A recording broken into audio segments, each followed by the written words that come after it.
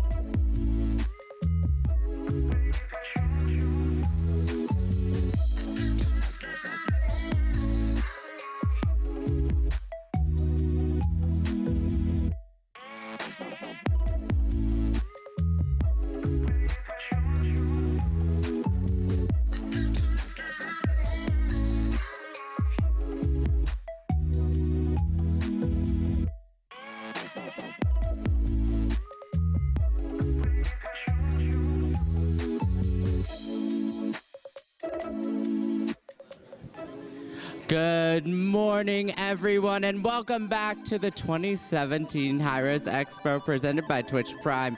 It is finals day. We made it to Sunday somehow. I thought I was going to be lost by Friday, but we made it. My name is David, also known as Ugly Cat Lady, and right next to me in this beautiful evening gown is Hirez Amanda. How you doing? Oh, I'm awesome. I mean, I'm in an evening gown, so I'm feeling pretty good. We're so excited for the finals today. We've got lots going on. We've got the Smite console finals, as well as the Smite World Championship finals, and the Paladins Invitational, which is going to be kicking off this morning.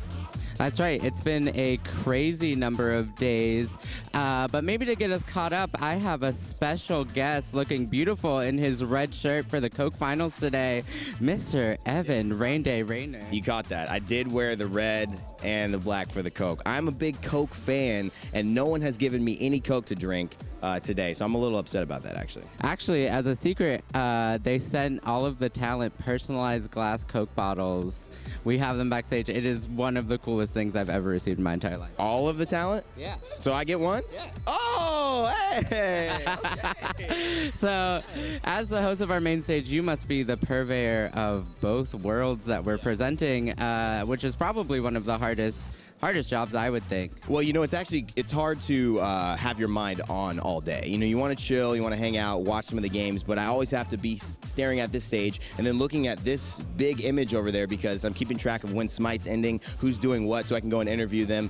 It's not an easy job, even though there's not like you're on call all the time. Mentally, you can never take a rest. But it's been a really great event. I think things have gone well. Yesterday I was actually casting, so I could not be in two places at one time. I'm still trying to figure that part out. I haven't gotten that down in my repertoire, but today I'll be casting and really just finishing off the great Paladins tournaments we've had so far.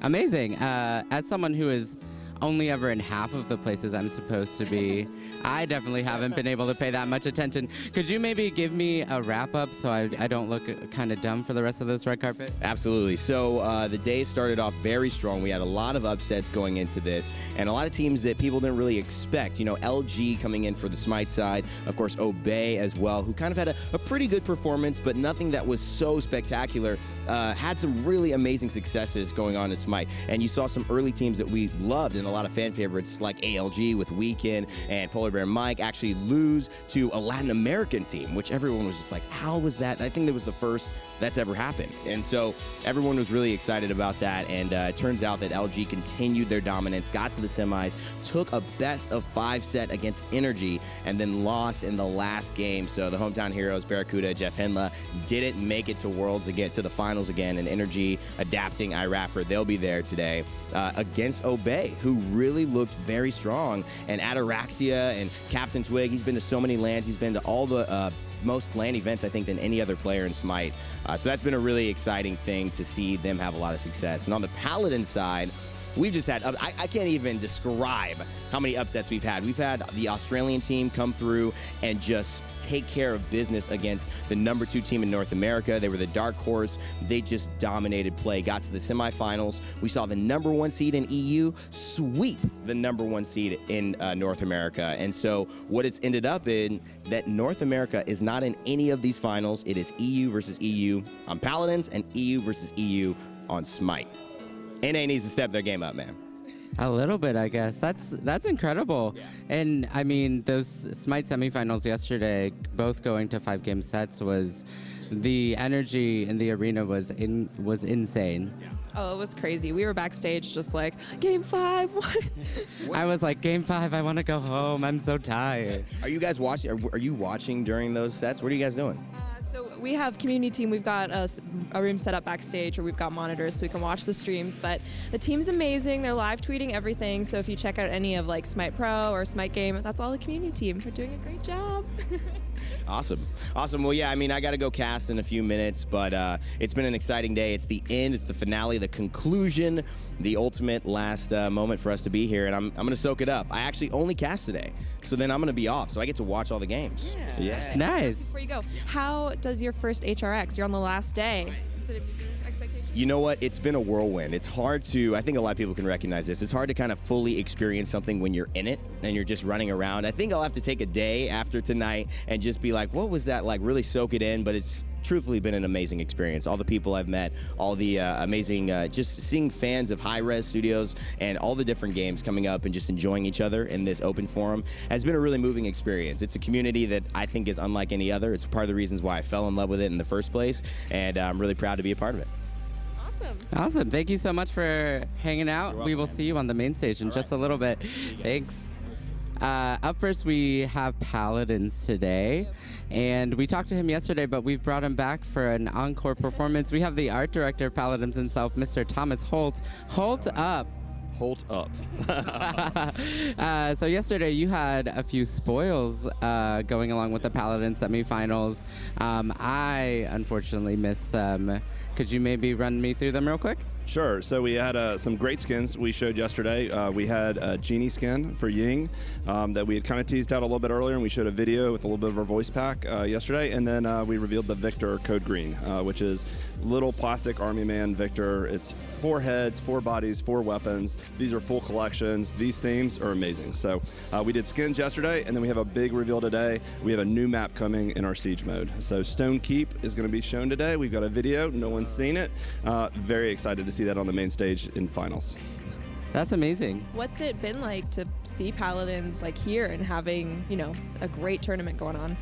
Oh, it's been amazing. The games, I've lost my voice. I've been cheering so hard. So it's been great sitting in the fans, talking to all the teams, like seeing them, not only in stage at their best during their performance, but then outside of that, cheering on each other. I mean, it's the best. It's so humbling as a developer to be amongst people who just are so committed, and like this community is awesome. And there's just really nothing that compares with it. So, Do you have any predictions for today? I think it's gonna be tough. Burrito's been amazing going through, but watching District 69 yesterday against that amazing Aussie team, it's gonna be tight. What I will say is, I'm pretty sure we're gonna have a European champion. Yeah, that's really good odds, I think. I'm not really great at the math, I'm but in Vegas, so. taking a couple steps back, you mentioned the Victor skin. As art director on Paladins, because obviously Paladins has a really neat mix match system where you can have a different head, have a different body, have a different weapon. How does it make it more difficult to come up with skin ideas? It's definitely challenging, but it's something that's core to the game. So we do the same thing on the gameplay side. We have cards, we have items that you go through. We're really dedicated to make sure that the players have that ability and that strategy to customize their play style within the game, and we want to do the same thing on the art side. So what these collections allow you to do is, with these champions that you love, you can take all these different pieces, kind of make your own creation, really personalize it, so you can personalize your play as well as your look in game. I mean, I know I love to mix and match things. It's such a fun thing. Well, thank you so much. We definitely look forward to seeing you maybe on the main stage later to talk about some sweet map. Yes, definitely looking forward to it. We're going to have some great finals today. Sweet, thank you. Next up, I think we have the man himself, the one in charge, the one who signs all of the checks, Mr. Threatened to kill you for the rings yesterday. I repressed that memory very hard. Thank you for bringing it back. Mr. Stuart Chisholm, hello. I'm feeling very underdressed right now. Oh. Guys, that looks amazing. I mean, Amanda bought this dress, and I was like, man, now I gotta step it up. I was gonna come in pajama pants for the finals, because... We should have done just pajama day. Just been in our onesies. That would have been great. Yeah. How you doing? How has your weekend been? I know we talked to you on Friday. It's been a couple days. How's it shaping up? Oh, it's been amazing. I mean, yesterday you couldn't ask for a better day. I mean, both the Paladins and the Smite semifinals were just like, I was glued to my seat. I was having such a hard time. If I stand here, actually, I can look at both at the same time on the big screen. So I was trying to do this as much as I could all day. And then, oh my God, that last semifinal yesterday was about as good as Smite could possibly get. So that was very exciting. How do you feel going into a double EU finals? I think it's, the storyline's so awesome, right? So obviously you have, it's definitely like Apollo Creed versus Rocky, right? You've got you have Energy, which is about as dominant as you can get. I don't know how they play so perfect. And then you've got the Obey, which were the underdogs coming in season 1, and at least Ataraxia and Pretty Prime and doing that. So I'm excited. I think it's going to be great. And then on Paladins, we have 2 EU teams as well. I mean, I think District 69, I think am I sporting the shirt today? Yeah, I'm sporting the shirt today. I don't know if I did that on purpose, but they have been so strong since really the beginning of the Paladin scene, won the DreamHack tournament. But Burrito, I think, coming in was a lot of people's favorite. So I think that's going to be extraordinarily exciting on that side. And then Soar versus Eager in the Xbox finals, those were, I was almost crying at the end of that Eager Luminosity match the other day, I think, when just the players at the end and how emotional it was. So I'm excited to see that, and we'll get some EU representation. Just a little bit, yeah. Some NA representation on the stage during the Xbox semifinals. But man, EU is killing it this year, both on Smite and Paladin. So that's, to me, amazing to see. Awesome. Well, I'm sure we will check in with you a little bit later.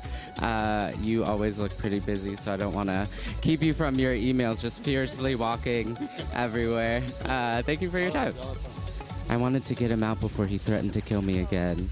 It's really awkward. Next time, we have this tall drink of water. Hirez, pretty hair in the house. Hello. How are you doing? How's everybody doing? You guys look amazing today. You look amazing. You're killing me on this bow tie game right now. I know. I feel like both of us are coming for Hindu Man. Like, we're just both like coming for your game. How's your weekend been? It's been amazing. Paladins has been absolutely insane. Huge upset from Oceania, actually. Australia definitely showing up in a huge way, but it is going to be all EU finals for everybody today.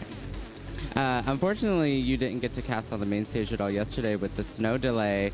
How excited are you to get into that arena? I'm super stoked, and it's just a part of that is just bringing Paladins, I think, to the main stage, to the main audience. The action has been on par, if not exceeding Smite, and I'm a big fan of Smite at heart, so I know that's a lot to say, but I promise you guys, you don't want to miss this final. This is absolutely going to be insane. Awesome. I feel like I just want to keep you here forever, but I know you're on this first set, so I cannot. Should we let him go? Have you had a good HRX so far? I've had an insane HRX. I've actually worked all 3. This is my first time, in front of the camera. I worked last 2 in production, which is cool because you get to see everything kind of from behind the scenes, all the work that goes into it. I got to be a part of watching all the Smite, very closely. And it's just a different experience, running around, being in front, doing this kind of stuff as well. It's really cool. I've enjoyed it. That's right. I think a lot of people at home don't realize that we have a team of 300, 400 people who really support this event, from everyone in production. You have Brad, you have Peckies, you have Brad's entire army of people back there squatting up real hard. And then you also have all of our Titans, our volunteers who help run the logistics of the event. It's really a really massive undertaking every year. So big thanks to Coke. Big thanks to Twitch Prime. Guys, tune in for the Paladins Finals. It's the first thing coming up today at 10. I will be casting that with Mr. Rainday, my partner in crime. Sweet. We'll see you then. Thank you so much. Let's just watch him walk away for a little bit. Great. I forgot where I was for a second. Next, we have the bane of my existence, Hirez Andy. Hello. What a jaunty walk you just had. Thank you. I feel like the valet at your fancy dinner party. I know, like, I keep catching Amanda's dress in the monitor up there, and it's just like, it's so sparkly. Oh, thank you. I mean, your bow tie, also sparkly. Oh, amazing. And we're just going to compliment each other for a little bit. You can... It's like a typical episode of Smite Show. Speaking of Smite Show, asking the hard-hitting questions, when is that coming back? We have a Best of 2016 episode that's going to be coming out after HRX, which I didn't tell them about until just now. Are you excited for it, David? I'm terrified. No, there's so many memories now coming back. This is not going to be good. No, it's going to be, we can't use that reel after Hirez. We will never find another job. I hope it's a 3-hour recut of me trying to eat a cake in under a minute, because that was really just highlight of my career. That's been my screensaver for the past 4 weeks, so it's really been getting me through some hard times. Wow, that is really telling of the things you're into. I don't know if the people at home know you tend to like to take a little bit of a backseat, but you actually produce almost every piece of content that goes on the stage between the breaks. What is that rush like trying to get, how many videos was it this year in less than 2 weeks? We had 42 videos ready on stage this year, not even including the esports stuff, so it's been pretty crazy. And I've been super happy with all the reveals though. Like everybody seems really happy with all the season 4 stuff. Even like the Warp Zone video that came out before the show. I mean, everything was awesome this year. It was great. Do you have a favorite little video baby that you've made? Yeah, my favorite is one that's premiering today. It's going to be on the Paladin stage, so definitely watch that. Can you tell us what it you just... No, I can't. It's a premiere. I can't tell you what it is. How's your HRX been? Oh, it's been great. I mean, it's really, the first day was hectic because we had so many reveals going up on YouTube, but I mean, every day after that has been awesome. I mean, just getting to see like everybody enjoying the show and, just getting to watch the games. I mean, I expected to watch a lot of Smite, but I've actually been watching more of the Paladins games, which, I mean, they're like so compact and they get so hype in such like a short amount of time. It's just been really cool watching both games go on. Awesome. Well, every HRX we talk about filming a drunk mythology of sorts. Is there any plans for maybe Amanda to get one? Oh, Amanda, you're going to the HRX after party, correct? Are you going to be enjoying the HRX after party? Can you wear that dress, but then just get lipstick all over your face, and then we'll film? Okay, cool. What? That's not a good look. I don't. Okay. Well, on that note, please. Should I just go away Yeah, forever? please exit. All right. Also on the video team, we have my favorite baby, Gucci Manos. Hey, buddy. Good morning. Hello. Hi, how are you? I don't have any questions. I just want you to hold me for 30 seconds. Here, Amanda, you can talk. Oh, okay. How's your HRX been? Oh man, it's been great. We've been getting amazing footage of all the players and everybody attending. It has been probably one of the coolest events we've ever put on, and everyone is just so amazing. And we just had such a great time, and all the player reactions and all the fan reactions on stage with the footage has just been fantastic. Yeah, you guys seem to be, we're all in the same room, community and video, and you guys are like, you just look over at us like, what are you doing?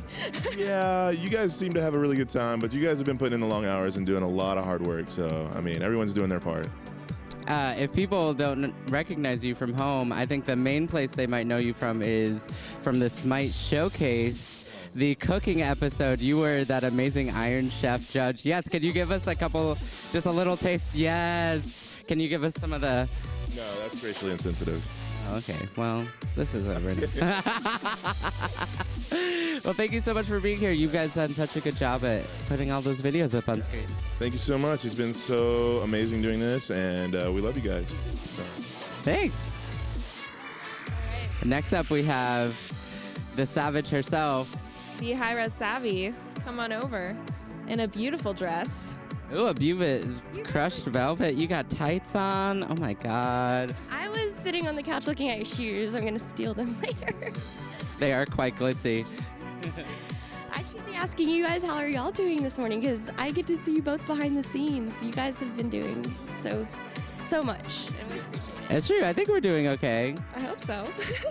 I don't know. I hope they bring us back. This is your first HRX ever, and you're working. How has that been? It's been so great. I said it on the first day, and I'm saying it again on the last. I will go home with so many memories. You won't hear me stop talking about this for another 2 months. It's been so great. And I am Daisley today. I've officially gotten the con bug, but it was worth every second. And I'm really excited to see the grand finals today. It just being on next to that stage is so hype. It gets my blood going. What's been like the coolest thing for you at HRX? I have a social media presence. I'm a community manager, but when you're sitting in the office in the studio in Alpharetta, that's not something you think about all the time. And when your sister actually came up to me for the first time and was like, "Oh, Hirez Savvy, can I meet you?" I was just shocked. I was like, me, hi. So that was fun. Like I now can go home and go to work and be like, what I do matters. Like people care, and it's worth every minute, every hour that we put into this.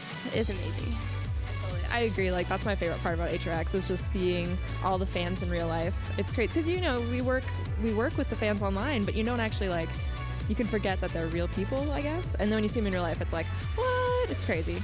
Yeah, I think people don't understand the sort of addictive nature of being a mini celebrity almost, and people wanting to take pictures, and it's like, who, me? Okay. I'm just Savannah from Georgia. There's no words. It's really cool, and I can't wait to meet even more people today because I'll actually get to be out of our little office, as I call it, a lot more. So look for me because I want to meet everybody, as many people as I can. I really do. Well, thank you so much for your time. I hope you do get to meet everyone here.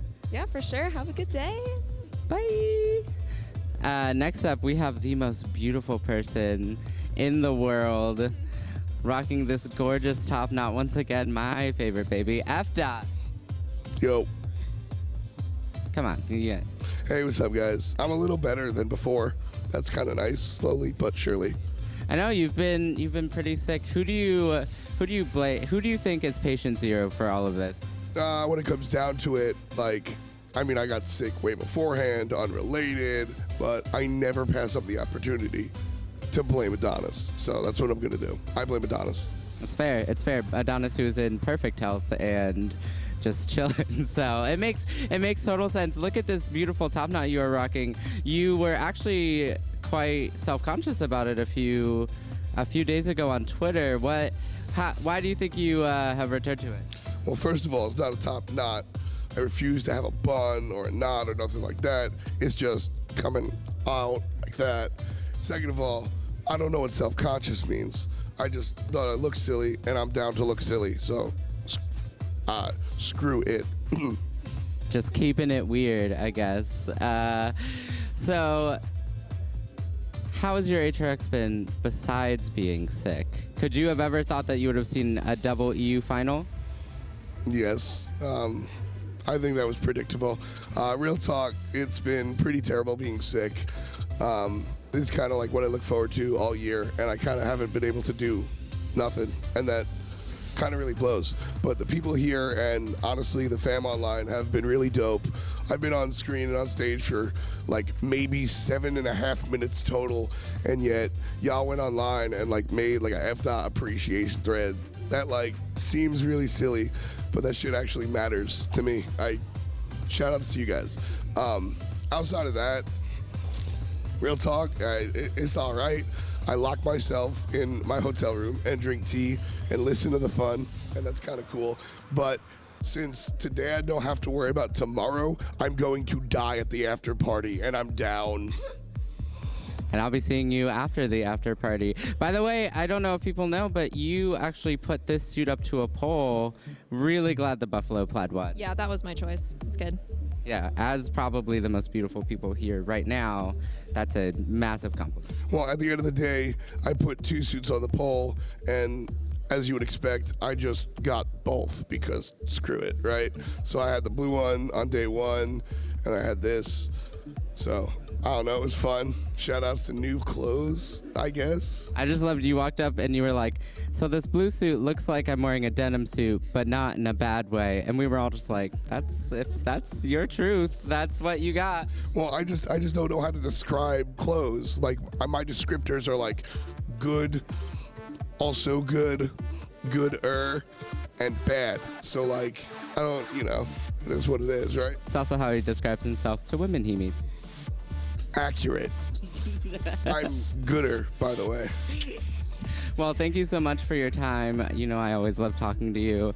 If you are online right now, please tweet at everyone you can to bring Let's Talk back for a second season. Yeah, I'd be down for that, but don't bring David back. Well, bye. Thanks a lot. Thank you. Thanks a lot. We now just got the disease. That's fair. Now we are both probably going to die. And speaking of dying of adorableness, next up we have Kret. Hi, baby. What's up? How are you doing, David? How you doing, guys? I am doing okay. You did some major casting action over this weekend. Yeah, so that was actually my twin brother, Kret. He's a Paladins caster. I'm James Horgan, and I'm a designer on Paladins.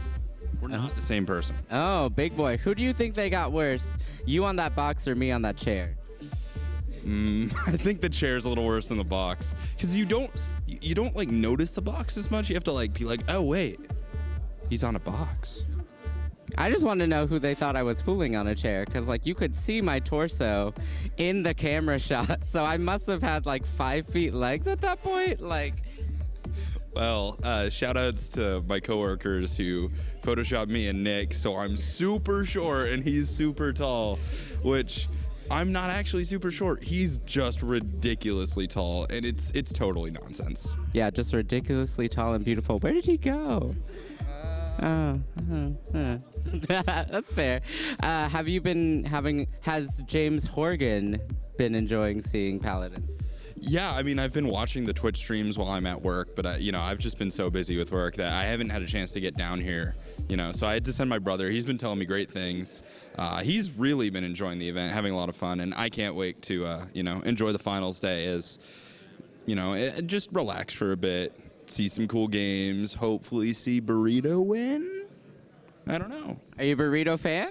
I think between the two, I'm rooting towards Burrito a little bit more. I don't know. They've just got really like awesome, loud, and like present personalities, and I think that's really dope. Yeah. Oh my God, I'm a Bird is on that team, and he was Titans coach in season 1, and so yesterday was really great that it's like, oh, all my Titan babies are winners again. Hopefully, maybe fingers crossed. Yeah, hopefully. I mean, they're both close, so we could go for the Titan revenge 2 years in the coming. The redemption story. The redemption story. Well, thank you so much. Hopefully, we get to run into Kret later. Maybe both of you at the same time somehow. It could happen. I'm not casting today, which is going to be fun. It's going to be all taken by like the regular season casters, so I can't wait to see what they've got going. They're so good. Got such a great casting team for Paladins. Make sure you check it out. It's a really awesome game to watch. Very fun, and I made it, so it's the best.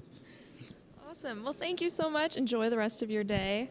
I think we've got 2 more from the community team. Come on. Oh, a double team. Hello. We have Hirez Alyssa and Hirez Toadsburg. Oh. How are you guys doing?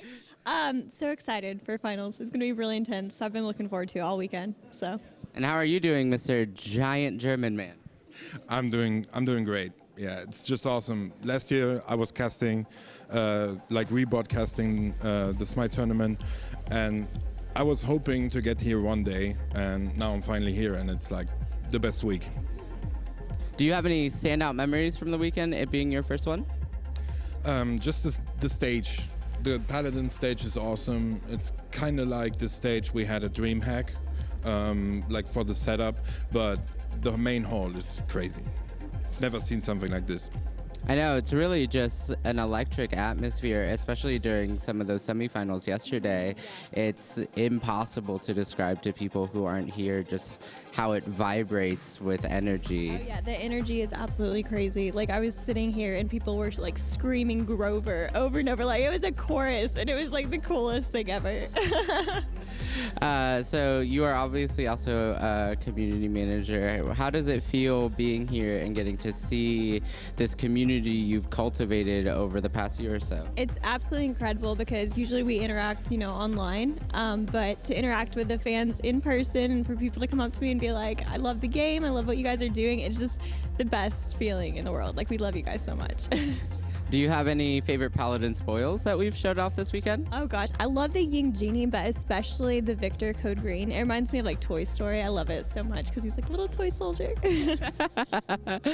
Yeah, it's super cute. I don't know if people at home know, but you are a very, very, very good cosplayer.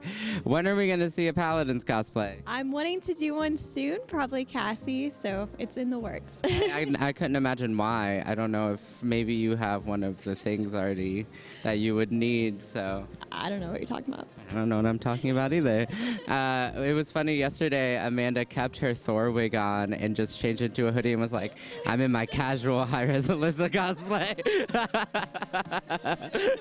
When I ordered that wig, the first thing I did, I was like, Alyssa, I have your hair. And she's like, Oh, that's mildly creepy. It's fine. Well, thank you guys so much. Do you have any final words for the people at home? Thank you guys for watching. It's going to be really exciting and intense today, so we really appreciate it. And from the giant German man? I have to say something to the German guys. Danke fürs Kommen nach Berlin. Vielen Dank an alle. Thanks for coming to Berlin, to Vienna, and Valencia for the parties. Yeah, awesome. Thank you guys. I think we're almost ready for the finals to get started. Are we really? It's pretty exciting. Are you excited? Like, I am really excited. I do really love Ataraxia and Pretty Prime off of Obey. We've been friends since season 1 now, and it's so exciting to see them back on the stage for the finals. I feel like just because we always are like betting heads, now I have to cheer for NRG, and we'll have a little feud going. Is that really how you want to end this red carpet? We've hung out for 4 days here, and you're going to end it with a feud? Oh, I love you. No, we're fine. Well, let's go over to the main stage to kick off the final day of Hirez Expo. It's going to be awesome. That's right. Thanks for hanging out. We'll see you later.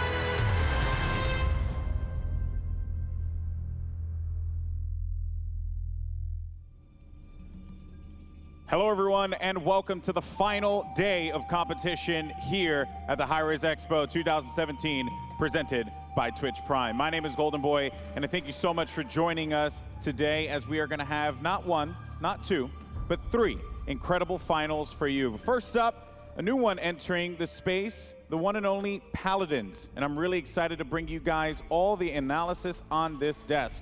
But before we get into all that goodness, let's go ahead and take a look at what we saw in day number 3.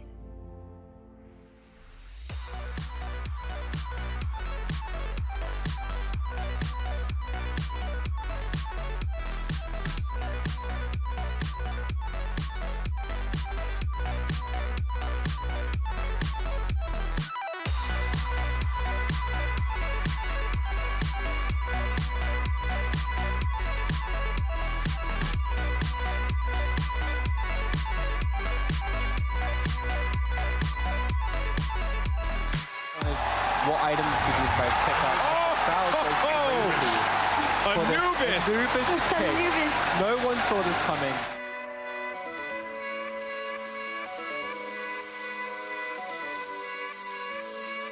That man's at Worlds, and he's trying to make this work for his team right now. It's the dual lane from Eager just brawling in the jungle. That man finds 2. Aurora's going to pick up Variety as well. And the crowd explodes. I don't know if they can really do this right now, but they're going to try and force the issue. Eager have kept their hopes alive. Aurora now taking it out of David. The wall comes out, but the Titan is falling too fast. Obey Alliance, they're going to the finals. Europe claims first blood. And right now, there you have it. Obey Alliance. Garrity on top, Jimmy over the top, and NRG steal away the gold Fury. Barracuda finds the first kill in the fight. Jeff Hindler pulled into the backlight, allowing Duvall. And now Yaman's left alone. Barracuda's got himself a double here. They're looking for more blood here. Luminosity. Through space and time, just off the mark there. But Jeff Hindler's in a lot of trouble here. Unstable Vortex doesn't land. Cataclysm comes through. Jeff Hindler portal. Jeff Hindler dead to Yaman. But Mars is here. Timmy with the Eagles rally. Mars trying to run away. Jumps down there. Attack just off the mark. Gary D gets another kill. Only Mars left up. The Titans They're going for it. By energy. Mars, can he get the kill? No, he can't. He's going to fall down. NRG are going to the grand finals. Haven't seen them that excited in a long time. Right. LG really showed up this set.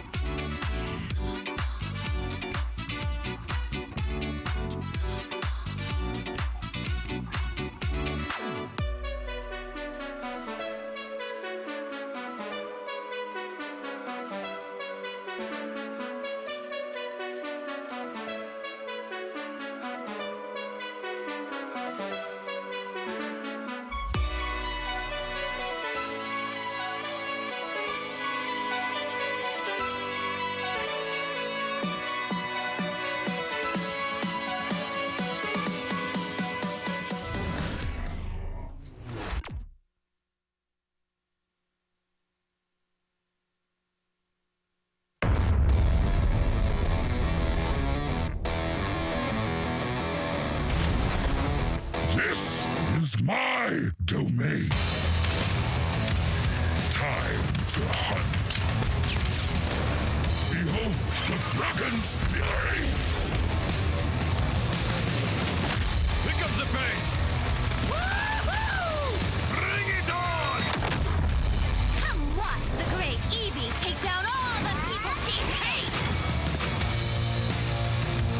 Poof! Time's ticking.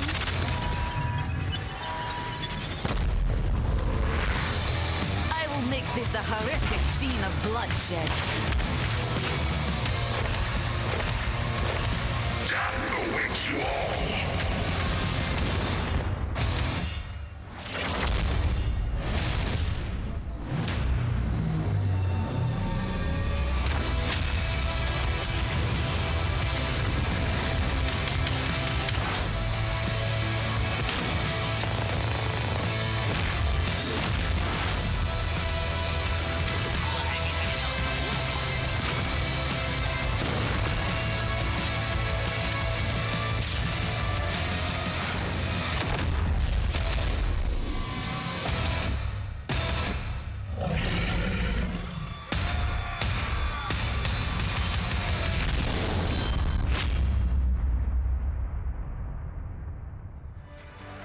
Welcome back, everyone, to the Hirez Expo 2017 as we get ready to kick off our Paladins finals.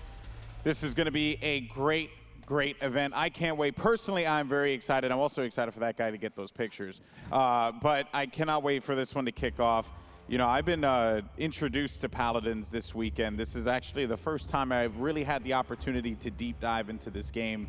And I tell you, it's been a very, very fun experience. It's a game that, to be fair, like is unlike anything else that I have checked out in the past. And I am stoked to be joined by two great people on the analyst list. So let me go ahead and introduce these fine gentlemen for you, and let me go ahead and stop talking. To my left, we have I Hold Shift. How you doing, man? Doing so great. I mean, we have an all-EU final. These are arguably two of the best teams in the world coming in. D69 has a little bit of issues maybe before, but they have been absolutely dominating. I'm really excited. This is going to be hot.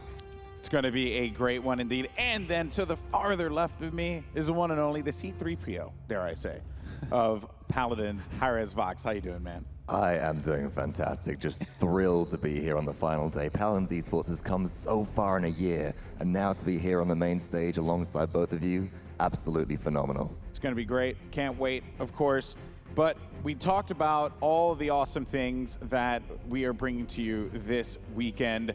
And let's go ahead and remind you fine folks back at home, because there's a little thing, I don't know if you heard about it, it's called Twitch Prime. That's right, Twitch Prime, it gives you some free stuff, because Twitch likes to give people free things. You can actually get, for Smite, the JT6000 Yana skin and the new Celtic event, Path of the Queen. That is going to be available to Twitch Prime members for the incredible price of free. And then, all you got to do, super simple, is just go to hirezstudios.com/link.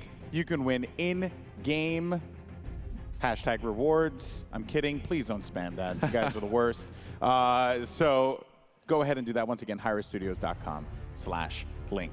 And then, since it's finals day, we've been teasing it, we've been talking about it throughout this entire weekend. You can check out the finals, 5 p.m. Eastern Time today at a theater near you, courtesy of our friends over at Coke Esports. Make sure you use that hashtag Coke Esports. Why don't you take some selfies when you're at the theater with your homies? Should be a good time indeed. But let's go ahead now and shift our focus over to Paladins and the road to the finals. It has all come down to this. 2 teams remain, both hailing from the European region. You have District 69, the 2nd seed, Burrito, the top seed. 2 of the finest Paladins teams in this tournament. District 69 had a road to get here, facing off against the Australian powerhouse Abyss. And then meanwhile, Burrito and Match Point, well, Burrito pretty much had their number, and they find themselves in the finals, guys. The interesting thing about Abyss, I mean, you really can't go on without talking about them. Is you have to. They almost actually overthrew Burrito, went to 5 games in their first set, and that 5th map actually was 3-3 in points. It came down to 1 last neutral capture point, and both of those captures were above 90%. It really doesn't get any closer than that. So things are going really well for Burrito throughout this, with this matchup with these 69. So we'll have to see if they can continue that dominance. That certainly will be the case. There's so much at stake for these teams. There's regional pride, but there's pride within the region as well. 1st seed from Europe versus 2nd seed from Europe, and it all comes down to this. Yeah, it's going to be great. But first, let's go ahead and introduce our first team and get you guys back at home acquainted with this squad. Ladies and gentlemen, give it up for District 69. First up is Elven Path. Unbelievable. This guy is an incredible slayer. Look for him to do some work. Perdo. Shippa. And finally, Jera. Let's go ahead and take a closer look at District 69.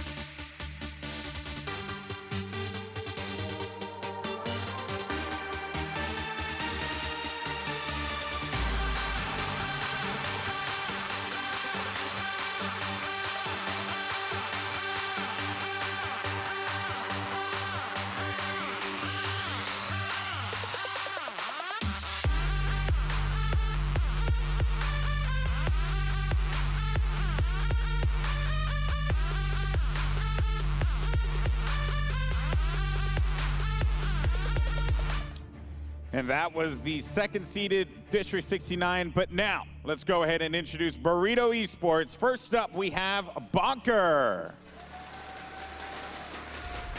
Next is Theo. Followed by Bird. To his right, Spunky. And finally, don't let this name fool you, he's anything but lazy. And let's go ahead and take a closer look at Burrito Esports.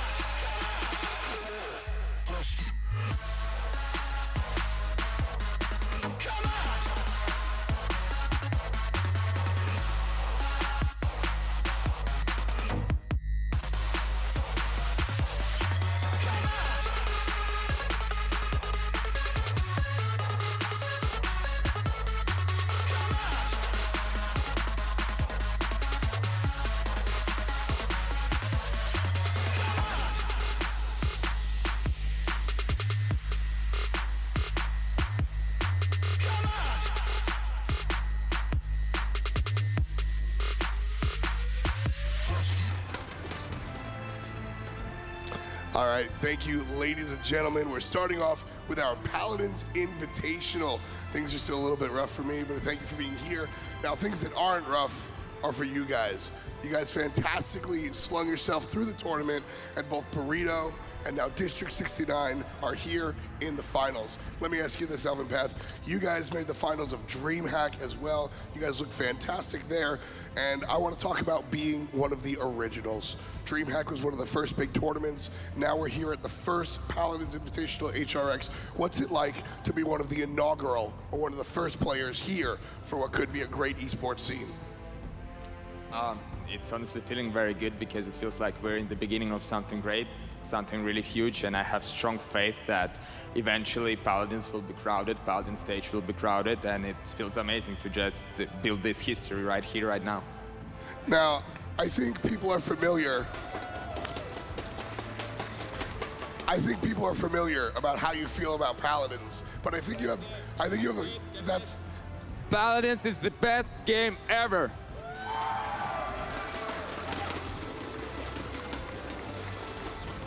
And now, Bird, this is something that you've done before. You've been here on stage. You've been here on this stage for a different title for Smite. Smite has flourished over the past couple of years, and we've gone from a small place in the middle of Midtown to this lovely arena. Talk to me about what it's like looking at where the Smite scene went from, and do you see any parallels for Paladins? Yeah, I mean, it's very similar. They come from similar places. Smite was built up from the ground. It was like, I mean, it was Hirez real first esports title. And now that Paladins is coming in, we have the infrastructure, we have everything that's needed to be the best game. There you go. You heard it from both Elvin Path over here, and of course, Bird. Paladin's best game, apparently. Absolutely. Very excited to kick this one off. Now, before I let you guys go, my one question that I think everybody here wants to know is, straight up, who's gonna win? How you feeling? Who's gonna win? I'm pretty sure it's gonna be the guys in black and white hoodies.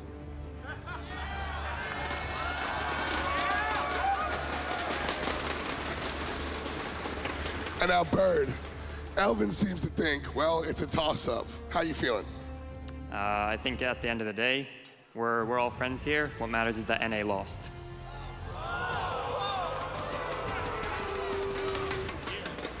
I didn't even hear what he said. One player's focused, the other player wants to get it going, so that's exactly what we're gonna do. Ladies and gentlemen, your first Paladins Invitational at HRX.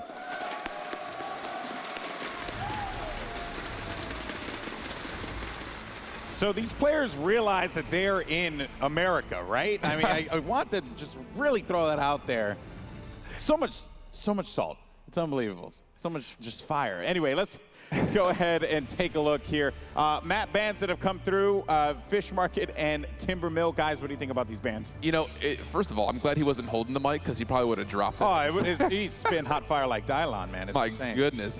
But getting back to these maps, this isn't really all that surprising. Burrito really hasn't had the best of time on Fish Market, and Timber Mill, Vox, we talk about so much being kind of a niche map because Knessa, which was kind of a standout over the semifinals, is really strong on this map. Absolutely. It is her home proving ground. It is Knessa's home turf. There's so much verticality on this map, which keeps her safe from flankers, notably Eevee, who is also a priority pick on Timber Mill. And most teams, they just don't want to really put it all down to just who gets what specific champion. They want to take that completely off the table and go with something which is a little bit more safe. Yeah, and that's kind of the key as far as what the other maps bring. You know, there's a couple of compositional choices as we look at what might be the first pick that really might fit the playstyle one way or the other. The big thing I think we need to talk about here, Golden Boy, is the fact that Burrito has been a very patient, very passive, kind of tacit start looking for those opening picks, while District 69 has really been attacking, and it's really kind of interesting to see Frog Isle, which is one of those smaller, kind of close-knit, close quarters maps. Yeah, tell me a bit about what kind of champions we're going to see on Frog Isle. What can we expect from these two teams?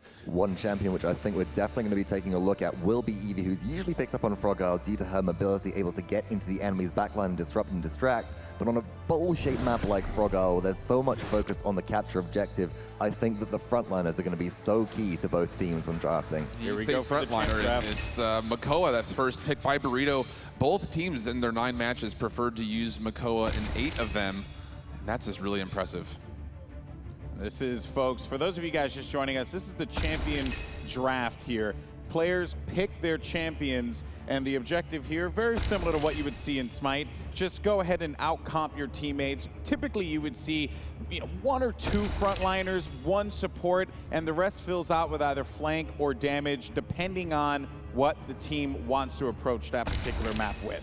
Yeah, and it's interesting because as we're looking at the first 3 overall picks, it's the 3 premier frontliners that we've seen. District 69's Unbelievable has been his namesake on Ruckus, and we can't imagine he's going to be playing anything else besides that box. I certainly wouldn't imagine that anything else would be the case. Burrito now finishing off their draft with Makoa, Eevee, Charlene, Maldamba, and Victor. Yeah. So drafting the Eevee early on to allow that immobile Victor to be played. However, District 69, they have their full lineup as well, and it's looking very dangerous. Indeed, and the interesting thing is the Victor pick, Bird played him twice, he's sitting 1-1, and that's going to be the real key. You know, if Cauterize, the item that allows you to essentially negate some healing, I think if Victor's able to target multiple characters, he's really going to see the late game itemization play through really well with that Cauterize pickup. All right, guys, well, we're going to hear more from you in just a little bit, but folks back at home and those of you in the arena, it's time for our first game at the Paladins Invitational. Get hyped in the chat, get hyped over here on the stage. I'm going to send it over to our commentators. Thank you, Golden Boy. It's time to get this thing started. Welcome.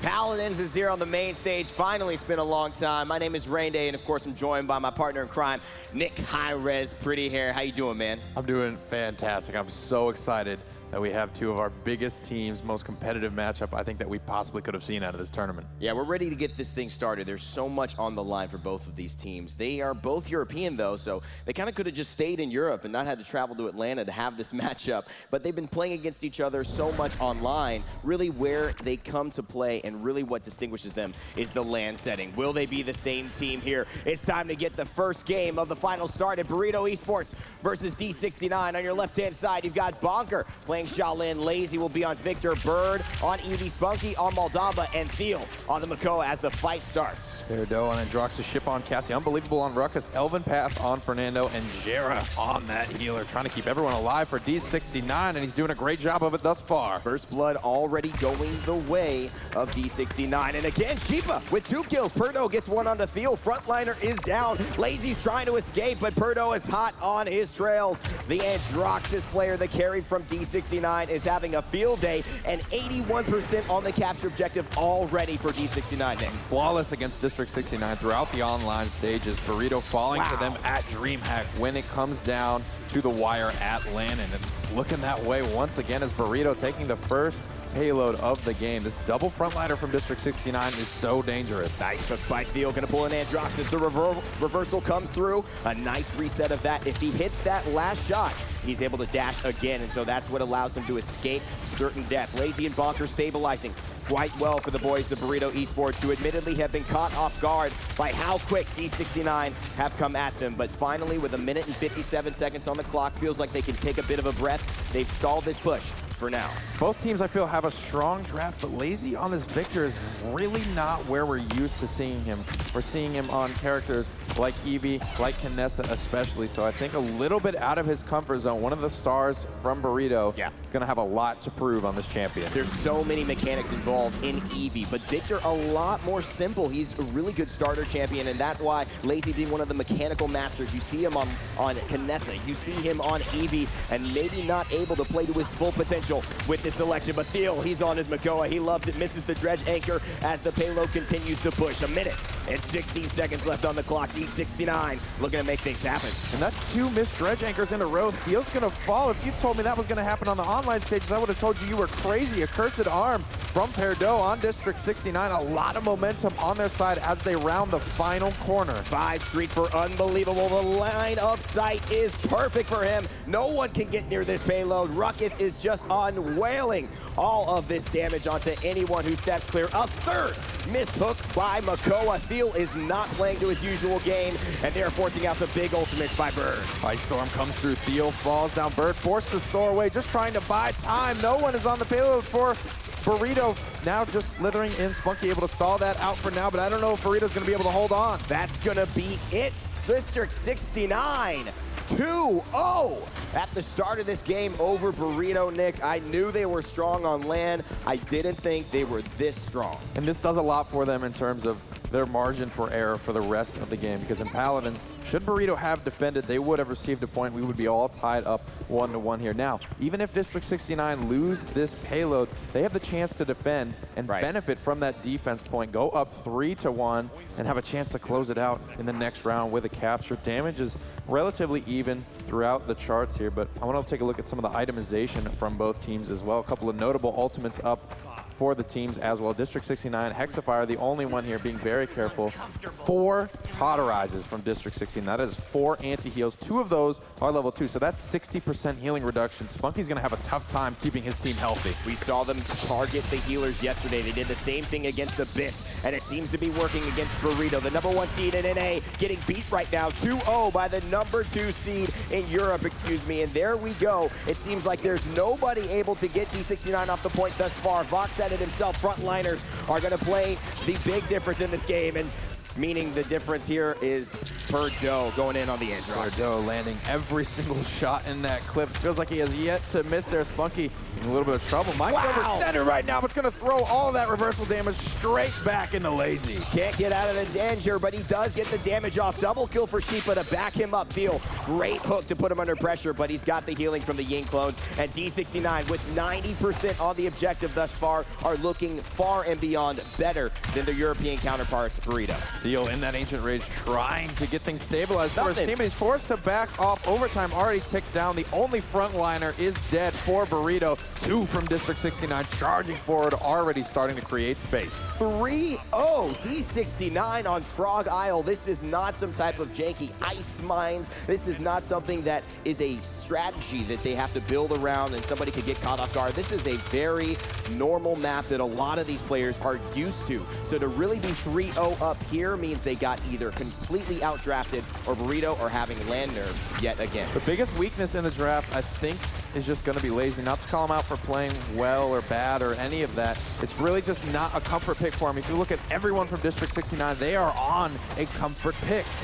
That's right, and of course, Lazy not able to do that much work. Bird, though, comes in. Lazy finally gets a kill. Bird goes down after the Ice Storm, crippling the enemies, but it's not going to stop the push for long. Unbelievable on the Ruckus has still been unstoppable. 15 streak for him, 14 streak for Jera.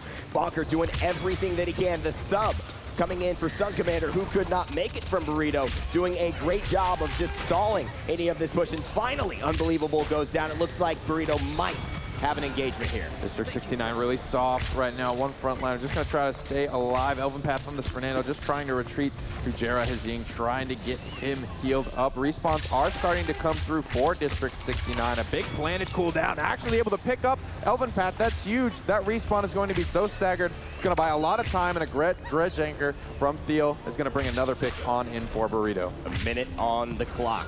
D69 have pushed this so far, and they are up 3-0. This could mean conversion. This could mean game 1 if they're able to make it happen. But Burrito Esports are fighting with their lives right now. Lazy on the victory. He's getting pressured by Perdo. He takes him down. The revolver will come out over the assault rifle. Evie forced to blink back and soar away to safety to wait for her teammates as the push continues. Unbelievable on the Ruckus. So much damage mitigation. So much damage himself is going to continue pushing this, and Burrito are going to have to give everything they've got right now. Ultimate manage so important as we come down to the wire. Any ultimates used now will means they will not be available for the following round. Bird feeling District 69 out, trying to find a weak spot in their defense. Big Dredge Serpent comes out from Burrito to start the fight. Hexafire comes in, but the Immortal immunes him, keeps him alive. The damage comes through. Evie blinks in, a nice ice block to get away, but she gets taken down. Birdo with the triple kill for D69 is going to help them push this in and secure victory over Burrito Esports in game 1. Burrito just looks shocked right now on the stage. D69 unwavering, almost emotionless when they are winning. It's absolutely incredible. These guys are beasts on land. Perdo doesn't seem to miss a shot. Elven Path is loving what he is seeing from the crowd and from his team. How do you even break that game down, Nick? It feels like so many things went wrong, not only from a mechanical level, but I think a champion draft, a player selection level. It just seems like Lazy wasn't on the type of champion he needed to be to really change this game. But it just seemed like D69 had it all figured out. This is giving me serious deja vu of 6 months ago when we were in Sweden casting this final, and this semifinal actually. And that's big, because that's what's going to be in Burrito's heads as well. They lose that first game in a big way. That is the first thing going through their heads right now, like, oh no, not DreamHack again.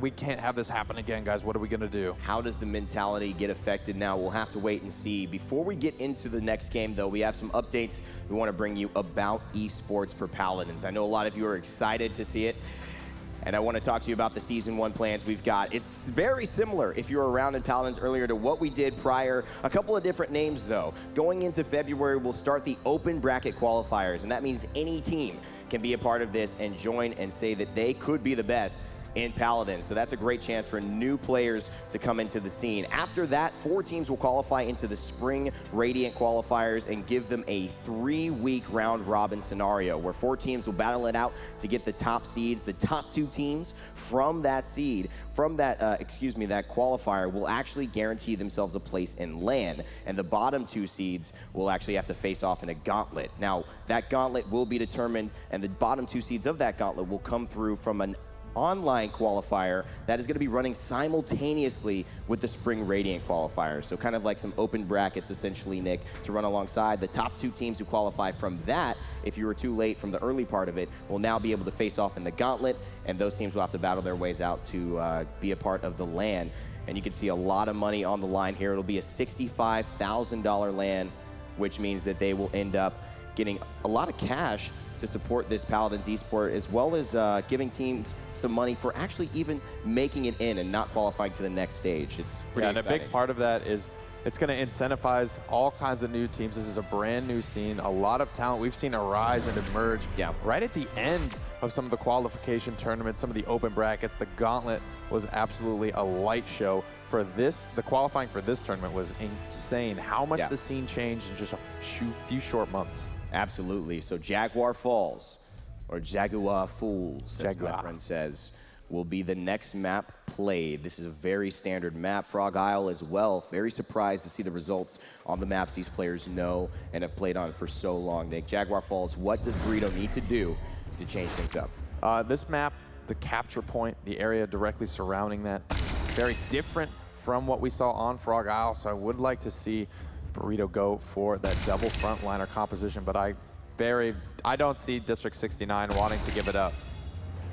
So we see Ruckus coming forward for D69. A lot of very fast picks. Seems like D69 are comfortable with what they have. Unbelievable again. He's played a lot of Ruckus, and he has felt super comfortable on this. Of course, D69's big story here is they had to travel to Atlanta without their captain, their mainstay Bugsy, who now is being replaced by Unbelievable. A lot of question marks about how he would perform, but so far when he's on Ruckus, he is comfortable and he is overperforming. They've been able to get him on that Ruckus very often, very manageable, easy to play champion for him. A big change up from Burrito's draft here is the Eevee is still on the table. They pick up the Cassie and the Shaolin. Shaolin likely to go to Bonker. Cassie likely to go to Eevee. So they're really focusing on getting Lazy something he is comfortable with. Somehow, Eevee makes it through the rest of the draft as well, and Burrito will scoop her up in addition to Ying. So now I think this is so much better for Burrito. Lazy will be on somebody that I think can show off his skill a lot more. The Victor I don't see coming out for D69. It's possible, but I think this is where they can flex a lot of different things. They have the opportunity, we saw it yesterday, not very common, to do double healers. It doesn't feel like that's what D69 want to go for. It seems like this will be a damage flex, but it is. It's double healers. Pip comes through, a fan favorite. The Volpine will make its return, and of course, you got to talk about one thing when you talk about Pip. It's the Evil Mojo. Yeah, and Unbelievable specifically, that's another one of his signature characters, the Evil Mojo. Pip's big team fight crowd control ultimate will turn everyone that it hits into 1,500 HP chickens. So this is going to be best used against frontliners like Theo. You could see him on screen right now. He's got 5,400 health at base. They want to make him a chicken. They want to make him much easier to take down, and Pip is the perfect character to do that. There's a lot of synergy in D69's draft. Maldamba's Dread Serpent Ultimate gives a 20% damage amplification. Androxus has an AoE blaster for his accursed arm. Pip turns them into chickens with 1,500 health. I don't see them surviving very long, especially with the constant DPS from Ruckus. It's a matter of D69 to execute that plan of strategy, though. And Burrito, a lot of carriers, the Bow Brothers are there. They're looking pretty solid on this draft, too. Solid, but Wombo Combo, I think, is going to be the name name of this game. District 69 having a lot of huge impact team fight ultimates, whereas Burrito, it's not really the case. Ying's Illusory Rift ultimate, just kind of an AoE raid healing type of ultimate. Ice Storm is a great setup, but there's not a lot to drive it home as Shaolin and Cassie just have more utility focus. Host Cassie with the scout revealing everyone from D69. Shaolin just goes invisible. It's still on you to hit the shots. Absolutely. So let's take it into game 2 here. Bonker on Burrito, playing Shaolin. Bird for Eevee, Theo on Makoa, Spunky on Ying, and Lazy on Cassie, trying to get this game back. Erdo back on Androxus, Shippa on Pip, Elven Path on Fernando, Unbelievable on Ruckus and Jera, rounding things out on Maldamba. Immediately Bird with the blink in, trying to find some backline damage onto Maldamba. The Snake, the Serpent Master, escaped for a moment, forcing the Eevee to get on her Winter Witch broom and take it away. Bonker with a first kill on Shaolin. So far, things so good. And trouble now is Bird falling lower and lower, will be cleaned up, but Burrito right now is taking control of this team fight. One last member of D69 falls. Burrito seizing control of the capture point, this time already climbing north of 30%. And a complete wipe for D69. Burrito have come back in the way they needed to with all guns flaring and blazing. It is potential here for Theo to continue this. He loves the hooks off the map, but will he find it? He gets one into the shotgun. The cannon is going to do enough work for him. Theo will finish it off. Elven Path is going to take down Bonker in response, though. That Fernando from him playing super aggressive. Insane positioning from Lazy. You see him and Theo like to play that 1v4 bodyguard style, but they're leaving their team susceptible to being picked off in the backline right now. D69 back in control of the point with a couple of key pickups here, climbing now north of 70. They are surpassing Burrito. This game could go either way. This first point means so much to these teams. Burrito trying to make it back in line, but D69, 96%. There comes Bird onto the point. He blinks in, blinks out. Overtime comes through. So healthy right now is the double frontliner from District 69. Theo trying to hold it down. Unbelievable, falling lower and lower. Ice Storm comes out from Bird to try and set up a team fight. Oh no, there's the accursed arm by Androxus. Is it going to work? Perdo looks to find one. Theo and Spunky take down Elven Path, and Unbelievable. The damage comes through, and the frontliners from D69 are gone. And now 90% for Burrito. D69 are running out of time. Burrito are there, and the objective is captured. Burrito lead this game to 1-0. Huge impale from Bonker there onto Ship at the final moments to take him down. So much crowd control coming out from Burrito Esports right now with the Dredge Anchor, with the Impale, the Disengage, the Ice Storm from Eevee. Another great Dredge Anchor is going to keep District 69 on the back foot. They're looking to push now. Burrito found a little bit of rhythm after losing game 1 extremely convincingly. D69 now having to answer some questions themselves. Pip getting focused out. Unbelievable on the Ruckus, but not having the same type of performance as he had prior. Bird has spotted him out. There's a reversal from Androxus. He's going in, but he gets caught by the Makoa hook, and so that's going to put him back to base. He's in a bit of a bad spot here, and Burrito are looking very good. 1 minute and 38 seconds on the clock, and they're almost halfway. Disjointed, quite frankly. Look, District 69, Spunky takes a spill there from Unbelievable. It appears as though the call is to fall back. Theo's going to try to get out of this one, but he's sent back to spawn as well. Wisely, Burrito starting to back up on a group. The name of the game here is not to get staggered. A couple of key ultimates up right now is that Evil Mojo, the chicken pop out coming that we mentioned a little bit earlier in the game. Immortal from Fernando to keep all of his team from crawling below 1,500 health for 4 seconds, and a Hexafire as well. Burrito, though, back as 5 strong and ready to fight. This stabilization is so key for Burrito and for D69. They need to find an answer. Both of these teams, so much on this line. 2-0 could mean a game breaker. It could be a deal breaker for D69 if they let Burrito get this type of a lead, so they need to stay calm, solidify this. A nice shot there by Lazy and Theo, though, and Bonker is going bonkers, takes them down. D69 are falling just as they need to stabilize. Huge job there, great job staying alive from Bonker and Theo for peeling for him. Burrito find the window that they need to go up 2-0, and they're in the exact same position that District 69 were in the previous game. A lot of margin for error here, able to benefit from that defense point should they lose the payload this round, but it doesn't really look like they're looking to do that. They have 3 key ultimates. District 69 have all but their accursed arm available as well, leading the net worth though, is going to be Burrito Esports. That's going to be about an item here. So you see that level 2 wrecker coming out from Bonker. It's going to be easier and easier for him to rip through Fernando's shield, through the Ruckus shield, as well as the Cauterized 2s coming online for Burrito. So a lot of opportunities to shut down this double support comp from District 69. There's so much that items have to do with this game. In the late game, obviously allowing you to change your entire direction of your fight based on handling certain things like healing earlier on with applying Cauterize. And that's what exactly Burrito have been trying to do now to deal with the double healing coming out of D69, and it is playing to their advantage. A nice blink in the back line by Bird, looking for Unbelievable. Want to get the sub down. The chickens come out though, and those chickens are getting fried. Birdo, Elvin Path, take down Thiel and Bird. Lazy falls up, takes down Elvin Path though, and this is big for Burrito to stabilize here. As long as Lazy is alive, Burrito have a chance in this team fight. Bonker as well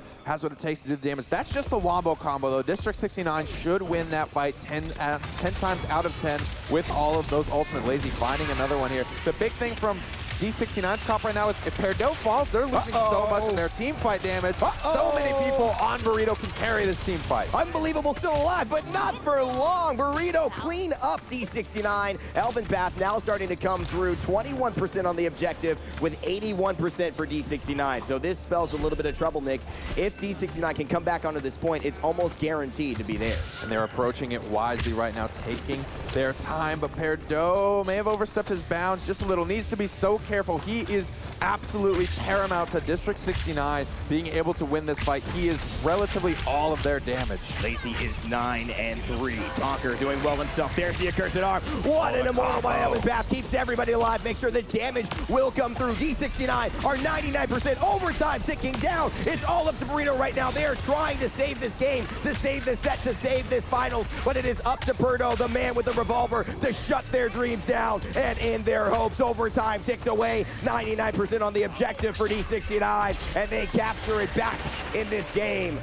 Team fighting ultimates. Immortal plus accursed arm. Perdo didn't have any worries. All he had to do was land those shots, and land them he did. That ultimate was able to keep him alive. As you saw, Bonker was trying to take him out of the air, but immune to any further damage was Perdo. Not going down without a fight, though. Burrito know that they are in trouble if they let this tie up at 2-2. And District 69, they know themselves that if they do not push this, Nick, they will be actually giving Burrito Esports another point for defending, and it will be 3-1. A very tough deficit to come from. They know that this push with 1 minute and 47 seconds left on the clock means so much to both teams. Comes back to that first round conversion. There's so much margin for error. Burrito now with the opportunity to benefit from that defense play. Red Stranghanger for Theo, but he's in a rough spot here, backed into a corner and finished off. That turtle getting heated up by Fernando and Perdo with the revolver, and Droxus coming through strong. Nice reversal. Debuting the damage, 1100 back onto Eevee. That's gonna force Bird out of this fight. He doesn't want to deal with that anymore, and Droxus stakes his claim as the king of the skies for now.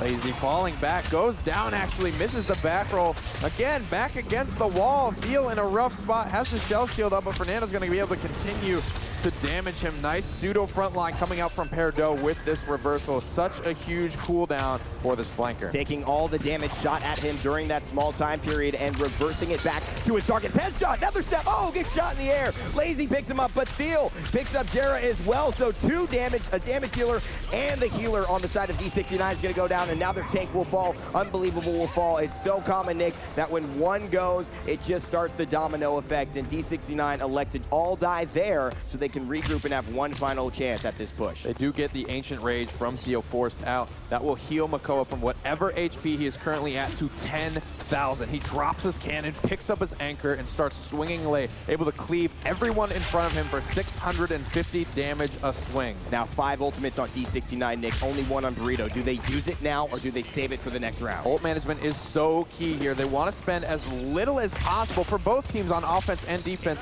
because you saw in the last one, they were so important to have up for that capture point fight. This is huge, though. They got Theo. What that means is that now no front line for Burrito. It's going to force all the damage dealers back, and it's going to give them a little bit of space. Bird now having to soar away on his staff to get to safety, but Pip is on his tail. He's going to blink back forward, and now Perdo will go down. This is huge, but a nice hook will mean that Jera falls as well. A Hexafire comes through.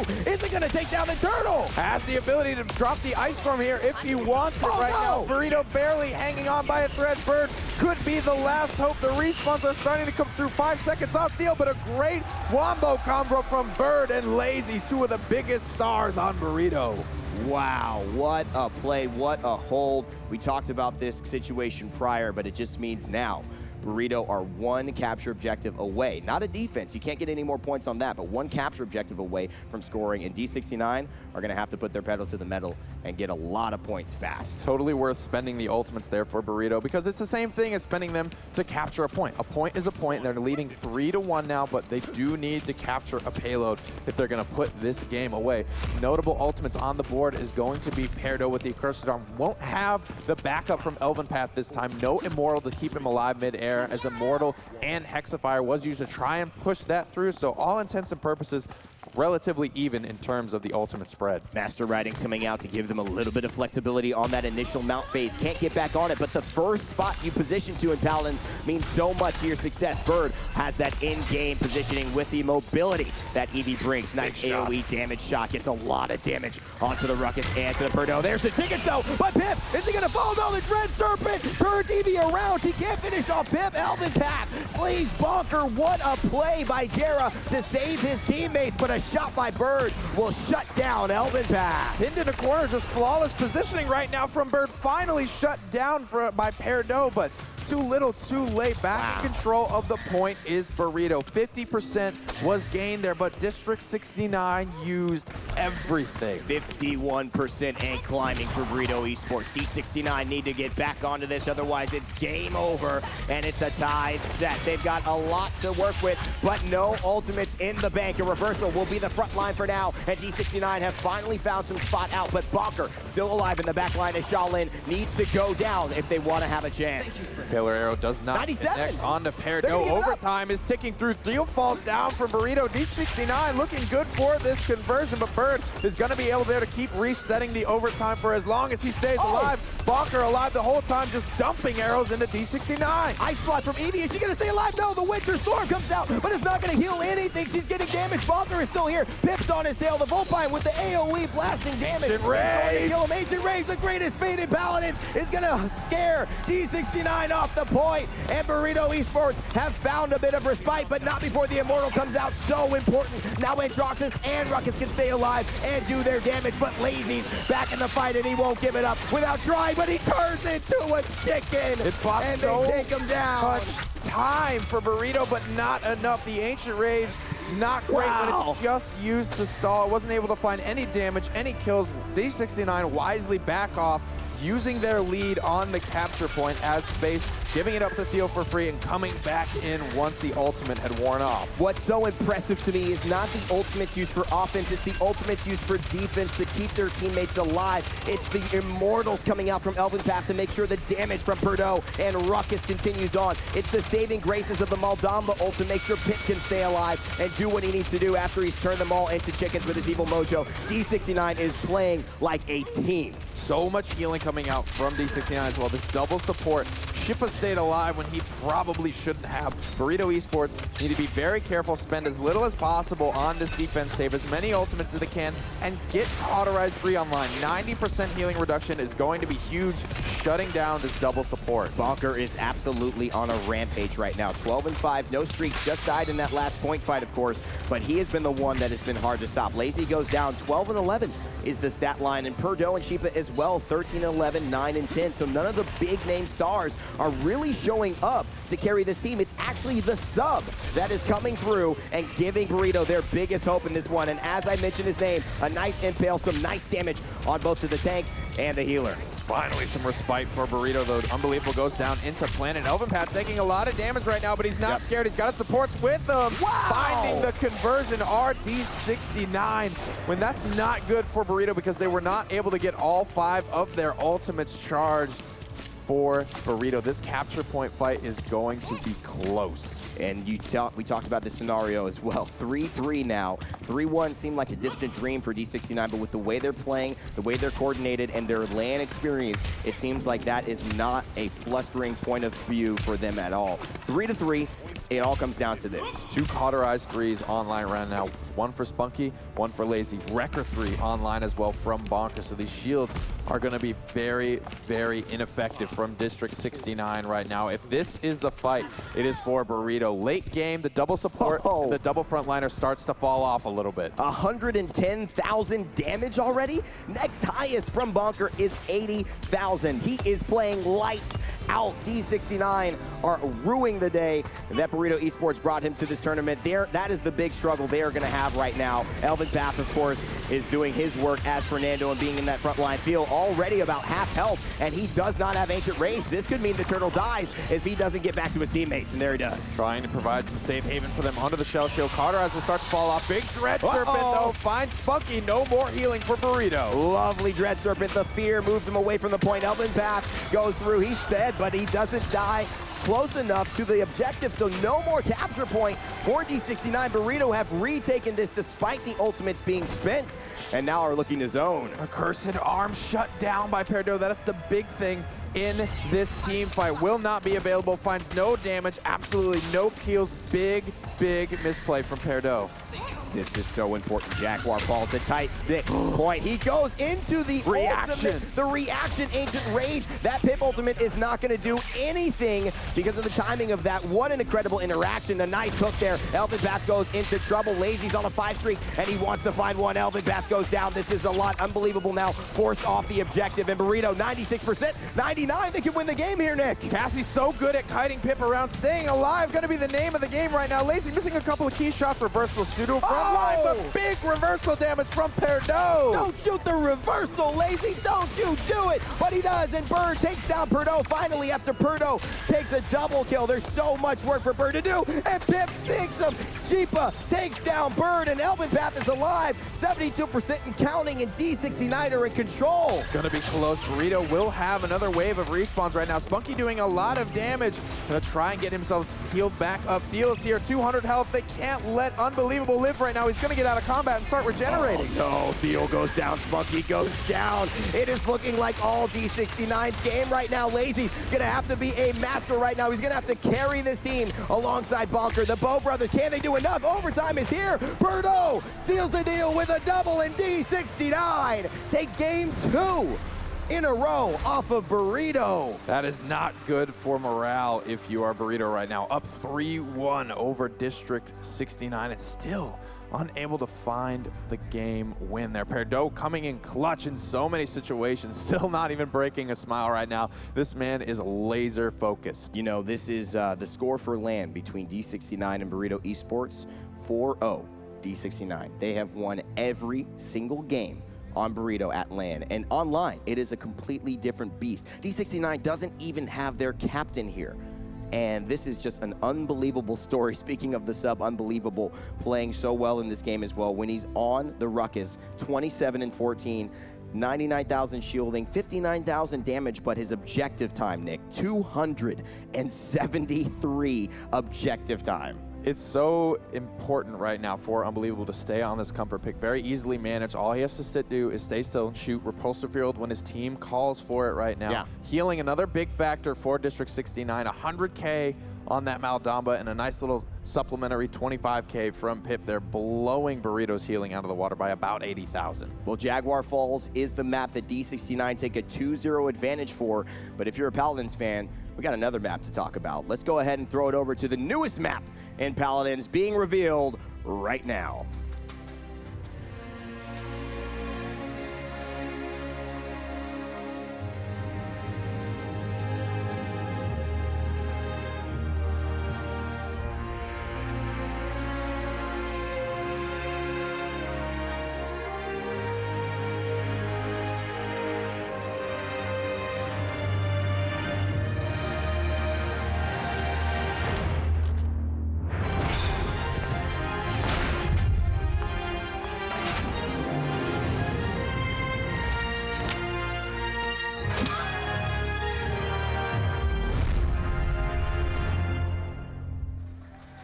Stone Keep. What an exciting map, and how about that chicken? We just saw that. That was the first time we saw that. Great job by the video department and the animation department for putting that together. I'm excited, man. That means we're going to be able to see so much more flexibility in this game, so that'll be coming season 1 as well. But speaking of maps again, we're back to the set. D69 2-0 over Burrito right now. #1 team in Europe, not having as much success as they thought on LAN as we've seen before, and Serpent Beach will be where the next game takes place. Serpent Beach, the final map, and that's kind of Temple Ruins variant, each one kind of filling out a different point in the spectrum in terms of Frog Isle being the most open, Jaguar Falls being the most closed in. Serpent Beach is going to be the most balanced. It's not quite as open as Frog Isle, but not quite as closed as Jaguar. There's high ground surrounding the whole point and kind of a horseshoe sort of maneuver, and so that's going to be very important to control, something to look for in the draft. Unbelievable there. You see his smiling face. He has played so well. He had so many nerves coming into this. Bonker as well on the side of Burrito, both subs that they had to bring due to visa issues, but they have been performing better than some of the standard members on this roster. And, you know, performance comes down to so many things at LAN, Nick. It's not just your mechanical skill or ability. It's not just your champion draft. It's your mentality. Absolutely. And LAN nerve, something I think affecting both teams a little bit, but the first win is going to do so much to settle that. Burrito still have yet to find their first win, and I think that's going to really start to hurt them later in the series when D69 are feeling confident. They've had a nice stomp in game 1 and a nice comeback. They feel they can do anything at this point. Well, this is what you mentioned to me, and it was very an astute observation. The fact that Abyss ESC, the kind of underdog from Australia that took Burrito to a 5-game set, would have won that set if it was best of 5. They went 2-1 up. If it was best of 3, excuse me, they went 2-1 up. Now, Burrito in a bit of a precarious situation moving forward, but luckily, they've got 7 games to turn it around. So D69 still need 2 more wins before they've secured this championship. That's right, Back's not up against the wall yet. Big switch up here in the draft, D69 with first pick, and Burrito now have the chance to take the double frontliner and get Unbelievable off of this Ruckus, and I am going to be hard-pressed to think that they wouldn't do so. Do you think they first pick Ruckus here? That would be unprecedented. If you asked me that question a month ago, 2 months ago, 3 weeks ago, I would have said absolutely not. Right. But right now, given how much they're relying on this sub playing not just really well, but just well to keep their team in this momentum, I don't think it would be a bad decision. It could be something that, you know, allows them to keep going forward. I love this idea of keeping on your comfort picks, being able to keep doing what is working well, and if it ain't broke, don't fix it. I don't think it's going to be the Ruckus first pick, because I had a little bit of a conversation with District 69 because this Ruckus was so interesting to me that it was such an impact pick right now. Because they said it didn't come down to just the Ruckus, it came down to just having double frontliner and Ruckus being the better option of the two after Fernando and Makoa. Fish Market and Timber Mill are banned, as we mentioned earlier on, if you're just joining us, and we are in game 3. D69 looking to make it 3-0, the #2 team in Europe over the #1 seeded team Burrito Esports, and they're looking to climb their way back into this. They had a really good showing, Nick. We're up 3-1 in this last map, and D69 pulled a rabbit out of the hat, or a chicken out of the hat, rather, and made it happen. Which is very strange because dropping that double frontliner and the double support, District 69's comp falls off late game as the Cauterize starts to come online, 90% anti-healing for 2 seconds, that debuff. And then in combination with that, Bonker had Wrecker 3, 225% increased damage against shield on Shaolin, no less, who has a base damage of 1,000. Yeah, that's a lot of damage, but what I love about the double healer that they did there was it forced Burrito to commit to Cauterize. That's a lot of credits that they had to put into that item, and all of them had to do it. Otherwise, they could not cover all of the healing options they had, and that means that you can't put as many credits into Haven. You can't put as many credits in the Blast Shields. You can't put as many credits into Master Riding or Wrecker, all of those other items that play a huge component in this game. All important utility and defensive options there. You just saw Bird on screen.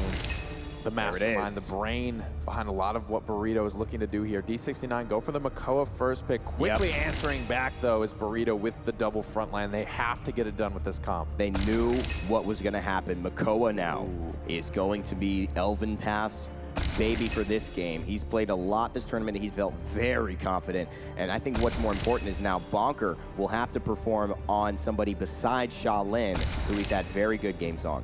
That's right, Shaolin, a decent counter to Eevee as well, so putting Burrito A little bit of a tough spot to pick that up. Maldamba will be the selection for District 69 in terms of their support. Wow. And Barrick, the double Barrick. frontliner, is that important to D69. This is pretty exciting, actually, seeing Barrick here. He's one of the tanks that nobody really expected to see, a frontliner that has definitely fallen off the meta after just one bit of nerfs, just a little shade off the top, a little bit off the top. And now he hasn't been played at all. Grover has come into his place. Ruckus has come into his own here. Barrick, the old man, kind of stepping down, but now he's back and on the biggest stage ever. Struggles a little bit in terms of mobility. It requires a lot of setup for Barrick, character that can deploy 2 turrets as well as its shield, and then his ultimate, a big, strong dome shield. Doesn't do a ton of damage, has a flame turret under it to kind of try and deter enemies out from under it, but the big thing is that it is the strongest shield in the game. 20,000 HP on the Barrick dome shield, so very difficult to break down, but like we mentioned, very momentum-based pick, has to commit to getting in and setting up his tournament, and as a character that struggles a little bit in the mobility department, very, very committal and dangerous. You have to be extremely cautious as to when you go in to try and get set up. I think I like what D69 did here as well. They know that the itemization is going to force them to pick up Wrecker and Cauterize. They can't ignore the Fernando and the Ruckus shielding, and they also can't ignore the Ying healing. So what do at the end of the draft? They grab Barrick so that they have as much shield pressure for Wrecker and as much healing pressure as Burrito would have. And quite frankly, District 69's composition does not really favor Cauterize as we get into game here. You see a character like Fernando is going to be able to spread it around, much more effective. Bird on that Ruckus as well. Bonker on Cassie, Thiel on Fernando, Lazy on Eevee, and Spunky rounding things out on Ying. And as we start game 3 here in the finals for Paladins, Birdo on District 69, Sheepa on Shaolin, Unbelievable on Barrick, Elven Path on Makoa, and Jera will be on Maldamba. And now the fight continues and rages up on the upper rafters. Eevee into a nice block to keep herself safe for now. But first blood goes to Jera, the Gorge standing down, giving the passive damage over time to anybody there. And that's an easy trap that Eevee put herself in. Shaolin on the upper ledge is going to try and do some work. Great rotation from Bird to get down to the point and try and prevent a lot of this setup. Not a lot of capture point gain for either of the team. Burrito currently in control of things, climbing north of 40% now, 21% for D69, but all about that rotation from Bird, shutting down the setup. Unbelievable is going to be very uncomfortable on this pick as opposed to the Ruckus he has been playing all tournament. Unbelievable taking an odd position as Barrick. He's going up top, but usually Barrick wants to get down here in this little nook and cranny, and finally he takes the damage out. Look at this. This Ruckus is melting Barrick. He's got the emitter to deal with. A nice hook is going to make sure Elven Path kills him, but Unbelievable takes way too much damage from Bonker and goes down. And now Lazy you doing his usual antics on Eevee, one of the best in the world. 99% for Burrito. It is all up to D69 to stop this. But so much time was Bird on that Ruckus. Lazy finding a clutch pickup onto Perdo. He is going to carry a lot of their team fight once again because the double frontliner coming out from D69 really hurts them in the damage department. And now 99% again. It is all Burrito for now. Overtime ticking away. But it's possible, Nick, that it is just a formality, and it is. Burrito Esports claimed the first point again in another game, third game, to be honest. And now D69 find themselves behind. Unbelievable. Off the Ruckus, 0 and 3 on this Barrick right now. Very, very important when you choose to go in, and I just don't know if Unbelievable has the experience to be able to recognize those windows when he pop up. Ruckus is a much more manageable pick in terms of he just needs to sit there, shoot, pop his cooldowns when his team calls for it. Barrick is going to rely a lot more on this man's mentality all on his own. Birdo at 0 health now. Bird takes him down, and he's on the Ruckus and feeling confident. Off the Eevee, which is where he gave his man of many talents and Lazy to do his work on. Finally, he's going to try to get back to that payload, get a little bit of extra damage mitigation, and it pays off big. Jera looking for the stun on Maldamba, just reloading, using that poison to spread damage from afar, and then looking for a crucial stun. He's going to get it there. Nice stun on the Bird, forcing him to advance. Another stun there by Jera. Is he going to get a third? Oh, Bird jumps over it. Nice job, though, by Jera, staying away. Burrito. Sheepa finding huge pickups for District 69 right now, able to take out Spunky as well. 3 ultimates on the board for Burrito, Ice Storm, Immortal, and Hexafire. A lot of things to drive this team fight home and get it set up, so very potent wombo combo. But we have a lot of strong things coming out for District 69 as well. Cursed Arms ready to go, Heat Haze ready as well, and quite frankly, Perdo has been quiet this game. 0 and 2, Unbelievable. 0 and 4 now. Sheepa really being the crutch for District 69 right now. Thiel and Lazy having a heck of a time dealing with that back line, but they are doing what they need to do. A nice Immortal into the Hexafire again, but the payload is obstructing so much. Bonker does play unbelievable, but Perdo slays Bonker. Now this starts to turn towards Burrito's way. Bird takes down Evanbath. Lazy takes down Shiba. They don't have Shaolin anymore. Perdo up on the upper rafters with a reversal, but he's forced to back away because the damage will continue to go. Maldamba comes through. There is Barrick. It's the dome shield, but it's not going to buy him too much time. So much shielding right now. The damage isn't that scary, but the time bought is ever valuable. Unbelievable. Falling down once again. Bird able to be taken down. Ancient Rage for Elvenpath trying to stabilize for District 69. 12 seconds left on the timer. Burrito Esports need to push this through. A 2-0 lead is what they're looking for, but a great hook by Elvenpath will slay Bonker, and the Cassie will go down. Lazy, though, doing his job in the upper rafters, but Elvenpath says, get over here. And the defense is successful. 1-1 Burrito versus D69. 0 and 6 right now for Unbelievable. The Dome Shield play was fine, bought the time it needed to do, but that's pretty much it. That's telegraphed. It's going to come out. It's not very difficult to execute. What else can Unbelievable do without this big cooldown right now? Leading the charge on the net worth is going to be District 69. Shipa far and away on top of that. Record 2 coming out already, so he's going to be able to shred through Bird's shielding, Theo's shielding on this Fernando as well. Jera notably picking up the deft hand, so he is going for a crowd control base build. When Maldamba reloads, he throws his snake, and if it connects, will stun whoever it hits, and so he can just continue to spam this. Shoot once, reload, shoot once, reload, just locking down Bird. And that's what they want to do, but will they be given the opportunity? Elvenpath on the left-hand side is going to be forced back under the shell shield, because Bird is going to tear down through that with this Star Slayer rocket skin.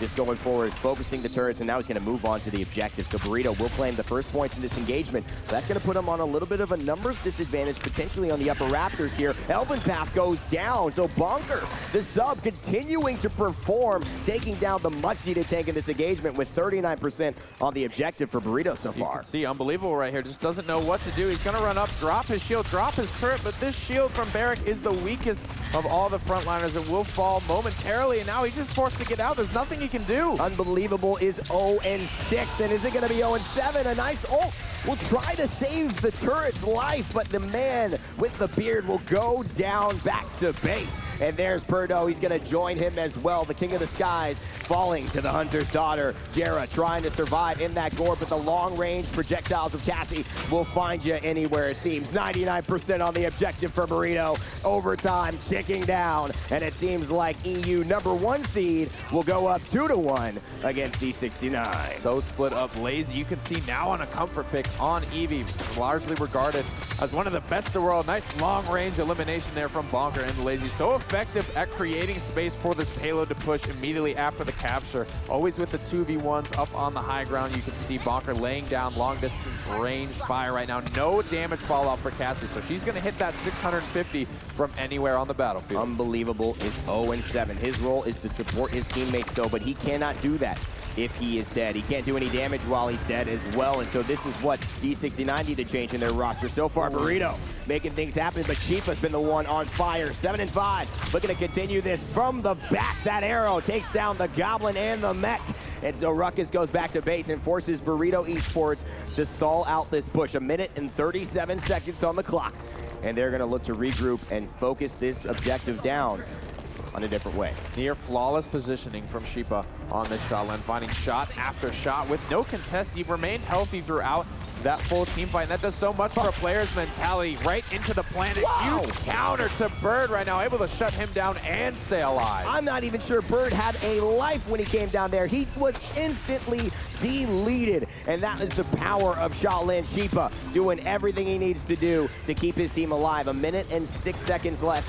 And so time is now starting to wane for Burrito. They need to find an answer, and they need to find an answer fast. Theo comes charging in on the Fernando. A nice storm from Eevee comes through. It's going to cripple everyone on D69. Theo takes down Jera. The accursed arm for Burrito. He's going to look to find one. He does. The stabilization is possible. He's got to hit this. A reversal. It hits the rock. It doesn't hit Ying. And Bird is still alive, and a Minner keeps him alive for a second. Can Unbelievable track down this Ruckus and get his first kill? Barrick's not effective from long range, though, so Bird able to survive for now. That's huge that he didn't fall. Lazy. He's going to be able to maintain pressure on the back line, preventing District 69 from chasing that kill any forward, much less they don't really want to, as the natural design of the map indicates that they want to hold here at their base when the high ground is going to be favoring them.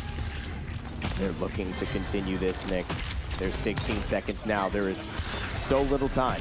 It's so much to do. Barrick, though, getting poked out by Eevee. Great shots by Lazy to put them on the back foot. A lot of healing will take place, but an impale from Sheep is going to force Eevee into the ice block. He's going to go on the offensive, though. He doesn't fling back. He goes towards Sheepa, and this is a beautiful play by Lazy. He's in the back line now. This could be a problem for D69. Looking for the long-range shot. That AoE damage could play so impactful in this fight. He's now on top of the healer, and he takes down Jera. Lazy continues. He almost falls off there, but he keeps himself alive. He's going to take down Sheepa with the help of Spunky, but he goes down. Perdo, the king of the skies, is the one who can save this for D69. Perdo trying to turn up the heat on the backline right now. Doesn't want them to free fire into his team. Elven Path falling extremely low. Disengaged, though, back to his team. Still able to find the shot. Perdo flanking from around the side. He's doing it. He needs to do it. Sheepa's there as well. Bird goes down. Double kill for Sheepa. Perdo gets the most important kill of that round and allows his team to fall back after the respawns and clean this up 2-2. Both of these teams are so even, Nick. It's disgusting. One thing both teams do well is keep the pressure on the backline. Anytime one of them is able to free fire, once it was Shippa, the next time it was Bonker, and they quickly shut that down. Whenever there's free fire, whenever there's no pressure on you, these guys are going to land their shots. You have to make them uncomfortable if you want them to miss. You see their faces there. They're discussing. There's so many important decisions to be made in this fight. Where do you go? Last time we saw Unbelievable take the high ground as Barrick. It didn't work out for him.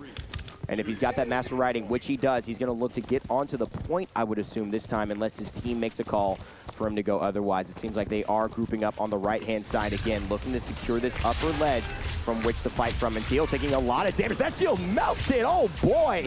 Wrecker's coming through hard now late game. It's Eevee. It's Sheepa. They're going back and forth against each other. Lazy's got the blink. I know that he wants it again. He might come through. There it is. Lazy gets the kill onto Sheepa. And now playing with Eevee, he's going to force Unbelievable, who's on a 13 streak, despite being 2-7, back away from the objective with 54% for Burrito. Able to tag, at least participate in some of these eliminations. Ice Storm is good. He's going to look for the lockdown on Unbelievable, trying to take out the substitute player while he's uncomfortable. Great job getting out as well. And Bonker able to find a follow-up as Lazy is commanding so much attention on the front line. Teal takes the opportunity to go and help his back line, but it leaves Lazy exposed. Nice, and Elfpath gets the hook and Immortal. It's not going to save everyone, especially not going to kill anyone. It's going to keep his teammates alive for just a moment. But will that moment be long enough? Bonker does play Elven Path. Within that time, Immortal was active, but Unbelievable is back here. The double tank's not being enough sustain, but there's the Dread Serpent. A good time Dread Serpent as well. The Slither comes through. Maldamba cannot last. Those immunity frames are only so long, and with overtime ticking away, Nick, 99% again, only Elven Path can contest here. Forced in a rough spot as well. He's looking like he's going to be cleaned up. Overtime ticking down. District 69 is forced to trickle as Burrito looks to close out their third capture of the game. And right now, District 69 showing they can hold on defense every time, but you can't win off the defense. You have to show some ability to capture payloads to win. I'm not a fan of taking the upper ledge like that. I think Unbelievable needs to go straight to the objective. That's what Barrick is for. That's why you get Master Riding. You go to the objective, you lay down your turrets first, you make two things to shoot at for the opponent, and that is where you cause problems. You throw your shield, you buy some time, and you just sit at home. He is the stay-at-home dad of Paladins, and he needs to do that role a little bit better. 2-10 so far on the stat line, but here it is, Bonker going in with a 10 streak. Cassie Dodge rolling away, and Burrito are 1 minute and 55 seconds in, Nick, and 50-60% pushing this payload. Doing a great job keeping all of District 69 staggered right now. Lazy continuing to find picks in the back line. Keeping them on the back foot is going to be so important. Elven Path goes down as well. Burrito rounding the final corner here. Perdo is extremely weak, but does have the reversal available. Uh-oh, Perdo is in trouble here. He needs to stay alive. He's got Lazy fighting him. Lazy takes down Perdo. Nick, this could be the end of the game. Lazy, he needs to zone here, and he's doing a great job of it. They're so close, only 5% away. The Ice Storm comes out. Burrito Esports claim game number 3 and make this a 2-1 set. They're not going down without a fight. You can see the size of release. Lazy shaking his hands. This guy plays on a high sensitivity, very twitchy. It's good to just shake it out, get the nerves out. You guys did it. You took your first game. Now let's get back to the Burrito we're so used to seeing and start taking some games. You sound like their coach, man. I feel like all that bonding going down is helping you to Just trying to get us to Game 7, baby. Let's go. We have a great show that we've been putting on so far. These two teams from Europe, both are just so fantastic, not only in their play styles, but in the history between them. The LAN upsets by D69 so far looking that way here, but Burrito stake their claim. They say, no. We're going to win a game against you. This is the first game Burrito have ever won against D69 on LAN, and they're changing the atmosphere here. You could see that there's a little bit of a sigh of relief. There's a little bit of momentum now being built for the boys on Burrito. And before we get into the final game potentially here, not potentially, but the final game after this, we have a little bit of a reveal we're going to be doing for a new skin coming up, Nick. That's right. We saw some great Ying play from Spunky in that last game here. We'll see a new skin that he's going to be able to rock in the realm. Ah, feels good to stretch my legs again. My power is at your disposal, Master. There is no turning back. My power grows! Shatter! Break! What? Splendid! Unrivaled cosmic power!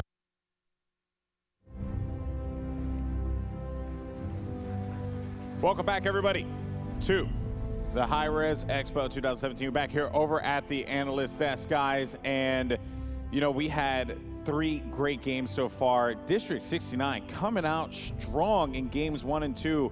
But I do have to say, looking at game 1, the trend throughout this whole thing, fellas, has been Ruckus. Oh my goodness, Ruckus has been huge, and the big thing about it is both teams prefer them, but Unbelievable is undefeated on playing Ruckus. That's unheard of. It absolutely is insane. The substitute coming in, adopting a completely different role. I mean, they played a lot of Fernando before. We didn't see them on Ruckus much during online play. Of course, Ruckus only really coming to the forefront of the LAN meta very recently, but now is really running away with this pick. Yeah, so, the other big thing too is the Eevee, which is strange. We saw Lazy playing Eevee throughout the quarters and the semis, and not playing Eevee until just that last match, which was really interesting, Gold Boy. You know, when I look at the scoreline, what this shows me here, kind of what our casters are saying, you know, over on the balcony there, was that Burrito really needed to get their bearings together, right? You look at that first one, District 69 comes out strong. That game ended really quick, 4-0, boom, done. Then District 69 had a bit more of a challenge in front of them, 4-3 on that scoreline there.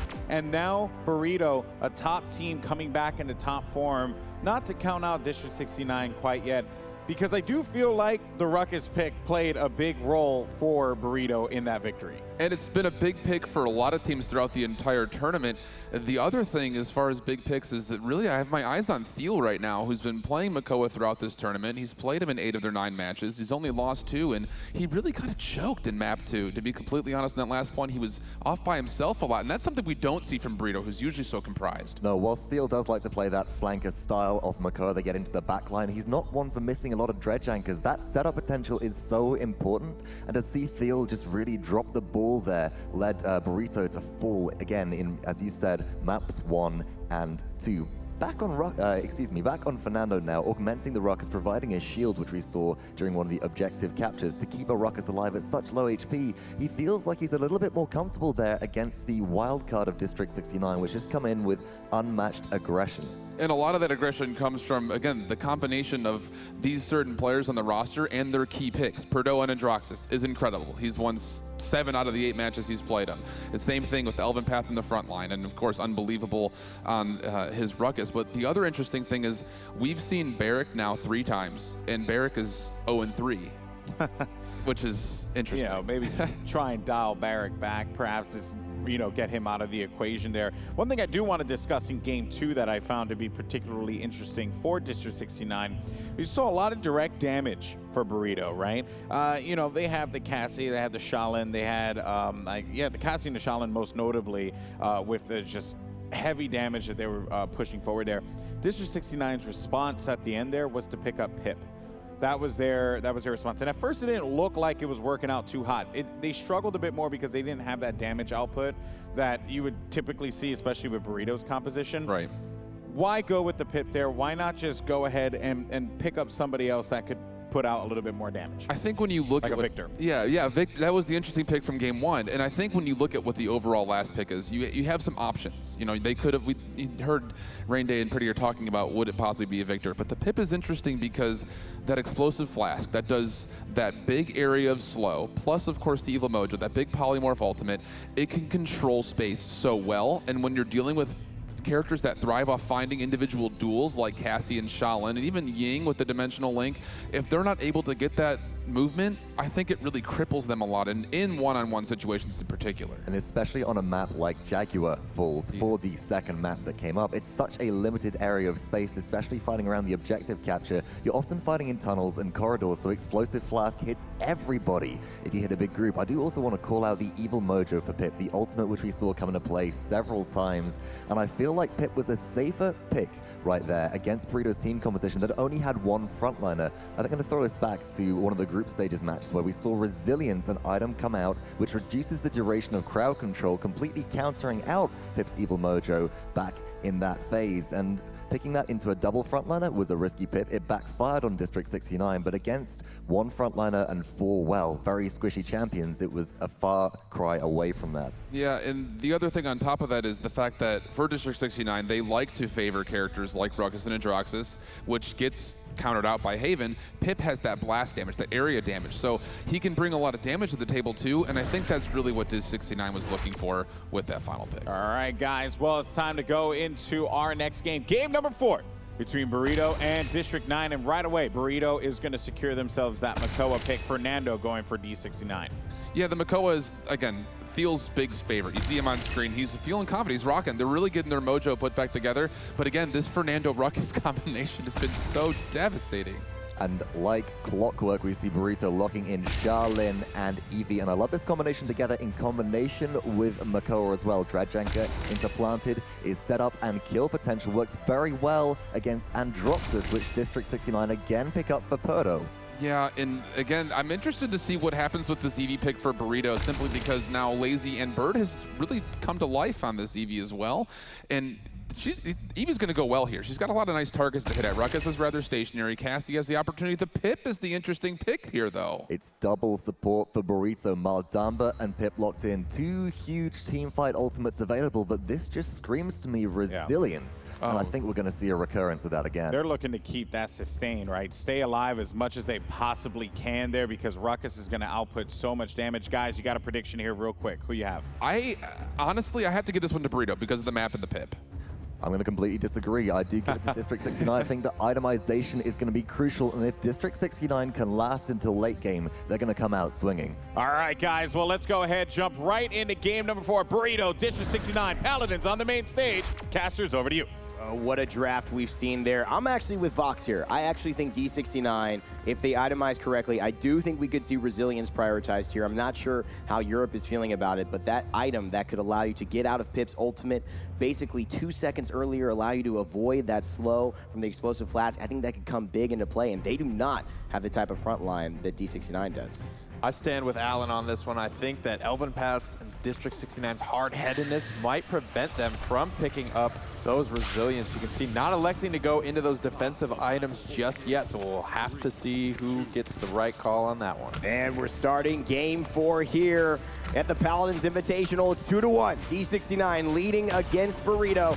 Burrito trying to make a big comeback play here with Ice Mines in particular. This map is a beast of its own, and the players know this, and they're going to have to play in a very specific way with these tight corridors and these long lanes to push down. 15% so far on the objective for D69. Lazy looking at poke here, gets poked out himself. Purdo slays Lazy early on, and now he does not see Bird, but now he's got him in his sights, and Bonker slays Purdo. The double team working to finish off, but D69 all the while 57% and counting on the objective. Burrito are back against the corner here. Gonna need to find a pick one way or the other. They have nowhere to go. Pincered out by District 69. Shippa credited with both of those kills. Elvin Path cleaning up the last one. Spunky, no one from Burrito is going to be able to make it back in time. A lot of poke damage coming out from Lazy, but this first payload is going to go the way of District 69. D69 win this game without ultimates, guaranteed. But now when they fight next at the objective point with the ultimates, the Evil Mojo in particular,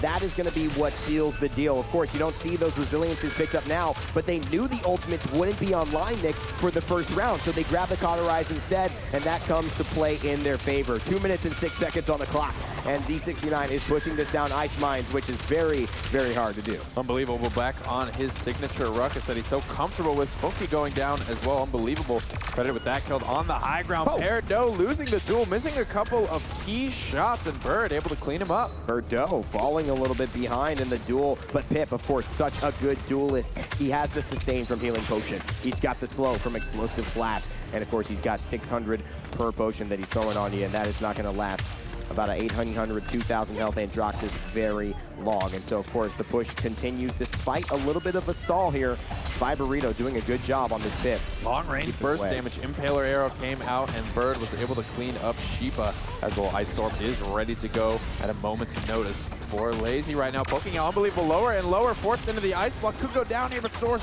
just barely onto the high ground. Nice job, too, to force Lazy into the ice block early. Bird will take down Elvin Path. He's been so close, using that damage over time that Fernando has with his Flame Lance to take Lazy down. Of course, if he just touches him with that and Lazy is under 100 health, that dot will kill him. So he needs to make sure that he ice blocks with at least 100 health or less. Otherwise, Fernando could seal the deal, even if he's able to blink away. Taking favorable positioning all on the high ground right now. Burrito having the chance to feel out. D69, a big reversal. Won't get the kill on the Theo Bonker. Able to find the time shot perfectly and take Perdo down. Elvin Path looking to mix things up and break up this backline from Burrito. Bird needs to be dealt with here. He's going to go for the 1v1 again, but Unbelievable is going to force him away. Here's the ultimate. Can D69 bait it enough? They may just here. Bird is in a lot of trouble. He goes down next to Sheepa, and Unbelievable on the upper ledges. Now Lazy forced back. Look at this, 4 health. Lazy stays alive, but goes down eventually. Bonker takes down Elvin Path, but Sheepa is on a rampage here. 4 streak. 2 kills in a row for Sheepa. 10 seconds left, and D69 are pushing this payload. Last chance to dance here for D69. All 5 ultimates available. Going to be very interesting to see how they approach this. Lazy having just used Ice Storm, trying to get that as charged as possible for the next round coming. Overtime ticking away now, Nick. It's all up to this. They've got to make this push, and they cannot step away from the payload. This could mean so much. A 2-0 on Ice Mines is almost certain defeat for Burrito, unless they could do the same, which is a very tall task. Ultimates come out now, and they are forcing a lot. There's the Evil Mojo. They forced it in this fight. This is a win already for D69. They're trying to find Lazy. Perdo in the air with the accursed arm. Double kill for Perdo. He's going to find one. Holy moly, D69 push it in 2-0 on Ice Mines. So much room now created. They have plenty of time, plenty of margin for error. They have everything in their court. D69 looking so confident there, winning in terms of value between ultimates as well. And they use the Evil Mojo. I mean, this is unbelievable. They don't have that anymore. That's one of the reasons you pick Pip for this objective capture, and they don't have that go-to trump card. So huge ultimate still on the board for D69. Immortal from Fernando, and Scout as well. Illusory Rift from Jera. They're just leading in terms of raw ultimates, 3-2. Heat Haze and Ancient Rage, all that Burrito are going to be bringing to the table in this fight. But Unbelievable going into the blast shields. Won't be going for that resilience like we thought, so the Evil Mojo is still going to be fully effective against this Ruckus. They feel like they don't need it. Bird has not been effective with the Evil Mojo. He's been a great duelist, but not in these point fights, and they know he doesn't have it again, so they're halfway through the game. No need to itemize into it now, but now the zone does come through for Burrito. Very good job. Elvin Path has not made his way onto the point yet. Unbelievable with the Ruckus, despite the Master Riding, is nowhere to be seen, but Sheepa, he's found, and he's gone taking a kill down. He is taking down the frontliner for Burrito, and Unbelievable follows suit, taking down Spunky. Bonka finds 1 kill on the Sheepa, has the Impaler arrow queued up, looking for Perdo as he comes around the corner, finds the stun, but the body block and the shield from Fernando is going to hold this down. District 69 just looking invaluable with this double frontliner, climbing north of 60%. 60% on the point. There's an Ice Storm comes out from Lazy. He's looking to make sure Perdo is caught in it, but he's not. The Nether Steps are real, and now Bird versus Perdo. Burrito, who's going to win this one. A nice healing potion will immune the damage, essentially, from the reversal. And now it is Burrito looking in trouble, but he's got another step again. He hides behind, getting healed by the Ying clones. This is such good positioning, not only by the Ying, but by Burrito. Not in the line of sight and still healing up. But Spunky spots him out anyways. 90% for D69, but will it all crumble here? Finally going their way. This team fight being taken by Burrito. 66 and climbing on the capture point. As long as the zone is there, Burrito will capture this payload, but they have a long way to climb. They have the pace set on them now. They need to find this conversion, or District 69 will profit a point in this round as well and have the chance to close out this game in the next round. In many ways, defending can be easier on Ice Mines than going on the offensive. And having a tied round here is so good for Burrito. They can go up 3-1, whereas D69 can go up 3-1, even if they just defend this point. And so Burrito are staring a needed push in the face right now. If not, their journey at HRX could be coming to a close very, very quickly. Elven Path takes out Theo, and that's worth noting as well because Theo having an extremely long walk back from spawn right now. Jera goes down as well, so the push will continue to roll. That's very important here. Burrito not needing their frontliner, kind of in the interim between spawn waves. Lazy on a 7th streak. That's what they need out of the man who is carrying this team. But he goes down thanks to Burrito. You cannot count this guy out. His Androxus is one of the best in the world, and he's looking to find more targets for that revolver. The long push on Ice Mines with 1 minute and 25 seconds left is continuing for Burrito, but right now they have been stayed away. D69 doing everything they need to do. Showing himself, though, moving out for this flank. Burrito going to spot this out. Dredge Anchor going to miss, however, in the midst of those Nether Step Steel.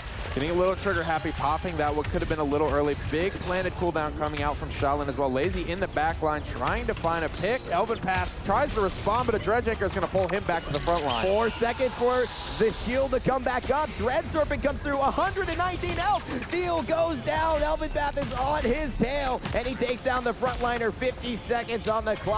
And Lazy is one of the only remaining members here from Burrito who is continuing to push this. He's going to soar out of danger and allow D69 to stall this push yet again. They need to do something, and they need to do it fast. Burrito going to be very, very staggered at this point because Bonker just now respawning.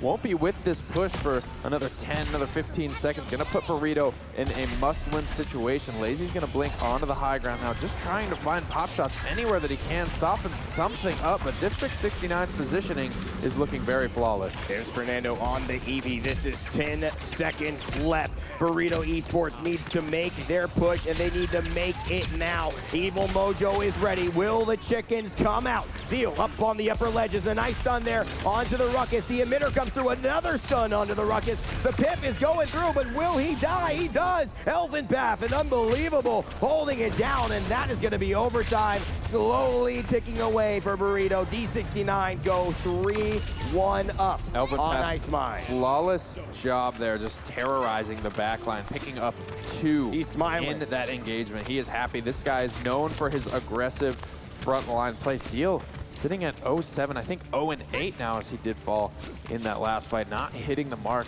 on a lot of these team fights. Items starting to come through for both squads as well. A lot of master riding, as you can see, because it is such a long way from their spawns to get to the point or to reinforce a push. It's going to be very important for these guys, should they die, to be able to get back in a reasonable amount of time. Cauterized 2's online for Burrito, but District 69 already getting the Cauterized 3 online for Elven Path. He's been a terror in the backline. 90% healing reduction for everyone that Fernando hits. And you mentioned the dot that his weapon applies. That will continue to apply this Cauterized debuff. And it really does come down to Bird here. Will the Evil Mojo prove to be successful? But he gets focused here by Elven Path. He could solo ult the King, and that could do a work, but they've still got Ruckus to deal with. I know they want to get that Dream ult. There he goes. He goes for it. 1 shot, 2 shots. They do take him down. Bonker and Bird come to go together and finish off the big tank, but again, Elven Path is dead, but Unbelievable is still alive. Ruckus on the objective still for D69 with 42% and counting. Herdo demanding an answer in the high ground in Burrito's face right now. Unbelievable, just sitting on the objective the entire time.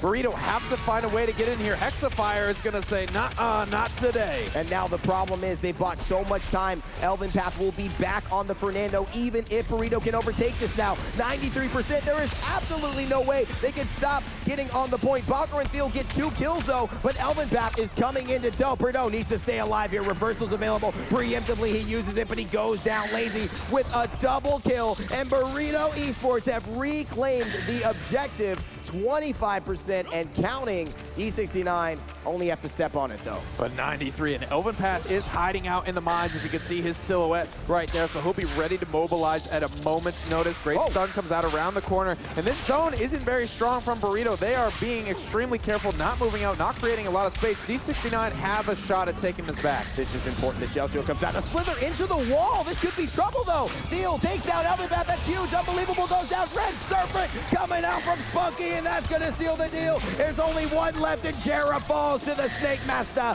and Burrito Esports get it back 2-3 with a chance to tie it up and push the payload. Great Dread Serpent there. Zone control so important because they didn't have the space created out in front of them. That's just the advantage you get when someone's coming for a take back. These 69 have to come through right then because overtime was ticking down. They had no choice. Spunky taking full advantage of it. No one is playing exceptional here. All of these teams so evenly matched. The best players in Europe, from Bird, Theo, Bonker, Lazy, and Spunky to Perdo, Sheepa, unbelievable. Elvin Path and Jera, all masters in their own right at this game and playing a non-stop back and forth battle here on one of the toughest maps for Paladins, Ice Mines. It seems that no one has found a clear victory stance yet, but this will be a telling tale if Burrito are able to push this through. Lazy dropping a huge kill in the backline. Had so many opportunities to take down Jera. Doesn't get the kill and goes down himself, so Burrito lose a lot of momentum. Starting to crumble now with Lazy dropping so far in the backline. A lot of key misplays. Missed a few shots.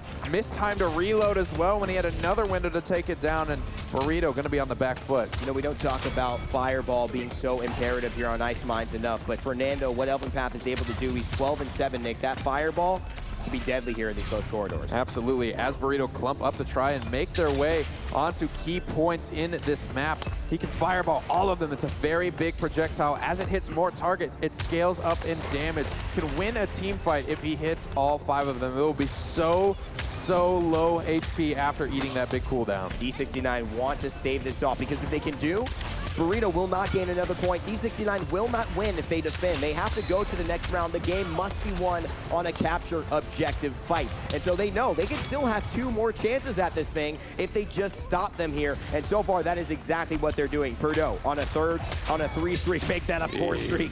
Androxus cannot be stopped here. Theo missing a very clutch dredge anchor onto Perdo. That just goes to show you how one cooldown can change a whole fight. Theo hits that dredge anchor there, cleans up Perdo. Perdo doesn't get that double kill. Burrito continue to push, maybe find that conversion right then and there. Every cooldown, every shot matters so much in these team fights. And this is the problem of Ice Mines. How long has it taken for them to even see the payload? There's almost no chance for them to get to it now before the clock runs to 0, and that is why these games are so imperative. A 2-0 lead means you get to do that on the easier side more times than any team, and that can make all the difference here, leading into such an imperative set for both teams. So not really leading in terms of ultimates is Burrito right now, despite 4 of them being up. You can see so close to being fully charged is Scout, is Hexafire right now for both of these characters. Damage dealt still going to be led by Shaolin. Master Riding starting to come through, but those are still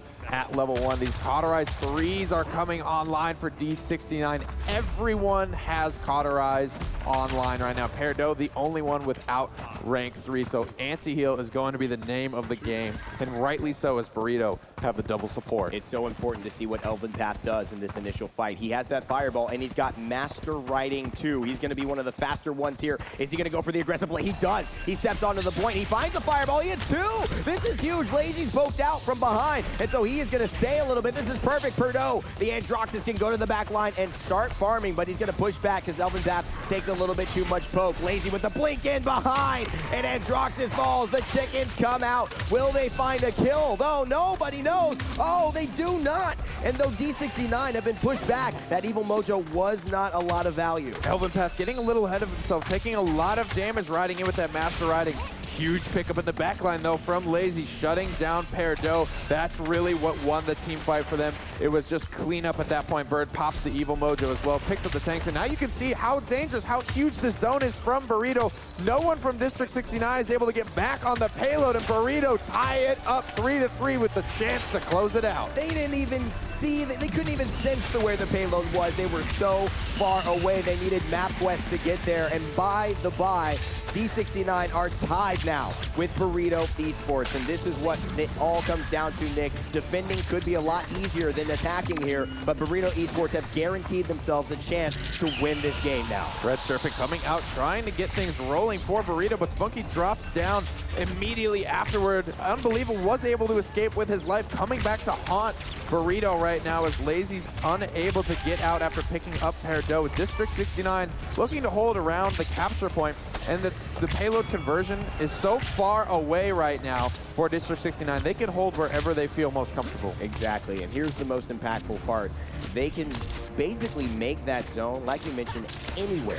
And so if they are able to stall one of these and continue that forward pressure, it could mean that we're definitely going to a 4-3 game. But right now, at that next capture objective, it's a long way away for D69. They know they've got to stop this here. This is the most important thing. Lazy, Thiel, and Bonker going ham on Burrito, and now D69 are really letting this push. They could have held it anywhere, but strangely they choose to just do it kind of out in the open and being very punished for it right now. District 69 drop all 5 members for nothing against Burrito. Burrito now the chance to get set up, find some favorable high ground and positioning, looking for a dredge anchor is Thiel. This could be the game. If they can continue to snowball this, there is not a lot of synergy by D69 right now. I don't think they expected to lose that capture objective, and they have got to get themselves back. A nice hook by Thiel. Is it going to take down Elvin? It does. They've got no tank. Will they take down the healer as well? No healer. Burrito Esports could push this thing to the end, but Thiel falls.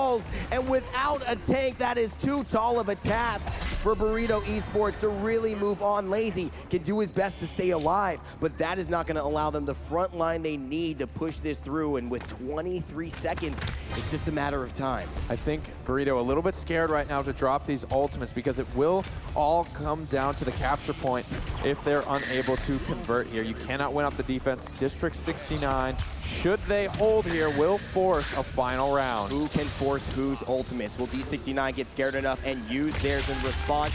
Will Burrito Esports use theirs to secure and fail to get the payload to conversion? Those are the questions that these two teams need to answer now. Overtime is ticking away. It is anybody's game. Whoever steps off the payload will be punished, and there's an impale arrow by Shaolin. A withdraw will put him invisible and have him to face off up in the air. Planted there, a dodge roll over the top by Sheepa will secure the kill, and the defense will be successful. The acrobatics from the Hunter's Daughter will claim the defense for D69. Sheepa with just the favorable positioning there, able to free fire into the backline every time he's able to do that.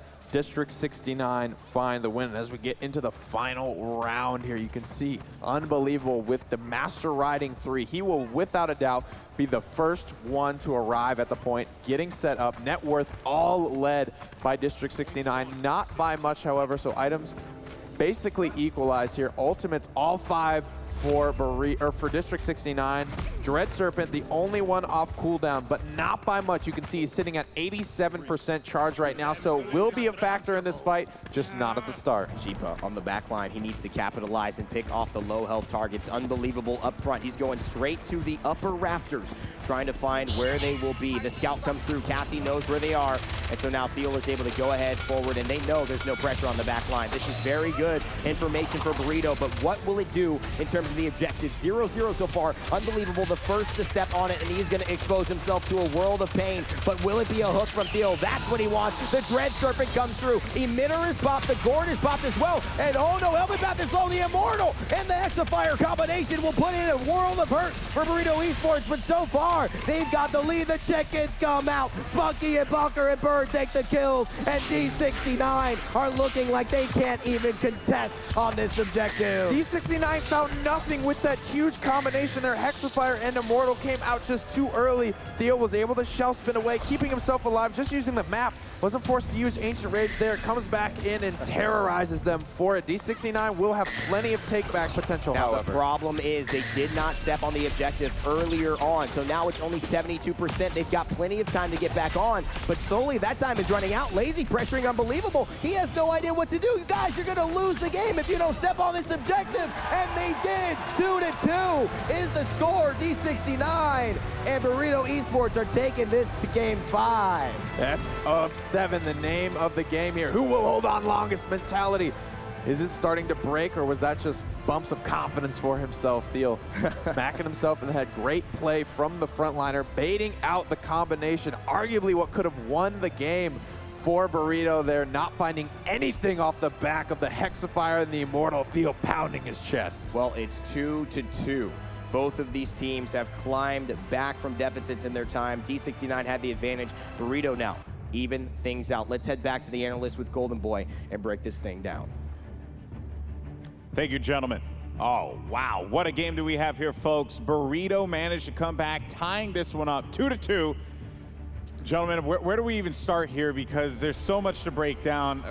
We'll just start with you, Shiv. So the whole thing for me, and this is immediately after I made my pick with you, I turned over and I go, the resilience is going to come out, isn't it? And it didn't.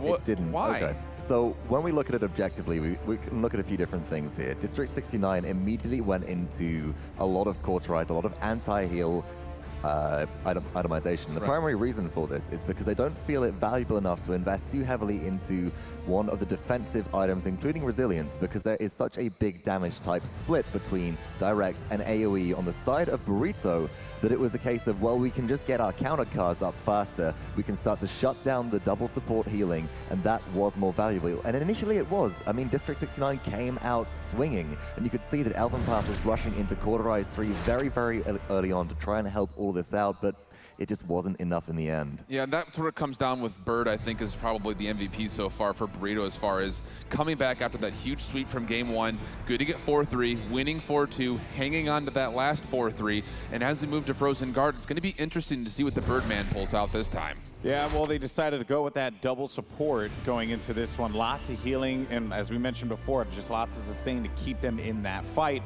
Also, the polymorph, too, was huge. That polymorph on Ruckus to really open up that final point just gave that opportunity for Burrito. They capitalized on it. That was very well done. But I do want to highlight something, though. This is the first time that Ruckus has lost all tournament. And most notably, this is the first time that Ruckus and Androxus have lost all tournaments. So, because we can't even forget about the Androxus and how valuable that has been. So that just shows some great, great perseverance from Burrito. And the other side of it, too, is why is Burrito allowing Perdo to get Androxus? They won. Unbelievable. They won, Absolutely. You know? I mean, the caster said it right. Perdo, I think I could definitively say, is the best Androxus in the world right now. He is absolutely lights out, no matter what the situation. If it's with a team, Greater Cursed Arms, or the biggest thing where he shines is getting a kill and then using reversal to, again, get that another step back up and close another kill. And you'll see that as a card which Perdo always runs in their loadout for Androxus Parry the Abyss 4. When you hit that successful reversal projectile onto anything like a deployable or a shield or a player, and you'll often see Perdo prioritize hitting shields over it because they're easy to hit. You reset the cooldown of Nether Step by 100%, can escape, fly off, do some more damage. It's so valuable. But Burrito, they've always been a team that's all about adaptation. They pioneered the zoning playstyle very early on, and I feel like they let Perdo have Androxus because they draft so heavily into Makoa, and Dredge Anchor is such a good counter to that reversal. Yeah, especially when Thiel's finding the correct targets. Early on, he was not finding targets. He was struggling. And he was finding the wrong targets. And near the end of that fight, he started getting into a spot where he can get some of those squishier mid and backliners. And that's really huge when you can get that initiation and your team can really get that first early on odd man advantage. That's where Burrito's successful. And one thing that we were talking about while the game was going on was they've been very passive. This is not the Burrito we normally see where they win a point and then they go aggressively zone and keep everyone off mount. Even throughout that Ice Binds early on, D69 had a very legitimate chance of coming back because they weren't getting zoned out like they normally do. Yeah. That's correct. And we saw Burrito, as you said, pull back, but then aggressive zoning did start to come through, especially in the third round capture, notably from Spunky playing Maldamba that game. And that was primarily to charge that Dread Serpent ultimate. It was a risky play, a risky maneuver, but we did see that Dread Serpent pay dividends towards the end. So good also at setting up kills, but baiting out Immortal from Elven Path as well, which really helped out towards the end. And that's been the key, is what equity can you get not only of the ults you convert, but for instance, in that last fight, it was a single Maldamba ultimate, and it spawned out the Immortal and the Hexafire. So it was 1 for 2. And then again, that odd man advantage, that odd man situation is where Burrito thrives. Yeah, very well done by them. I do got to give credit where credit is due as well to Bonkers on the Shaolin. Many times you saw him, especially in that the final push. You actually saw Shaolin position himself in such a way where he saw those angles right through the doorway, was able to pick off the Ruckus, got sizable damage on the Fernando, and that was just very, very well done by them. This Burrito team, I feel they are clicking. Gotta also commend Lazy, because Lazy's harass has been outstanding. Dives in, shoots down a rocket, and it's mostly been on Ruckus too, is what I've noticed. That, you know, it kind of sets it up just to ensure that he could dive right in there, get that shot in there, come back out, be a pain in the neck, which has honestly been the theme for Burrito, just being a pain in the neck for District 69. And that's the theme with Eevee in general too, is you get that blink, you get that bonus percentage on your next couple seconds afterwards, and that does so much work to anybody. It doesn't matter if you're a frontliner or if you're a backliner. That's just, it hurts so bad. And then to think about the fact that even as a Ruckus, you have to flick your mouse so much just to try to track her, it's very distracting. Of course, Ruckus dealing sustained damage, don't have that burst, whereas something like Androxus does, where you can just 3-shot an Eevee. But it's, I mean, Burrito is full of playmakers. They have Lazy, they have Bonka, but they work together as a team, and I feel like Lazy was able to get into the backline and harass, because one thing that we did notice Bonka doing all game is pick up Wrecker, so more damage to shields with that aggressive itemization. And then as soon as Elven Path dives into the backline, tries to disrupt, pops their shield up, Planted comes out from Shaolin. The arrows fire through, immediate shield cleanup, which means that there is no defensive play available for District 69, and Lazy can go ham in the backline. Yeah. Work out so many times. Very impressive stuff. Exactly. And, you know, the other side of things, we're spending so much time talking about Burrito, but we have yet to really name Sheepa yet. He's played 3 different characters over 4 different maps, mostly relying to the direct damage. And in that last bit, you could see how flexible he really is. And it's really going to come down to what is he able to do to get his team back in it, because Bonker's been the star here.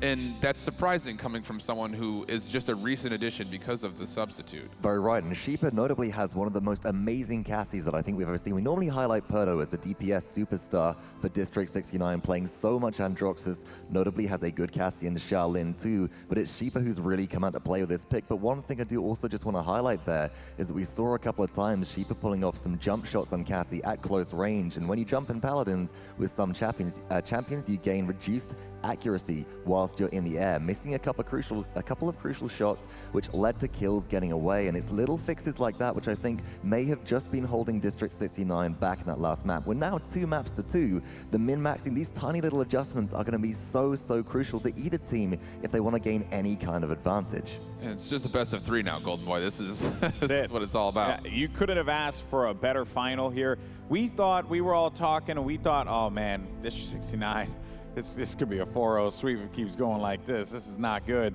But I'm glad that we get to see more Paladins, and I'm glad that people get to experience it a bit more. This game, you know, is unique. When you look at the approach, and I'm coming from the outside, right? I'm coming from the outside, unlike you guys who are deeply involved in this community.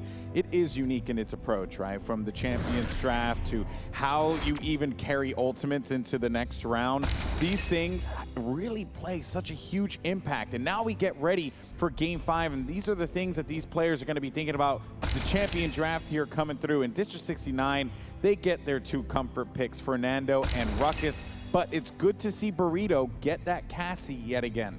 And it's interesting because usually when we see people going into the face of Fernando Ruckus, they try to prioritize the Shaolin because, again, like you'd mentioned, Vox, that Planted is so devastating with Wrecker online to get rid of those shields. So it's going to be both bows, and again, Perdo's probably going to get his Androxus. But what I think is really important here is we're going on to Frozen Guard, one of the Glacier Keep maps where you just have so many long lines of sight, especially on the payload push. So Cassie and Charlene both not suffering from damage fall off is really key here. District 69 get Maldamba, taking that away from Spunky is important. Didn't see him perform as well on Ying as he has done on Maldamba, so that could be a bit of a thorn in the side of Burrito here. But again, as you said, Poto does get Androxus. The other interesting thing, and this was the kind of pocket strategy for Abyss when they were playing, was the fact that they utilized either Grover or Kinessa, and we actually saw them use both on this map because, again, like you had mentioned, the long line of sight can create a lot of separation. It's really tough to close that distance, and it's not really been a pocket pick at all, really, in any kind of theory for either Burrito or District 69. So, again, it comes down right here, Golden Boy, to what is this 10th pick, because it's been the flex, and Pip is an interesting one. It's going to be Pip again. It's the second time that we have seen it run by District 69 now, but they didn't pull it off too well the first time. Double support, double frontline coming through again, and oh my goodness, things are going to make, well, Pip's going to make them interesting. A lot of pressure on the Androxus. We'll see how Perdo can handle it. But guys, this is going to be a great matchup. Game 5 underway. We're tied 2-2. It's the finals. Who's going to come out on top and go over the edge here? Will it be Burrito? Will it be District 69? Time to send it to your casters. Thank you, Golden Boy. Well, we know there will be at least 2 more games. And that's exciting if you're a Paladins fan here. My name is Rainy. This is Hirez, Pretty Hair. And we're going to be casters going in for this action now. I love the draft coming out from D69, Nick. This is a lot of synergy. This is what won them earlier games in this whole set. And I'm really loving the Pip at the end. I think Burrito's draft is superior on this map. The long distance line of sights they're going to be able to abuse. District 69 pigeonhole themselves a little bit into a shorter range draft that wants to stay together. Burrito can stay spread out and pick District 69 apart, soften them up from a distance. I think it's going to be all them. It's going to be very important, too, because Lazy is another animal when he's put on an Eevee. You saw him on Victor earlier on. We're like, what are you doing? And now he's on Eevee, and he's just playing this champion to the best, to the nth degree. And without further ado, let's begin game number 5 here. Burrito Esports or D69, who's going to take the lead? Bird will be on Eevee, actually. So Lazy will be on the Cassie Bonker, on Shaolin, Spunky on the Ying, and Theo on Makoa. Erdo on Androxus once again. Sheepa on Pip, unbelievable on Ruckus. Elven Path on Fernando, and Jera on Maldamba. The big thing here is Bird having the flexibility to play this Eevee. It's a whole different pattern than what District 69 has been used to when Lazy plays it. First blood goes to Perdo. Lazy, all the talk about him has been shut down by the King of the Skies, Androxus, and now he's going to continue his rampage. Bonker, though, slays Unbelievable, who is on the point, and it will slowly start to tick up for Burrito Esports. 18% and counting on the objective here. D69 trying to feel their way in. Bird trying to find a lucky shot on anyone. 950 damage, nothing to snuff at. You can hear the planet coming out as well. Just keeping D69 busy, not letting them reinforce their point control. Lazy getting a little bit of this free fire, going to be forced to retreat as he has been snuffed out. But this free fire right here onto this Ruckus is so important. They want to finish him off. He gets him, Lazy, with the long-range shot. He's put himself in a bit of a spot, though, but Theo is backing him up. The Turtle and the Winter Witch working together here to stay the King of the Sky. So Androxus and D69 will pull back for now and potentially for this capture objective. 87% on the clock, Nick, and I'm not sure they can get back. The zone is so good from Burrito because they are able to poke out from such a long range. District 69 nowhere near where they need to be. Scout already charged. Lazy is miles ahead of everyone in this game. They've got 2 minutes though, Nick, so now the time has been put on the clock. The payload needs to be pushed to the objective, and that is what Burrito Esports are going to try to do. Zone out some space for that payload to move safely, and they're doing such a good job of that. Theo on the Makoa. Lazy on the Hunter's Daughter. Cassie is being so phenomenal with that crossbow, and what a shell shield to keep her and Theo alive. But now the Volt Line comes through. An AoE heal will keep him alive, but Bonker with the shot from the Bow Brother, Shaolin. Range is the name of Burrito's game right now. Spreading out, you can see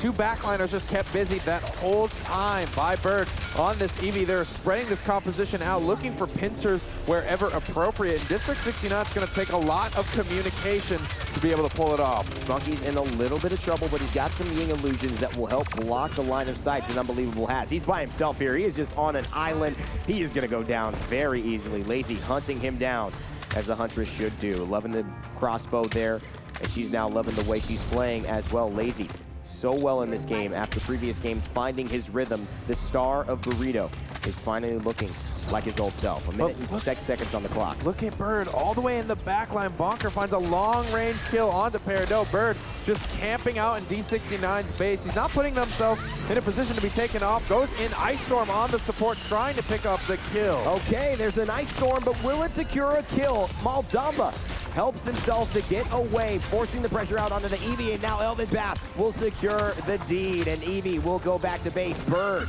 will be fallen, but look at the chickens coming through. Sheepa, Birdo, they'll combine to take 2 down. Feeling lazy, will not be able to push any longer, but Bonker, he's alive and well. 4 streak for Shaolin. Watch your head, boy. Peridot takes back to spawn, but stabilizing right now are District 69. This is where their composition is going to start to shine. When they're all grouped up around the base, it's going to be more difficult for Burrito to try and spread them out, especially when they're waiting for Spunky to respawn. Now, this is not where you want Pip. That's what Eevee can do. She can go up onto that upper rafters with a blink and force Pip away. That's exactly what she's trying to do, but sees the damage is real. And this is where the zone comes through for D69, Nick. This is where Unbelievable can have a little bit of success. He's out in the open when he's on that objective point in the Igloo, but when he's there defending, those long lines of sight will help him as well for that consistent damage. Keeping everyone poked out low. Notable ultimates just used was Evil Mojo from Sheepa. Will not have that available. Immortal, Hexafire, all going to be online. But frankly, I don't see Burrito putting themselves close enough to Unbelievable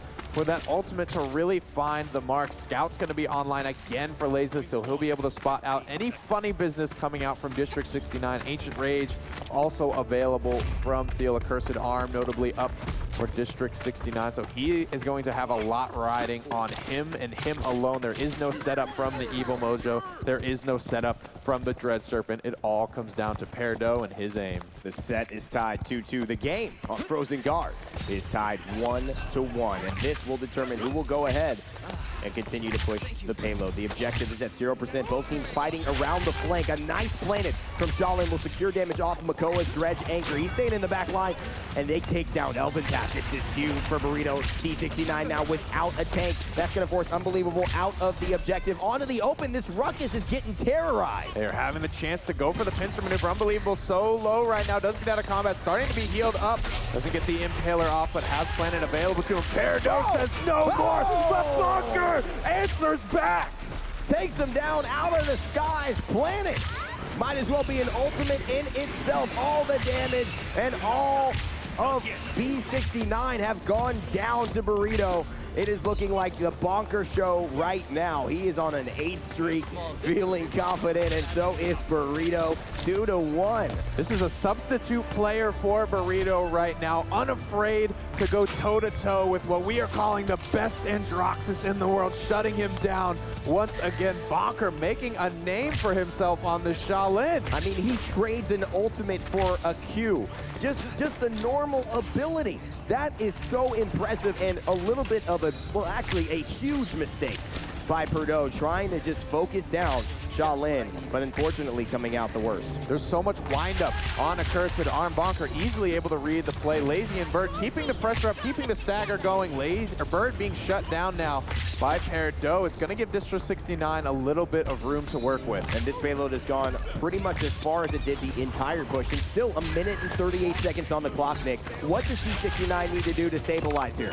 Finding picks, chasing down these kills. Peridot finding Spunky on the back foot right now. Our Burrito, they need to continue to push forward, but this comp is so immobile. Theo baiting Elvin Path, who was just trying to do his job, throwing him off the map with the Dredge Anchor. Into the drink, as Rock says. He goes down into the water, and that turtle will stay on the high ground. Nice roll. Nice roll, baiting out the reversal damage, and however, he will find it off of Theo, another step away to safety, and this is where Pip wants to be. Not on the ground next to the turtle. He's going to heal himself up. Will he get away? He has. Lazy goes down. Elvin Path with a double. Unbelievable. Follows it up, and what a great peel by the two front lines of D69. Just so tanky, and they're forcing Burrito to come to them, which is where they're going to be strongest.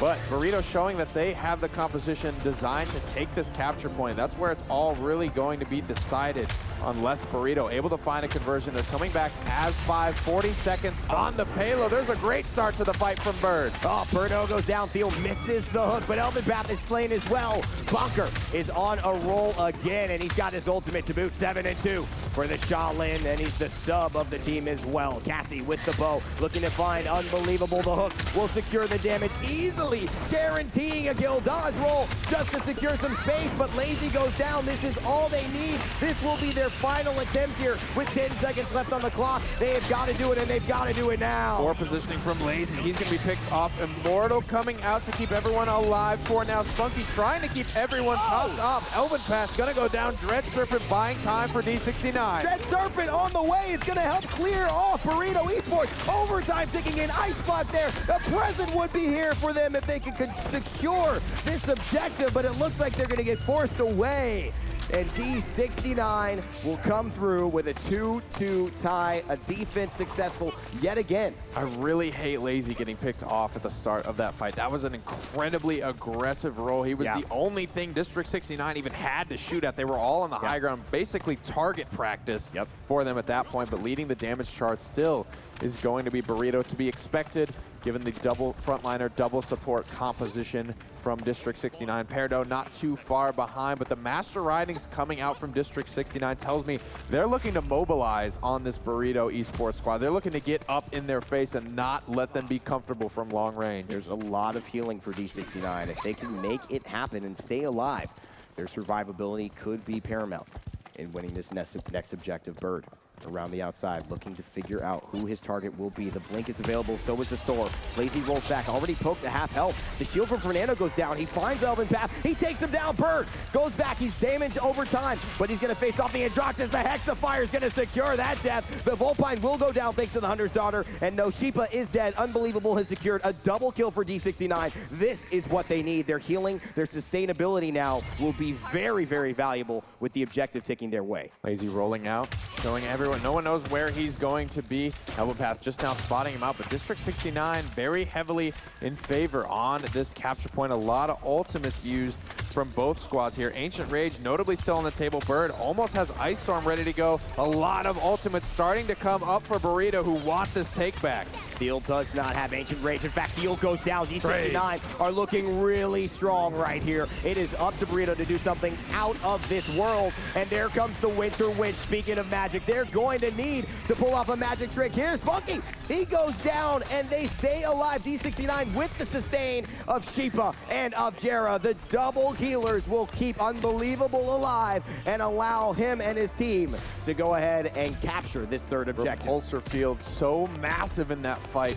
50% area of effect damage reduction coming out from Unbelievable, keeping him alive from Spunky, who was charging in, landing every shot, but it just wasn't enough. Ying doing good damage in the support category, but just not enough to get it done. Softening upfield right now is in a bad spot. Pep is going out of control. Sheepa is just taking it to the turtle. The Volpine winning the battle of the animal races there, but looks like the ice block has been gifted. They're going to take that present open-handedly there, and now all of a sudden D69 steamrolling through this bush. A lot of momentum on their side as well. This is not good for Burrito's esports composition. They don't have a lot of front line to try and stabilize. They don't have any big ultimate. Pip ultimate comes out, picks up Theo. This could be the conversion for D69.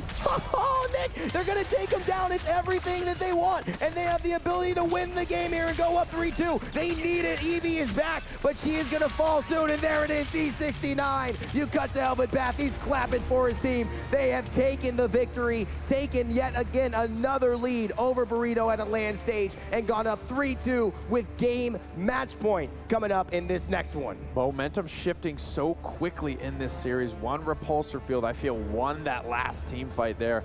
A lot of great ultimates were used in combination, but D69 able to hold on to a lot of their equity and use it to punch through right at the end. Fantastic job. I mean, that was a great play. Could have gone either way. I mean, both of us were talking about the strengths of the lineups, and it did go D69's way, although earlier on, Burrito had a lot of success. Let's send it to the analyst with Golden Boy to break it down for us and see exactly how that game went down. Thank you so much, guys. We are looking at such a great series here. District 69 able to bring it back, making it 3-2, one game away and they will be your Paladins Invitational champions. Can Burrito fight back is the question. Guys, what were your major takeaways from that game? Of course, I'm just going to say it. Stop letting Purdue get the stop letting him get the damage rocks. It's like, come on, man. It's borderline beyond ridiculous. Like, it's insane. Purdue is nuts. He's incredible. He's by far the best Androxus player in the world, period. And on top of that, the interesting thing about the drafting so far is they're able to get Androxus rather safely later on in the draft. Right, it's not something which has been prioritized a great deal by Burrito at all. Burrito actually prioritizing Makoa over everything else except when they were second pick. And actually it was the game where they were second pick and didn't have Makoa, which they really started to have a comeback. And I'm starting to wonder if the Makoa emphasis is hurting them. But from that game, I only have one real takeaway, and it's Sheepa on the pip, making things happen with that slow, the positioning, and evil mojo as well. The real interesting dynamic here is not just these two teams heading up against each other, but also the individuals that match up in the similar roles, like Bird versus Sheepa. Both of them have now played Pip successfully. Bonker versus Purdue. Thiel versus Elven Path. I mean, everything just matches. Even you could even go as far to do the Spunky versus Jarrett, like the support on support that's been happening as far as what they're able to do. It's next level play from all across the board, and you hit it on the head is the fact that Sheepa is now coming to life with a really kind of a out of nowhere pick. Such a diverse champion pool for this player as well. He's played Pip now, he plays a great Cassie. We know that Sheepa can play a dynamite Eevee, just hasn't had the opportunity to. And going back to that whole thing with Purdue and Androxus, I feel like because Burrito are prioritizing Eevee so much as a pick for themselves, they're also trying to take that away from Sheepa because we all know how devastating they are, and that's just letting Androxus slip through. Going on to the next map coming up of Jaguar Falls once again. What do you think we're going to be seeing? Well, this is actually really interesting here because there are the two map bans, so now we're going to see repeat maps. So going back to what Jaguar Falls was before, it was 4-3 back then. And that was a really, really, really close game. And I think we're going to have to see, it's going to be interesting here because this is where if there is any flex picks as far as let's try to style a little bit differently than what they had just previously seen just a couple maps before, this would be the time to do it, and it could be the make or break point of this entire finals. Well, we did see Sheepa pull out Bomb King during the group stages. Might see it again, but it's a little bit of a risky pick. I don't think we'll be seeing any Grover today. However, the crowd that was chanting Grover in the audience yesterday for the semifinals was fantastic. None of the European teams really seem to pick them up, and I do feel that potentially that could synergize well with Burrito with the emphasis they are putting on Shaolin currently. It's a risk. It's a risk if they do it. I doubt they will. Let's hope for the best, though. District 69 right away. Going right into this, and they're going to lock down Makoa, Fernando also there. So those first picks, we've seen them happen time and time again. No surprise there. The Ruckus goes to Burrito. Oh, wait, never mind. The Ruckus goes to District 69. Oh, my goodness. This is the fun thing about when District 69's in that driver's seat. And the real fun stat here is the fact that when both of these teams have first overall pick, Makoa is picked every single time. So even though the Fernando Ruckus has been so strong for both teams, and really notably District 69, it also goes to show that they still value the Makoa pick more. And here we go, Shaolin and Androxus locked in for District 69. Purdue once again getting the Godslayer champion. Burrito keeping up their emphasis on Eevee and Cassie as well. So getting in some damage type splits is very important for them. Here's where things do get interesting as Pip is locked for District 69. And all the supports are on the board. Maldama's on the board, Ying's on the board. They're actually going for double here. So this is really interesting as well because you're going to have to take a look as far as Sheepa will likely stay on that Pip and will be playing him as a flanker damage dealer and less of kind of focusing on what he's going to be doing as an actual support. We're going to be seeing a lot of one-on-ones, I think, here. And this puts actually a very interesting player. You know what? Actually, I think this puts an interesting player on Pip potentially because we all know about Unbelievable's pocket pick. Pip, that was a strategy that she pulled out and has favored since the very beginning of Paladins way back in when. All right, guys. Well, let's go ahead and throw it to the casters, but I want to get your thought real quick. Who's going to take this? Is District 69 going to be the Paladins Invitational champions? Not after this game. I disagree. I think District 69 are going to come back with momentum and roll. All right, guys. Well, let's go ahead, send it over to our casters, and get this game rolling on. Well, Vox thinks D69 are going to close it up now. Alan thinks Burrito have a good draft. and a good chance of pushing this to a Game 7. My name is Rene. This is Hirez, Pretty Hair, and we're going to cast the action for you. Not a lot of guesses for me. I think I've spoken, and sometimes that's been correct, sometimes it's been wrong. I'm ready to see this. Great teams going at it with everything on the line. This is what you come to pay for. I think fairly even in terms of the draft. District 69 going to be a little bit more execution heavy, a lot of crowd control, but it's going to take a lot of timing dredge anchors into impales, into Maldamba stuns. It's going to be the name of the game for them. Yeah, and there's a lot of different variants on who can play what. We talked about Unbelievable being able to kind of play that Pip role as well. Will we see an offensive version of Pip here since they have the double healer coming out with Maldamba to really keep those tanks high? It's going to be a good look for them to come and bring this offensive Pip, keeping some of the flankers alive, hopefully, as they are going to dive that all-important double frontline composition coming out from Burrito. Cooldown management of the repulsor field, that area of effect damage reduction, going to be extremely important. As you can see, both teams riding up on each other right now. Game 6 getting going here between D69 and Burrito Esports. Already the Pip taking action onto the objective, but Fernando is holding it down strong. Elvin Path is on the Makoa this time, but Purdo on that Godslayer is gonna be slaying down the champions of the realm. He takes down Lazy. Unbelievable! Takes down Veal, and D69, despite having 0% on the capture objective, are snowballing this game in kills. Now moving out, Shippa around the corner, finds a pop shot and a dredge anchor, gonna pull Spunky into his doom. Nowhere to run, nowhere to hide. Planet shutting down all of this front entryway here for D69, who climbs north of 50%. And it seems like Veal is getting poked out. About half health is the Spaniard. He wants to get onto that point. That's where he feels comfortable, but he also wants to flank targets and put damage on the back line. He gets stunned out. The second he runs through, he charges into another stun. Maldamba securing the kill and helping Unbelievable to finish off Fernando. Nice dodge rolls there by Bonker. He's got to stay alive. It's all they have to do. Burrito Esports, 39% and counting, but they can't touch the objective. It's overtime taken away, and Lazy's doing his best to stall it. Trying, blinking in, blinking out. Wormhole gonna be used. Forced to roll in, forced to die is going to be Bonker. No choice there. Theo has returned, but a trickle coming through for Burrito. They aren't here as 5. They aren't as strong as District 69 look right now. Able to round the corner. Diving is Bird. Pretty big mistook though by Elvin Path. It's really good that his team was there to support him. They're in such a good position. Both flanks firing onto the center. Elvin Path is low though, and Burrito Esports are trying to make a comeback. The sight has failed them, and Shaolin pops into the ultimate. An 8 streak for Shipa. He's looking to tear down everyone else with the Heat Haze invisibility, and now Steel back, but the Dread Serpent hits harder. So much crowd control for District 69. They're doing a great job CCing it together. Here comes the Ice Storm out on the backside, locking Bird down. Elvin Path in a bit of a rough spot. He's going to try to take Bird down with them, but Burrito clawing their way back. Are D69 about to throw this point? Burrito are back 99% on the objective. Shipa and Unbelievable trying to do their best, but Shipa goes down. Unbelievable goes down. Elvin Path is a turtle, and he's too far away. Burrito Esports will climb back and push the overtime and gain the objective in Game 6.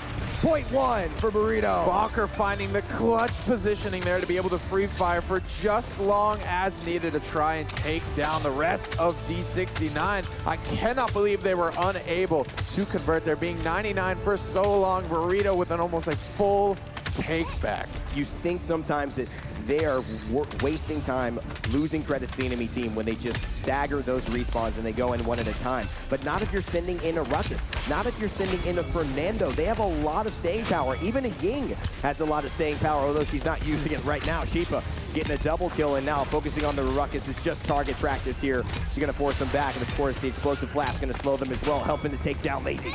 Elvin Path and Shipa combining to take down the carry on Burrito Esports, now stabilizing this objective push with 1 minute and 35 seconds on the clock. Lazy doing a great job getting the Ice Storm recharged already. Bird pulled into a rough positioning here. The CC chaining from District 69 is beautiful, and that is going to be so key in shutting down these double frontliners, just juggling Bird around the battlefield. Shipa spots out the Hunter's daughter. He wants to finish it off. He also spots out Lazy, and he's trying to finish him, but he's going to be forced back. Bonker doing a lot of work on that Cassie. The sub from Burrito, playing lights out all tournament. Now, this is a very important time, Nick. They've got to stall this push. It's getting dangerously close to their objective. Still with a minute left on the clock as well. Picks trickling through for D69. They're forced back into spawn as Burrito rounding the final corner. Lazy is here to zone using the Ice Storm. Here's the pit, but there's not much follow-up on that polymorph. Nothing, only the Theo goes down. Volpine ultimate used, so Evil Mojo will be taken into account. Chiba goes down thanks to Lazy's play on the Eevee. He is comfortable on this champion, but Elvin Path, he's comfortable on Mako. He's gonna slay Lazy in the air. Perdo will finish off Spunky, and that will be a stabilization for Burrito Esports. 24 seconds now on the clock.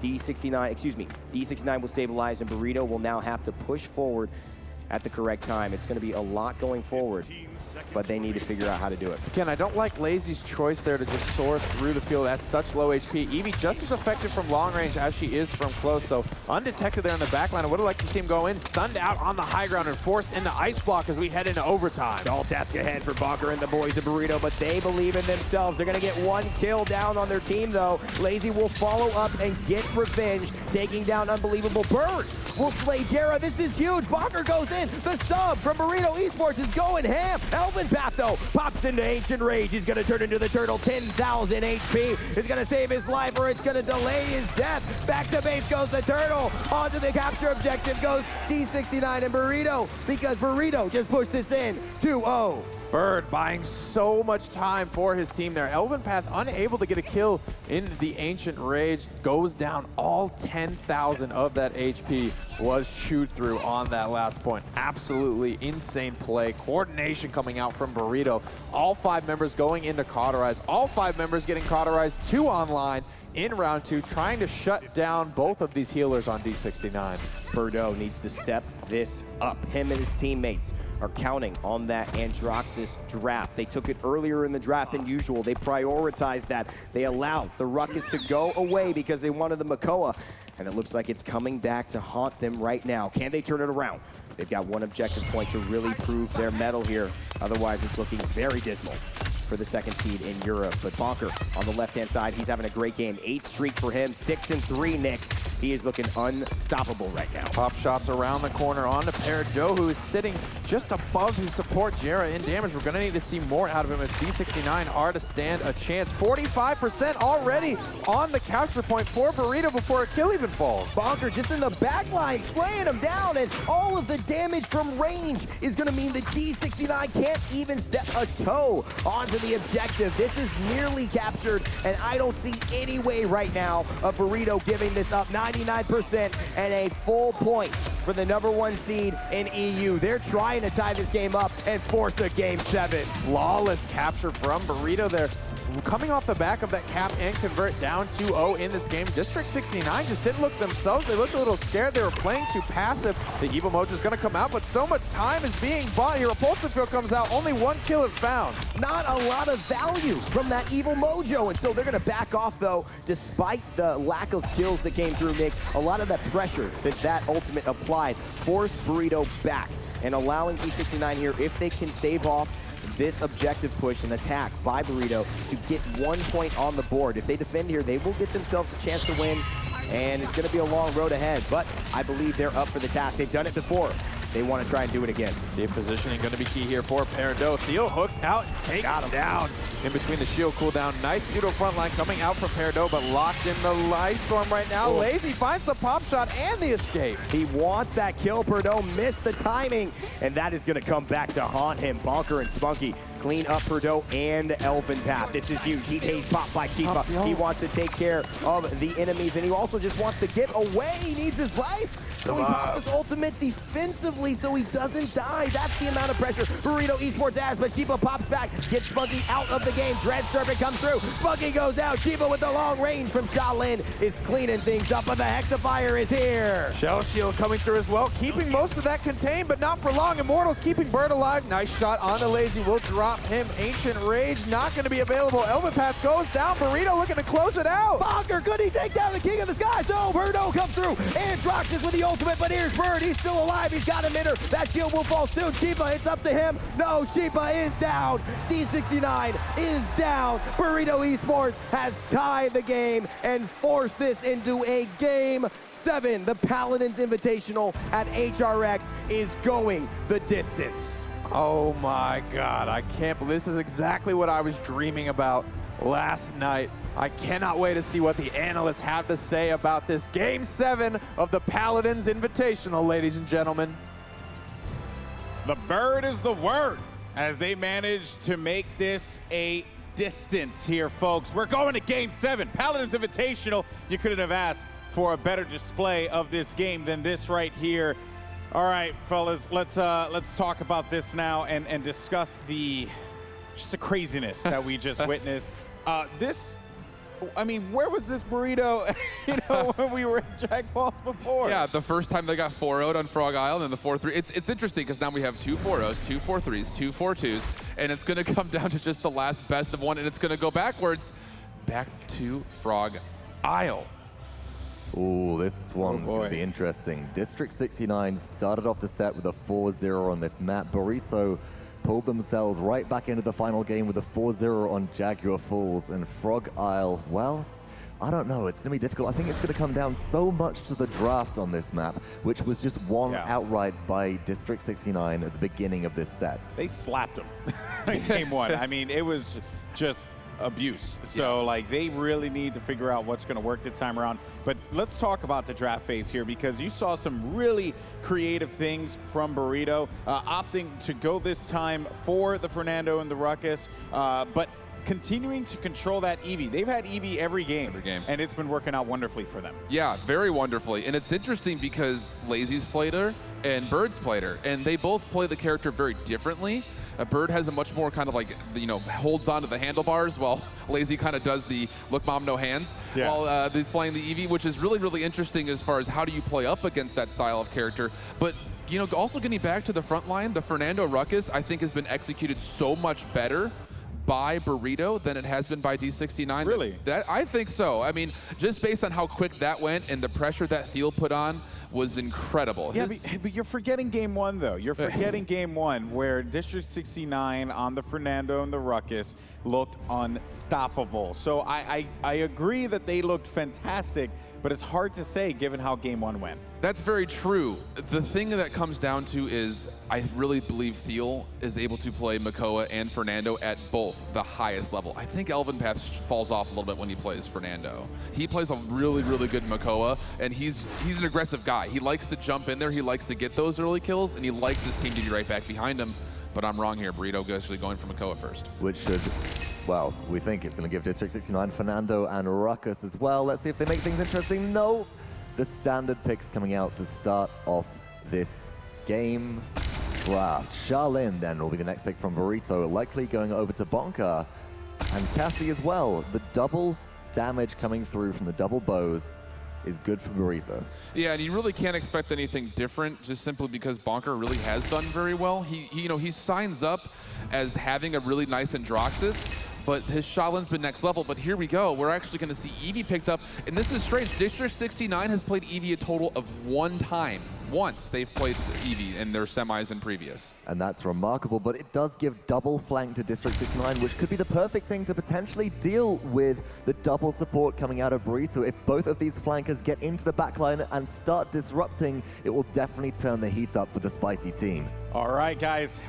Who do you got? This is it. All the marbles. Everything's out there. Who's going to win? The problem here is going to be what is Eevee able to do, and since they do not have as much experience, I'm going to go Burrito. Okay, Burrito. What about for you, Vox? I'm going to agree. They demonstrated double support draft fantastically on Ice Mines, and I have every faith the Burrito are ready to do it again.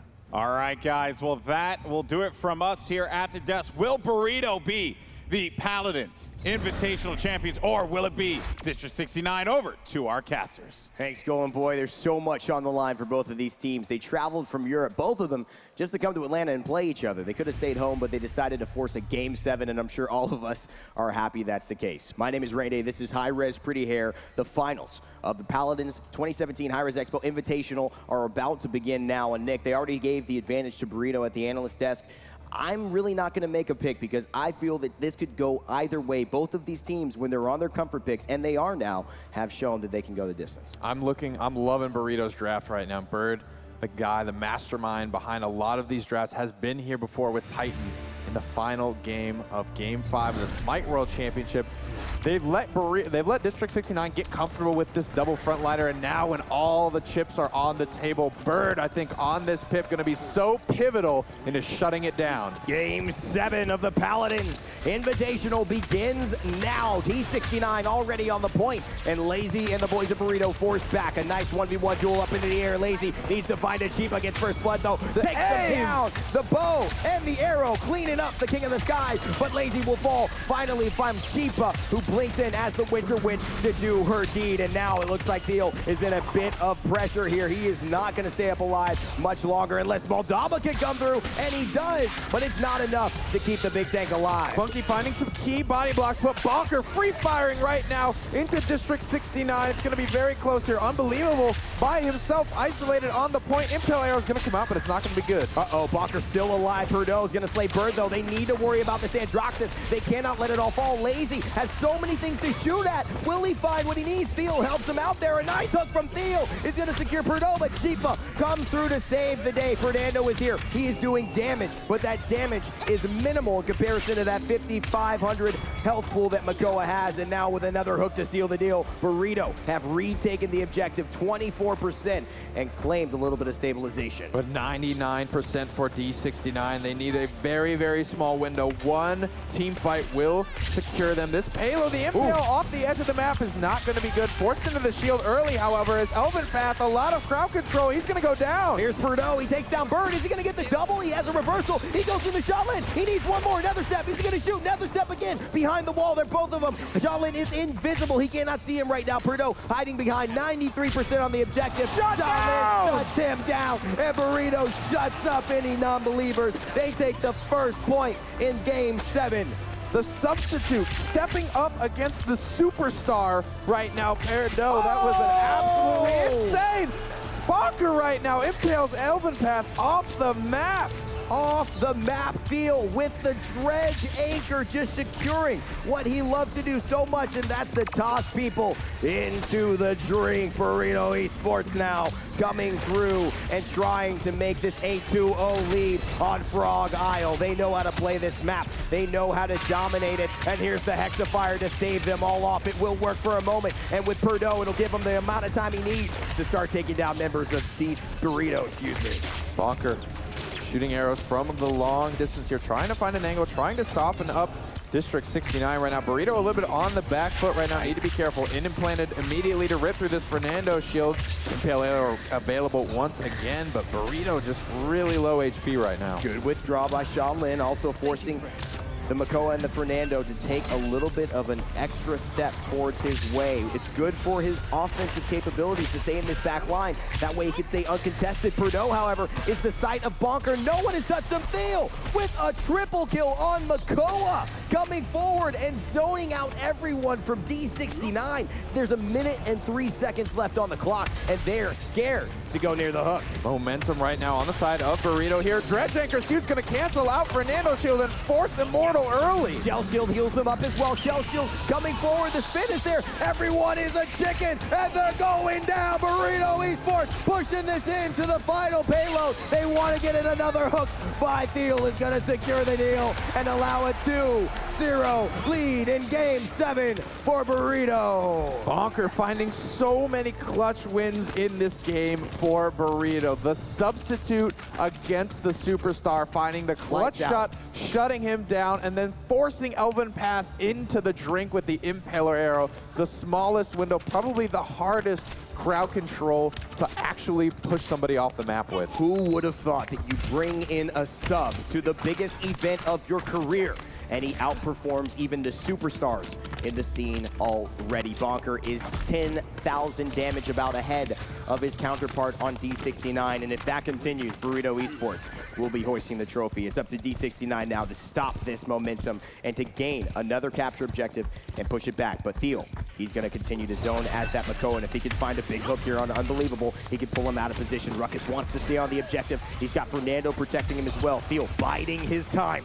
wants to find the perfect moment, just shooting cannons and reloading until someone takes one step out of position. There he sees it. Unbelievable still not on the objective, so nothing has happened. They haven't wanted to go to where Theo can find a hook on them. Poking out everyone right now. Dredge Anchor going to miss, but Unbelievable poised very aggressively. Molotov going to be shut down by this shell shield. Perdo finds nothing with his accursed arm. They've both been poked, but D69 admittedly have been poked a little bit worse. And now, if Theo can find the hook, he can. He goes up into the air. Perdo, so clutch, but he goes down. Bonker takes out Shiba. Lazy takes down Perdo. Burrito are back in this game. 58%, another clutch Dredge Anchor. Jera goes down. Keeping D69 pinned in their spawn is going to be critical here because they have the composition. This double frontliner can spearhead a charge back onto the point. Notable ultimates on the table are Hexafire right now. This is the firepower they are going to need to break Burrito. Burrito Esports are so close to capturing this objective, but D69 know they need to stop everything happening. Theo is the one who is keeping this alive for them. They need to focus down the turtle. 3 shots in a row. Will he find the 4th? They've got to take down the pip. They've invested so much time and energy. 90% on the objective. Burrito are still there, and no one's able to get him off. Your sight fails you. Heat haze pop by Shaolin, and now he's looking for a target to aim to. The Ying going to be avoided. Spunky takes down Bonker. Jera Bonker goes off on Perdo. Double kill for the sub. Can he get a triple? Bonker with the triple kill. The sub for Burrito, cleaning things up and on a rampage 21 streak. 2 for kills. Bonker. Rips the Fernando shield down. Long range! Bonker is going mad right now. This man can't be stopped. Burrito with the chance to crown themselves the first Paladins Invitational champions. What is happening right now? Bonker has not died in what feels like 3 games. 22 streak is unheard of. They need to shut him down. Spunky on a 19 streak as well, and Bird on a 12 streak. This is unprecedented. Paladins against D69 after taking a 2-0 lead against Burrito. They have clawed their way back here into this game to make it a 3-3 set, and they are on the precipice of going to roll and hang this trophy in their rooms. Very aggressive right now. Perdo taking the front line with the reversal for the time being. District 69 stabilizing a little bit. Sheepa trying to find pop shots. D69 is charging forward, trying to capitalize on these low HP targets. Finding 2, finding 3.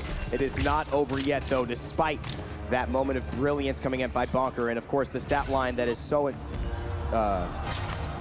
What? Bonker just jumped off the ledge? That was a misplay. He was trying to reposition. Just to get repositioned, maybe, just to get back to his team right now. Instead of feeding the credits to D69, Bonker just wants to jump off the ledge and get back, respawn with his team immediately. And when you have somebody isolated like that, D69 can wait and take him down late into the game and try and get him staggered from the rest of the team. So I think that's actually strategic from Bonker. They do have plenty of time, although he could have just waited there instead of jumping into the water, but I guess goes for the fanfare, and the fans did enjoy it here as well. Theo getting poked out heavily by the Fernando. He gets a next mid-air shot. Thanks to Lazy, going to secure Jera and Perdo. Unbelievable. Follows in suit. Theo still in the front line, doing so much to zone out the members of D69. They cannot get close to the damage carries. They can't touch the Pip. They can't touch the Fernando. The Maldamba, and Fernando goes down thanks to guess who? Bonker. A lot of ultimates on the table. Everything now ready to go for Burrito. No Hexafire available. No Illusory Rift here. It's going to come down to the ultimates. Burrito rounding the final quarter. Bonker with another long-range pick. Phil is hooking everybody and anybody he sees. This front line couldn't be started any farther. The tickets come out. Bonker on a 6 streak. This could be it. Burrito Esports are looking to finish it off here, Nick. And it could be that your HRX 2017 champion is Burrito. Will you see it? Will it happen here? D69 trying to stabilize. Heat haze pop there. No shutdown immediately. Burrito taken. Burrito Esports, your invitational champions.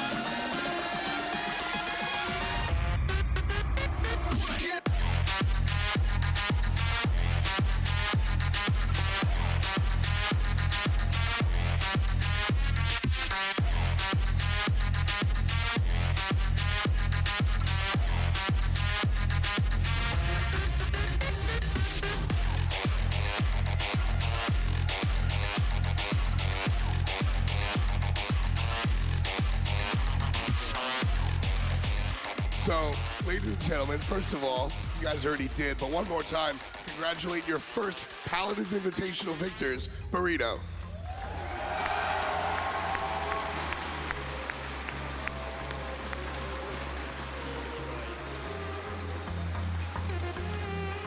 Now, it's been hard fought and well earned, but don't let Bird tell you that. I got up here, before I gave him the mic, he said, easy 4-0. I don't know if that's actually how it went. I'll have to watch the VOD. But real quick, you guys went the distance with District 69. Talk to me about how this set went and why it went so long. I don't know. I guess we had played against them so much. We were so comfortable then. Maybe we were a bit too comfortable. And when they brought out their, I guess, the Abyss meta, if you want to say that, then it's a bit rough. But, you know, it's all right. Different play styles and things like that. So you guys are the first victors, like I said, inching above District 69. What is it about Burrito Esports that makes you different than the rest of the crowd? Why are you the victors here today? I guess it's a lot of confidence. We don't really have a lot of nerves. We don't get affected by like losing. We don't really tilt that much. I don't know. It's just a lot of hard work, I guess. We're all good friends. We're basically a family, so we work hard and we get what we, or I guess we get what we deserve. Now, while you were saying that, you said no nerves whatsoever. My man over here, you laughed and you said no nerves. Talk to me about how you were feeling during the whole event. I was so goddamn nervous all the fucking time. And so, how did you fight through that and utilize that and sort of overcome that to wind up as the victor? I don't know. Lazy was even more nervous, so I was watching him. That's what it's really all about. So you guys taking home the trophy, taking home everything here. You know what? Just tell me how you're feeling. I mean, yeah, it feels great, of course. I just want to shout out, honestly, D69. Like, they performed better than I guess they should have with a sub. They had same situation as us, and I think they really deserve coming second. Excellent. Well, one more time, congratulations from myself and the fans at home.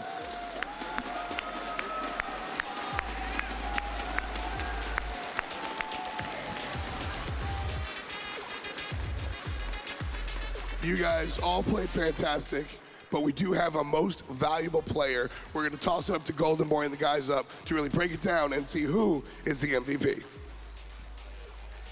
Thank you so much, F. Guys, what a final. It went the distance, Game 7, but man, what a Game 7 for Burrito. They look like a force to be reckoned with. It really comes down to the fact that they got themselves back into a position where they could reset and say, this is now a best of 3. And then past that, they went 1-1, and then this is just a best of 1. Let's just play our game, and that's the epitome of Burrito Esports. Small steps. It ended where it all began on Frog Island. What a difference. District 69 looked so strong at the beginning of this set, but by the end of it, well, Burrito did manage to figure them out entirely. And when it came down to it, that last game was utterly bonkers. It absolutely was. And, you know, going I see what you did there. I see what you did there. He's You're really so good clever. at this. He's really good. Overdone Game Grover at this point. I've got to jam a pun in there somewhere. Hello? What are we doing? The thing, if you look at how the maps went, you know, the last 2 4-0s, that's just Burrito having the perseverance, having the experience and the resilience and other things that end with ints as well, to really go through and show their mettle and win. Not a medal, but they get that awesome trophy, and this is just really, really good for the scene too. Yeah. I mean, this is going to launch EU and NA Paladins in a new direction. Oh, for sure. I think this is fantastic, and I'm super happy about how this panned out. I know that, you know, at the beginning of the day, it was a super early start, real early in the morning, and, you know, one shout out to the people who came in early to watch some Paladins. So you guys are awesome. But then on top of that, everyone came in and really started to appreciate just how insanely skilled this game is. So I do have an announcement to make, and we're going to be bringing him on the stage in just a second here. But the MVP for this matchup is none other than Bonker. Guys, give it up. And actually, he just passed right by the camera right here. Let's actually bring him up here. Bonker, welcome, my man. How you feeling? I'm feeling great. It's an undescribable feeling, to be honest. So let me let me understand, and by the way, this is yours. So congratulations there. I'm gonna give these away like candy. It's great. It feels awesome. So guys, give it up for Bonker, your MVP for the Paladins Invitational. All right, I need to know something here real quick. So when you're basically just beating the crap out of everyone, do you feel like a badass, you know, at that moment? A little bit, I guess. I got caught by the moment and just played my game as I should have. That 1v1 that you had against Perdo in the back line there, how critical was that for your team? It was kind of critical, like Bear was shouting to shatter the spawn timers, so I just was waiting behind the wall and got heals, and I one-shot him in the last, so it was kind of easy. Oh, like no big whoop, right? You know, just casual one-shot, you know? My goodness. I don't understand. I would be like not even able to sit right now if I were you. Well, I mean, then again, that's why he's here. Look how calm he is. I mean, right? he has a man bun too. God bless. You know, like, way to go. But all right, Bonker, I do want to ask you this. You were a sub coming into this, and I think that's the more impressive part. You synergize with this Burrito roster very, very well. What's next for you? Where can people find you?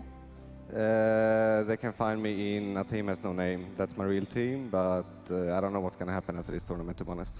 All right. What about streaming? Do you stream? No, I don't have that good computer yet, but maybe I'll get one. So we got to figure this out. Well, you just won this tournament, so maybe you take some of that money, you get a computer, and then you stream. I know I'm looking forward to seeing some more insane plays from you, man. Congratulations. Guys, give it up once again for Bonker. Shift, any final thoughts before we close out?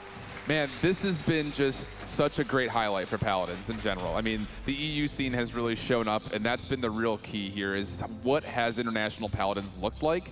And with Abyss making the semifinals, Matchpoint and Eager still putting up good shows, and of course having China, Brazil, and Latin America that show up, this is just really awesome for international Paladins. And with a Game 7 like that, their whole series, man, it's only up from here. That's right, and don't forget as well the Radiant Land that's going to be coming up for the spring. That is equally as exciting. Paladin Esports has arrived. It is here to stay, and I'm very excited to see the future of this game for myself, as well as Shift, Vox, Rain Day, and Pretty Hair, and Kret. The great Kret, let's not forget, you guys did a fantastic job all weekend long calling the action and bringing the viewers back at home some exquisite Paladins gameplay. Congratulations once again to Bonker. Congratulations to Burrito. They are your Paladins Invitational champion. But coming up next, we're going to have the Xbox Smite console finals, guys. It's about to go down. It's going to be awesome. Don't go anywhere. We'll be right back.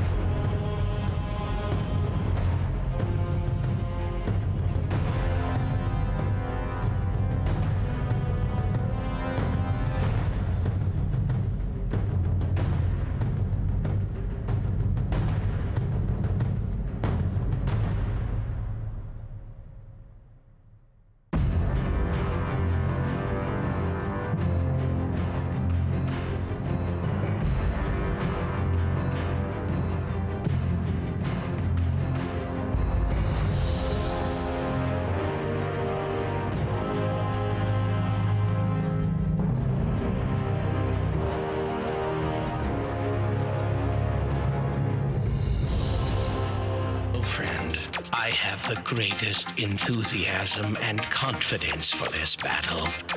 Go team. Combat system online. Do be careful. Hold still, please. A new threshold.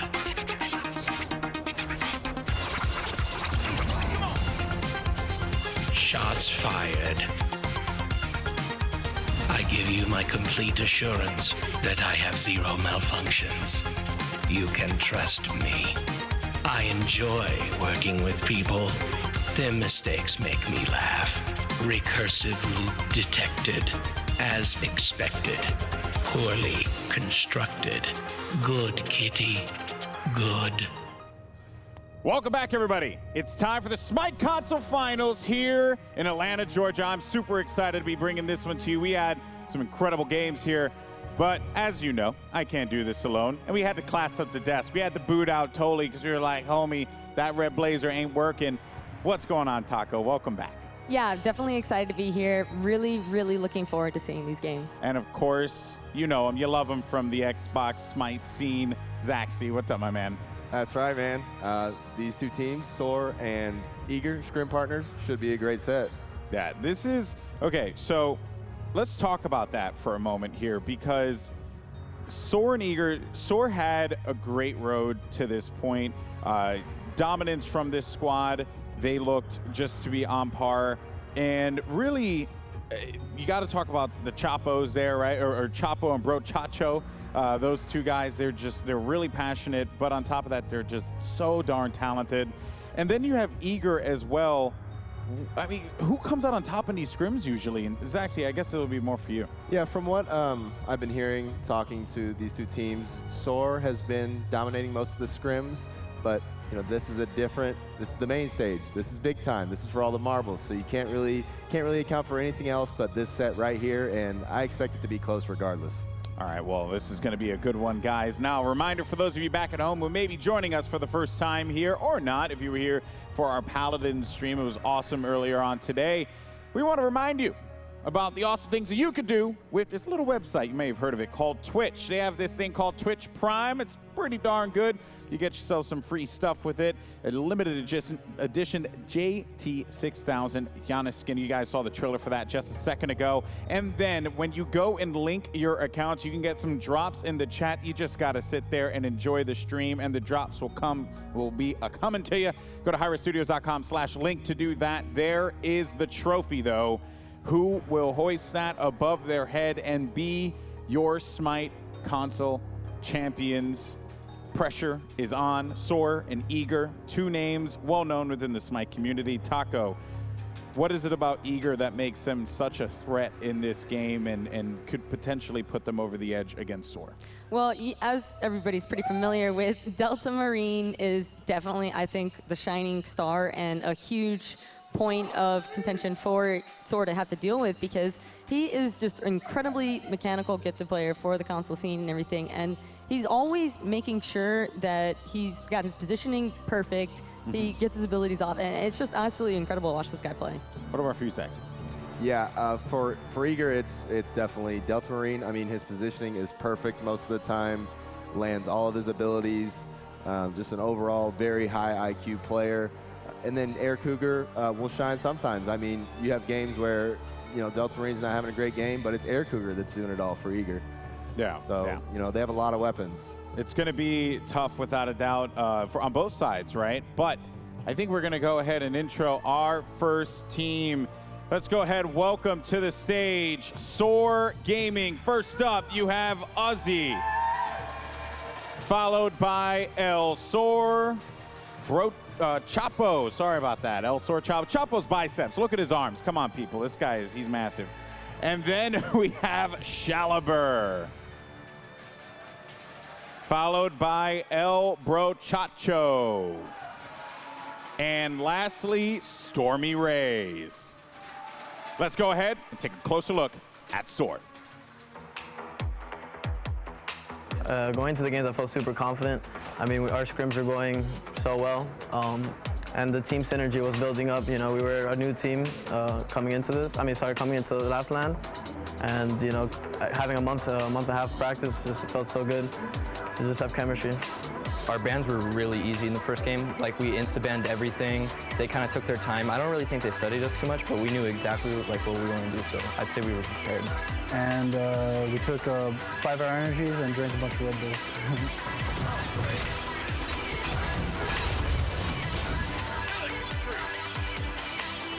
I definitely expected to beat Aware, like, you know, just by seeding and, you know, past performance watching them at the last LAN, I definitely thought we were stronger. Does it sound bad that we were confident in getting there?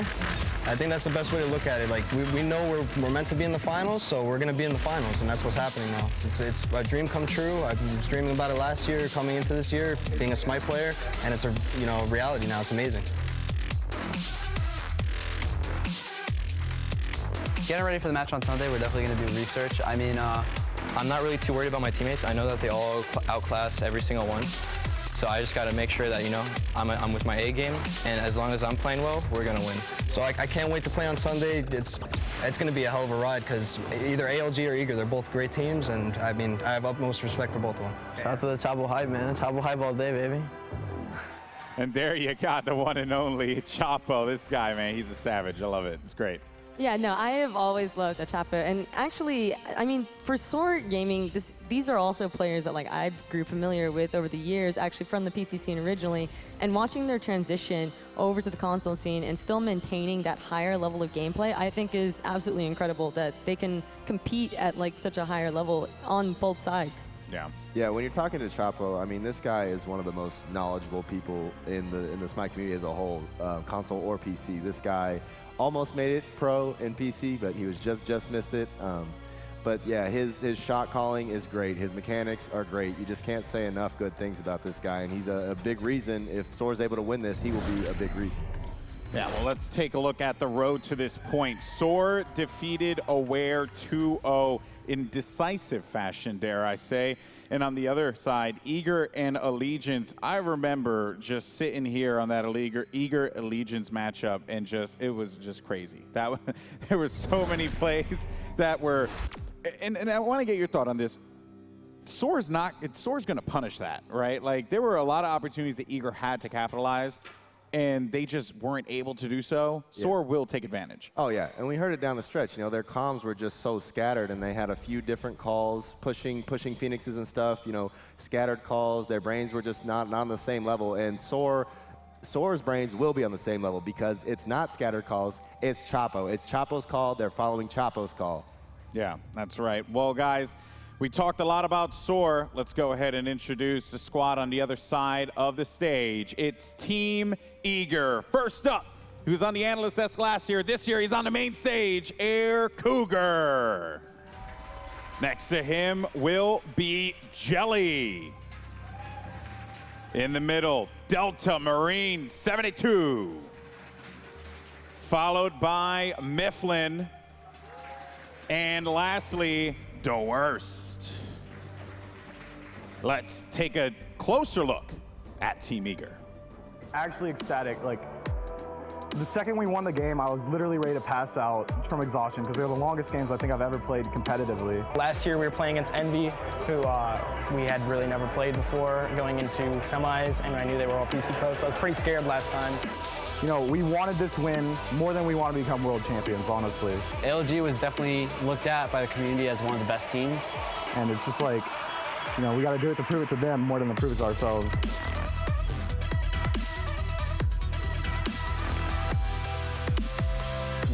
I think after the last LAN, fall split LAN, we lost probably about 3 weeks in a row, legit 3 weeks of straight losing, maybe 4. And we just stuck to it, and we started winning, and it started going great, and now it looks like it paid off. Playing against Soar in the finals, I think, is the best part. They've been scrimming us for a month straight, every night. Even the day before Christmas, we were still at it, playing some games. And I think it all paid off. All the scrims, all the hard work through the holidays really paid off. Recently, we've been getting the best of them, so I think we have pretty high hopes going in. We're also coming off of a much more significant win, where they beat Aware, where that was just expected. They even honestly struggled a little bit with Aware. I think it was supposed to be a lot easier games for them. We know everything they're going to do, and they know everything we're going to do. So it's going to be a great set. We're good friends with them too. Yeah, I feel awesome about it.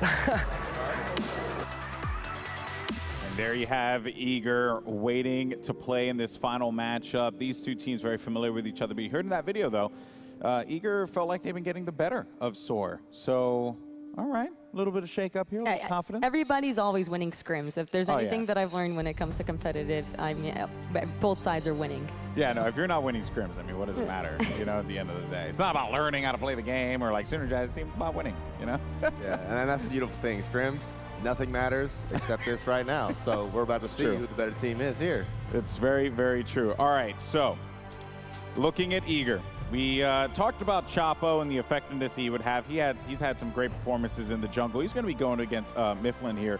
But for me, the real battle is going to be in the hunter role between Air Cougar and Stormy Ray. I think that's going to be a very interesting battle there. And Air Cougar, he had some moments in their matchup earlier on. Yeah, Air Cougar is one of the more experienced ADCs, I'd say, in the console scene. He's somebody who's been around for a while. He's always been very mechanically strong and a pinnacle point for his team. Yeah, Air Cougar never afraid to fight, never afraid to take the 1v1. Usually, as a very smart player, though, he will not put himself in a bad situation, you know, to where he could take an unnecessary death. It's going to be a good final indeed. So to kick things off, let's go ahead, send it over to the stage with the one and only F-Dot. Thank you very much, my man, Golden Boy. As you said, I'm here on the stage that is about to be on fire. We have the Xbox Finals coming up, and console has been raging all throughout the season. All throughout the season, you guys have really been on top. Now, going back to when the console scene really started, you were the Titans. Eager was the team to beat, and I don't think that's been the story as of late until just recently. Talk to me a little bit about sort of going from #1, stumbling, and then regaining that footing. So yeah, when we first came, a lot of teams were still under development, and a lot of us came from PC, so our team was definitely like a powerhouse. But then everyone started coming from lots of the top challenger players and bottom SPL players in season 2, and so then we definitely diminished. We were never like we were always like under the top, like we were pretty much under ALG the whole entire split. And then what really just pushed us through is just like I've said it before, just scrimming sore. We really did take this as a sport. We were practicing every day. We got on at the same time. We took it seriously, and now look who boasts here. A lot of hard work went into that. Thank you, Air Cougar, captain of Eager, of course. And then to my right, I have El Brochacho, who apparently has a lot of his own fans in the audience, and you have a very different story to Eager. Eager, like I said, #1 team, kind of expected to be here, despite all the hard work. You guys, #5 throughout the regular season. Talk to me a little bit about overcoming all of that and winding up here on the final stage. Adversities are something our team's gone through throughout the season. We've had a lot of roster swaps, but I mean, we take this like a sport, man. It's something that we take serious, like Coop said, and we're just proud as hell to be here, to go from 5th seed, being counted out in the last land, that rivals an EU powerhouse, and then pounding them. Felt good, man. So you mentioned treating this like a sport, taking it very seriously. I know you yourself, you used to play PC Smite, didn't work out. Shout outs to Wolfie and Thirst. But when it comes down to it, you really have grinded here. What kind of background, what kind of competitive background do you personally have, and do you think that's helped you and the team succeed? I personally played college ball, so we take like a sport. My team all takes it as a sport, and we don't play around, man. It's a family up here. I'm glad we found the 5 guys that work together, and we only plan on pushing forward from here at this point. So you mentioned family. You and your jungler actually are cousins, so there is a family dynamic there. How does the team work around your family, and how does the other 3 guys become part of the unit? I mean, I think you heard a little bit of the family in the crowd, right? We have a lot of them here. Chapo is pretty much our main shot caller. He's the one that dictates pace. I just reiterate it and support the crap out of my team, man, and everyone's on the same page as Chapo. It's pretty much how it is, dude. The Soar fans are rabid. You guys are loud yourselves. Eager, how are you going to deal with the crowd and all of the noise that are going around that?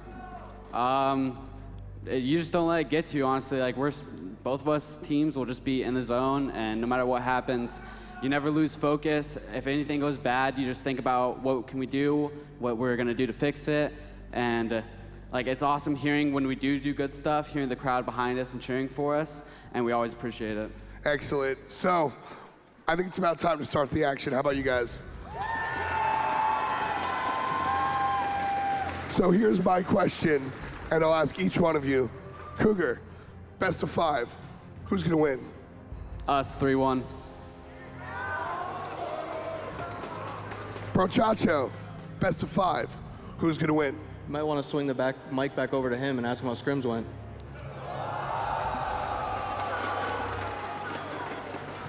I don't want to break nothing, but this is where you drop the mic. So let's just start the games. Ladies and gentlemen, the console Smite finals. Oh boy, it's nice and spicy here today, everyone. Brochacho with that hot fire taco. That was a little nutty. Like I said, it wouldn't be competitive if somebody wasn't winning scrims all the time. So I'm definitely more than excited, but I kind of just expect that out of Chacho. So Yeah. it's definitely, yeah. Those two guys, Chapo and Brochacho, are just so unique. And I gotta say, they've been a joy to watch throughout the tournament here. All right, Zaxi, so lots of confidence now. From Soar, a lot of fan favorite, they are fan favorites. People love them in the chat. I'm even looking at the Twitch chat here. Everyone's going nuts for them as well. Is this it? Is this Soar's moment? I think so. I think I'm going to have to go, well, game 1 here. We'll see how the draft works out, but, we'll see. All right, here we go, folks. Let's see what's going to be the first ban for Soar. What are you looking for out of this taco?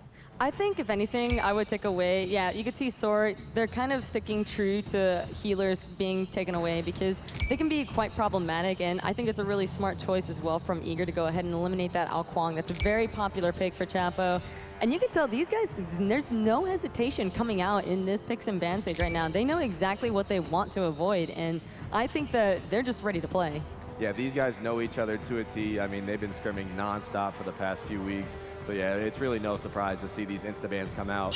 And Soar actually going to elect for the Jingwei here, and I really like this because this is a god that Stormy Rays is very comfortable on, and we've seen him perform well on it countless times. Yeah, Stormy Rays, I think it's really interesting as well because he's always been, to me, that ADC for console that tries to stray away from the typical hunter picks. A lot of people don't try to flex their god pool so much because it can be really difficult, I know, dealing with Xbox controls in comparison to PC, but I think it's amazing that he's feeling so comfortable and talented in that. But Eager, that's looking like a pretty strong wombo combo coming out from the Awilix Sylvanas.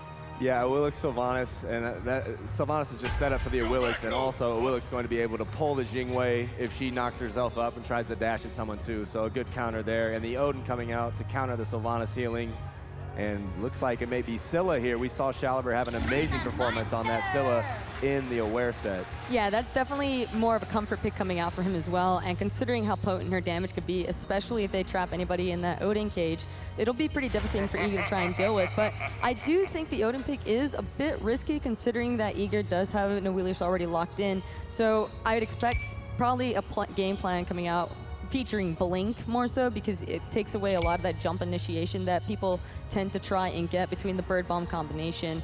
And the Zeus, like you said, it's kind of interesting that they'd be willing to pick Zeus into an Odin already, considering that, they already have two gods that can't really escape super well out of that Odin ring. Yeah, it makes you think if they're, thinking about going Phantom possibly for an active here, and Kronos being hovered, also another god that can't get out of the cage unless he uses his ultimate. And it will be Kronos here for Cougar, and Cougar loves the Kronos, always plays it well.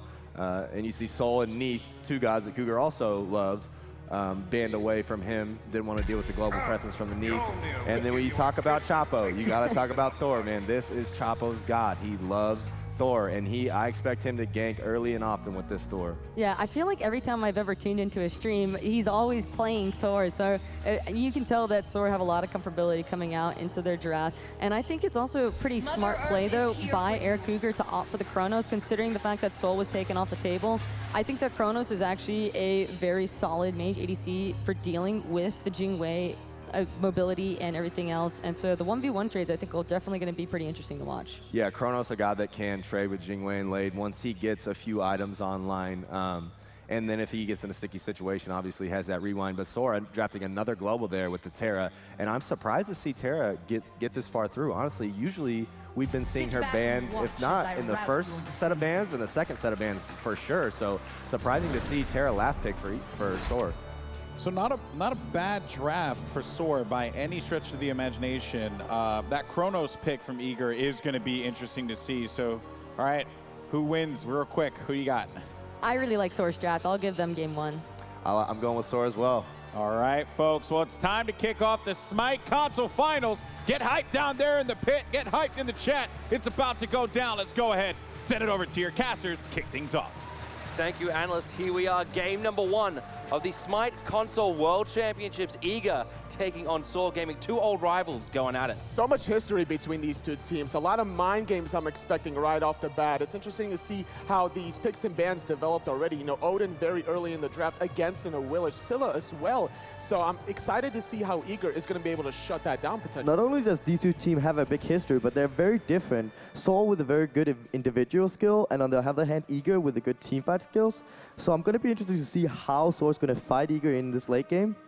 We also see Terra being picked up here in this draft with the Odin, the flex pick potentially between Uzi and El Brochacho. These are two guys that they can both play at a very high level. So once we do head into the game, we'll see where those two gods will end up. And more importantly is the Thor for El Chapo. He's always so aggressive, starting off the game already with the Talaria boots. Yeah, I haven't had the honor to see El Chapo's Thor yet, but I've heard it's really good. And I'm going to be looking at really aggressive plays from him, as we saw in the semifinals. We can already see, you know, big groupings from both teams looking to, you know, invade or spot out each other. Soar going very deep here into Eager's jungle, looking for their speed buff. They also want to be able to always invade, drop the wards together, never leave any man behind. But El Brochacho on the left-hand side, Mifflin caught alone a little bit, but the rest of the team is here. Stormy Rays gets a knock on Mifflin in some trouble. Jumped on here, Soar collapsing now onto Mifflin. Great stun though by Stormy Rays. 4 men there already. The crush coming through from Shalaba. Cougar falls down. Stormy Rays gets a kill at the start. Chapo going in now. Mifflin falls down. And Soar Gaming dominating the early. That's Dwarf steps up. They want 3 though. They're trying to find Dwarf with the Nike. Chapo not in range. He is. He's gonna find the 3rd kill for his team, 2 for himself. What a great start for Soar. What a great start from Soar. Yes, they just find themselves in a more group position in the start, and being level 1, that's so important. Eager split up a little bit more, and that's why they lost this fight. It's always so risky trying to take an early game fight against a Thor, because now you're playing into his passive. Yeah, but not only that, if you want to 5v5 invade in the start, you have to stay grouped and collected. Soar did that, Team Eager did not, and that's why they lost it. And we saw Mifflin just get poked out instantly in that team fight. That means it was a 5-on-4 for Soar for about 10 to 15 seconds. Mifflin decided to just wait around the corner, and then he went back in, dying instantly. Right, and now Chapo is 2 kills up, and we know how aggressive this guy can be. Having those 2 kills is not going to be good for Eager. And he got it with Talaria boots, so now he has a lot of gold in hand to be able to just get more of a power spike ahead of Mifflin. Right, the Talaria boots is going to pay off so good for Chapo now, and he's going to have such a huge lead. It's going to be so hard for Eager to get him back into this game. Once a Thor starts to get ahead in the game, he can really dictate the pace of the entire match. Not only that, but he's also ahead in XP, so he will get 5 before anyone else. So he will be instantly looking for the pick, maybe onto Jelly, just someone without beats. Probably Zeus as well. They want to shut down this pick. It is really strong if it gets online, and the early damage coming out from Zeus is huge. So looking at the silence between Air Cougar on the Chronos and Dwurst on the Nike, for Chapo to go onto, would you expect, like, ooh, left-hand side, a lot of action onto Stormy Rays, getting caught 1v4, and he's gonna fall. Stormy just playing way too aggressive there. I'm not sure how the communication was in Soar there, because no one saw anybody from Eager onto the Soar side, so they should have told Stormy, like, be careful, they might come, you know, but he's just playing aggressive still. So just going back into the discussion of the Thor level 5, who would you rather see Chapo gank here? Air Cougar on the Chronos or Dwurst on the Nike, allowing Uzi to get ahead? At this point, Chapo is so far ahead that he's going to be 5 before anyone else, so he should be looking for someone without beats, because that's a 100% kill, and being so far ahead, he will easily get that target no matter what, and they will be able to shut down Jelly before he get that shield off, so the one-shot potential is definitely there. What's interesting to me as well is that Eagles drafted so many immobile gods into this Odin being played by Uzi. Yeah, I mean, I'm not sure about the Odin pick overall as a whole, though. They picked it into the Willick, so his whole engage is not going to be really good. And El Brochacho on the Terra, don't really have an insane engage. They do have the ultimate to storm in, but I'm going to be looking at Chapo here also for the engagement because Ozzy will not be able to jump in. I mean, we talk about Sword, we always got to talk about Chapo for the engages. Nice poke from Dwurst, trading one tower shot just to allow Ozzy to get really low. And now, without this teleport, he's going to miss out on a huge, important wave. And Dwurst has always been kind of this star player for Eager. He's always been this carry out of the solo lane, even all the way back to last Worlds. He was always known to be playing a lot of the Robin, a lot of the Bellona, just to be able to make early game plays. And now playing the Nike, despite his team losing that early level 1 engagement, he's still making an impact. And it seems like Eager is really putting a lot of pressure on the Soul, even though they got this bad start. And Chapo is actually the same level as Team Eager's jungle. And that's going to be important to try to look for more extensions. But now Jelly, though, taking a little bit of poke, not too much, though. Terra, also the reason why Sword getting this early lead is so good is that Terra is really bad in the early state of the game. Getting him online, getting him to 5 now is really going to do a lot. They will be able to use that ultimate and really collapse onto somebody without a mobility. Talk to me more about Terra's ultimate. What does it do? What does it give your team? I mean, overall, just give you that protection, the healing possibility, and the extra movement speed, which you need to catch up to this Zeus. So that's going to do really perfect for them. And knowing Sora of how aggressive they want to be, that extra movement speed is so crucial to allow them to chase down any target that might be a little bit low. They also have the tools available to go for the long-range poke between Shaliber playing the Scylla, Chapo playing the Thor. We've seen a little bit of lull in the action, but not in the solo lane. Dwurst going in here on Ozzy. Great cage there, though, by the Odin. Gonna stop the aggression from Dwurst. And in the mid lane, though, a lot of action. Amamatsu comes out, connecting onto Jelly, though, with the ultimate, though, bro. Chacho taking a spill. And that's the early game Zeus damage right there. You can't be stuck in that ultimate, otherwise you are going to die. Chapo really positioning himself well, going into the fight and then backing off when he realizes Zeus ultimate is there. Bro Chacho should have done the same thing. I want to talk about the solo lane as well, because you said that Dwurst is the carry coming out from Team Eager, but Ozzy have been playing nothing else than Odin. He's really comfortable on this pick, but he is getting bullied here. Overall, Nike was a really good pick into Odin. He have nothing to stop his damage, so he's just going to have a free time in that lane. Absolutely. Without any sort of CC, with the exception of his Wrath, which he used earlier on, he cannot stop the damage output from Nike, which allows Dwurst to constantly poke down Odin consistently. And now with the Death's Toll available for Dwurst, he'll also have more sustain. And now this gives an opportunity for Eager just to be able to invade the blue buff as Ozzy had to back to base. Yeah, Ozzy just getting really bullied right now, and I really like the build coming out from Jelly. He builds into the Mystical Mail and the Telera Boots. The Telera Boots is going to give him gold, and the Mystical Mail when he doesn't have mobility, but hold that. And now we see Mifflin, though, retreating into the mid lane. Chapo going to go into the sky, bro. Chacho going to root him into place, landing, not connecting, though, getting the feather step, but not surviving in time. Stormy Rays stunned out by Air Cougar, but the Purification will stop the stun. Saw Gaming retreating after getting a nice pick. Chapo might have missed that ult, but it didn't really matter because he luckily popped off, so they got the kill for free. Oh, but he's not done yet. He's going in. He's doing so much damage. Forced into the Purification. The rest of his team is nowhere to be found. Brachacho coming in from the backside here. Here comes Stormy Rays as well. But it's not an even fight at this stage, and Stormy Rays needs to disengage. That was a bit questionable there. I mean, Chapo is aggressive, but he got to be careful. He can't do the same thing as he did to Aware, just jumping in, going in whenever he wants to. He got to be careful about that. It seems that Dwurst's jump is down, and that's going to be another kill. Unless his shield is going to be enough to save him, but it's not. But now trying to revenge his teammate Mifflin, jumping in, Jelly right behind him. 1-0 yet again. So good by Ozzy, realizing that Dwurst also is Dwurst jump is down and just immediately ulting him.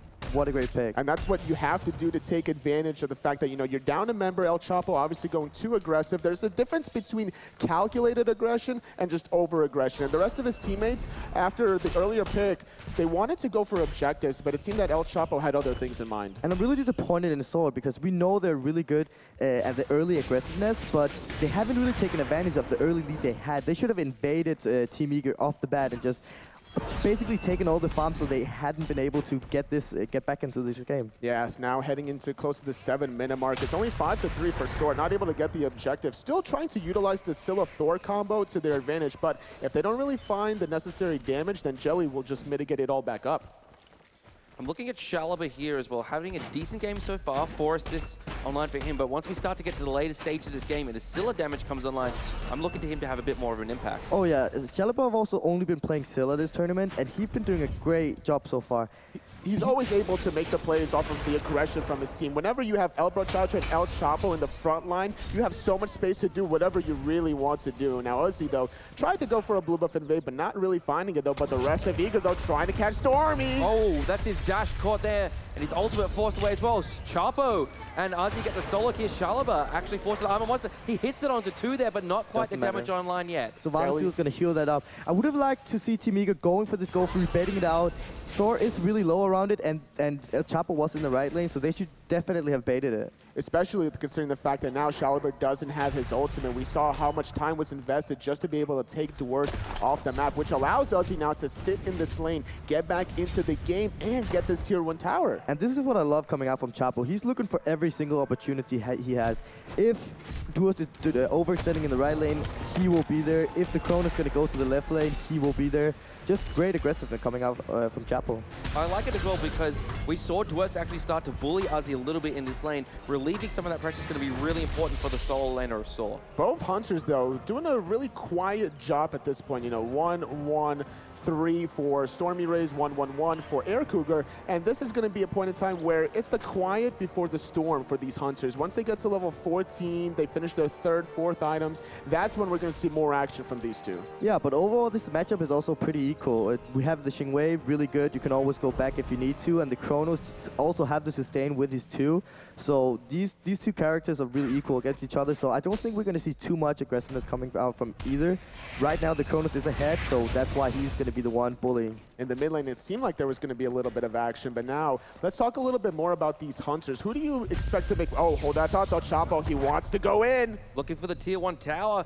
Dive here, but no, the rest of his team, nowhere to be found. A little bit of a miscommunication there, perhaps from Saw. No, not going to be able to take advantage of that, but now it's going to be Air Cougar, though, wrapping around the side, getting the stun off onto El Chapo, but not connecting with the time ref. The rest of his teammates, though, hovering around mid. So you fight fire with fire. You have Jelly with a sustain, but on the other side, you also have Brochacho. Oh yeah, it's very good they got that extra sustain onto Soar side as well. Otherwise, it's going to be really hard to deal with Team Eager combo.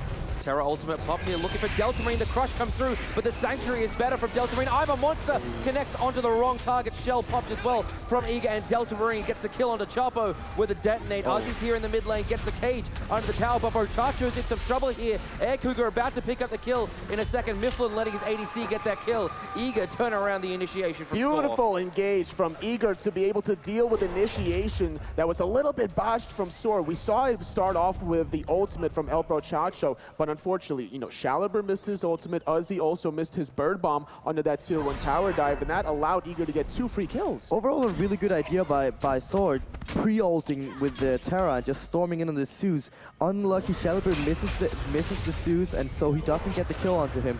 Not getting the kill on the Zeus instantly makes it able for him to use the detonate. The detonate don't do so much damage at this point, and then they can just immediately turn around. And one of the most important factors of that whole team fight was the fact that Delta Marine opted for the Sanctuary at level 1 instead of the Purification. He was more worried about the damage from Scylla at the beginning of the game rather than the control that Chapo would provide. Chapo pulled in there, but here comes Uzi again. Delta Marine in a lot of trouble here. Uzi picks up the kill under the tier 1 tower. He has to watch out, though, for the pull, though. There's no one really else from Eager to capitalize off of this. So now Soar, though, with that one pick, no hesitation, straight to Gold Fury. A lot of sustain here as well. Jelly takes a lot of poke from Shaliber. Uzi coming in as well. Air Cougar looking to steal, but Saw Gaming takes the first. Gold Fury stun lands onto Shaliber, but he uses Purification. Chapo up in the sky. He's looking for Jelly. Not quite the distance. There's the wall. Double tap. Teleports in. Great knock up there from Jelly. Chapo pulled in. Overextension. Mifflin with the kill. Cage from Uzi. And now Eager trying to get away any way they can. Shaliber's going to be the second Soar member down. They found the Gold Fury, but normally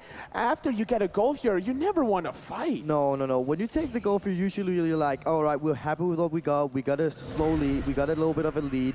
Just back up. It's all right.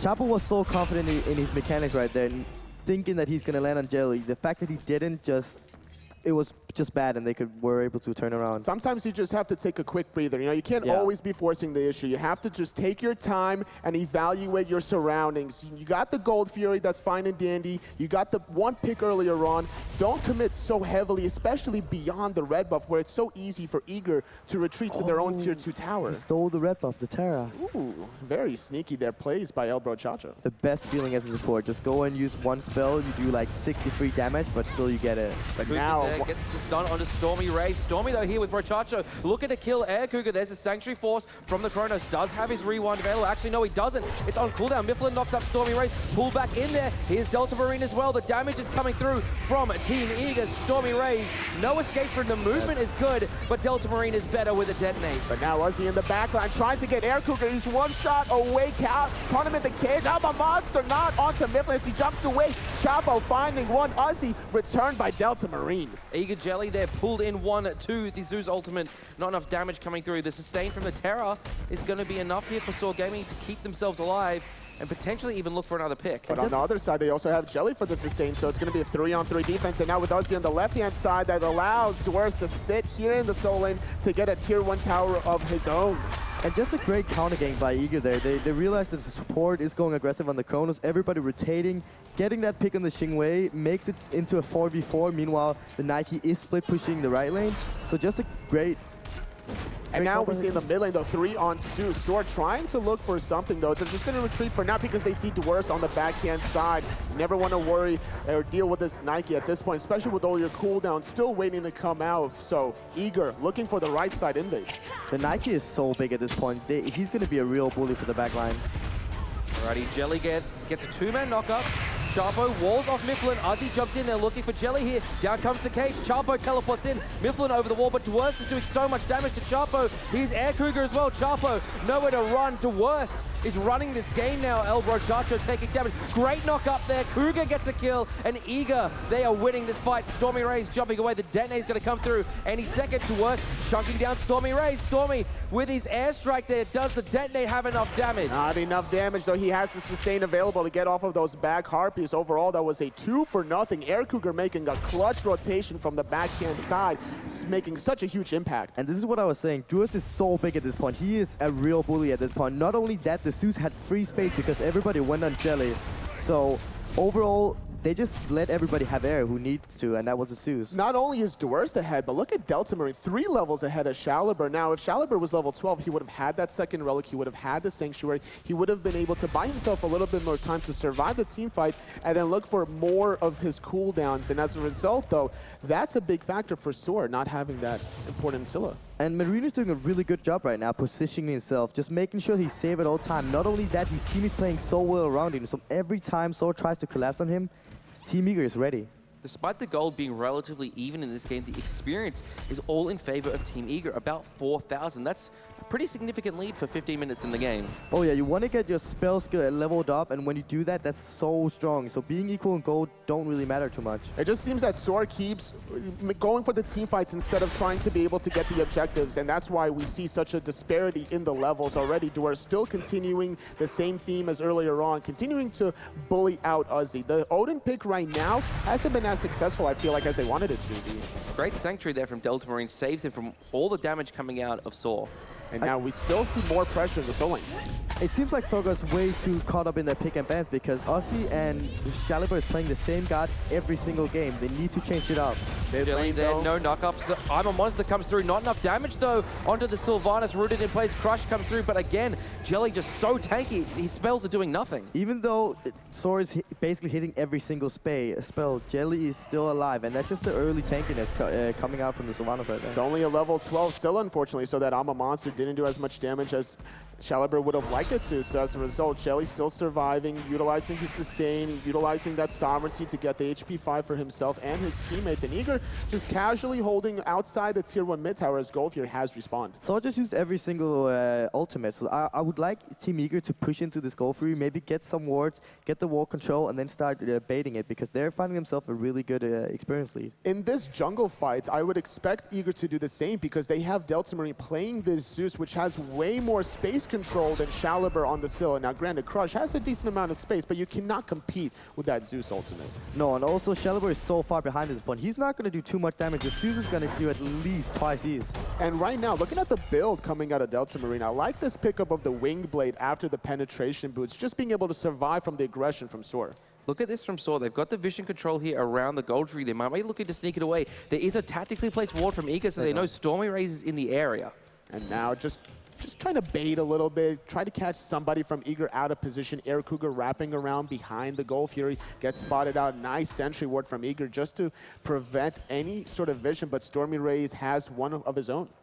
And it's a really interesting build coming out from the Macronis. He's really going into his basic attacks. So I think it might be because they're on console. So the spells one especially is really hard to hit. So therefore going into the auto attacks is a really smart idea. I think that what they really want to do is to be able to get any sort of tower and objective damage, but Stormy Rays caught out of position. 1v1 against Air Cougar. The Sanctuary does come out. The healing now from Brochacho, trying to keep him up alive. Uzi though pulling out Mifflin. Dwarfs is nowhere to be found. And the auto attack seems really strong there in that 1v1 fight. Left-hand side mid-camp's gonna fall the way of Saw. Here's Dwarfs, we've spotted him again. He's just keeping Saw away from these mid-camps and keeping the farm control in favor of Team Eager. Now they're looking towards the Gold Fury. Let's take a listen in with Eager as they try to take this objective. I think that's a good idea. Back up. We got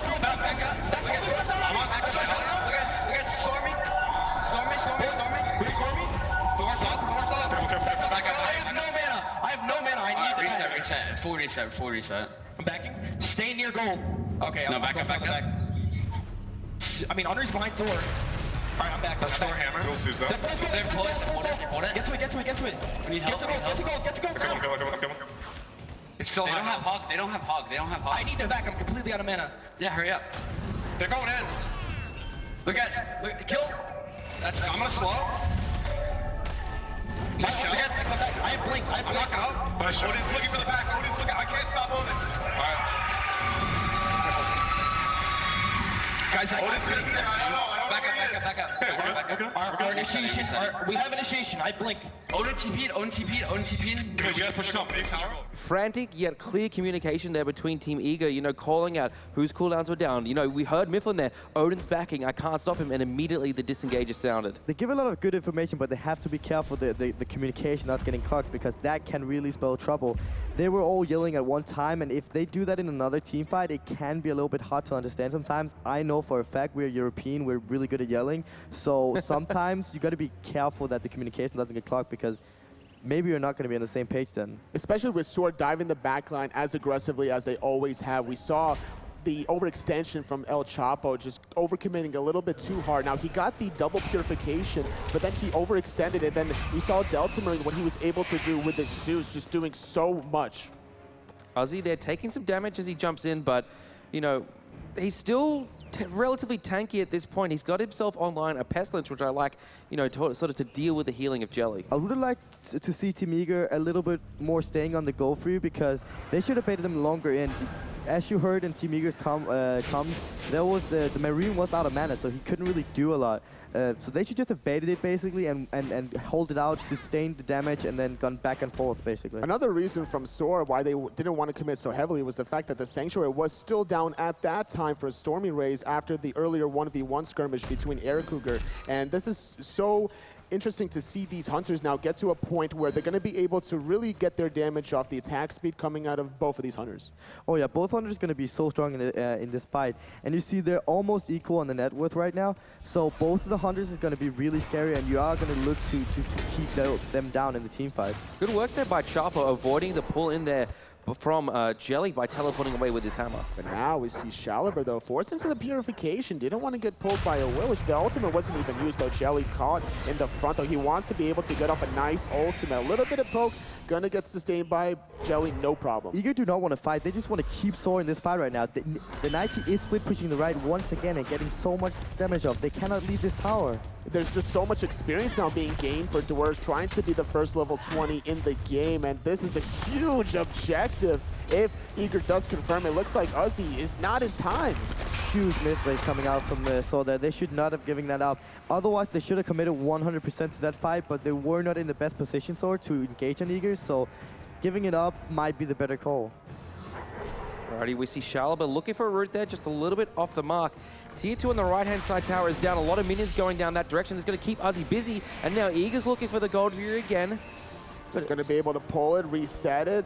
We see Chapo and Stormy Rays looking at them from a distance, just kind of scaring them away. Obviously, there's always the factor of the Ama monster that you have to worry about. And the Nike have rotated now. The Odin is coming back, so it's going to be a 5v5, but Team Eager's going to take the fight. Chapo around the back gets a two-man wall, no follow-up damage from his team. Ozzy was looking for a cage. Jelly gets the root, gets the, the pull. Almost landed there, but Ozzy jumping away just in time. Perfectly timed by Ozzy. Not going to get pulled back by Jelly because the follow-up damage from Delta Marine would have absolutely melted his health pool. So now Soar still waiting for Eager to overextend. It seems that Soar started to slow down here.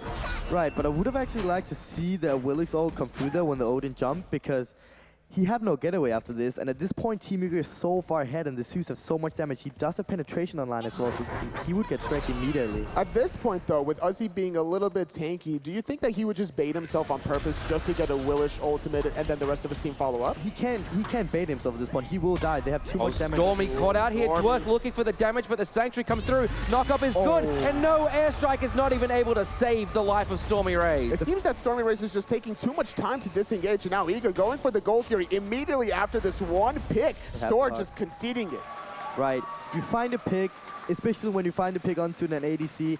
The Gold Fury is so free. Very good call by Sword, just giving it up because they couldn't contest it. And with the sustain coming from the Sylvanos, Team Eager is going to be able to siege this tower down. So what was Stormy Rays doing there? It seemed like he just didn't opt to disengage quick enough. Yeah, the fact that he actually tried to juke the Nike jump just made him hit it. Chapo in a little bit of trouble here, knocked up by the Dwarfs. Mifflin here looking for the damage, spin to win from Chapo. It's not going to do enough damage to save. The teleport! Too early there from Chapo, walled, but Dwarfs and Mifflin are not to be denied here. Chapo nowhere for hit or run. Mifflin gets him with the feather step. In the mid lane though, Ozzy getting off his ultimate. He's caught alone though, bro. Chacho taking a spill. The rest of Eager though still surrounded. Wants to be able to get this other objective, and now we see the rotation from Mifflin.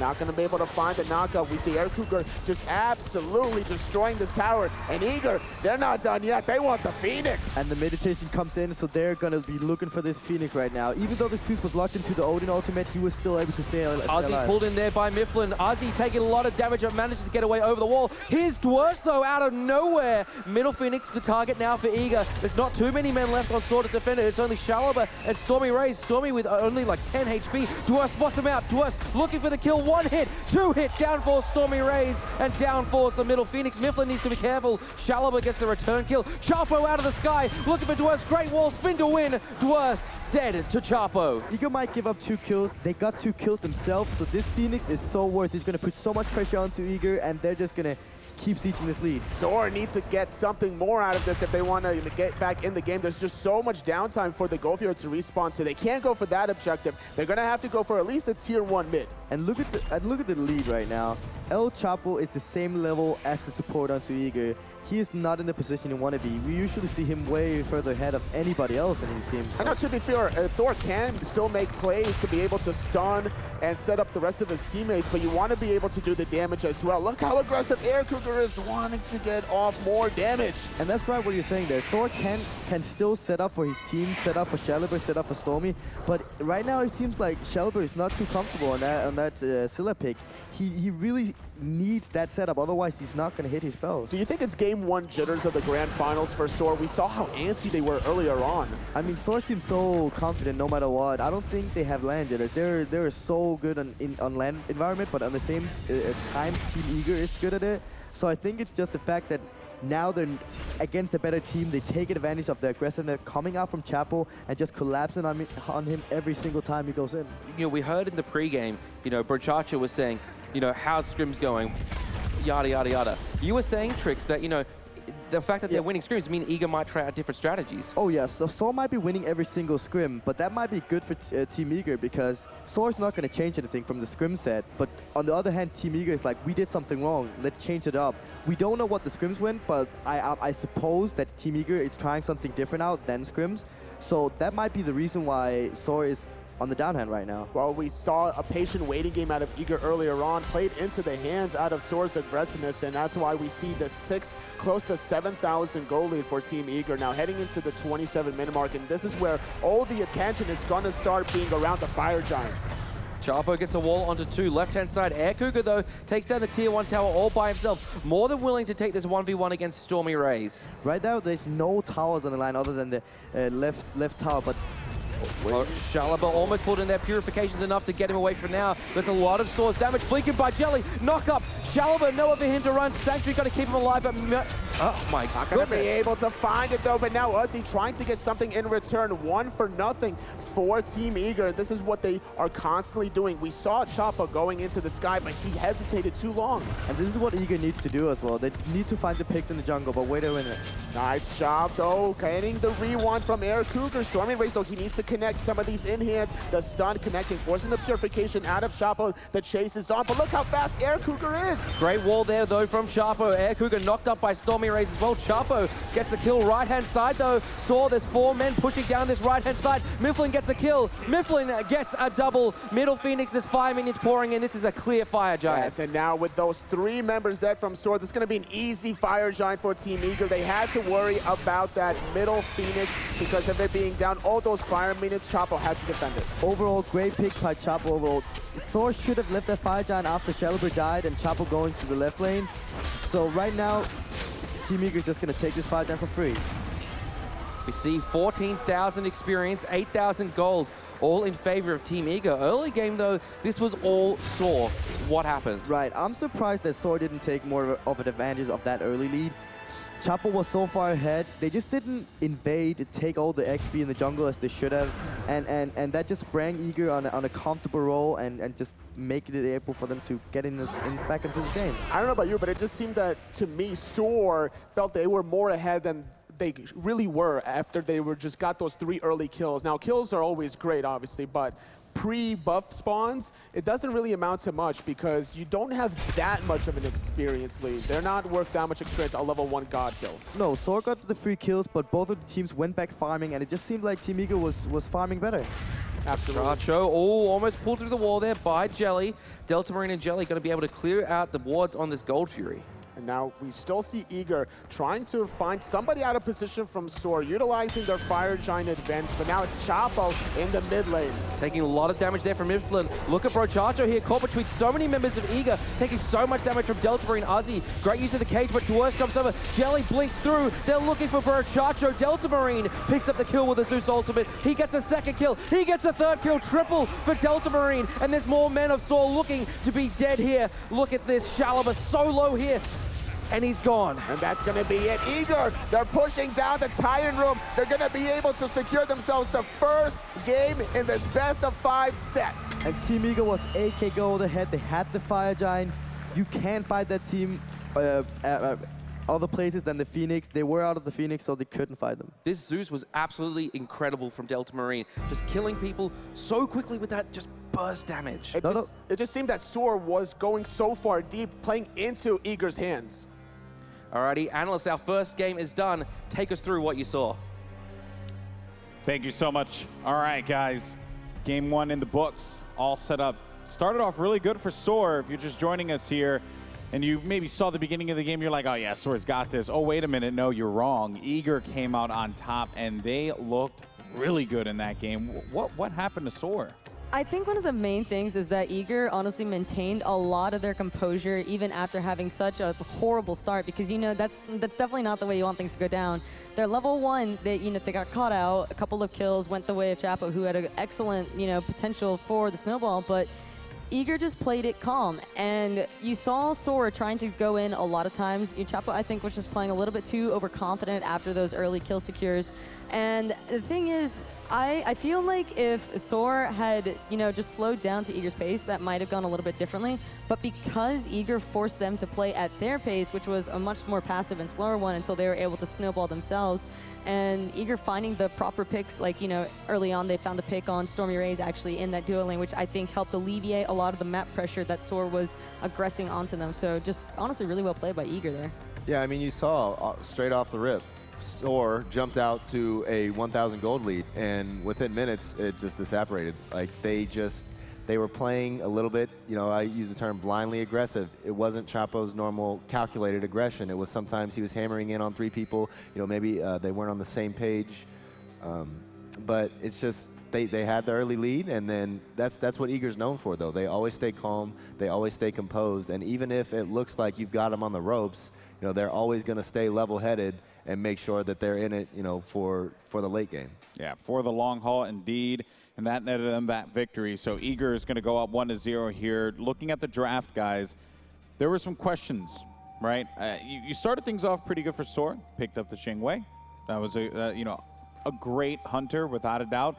We see it in the PC side. Of course, you're going to see it in the console side. And that was going to go to Stormy Ray. Stormy Ray, by the way, who really has kind of been a chameleon for his team, just filling in so many different roles. Don't know if that really comes into play at this point, but it's still something notable here where it's a man of many hats, if you will. And then Eager, they immediately go for the Awilish, they go for the Sylvanas, and then Sword gives them picks that were questionable, like the Nike and the Zeus. We've seen the Zeus pretty much banned out first all the time. Why let it go through this time? I think that they've, at SOAR, felt really comfortable in the sense that they had the Odin already secured, so maybe they thought that if they just got the Zeus inside of the cage, and with the Sylvanas even, he can't have healing, there won't be a really solid way for his team to maintain peel for Delta Marine, but he guided the situation pretty perfectly whenever he did find himself inside that ring, and a lot of times, SOAR couldn't really capitalize on the Zeus being in the cage because they had the AoE damage coming out from the Scylla, but Shaliber was taking a lot of fire from the Nike because Dwarves was just having a free rampage in their backline, and part of that's due to the fact that it's really hard to lock down a Nike as is, and they didn't really have any kind of solid CC for interrupting the Nike damage as well as her kit. So I feel like he was just getting away with a lot more than what he probably should have been, but there's really not much of a way for SOAR to try and punish that. Yeah, and they couldn't really punish the Zeus either because at one point he was level 15, Shaliber was only level 12. I mean, this Zeus was just putting out crazy damage, so you go on him, he just peels for himself with his damage. So there wasn't really anything they could do.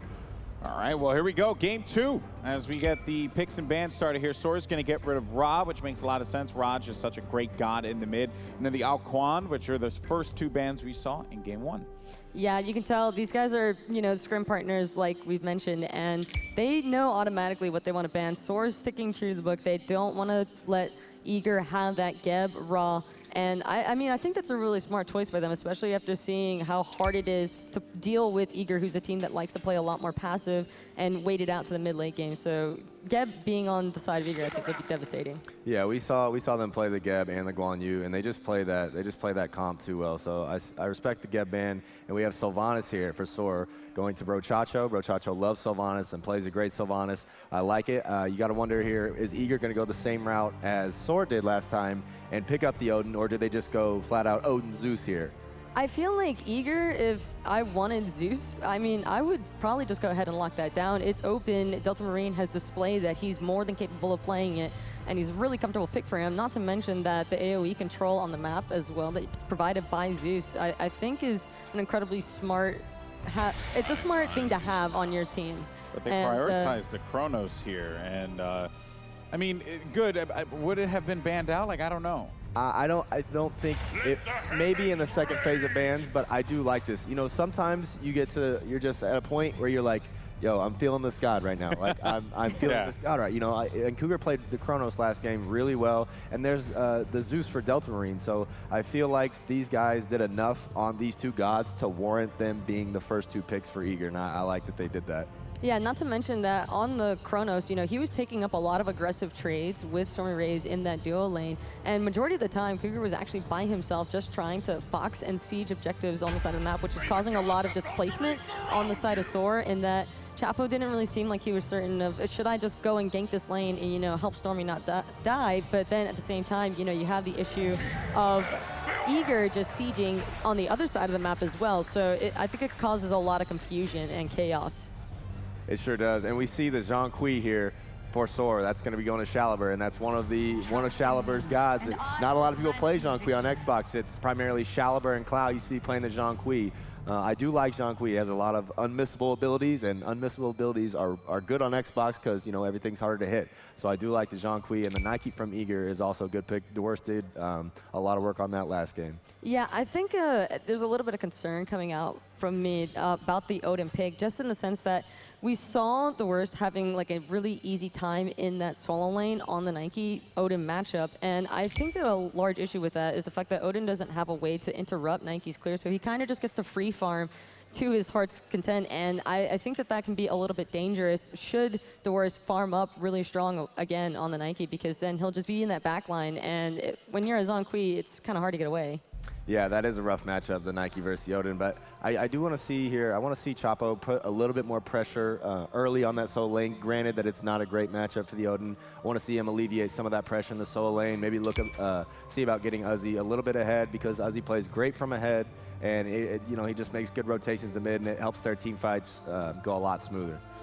Yeah, I also really like Eager's idea where they're trying to go ahead and just take away as many assassins as possible while Chapo doesn't have his god locked down quite yet. Because, you know, another thing that we haven't really considered is the Nike could also potentially be a flex pick in the jungle on the side of Eager. I mean, they've been watching the games here, and I know that PC and console are two different worlds, but at the same time, there's no reason that you couldn't potentially flex it like we've seen PC going and opting for. Yeah, Mifflin has a great god pull tool. I mean, I would not, I mean, even, it could be support, you never know. I think Jelly could probably play Nike too, so really a good flex pick by Eager, keeping Soar guessing.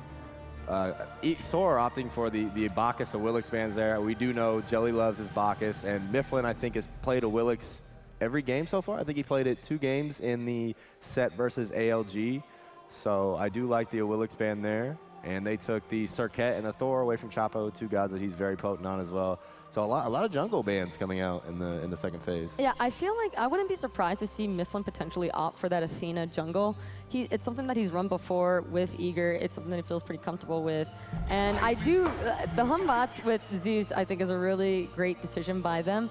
Although it could be potentially, I think it's a great way to cause displacement during the Odin ring should his teammates be trapped inside of it, because it'll be really difficult for Soar to try and punish those picks that can't escape themselves. And just looking back at my notes, yes, the Awilish was picked every game. So this is definitely knocks him out, and a Susano coming out here. A Susano for Chapo. Susano is actually still a very strong god on Xbox especially. And the Cupid for Stormy Rays again. He went to this Cupid. We saw him go to the Cupid in the Aware set. He loves his Cupid, and it synergizes well with the Odin. But when I'm looking at Eager's comp, if Soar cannot fight Eager in these jungle fights. They have Humbats, Nike, Zeus. So much AoE. If they run into Eager in these jungle fights, I think it's going to spell disaster for Soar. Yeah, I think another issue that they're going to have to be concerned about as well is that Nike passive, considering that it provides so much movement speed on the side of Eager. You know, Eager has a lot of chase potential as well, so if Soar aren't able to capitalize on their team combinations inside that Odin cage, I think they can find themselves in a pretty dangerous territory. All right, well, it is all locked down.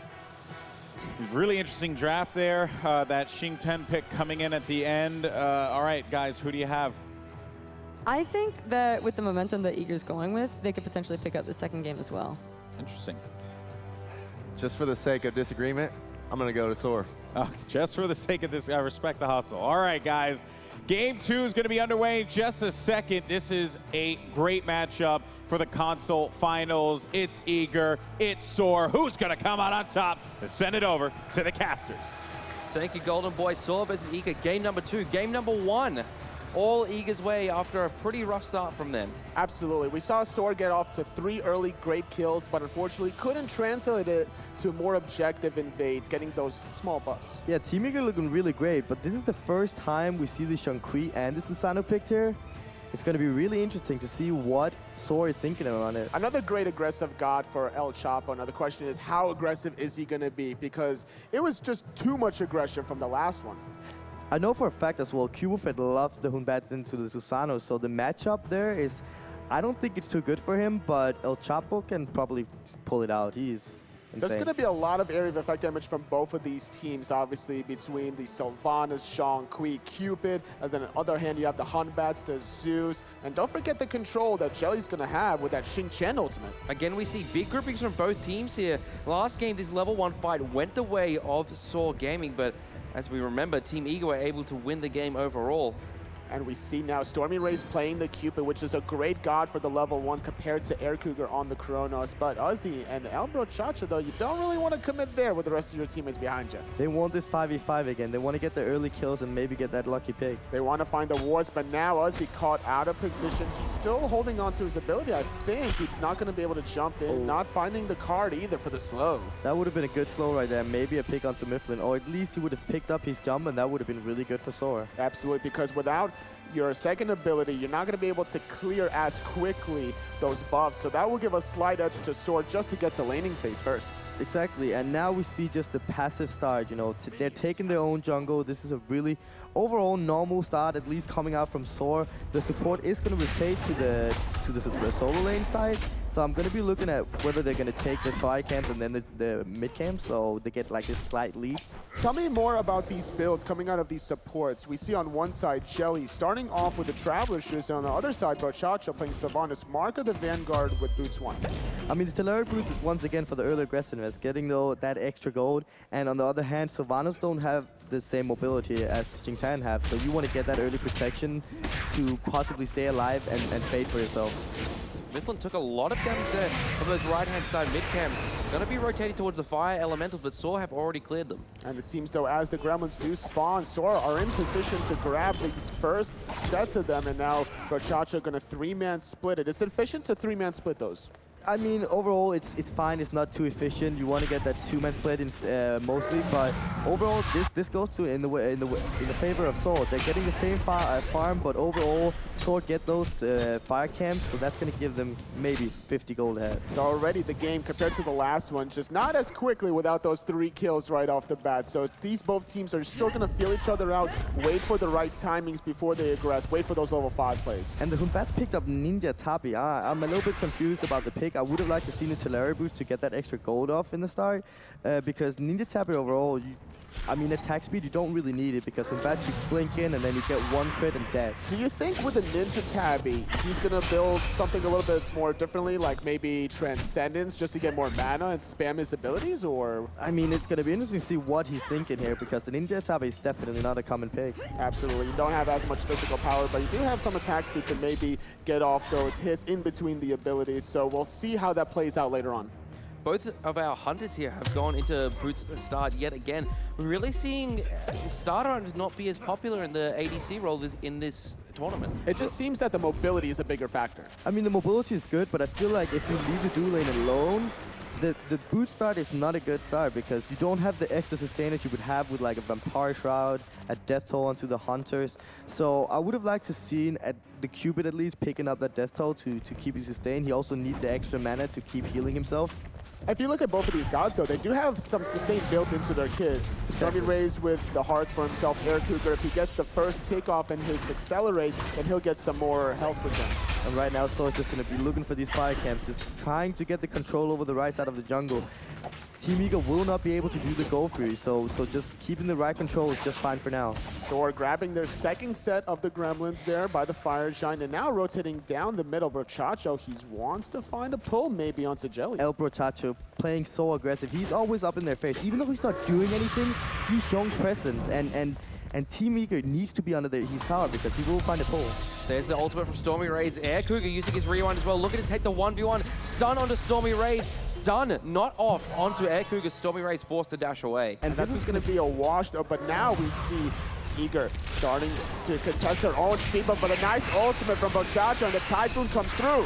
Jelly gets no one with his ultimate there. Delta Marine very low. Delta Marine somehow still alive. Chapo not going to let that happen for long. Shalaba actually the one to pick up that kill. Dwarfs fighting 1v4 here, forced to run away. And that was a great job by Sora, because they pushed the mid wave first and then they invaded. Yeah, first of all, they're looking for the early aggressiveness, which I really like coming out from Sora for once.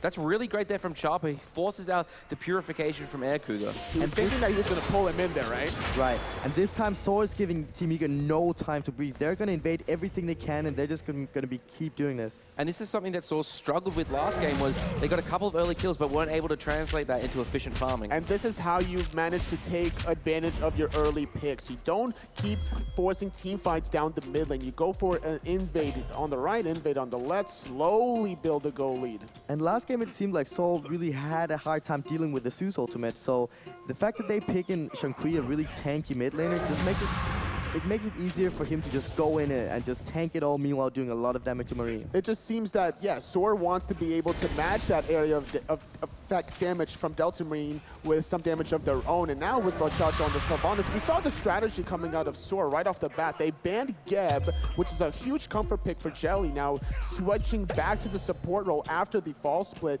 And they also took away his Sylvanas, two of his best gods. And now Brochacho, he's always in a position to make a good play. Yeah, I love that idea coming out from Soar. Also because Jelly was looking so good last game on that Sylvanas. He was playing so aggressive and sort of the same style as El Brochacho is doing right now. The knock-up on Sylvanas is such a potent form of CC as well. We see Dwerst actually jumping away here. Chapo looking to chase here, just getting off some extra damage. Cage coming out from Uzi. They're looking to get the kill here onto Dwerst, forcing out the ultimate from here as well. Here's the Typhoon from Chapo, knocks up Dwerst. Dwerst falls down to Uzi. Great job by the members of Soar, utilizing the fact that all of Eager was in the mid lane. No one can really bail Dwerst out, and the Cage, it seemed like there was a little bit of miscommunication at first, but then Chapo found the kill. Soar Gaming looking for this gold free perhaps a little bit early. El Brochacho looking for the pull through the wall, not going to be able to find it. Jelly has rotated. You have to respect the fact that Mifflin does have Fear No Evil available, which will totally disrupt any sort of Gold Fury attempt from Soar. They had the ward to spot out the rotation from Mifflin coming around the corner, which is why we saw the card go through the wall, and which is why we saw El Brochacho trying to find that pull as well. Left-hand side, Stormy Rays getting some pressure thrown in his face there by Jelly and Air Cougar, and Eager now have the total vision control around this Gold Fury pit. And I really want to see Stormy just completely just forcing Air Cougar's ult all the time so the Susano can come and gang, because when the Kronos have the ultimate ready, he will have a safer position. When he doesn't have his ultimate, it's going to be a free gank for Chapo. And exactly, the cooldowns are a little bit shorter on the side of Stormy Rays. 90 seconds, Air Cougars is a little bit longer, so that's going to allow a little bit of a timing window potentially to wait that one out. Allow timing window for Chapo to make the rotation, find the kill, and look for gold. El Chapo here taking a lot of damage, but a good purification. Saves him from the CC of the Fino Eva. El Brochacho now taking a little bit of poke here, but he's got some sustain to keep himself healthy. But honestly, though, he's diving that tier 1 mid tower. He's left alone. He's going to get pulled back in to the Zeus ultimate. Great pick by Eager. I mean, just way too aggressive positioning from us today. Just jumping in, trying to find some damage on the Zeus. He would never have been able to get a kill there, so jumping in was completely useless. And this is the sword that we do not want to see if they want to be able to get any sort of advantages off of their picks. They need to play as a team and as a cohesive unit. You could potentially look for a kill because of obviously your huge burst damage from the bird bomb, but you can't do it alone. And there we go. There's the forcing of the ultimate from Stormy. And I really want to see now Chapo instantly rotating to the left lane. Air Cougar does have a really good aggressive ward, so it's going to be hard ganking anyways. If he finds a route where Air Cougar is not going to be able to see him, he will 100% get this kill. The first step has been complete by Stormy Rays. The question is the second step going to be followed up by Chapo? Smite has become a game now where you can no longer really get any more solo kills on your own. It's all about a checklist. Okay, I have to do this to get to the second one, have my teammate rotate here, and now we find the kill. You have to set it up, force purification, so on, all the time, exactly. But right now, I mean, Air Cougar's always still down. I just want to see this gank so bad because he's so easy to gank with it might happen, but Eager has so much vision around the gold here. Even if he makes that rotation, I just expect Air Cougar to just back off and play passive here. But Susano has so much mobility. He can even go from the tower and still catch up to him. That's true, but the way Chapo has been playing it, it's been a little bit more passive compared to the last game. I think he's a little bit shook, I would say, from the last game because of he was expecting so many good plays to happen and just never did. So now, sort of making a 180 into game number 2. Air Cougar gets the stun onto Chapo. Chapo, a lot of damage. Fino Evil. Mifflin absolutely destroys the jungler from Soar. And gotta be careful. You can't be alone there. Now, I know he wanted to defend that ward, but you can't sacrifice your own life there. Not only can he be alone, but without purification, and there's a Hunbat and Xingtan in the game, you gotta be careful. It's such an important relic cooldown to always be aware of. You already got one ward. It's okay if you give up your other ward. Rely on your teammates to be in position around this gold here. But now Air Cougar, they're going to get rooted and pulled. A little bit of damage, though. as Soar continues to chase.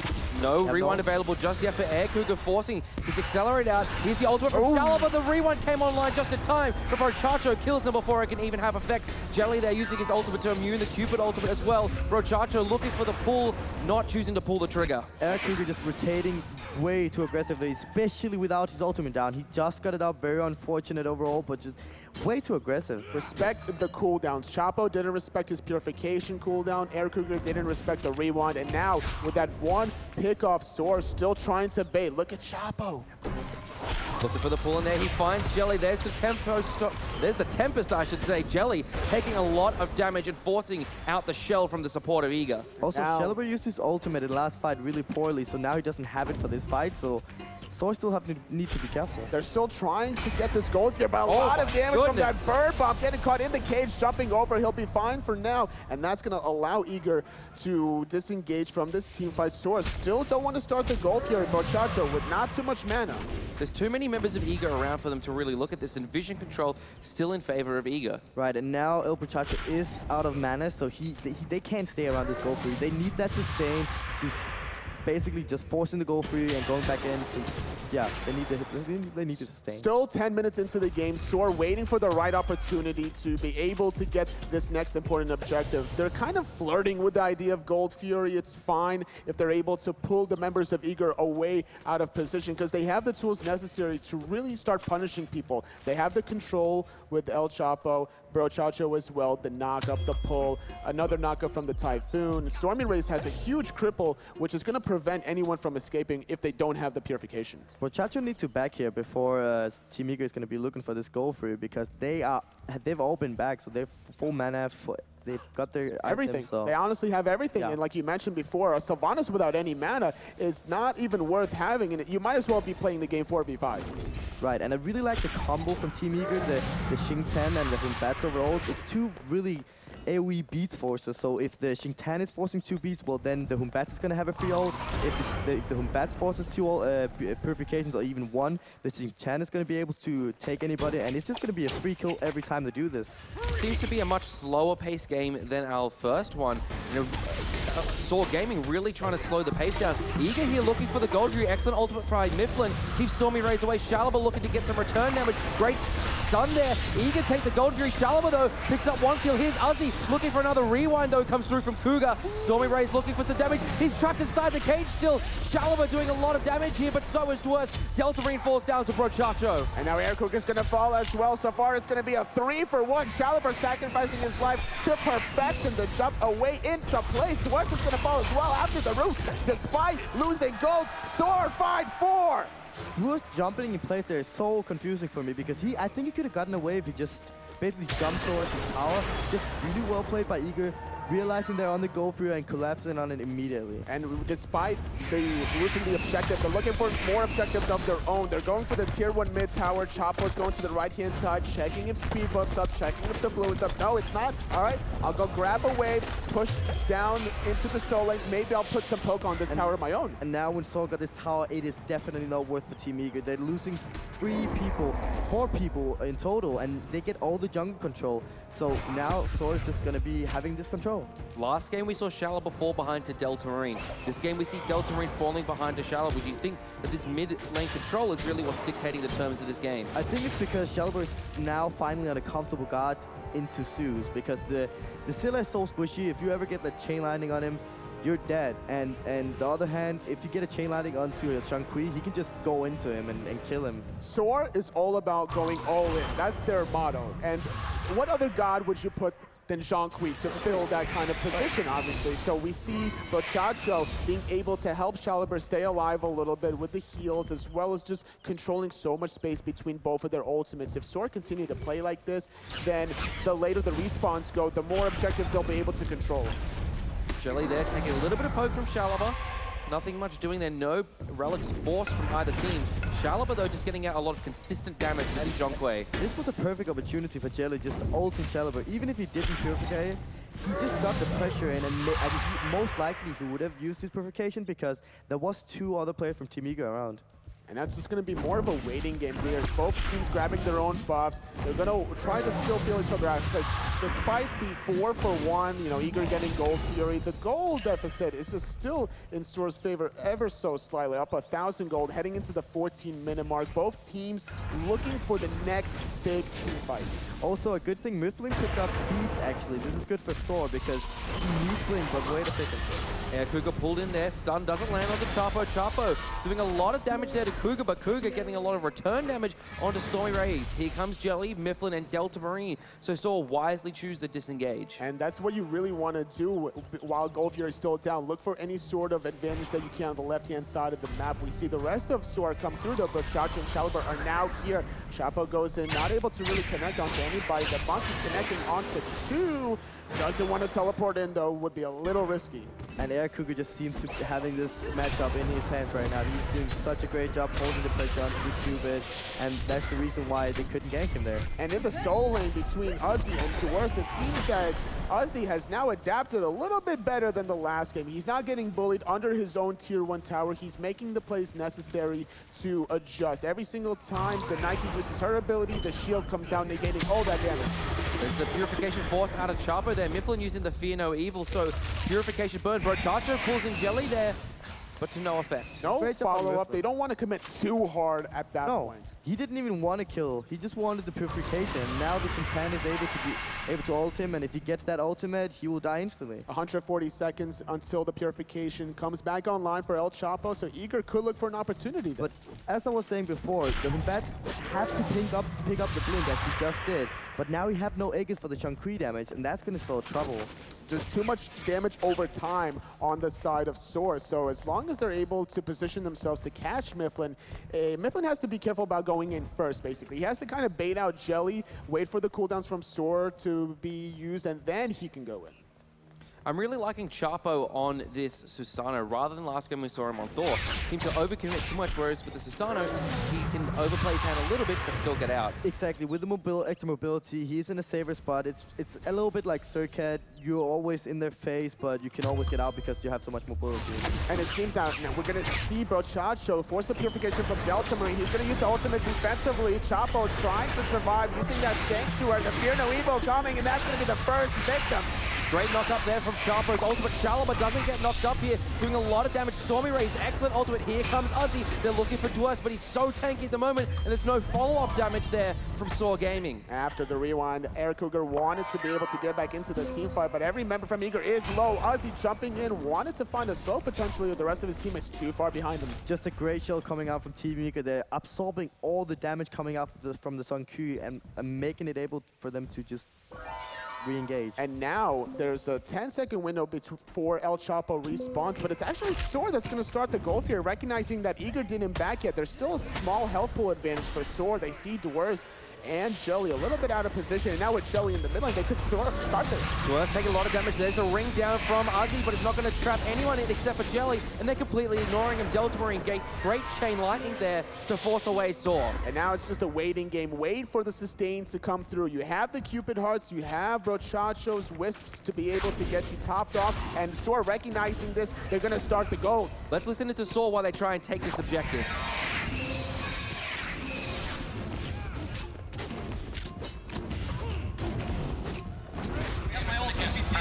It's on, yo, in the back. The back. Yo, Kronos in the back. Kronos. They're all on me, guys. I'm on Kronos. Zoning, go Everyone's calling shit. I don't know why we're not listening to anything. Like, guys, no more calls. Like, everybody's yelling shit. It's not straight. It's one person. Listen to the call, man. That went very badly for Soar very quickly there. And as you said, everybody was calling different things. At the end, it's just, you need to have one caller and just be like, what are we going to do here? Well, Eager didn't make it very easy, but Uzi, he's going to jump, and he finds one. Nice jump from Mifflin. Not going to sacrifice himself in the process, so yet again, Soar finding They might actually find Uzi here. Dwarf's chasing him down, waiting for the damage to come online. Basic attack doesn't land. Jump from Uzi, and now Dwarf's going to drop off. And like we saw earlier on in that Gold Fury fight, Soar pulling it, but it was Eager coming from every single angle. Soar was just everywhere. Right, and it seemed like there was just way too much yelling because Saw was staying on the go free, but at the same time they were calling targets. So overall they were just splitting that fight, and Eager just easily collapsing on it. It seemed that they really wanted to take advantage of Air Cougar on the Kronos because his rewind was not available. He came underneath. We saw the fact that Chapo was chasing him a little bit, but then we saw Shaliber was the first victim there earlier on because he got caught off on the right-hand side. So wherever you're going on the left, there's going to always be action behind you as well. Right, and Shankly without ultimate is basically useless, and he had no ultimate for that fight. So overall, forcing that is a little bit wonky. After that engagement, we could see a huge swing in experience and gold in favor of Team Eager, and this is kind of what happened last game as well. Uzi forced to use the ultimate, Dwarf's knocked up there by Chapo. Dwarf's happy to take this fight. As I was saying though, this is kind of what we saw last game, albeit much quicker. Saw making plays in the early game, but then Eager coming back. Still early on though, you know, heading into 20 minutes. Nice little blink ultimate, gonna force the purification out of Delta Marine. So window, but Uzi very low, trying to get out of danger, just can't find the jump. Uzi just being way too aggressive. Mifflin was just there before, and he's going all the way up in the lane. Just bad position. Even using the ultimate, but now Chapo in a 1v2 spot. The tier 1 tower at this point can just be easily absorbed by Dwarfs if he wants to. He jumps back in, recognizing he does have the defense. The monkeys come out, but being pulled back in, sacrificing himself. Can they find a return kill though? Chapo is tilted. He is going way too aggressive now, just dying over again, and this is what I don't want to see from Sora, them getting on the backhand, because they're an emotional team, and if they get down, I don't think there's no way up for them. No, I don't think so either. They definitely live or die off of their communications. We've seen them in the past land just how vocal they are. They try to get into the heads of their opposition, but it seems that Eager is used to this, and they're not allowing that to happen. They're being very patient here. It seems like Sora needs that momentum, but Team Eager taking it away from them just brings them down. Now we still see missed heart bombs coming out of Storming Lace, but the ultimate gonna be deterred. Air Cougar using that Sanctuary rather suspiciously. I think he could have easily walked out of that yeah, one. he had the Wing Blade parked there, so he could definitely get out. No reason to Aegis. Maybe just a little bit of chokehold. We all do that on the big stage. Every now and then, but now getting pulled in. Mifflin forced to jump away. Didn't want to take too much poke from Shaliber. They still looking for more opportunities down the mid lane. With Chapo being respawned, they have to collect the pieces that started to slowly crumble. They have to start grouping up and find somebody from Eager isolated. Yeah, and I love the pickup of the Wingblade. Everybody should basically get it from Team Eager, because the Shankly have picked up the game of isolation. The AoE slow is going to be terrible for them, so they need that Wingblade to be able to get out of that ring. Utilizing their area of effect damage, they have to try to catch people in Uzi's ultimate. They have Brochacho playing the Sylvanas. They have Shaliber's ultimate. Just play together. Don't leave anyone behind. We're saying that we need the winged ones on the side of Eager. Mifflin actually forced to jump away. Brochacho doesn't get the knock up, only onto Jelly. Looking for a pull, not going to find a great chain lightning there from Delta Marine. Brochacho taking a lot of damage, trying to sustain himself back up. But the fact is, Team Eager has got so much anti-healing online. Right, but also Marine's positioning have been so great this game. Also, Team Eager's reaction time have been so good. There have been so many pre-purifications before the Sylvanas ult, and that's really hard to prevent. That wasn't the first time that they saw the blink Sylvanas ultimate through the wall. Eager were expecting that every step of the way, so they're gonna be expecting more aggression from Brochacho, from Uzi. Look how grouped up Eager are. They're gonna be able to jump in, find a double knockup while the rest of their team commits. And that's already forced out of Shell. There's the ultimate from Jelly, knockup by Chapo, but here comes Mifflin looking for a great ultimate. Shaliber pops his, there's a ring there from Uzi, great ring, but it's not having any effect. Mifflin forced to jump away. Delta Marine's ultimate is perfect there, forcing away Chapo. Shaliber taking a lot of damage, and Delta Marine gets himself another kill. And Mifflin, though, he wants another one, going on to El Brochacho, forced to jump away, but he lives right next to Stormy Rays. Not going to be able to find the kill quite yet. Nice body blocking by Air Cougar. Mifflin finally falling, but not until 3 of his teammates falling out. That's oh my triple. goodness, Delta Marine there. Did you see what he did? Getting the auto attacks on, keeping the Zeus passive online onto the Cupid so that he could detonate his charge. And everyone from from Sora just tried to collapse on the Humbat. They couldn't do it, so the Zeus could do everything he wanted, just trying to peel for the Humbat. He got so much damage this fight. And that was a great idea to be able to utilize that Zeus ult defensively just to keep Mifflin alive for a little bit longer. And as a result, we can see Eager grab that middle Phoenix 23 minutes into the game. But it also seems like Sora was go fight, retreat, go fight, retreat, because one by one they went in, Caliber went in alone, Chopper went in alone, they like went in by themselves, not collapsing as a whole team and just going on them at the same time. The separation distance between Chapo and Caliber was just too much. We saw the triple flank from Eager as a result, taking out that Zhonghui. Like you mentioned before, once the ultimate is not available for Caliber, he's almost useless. Now, he does have that Gem of Isolation now, but it's not as effective as he wants it to be in these team fights, I feel like. Caliber need to have this Obsidian shard online before they fight again. The last fight, he didn't even have it bought, so he had no penetration. The shell just did too much work that fight. Wouldn't a Spirit of the Macus be better than an Obsidian shard, though? I mean, now when they don't really have another magical, the Obsidian shard is better. If they had like a Chronos on the ADC, I would have liked to see it then, but now it's better for himself as a whole. We also could see potentially more utility items coming, like Pythax piece, for example, between the Sylvanas and the Zhonghui, just to be able to synergize more magical damage for their teammates, because it just doesn't seem to me that Soar is getting off the damage and the kills as quickly as they would like. They need to bait out the relics before overcommitting. And on the right-hand side, Aircougar going to push down the tier 2 tower all alone, as it looks like Soar's hanging around this Fire Giant, making sure the rest of Team Eager isn't doing that. But they're just sacrificing this tower, and a huge golden experience advantage now for Team Eager. Smart play from Eager. Fire Giant is too important 25 minutes in. You have the Cronus level 20 with a lot of attack speed. Jelly coming from the backhand side. Not going to be able to really go in here, though.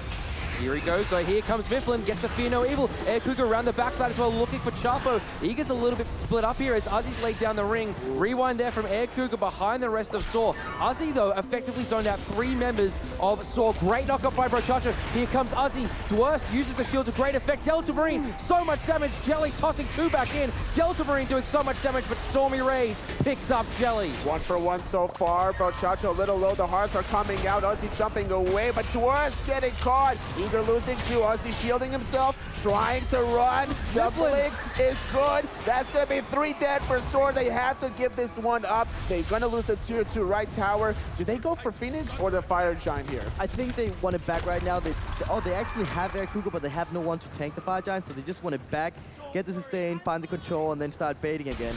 Overall, that was a good fight from Soar, and that's why Eager can't do anything at this point. El Brochacha got a sick ultimate off. Being shut down by Chapo here. Great use of the Sanctuary, keeps himself alive, and Delta Marine hangs around to save his teammate, but Chapo and Uzi want to find the re-engage. And now we're going to see Soar. They recognize the fact that Team Eager hasn't backed yet. Aircougar's rewind still not available. A little bit low in the health and mana department. Going to be able to zone away them from the warding controls, but Eager, with this advantage, with the gold and experience, it's getting very troublesome for Soar. And this is what I don't like about Soar's combo right now. They have the healing on the Cubit, they have the healing on the Sylvanos, but they have a Shankui on the team. As a Shankui, you want to go all in. You don't want, like, at this point, Soar need to use the healing while going back poking. But Shankui's not about poking. You want to go all in. You might as well start. It's weird for me. You might as well start utilizing that ultimate defensively at this point. Exactly. If you're Caliber, let Eager be the ones to engage, be the first ones in, utilize your sustain, and then the second set of cooldowns. Once the relics are down, then you commit your ultimate. Uzi there, oh, excellent route through the cage by Jelly, keeps Uzi in place. Fear No Evil onto the solo laner. Uzi getting chunked down here. There's the ultimate out of Jelly, but Uzi manages to get away. Dwurst is chasing though. Dwurst looking for the kill onto his solo lane opponent, while Delta Marine absolutely bursts down Chalaba. Stormy Rays uses his ultimate, locks 2 in place. Chapo gets a kill, but Delta Marine, he's got another triple kill. 2 triple kills this game for the mid laner of Team Eager. Stormy Rays very low, forced to use the Sanctuary. He's the rest of Eager. Stormy Rays falls down. Team Eager, Middle Phoenix is low. They're looking for the win. They got the deicide. They found Delta Marine, but at what cost? They got all 5 members from Soar down. Team Eager, they won game 1. They're winning game 2. They're 1 more win away from crowning themselves as the Smite console world champions. Excellent play all game from Team Eager. Very similar to last game, we saw Soar take an early lead, but just unable to capitalize. Eager looking so strong right now. Delta Marine on that Zeus is so strong. I think Soar needs to ban that out because he's playing phenomenal. Soar, they want to go in. Delta Marine says, no. No, you don't. Not today. Today is our day. All right, 2-0 lead for Eager in the series. Analysts, take us away. Thank you. All right, guys. Eager is up 2-0 in this series. Soar struggling. Welcome back to the Analyst Desk, folks. My name is Golden Boy, joined by Taco and Zaxi, breaking this one down. First thing I got to talk about here, can they just get the memo and just boot out Zeus? Because this is insane. Yeah. It's insane. I'm honestly trying to figure out how Delta Marine even managed to get Zeus 2 games in a row already. I mean, it's been problematic in the past even. They've seen his performances on Zeus and just the way that he played it in the first game. And then they let him, run it back in the second game. And I feel like if they leave it open for a third game, this could very well be a 3-0 to Eager. Yeah, if they leave it open in the third game, I expect that he's going to pick it again and he's going to do work on it. I mean, he's just shown that he's too strong with it right now. Yeah. I think regardless of what has gone on in scrims in the past, what they feel like they need to ban, it's evident that right now, today, they need to ban Zeus. Let's take a look here at the worst as well, because this is also another interesting one too, right? DeWorst, such a talented player, and he's had his way on Nike. Another god that on the PC side, we've seen get the boot fairly early in the ban phase here. DeWorst just did work here. Yeah, and I think that the most awkward thing for me about it that Sora is opting to go for is that they're not really picking comps that can even properly cancel out Nike's kit. You have her main kit damage and everything, but they have not really any solid way to deal with this, and along with her passive, to give that Zeus mobility as well, so that way they have a lot more kiting potential in their backline. I think just overall, Sora just needs to reevaluate, slow down, take a deep breath, and just realize that they need to, play with a little bit more composure, play with a little bit more discipline, just like Eager is doing, because if this is the Sora that we're going to get versus Eager, like I said, I don't see Sora being able to keep up. One thing that you had talked about, I think when we were off camera, was you get 2 kinds of Sora. You get the premium grade, the organic Soar, right? The one that you go to the high-end supermarket to get, and then you get the off-brand Soar, like the White Rose brand. No one really wants that brand. And that's kind of like what's going on here. Soar is just struggling to be able to find anything, Zaxi. Yeah, that's what we're seeing. I mean, Soar has the highest ceiling, I feel, of any team, but also the lowest of lows. I mean, the Odin pick, it's just not doing it for me either. I think they need to reevaluate their drafting phase a little bit, make some changes here and there. I'm not really liking the Odin. I don't think they're playing around the cage as well as they should be. So I think I want to see them run something else, something that Uzi can dominate lane with a little more. If he wants to go to that Nike, something that can silence out her clear. And it's just, they got to do something. I mean, it's win or go home. Yeah, and I'd say probably for me as well, I expected a lot more from Soar, but I think part of that is also kind of Soar, I think, expecting a lot more from themselves. A big issue that I feel like they're falling victim to is taking scrims a little bit too seriously. And I mean, I'm just glad they finally decided to make the change though. That Zeus ban coming out, it might be 2 games a little bit too late, but at the same time, it is definitely very important that they take that away. No, you know what? I'm going to give them the credit here. They're adapting, right? That was the most important thing. This does, unfortunately, leave open, the Ra potentially here. Maybe it goes to Soar. Maybe they'll just nab it so that this way they can keep it away from the mid on Eager. I don't know. But at the very least, it shows that they are evolving as a team, and they're having that conversation and said, listen, this is a serious problem. We have to take care of it. Yeah, and Shaliber, a very unorthodox god pool, not known for playing a lot of Ra. So it'll be interesting to see if Eager elects to not ban Ra and dare Soar to play it, or if they do leave it up and Soar doesn't play it, I guarantee Eager will play it. So it'll be interesting to see what they ban here. I can imagine that Eager would also probably, if Soar opted to go ahead and take away that Ra pick, Eager as well would have Chronos open, and Eric Cougar has been playing phenomenally with that Chronos, so I can imagine that Eager would probably be looking to prioritize that more so than anything else, just because of the fact that he's been playing so well with it. Yeah, and they banned the Jingwei, and it's going to be the first pick, Hunbats, for Chapo, a god that he loves, just bringing heavy CC to the table, which I like. And there it is. The Ra hovered over for Eager, and like you said, I would love to see the Chronos too. Cougar's been doing too much work on that Chronos. Ra Chronos here for me would be the perfect 2, or like I said, I've said it all weekend, Eager loves their heal comps, and they play their heal comps better than anyone else, and you really do not want to let them have this.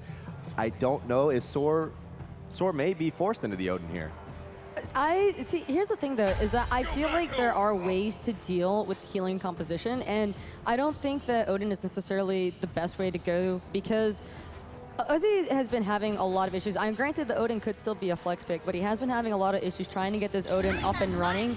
And a lot of the problems where Soar are like tending to fall at is they don't really have enough burst damage once they get members from Eager inside that Odin ring. And if you don't have the burst damage to follow up on the Odin ring, you're just going to lose no matter what, because once that healing composition just falls out, I mean, the team's 100% within, you know, seconds due to that Sylvanas Ra heal. Yeah, and if you let a healing composition get even a little bit ahead, it just begins to get so difficult to even damage them, because they're so ahead, they have so much healing, there's nothing to do. Eager will take away the Guan Yu here. But we saw game 1, Shaliber played the Scylla, but he was just so behind. Like you said, there just wasn't enough damage. He just couldn't do anything because he was so far behind the Zeus. Smart man, though, by the way, from Soar, getting rid of that Chronos, realizing, hey, if they weren't going to pick it in that first wave because they opted to go for the Sylvanas and the Aurelish, makes sense. Yeah, no, I think that was definitely, you know, like you said, Soar showing that they have started to do the adaptations. You know, they took away the Nike as well. So that's already 3 very massive picks that Eager were having a lot of influence in the game on. And I think it's awesome to see that Soar would go ahead and just ban those right away. But Cougar still sticking to the mage ADC. And Soul is a very interesting pickup. I think that it puts a lot of pressure into the duo lane for Soar, considering that you have Sylvanas, you have Soul. That's some really fast clear, and you can see Cupid coming out on the side of Soar Gaming, and you know, it's unconventional, I would say. I can see the mindset behind it, which I think it's a very solid idea to try and get the lockdown AoE for the cripple, you know, get some damage going in that Odin ring. But at the same time, I'm not sure how Cupid is going to fare against such a heavy pressure lane. Wouldn't a Rama have been good here, you know, with the ult? Like, I mean, I don't know, maybe I could be wrong, but it just feels like Cupid just has been underperforming. Rama would have been good here, and one thing about this Cupid-Soul matchup is that when Cupid uses his ultimate, Soul's third ability is slow immune. So Stormy Reyes is going to have a hard time finding the solo kills just based on the fact that he's not going to be able to slow Soul with the ultimate. All right, well, guys, Zaxi, first for you. Does EGR end it right here? Does Eager end this final? I feel like Eager has everything they want. I think Eager takes it. That draft from Eager is looking pretty strong, and as much as I would hate to see a 3-0, because I love seeing best of 5s, especially after yesterday, but I feel like Eager have the upper hand in this one. All right, guys. Well, that's going to do it for us here at the desk. Who's going to come out on top? Can Soar force a Game 4, or will Eager be your Smite console champions? It's time to start the game, and let's send it over to our casters. Thank you, Golden Boy. Eager is 1 game away from crowning themselves the Smite console world champions, and thus far, they have really showed up Soar, to be quite frank. They have the momentum. We saw yesterday, though, a little bit of spice. You know, Bay had a 2-0 lead, but then Eager came back, and that's PC side of things finding 2 of their own. We do see Chapo on the Hunbats again, and in his semifinals, he looked great on it. He was so aggressive, and maybe it's easier for him to have this aggressive playstyle on the Hunbats, so I'm going to be looking at him this game. I love the way best of 5 metas always develop, because now we see the Hunbats being first picked all of a sudden. Before we see, you know, the Thor band, Susanoo being picked, Hunbats now being prioritized. We saw what a great job Mifflin did with that god last game. So also banned out Ra every single game, and now Team Eager have gotten the Ra. I'm going to be interested to see how good Marine is with it. They've also banned the Zeus away after the tremendous impact Delta Marines had with it the last 2 games. And once again, the 5v5 in the start. They want to look for a pick once again. They have to be able to get the wards off that they really need to. They've been so consistent about positioning themselves just to see if they can get it very far off, but at the same time, you don't want to get caught out of position. Forcing the jump there out of Ozzy. It's all right. You usually get your jump in the start anyway, so that's all right getting the jump right there. I think that's also why Ozzy went so far up. It was actually because he wanted the ward down, so didn't really matter too much. He just got the ward You down. want to be able to see what relics your opposition has. We see both soul laners having the Wrath, both junglers with the Purification. I'm a little surprised that Uzi continues to play the Odin in the solo lane between Uzi and Brochacho.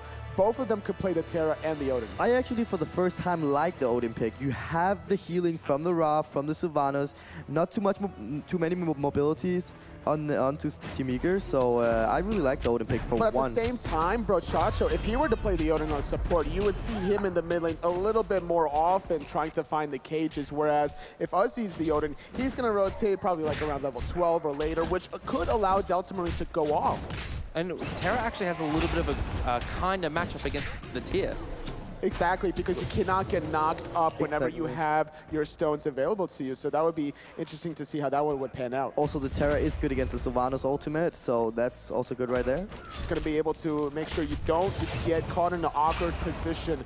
So you have to be able to see if you're Soar. What advantages do you really go for here? I mean, right now, Soar have the Odin. I want to see Aussie really starting to rotate to this mid lane, even at 5 really early. Maybe losing a little bit farm, but getting those possible pickers onto the Ra and Sylvanas is really going to be good. Solo lane, though, we're going to see Uzi and Chapo waiting for maybe Dwarves to look for the Fearless, but instead just going to clear the wave, look for the rotation as well. We saw the Gremlins go down earlier on, but they have to be careful with the positioning because off of the mini-map could potentially run into Delta Marine and Mifflin. And Celeber, for once in this time, he has so much setup as Scylla, so he's going to be able to hit every single spell. Terra is really good at setting up, and same as Humbats. You have to be careful, though, with the Humbats Fear No Evil. You have to have the perfect communication, because if you utilize the Fear No Evil as the monster comes out, you could completely negate that big, important cooldown. Right. Dwurst getting the knock-up onto Uzi there. Uzi, though, has a level lead over Dwurst at this stage in the game. Not too worried about taking some poke, and in fact, that's the wave cleared down on Dwurst. That's what you want to try to do against the tier in the early game. Abuse the fact that, he's not the strongest early game god. He has been modified to be able to utilize that stance switch without putting a point into it, so he does have a better laning phase, but he has 10 less physical power and 10 less defense as well. Oh, pull in there onto Stormy Race. Brochacho gets a good wall to stop the aggression out of Air Cougar and Jelly. And it seems like in this game, we see a more normal style. The dual lane is actually a dual lane for once, and the mid jungle is starting to join together, and the soul lane is a soul lane. So this is interesting to see. Everybody's just playing so passive, taking their own farm, not really doing anything. There's a lot of pressure on both of these two teams right now. Team Eager, they're one game a win from their championship titles. Obviously, Swords, they still want to be able to contend and get a championship of their own. So they're still feeling each other out. Heading into the 3-minute mark, the buffs are about to respawn. We could potentially start seeing some invades as Eager secure themselves the Fire Elementals. Yeah, I think Chapo still want to play aggressive, but on the other hand, he's seen maybe I've been a little bit too excited, so take it a little bit back. But still, I want to see the aggressive plays coming out from him. That's the way they're going to win. Gotta wait for the wards to be able to find the rotations from Eager, wait for somebody to get caught, isolated, out of position, and that's going to be the key moment for Chapo to start jumping in there and look for those Fear No Evil plays, especially with the damage off the back of Celeber. And this time with the Terrell, it's going to be way easier to run down a Ra than a Zeus, because Ra doesn't have the same AoE damage as Zeus have, so it's just going to be way easier for Sword to collapse on them. Like you mentioned, here comes an invade straight out of Sword, utilizing the ultimate from Terra. I'm a monster still being held onto. They could utilize it just to secure the speed buff. He's actually off the mark with it, but the crush is going to be enough to secure that speed buff there for Soul Gaming. They did use 2 ultimates, so 3 ultimates, so they probably have to fall back from this. Shelly slightly off the mark with the pull. Celeber just barely dodging a crucial moment of the game. So right side Harpies going in the way of Eager, with a rotation from Airkruger, though, still coming online after he cleared the left side. Oh, and I like this from Team Eager. They realized that so many ultimates from Swords down. They want to look for an invade here and get this speed buff from Mifflin. Walking with return. Speed buff your own, you get 1 to food. Uzi perhaps looking for a jump. His snipe comes through from Delta Marine just to secure that speed buff and prevent any kind of steal. Fine snipe, just securing that speed buff is really important. Now they got a 1-for-1, so overall that's just fine. Clean disengage, but Stormy Race, he starts the gold, but he took 1. If he had enough health to survive one more in-hand, he would pass the Gold Fury to Elbro Chacho, and they could potentially use the shell to mitigate more of that damage and keep going for the objectives, because we saw Team Eager on the right-hand side. Do you think that they had a window there? They could have done it. They could have done it. Eager had no wall control whatsoever, but still it's really risky because you lose all the control. The Gold Fury is not that efficient right now, so just leaving it and going back is a safe call. Air Cougar this game doesn't have his Cronus we've seen him played in the last two. Instead got a Soul.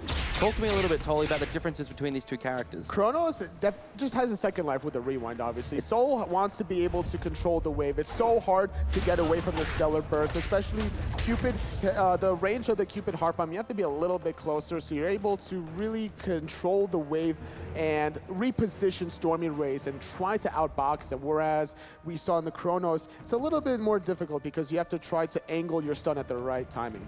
Right, it's pretty much the same overall type of character. And when you come to the team fight, you want to go in and just go all burst, and then with the Soul you get the Aegis or the free Aegis, and then on the Kronos you just basically ultimate back. And now just the steroid basically between the Kronos and the Soul. You're relying on your passive for Soul, the 100% heat mark, to be able to control any sort of skirmish or any sort of objectives push, whereas Kronos has the accelerate.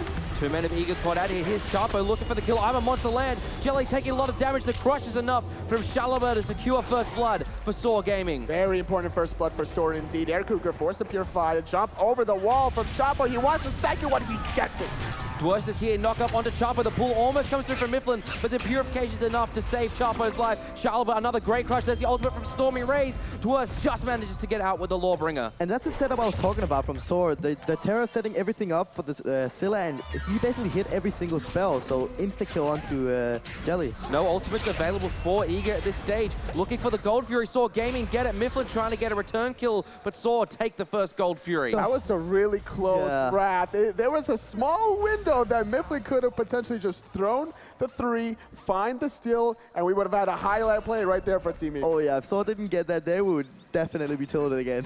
2 kills and not being rewarded the Gold Fury, but overall great job. Heading into the 7-minute mark now, Soar building slowly off of a 1,500 gold lead.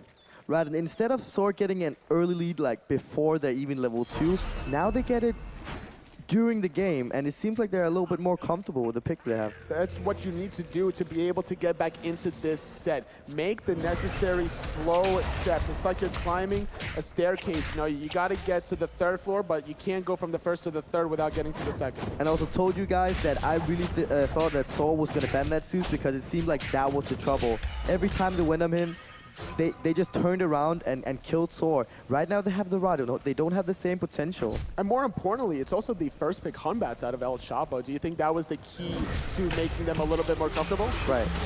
Be No Evil and Cage combination out of Soar Gaming. Dwarf tries to get the feelers, but there's nowhere for him to run. Excellent pick there from Soar Gaming. In the mid lane, though, Shalaba barely manages to get away. Delta Marine off the mark there with his snipe. And that's a great job from Soar, because the fact that they got one, they didn't lose Shalaba in the process. They're able to recuperate. Shalaba should have been dead there because he was in the ultimate of the Sylvanas, so the Ra's missing that snipe. Delta Marine, why have they been banning Ra then? You have to be able to communicate perfectly. Maybe they did it at the same time, but overall, you have to execute those cooldowns accordingly. You cannot drop such an important kill, because if Delta Marine gets ahead, we know what he's capable of. And I've just been thinking about something. Why did Soar ban Ra if they pick Odin every single game? Exactly. You basically counter it. You have 100% anti-healing reduction inside the cage.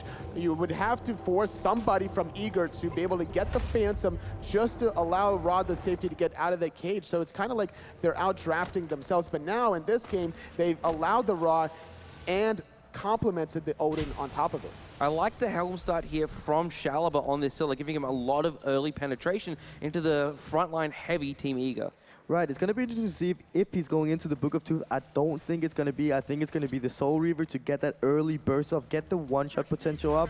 And yeah, both ways it's a good pickup. That's what you have to do as Scylla. Just utilize as much damage as you can get in your kit. You have the Crush, you have the Ama Monster. Wait for Elbro Chacho to set you up. We also have Chapo with his Fear No Evil. And I feel like Soar should right now go for the pick, start forcing the purification before Team Eager is hitting that level 12, because when they get the Aegis, they can survive the burst way easier. Aegising a full Scylla combo is going to be huge for them later. Saw here perhaps looking for a flank attempt on Eager, but they don't realize Air Cougar's in the area. Stormy Ray's coming through, just butts him out, and he actually wins the, Air Cougar wins the ward battle there. Left-hand side mid-camps are going to be the point of contention. Excellent walls there from Brochacha. He's Mifflin around the backside, doesn't knock up anyone, does some damage to Chapo. Oh my goodness, the burst is real from Saw Gaming. Absolutely deleted. Mifflin was expected to get off the damage and to retreat, but none of his teammates were around. Nice damage coming out of Uzi. Gonna get negated slightly by Jelly, but the rest of Soar comfortable with that burst pick. Yeah, just a good. Oh, what a snipe. He gets them and oh, sweet. Does the damage, steals both of the Harpies. Small win, but now he's not going to have the snipe for the speed buff invade. Ozzy knocked into the wall. There's the walls from Brochacho. Ozzy trying to find something here. Jelly's just running through the team of Saw Gaming. Speed buff did fall their way. I'm a Monster comes through, but it's just off the mark. Jelly knocks up one, and Jelly's stuck in the cage still. There's no escape for the Sylvanas. Heal, though, from the Raw, still keeping him up for so long, but finally the overhand smash finds an Air Cougar from behind. He's trying to find any sort of damage. Delta Marine rooted in place. Shaliber escapes away for now. Lawbreaker trying to chase out Ozzy, finding Delta Marine. Dwurst gets the kill onto Chapo, and now Saw Gaming need to disengage here. Ozzy so low here through the wall. It's Mifflin looking for the feather. Excellent ultimate from Stormy Rays prevents the feather step from coming through. 2 for 1. Ozzy barely getting away from that one. Stormy Rays realized he couldn't really chase it down. Mifflin, he still wants blood. He sees Ozzy jumps into tier 2. He sees that the speed buff was so close to being stolen. Nice little attempt there. Great job by Soar overall in that team fight. And now both teams are just going to fall back, but overall, a misplay by Shaliber. He could have gotten the ultimate in before the shell from the Sylvanas. He misses the ultimate, the Sylvanas get the shell off, and he basically takes no damage, buying time for Team Eager to get the ADC there and just basically collapsing on them. We talked about the communication issues before in mid for Eager between Delta Marine and Jelly, but there was more miscommunication between Chapo and Shaliber because of the fact that both of those ultimates were used at the same time. They couldn't find the I'm a Monster reset. They could have potentially won that team fight even more than they did. 2 for 1 could have been a 3 for 1. I mean, Sword Gaming is lucky. There was 2 people really low in that fight, so overall they're lucky getting out of that fight like that. It could have been way worse. Absolutely. Gold Fury being looked at again by Team Eager. They have the vision control around the area, but Saw Gaming have a few wards of their own, so they know that Eager's in the area, going to prevent them from committing to that objective. And Shaliber is finally ahead now. He's playing so aggressive. He is comfortable on this guy right now, and well, we've seen him playing it so much, and being ahead for once is just going to do good for him. Look at the proxy coming out of Uzi. What is that? So comfortable to be able. With Dwurst. He first he did it between tier 1 and tier 2. Then he did it between tier 2 and Phoenix. So now he's going to be able to out-rotate Dwurst slightly. But the reason why Uzi can do this is because if Team Eager rotates to the right lane, they are going to be going for the goal for you. Soar have the wall control, they have the sustain from the Terra, and they have the damage from the ADC to kill the goal for you. So if they were rotating to the right lane, instant goal for you. You have to bait that out, especially while your teleport is still available. Wrath available for both soul laners, so it's going to be exciting once these teams start grouping up around the Gold Fury. Level 12 starting to come online for some of these characters. We're going to see the second relics, and now around the Fire Giant, just to poke off between healing soul up. laners. There's no real damage close here that can really burst down these solo laners at this point. Shaliber is around the area though. Brochacho roots in Jelly. Crush does a fair bit of damage to Jelly. Trying to get any sort of poke off, maybe continue finding the CC, but without Chapo, it's really difficult to confirm any sort of kills. At this point, you're just draining Jelly's mana, which is also good in the long run. As well as that though, there's not that much anti-heal online from Saw at the moment other than that Odin cage, so even though they might be looking for poke, it's not as effective as it might be once we start seeing some of these second relics come online. Might be in trouble though, getting caught in a 1v2 situation, getting rooted into the Fearless combo. Still has his jump, but saving it because of the fact that he knows Mifflin can pull him back in, but the chase is on. The Lawbreaker comes out, utilizing his own ultimate, but Mifflin jumping over it. Mifflin looking for the kill here, knocks up Ozzy, no relic available. Ozzy knocked up again by Dwurst and put in the ground by Mifflin. Finally, the Soar starts the Gold Fury, but I think it was a little bit too late because there's 3 members from Eager all around. Air Cougar utilizing that Supernova, dispersing Soar. And this is so positive for Eager because Dwurst still has his Wrath online. No Wrath available for Saw here, so this should be a clean Gold Fury. Gold Fury getting very low. Fear no evil though from Chapo. I'm a Monster down, but it doesn't do any damage due to the shell. Gold Fury still leashed here. Dwurst taking so much damage. Stormy Ray picks up the kill. Delta Marine gets the snipe through, and Saw Gaming need to get out. Shaliber escapes, he roots and crushes Mifflin. One in-hand connects, but it doesn't matter. The jump finds Shaliber. Brochacho taking a lot of damage. The Wisp, are they going to be enough here onto Brochacho to put him in the ground? It doesn't matter though, Delta Marines here, one in hand will do it, and he gets in with a Celestial Beam. And Team that was Eager. the three-man Raw Snipe coming out there, so huge for her. Ozzy is back though, he has the cage, he has Jelly with 1, 2, 3 in hands. He has to get away though. He utilizes the shield. He's not done. He gets a double. He stops the gold. He finds a double. Chapo around the corner as well. Delta Marine, not enough mana or cooldowns to find the kill. He's looking for the snipe. Looking for the Celestial Beam, not going to find it, just a little bit off the mark there, and Ozzy showing just such complete control over this character. Yeah, he realizes that Delta Marine and Air Cougar is out of mana. It's safe jumping in and just getting away after. What a great play by Ozzy. What a great comeback from Sport, because they could have easily lost that Gold Fury. Ozzy respawns, finds the teleport, manages to clean up. He also had the Wrath. We're seeing again, though, Saw Gaming getting an early lead, but not being able to fully capitalize on it. Right, I feel like their calling is a little bit wonky right now. That was way too forced. When the right side got ganked, they were not around the goal for you, but they still wanted to force it. So they went to it, really delayed, and started it, and basically way overforced it. That's why we saw Eager manage to get that initial spark, but then Eager took too long to commit to it, but now Jelly getting caught out of position 1-on-3. I'm a monster. Lands onto Jelly. Stormy Rays, though, is the one that gets the kill. Air Cougar getting a lot of poke down onto the members of Saw Gaming, but again, a really good pick there from Saw, and Mifflin uses his ultimate expecting the knock-up. And this is what I like with the Terra's Scylla combo. Terra have so much lockdown potential. She have a root and a stun, and with a Scylla, that's going to be easy. And the heal misplaced. Sora's going to be able to start the Gold Fury. Ozzy trying to zone out 3 from Eager. We also see Chapo coming around behind, trying to go onto Air Cougar. Ozzy has the cage available, looking to zone out the members of Eager. There's the Terra ultimate. They're looking for Air Cougar here. Can they kill him before the Sanctuary runs out? There's the immunity frames as well. They're still chasing really hard here. There's the Fear No Evil. The cage comes down. Air Cougar's down as well. The cage onto Delta Marine. The jump. So much damage. Shaliber gets the kill, but Dwurst is here. Great purification from Shaliber. Dwurst taking so much damage. In jumps Chapo. Dwurst gets the Wrath, but there's nowhere for him to run to. Saw Gaming, 3 kills, and here's the Gold Fury. I absolutely love the way Saw is using the Terra ultimate, pre-using it so they can catch up to anybody. The Odin was following Air Cougar, waiting to get his free up so he could ultimate. And then Delta Marine stacking up with Air Cougar, and both of them getting stuck in that ultimate. Ozzy had the best ultimate in this whole entire set right there. He found Air Cougar, he found Delta Marine, and this is what's allowing Soar now to get back into this game, into this set. But not only did he get those 2 players, he also locked the other players off so that he couldn't go into Team Soar. So they had all the free space they needed. Finally, we're seeing an actual lead for Saw. 5,000 experience, 5,000 gold. What do they need to do now to capitalize on this? Actually, Chapo, the solo lane between Chapo and Mifflin, they're going to have to disengage from that one, forcing out the purification after that Fear No Evil. I mean, that looked like it was going to be bad for Chapo, but he actually forcing the beast on Mifflin is great.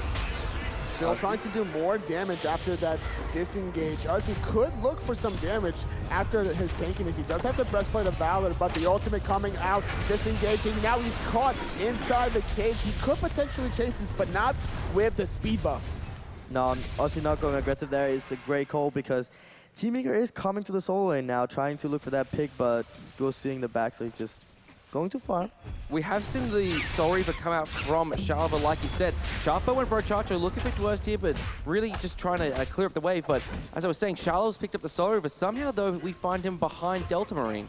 Yeah, and now he's finally ahead. He got the Soul Reaver online, so we're really going to be looking at the one-shot onto Jelly, as they've been doing 4 times now. Just now hitting level 15 is Shaliber, catching up to Delta Marine. As long as these team fights still go in the way of Sword, we'll start seeing the gap favoring Shaliber, and that's very scary considering you're a Scylla. Once you start maxing out these abilities, you start getting more magical power. Brochacho taking a little bit of damage there, but going to be able to heal himself up there with his Monolith. And what I like coming out from Soul Gaming at the moment is they're starting to get some anti-heal online. We see the Brawler's Beat Stick coming out of Chapo. We see the start of what's likely to be a Pestilence on Ozzy. We even see this Tier 2 Civil Talisman on Brochacho, leaving the option open for him to either go into a Pestilence or a Heartwood Amulet. And I like that the Terror when Sprint and not Weaken and Curse because they have the Odin to luck to get that anti-healing anyway, so it's a fine pickup getting Or just bullying the rest of Eager away from that Tier 1 tower. No response whatsoever. It seems they were more focused and worried about Ozzy on the right-hand side.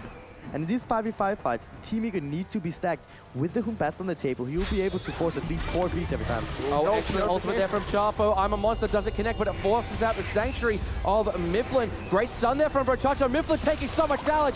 Shallower chunks him down. Delta Marine gets his snipe off, but he's trapped in the cage with Uzi. Chapo gets a kill. Chapo gets a double kill. Dwurst locked in place. There's the crush. Lawbringer over the wall, but there's not enough space here for Dwurst. Uzi chasing him down under the tower, but he manages to save himself behind the tier 2. They found 3 easy kills. They bullied Dwurst away. Air Cougar, though, is left alone on the left for a little bit. Gets the tier 1. If they don't handle him, he will grab that tier 2 of himself. If this was game 2, Chapo would have gone in for that kill, but he finally figured after playing too aggressive, do not get too excited. We got a small lead. We're going to get towers for this. Just stay calm. A big factor is the fact that Jelly, still level 11, doesn't have his second relic online. No Phantom, no one getting away from Uzi's ultimate.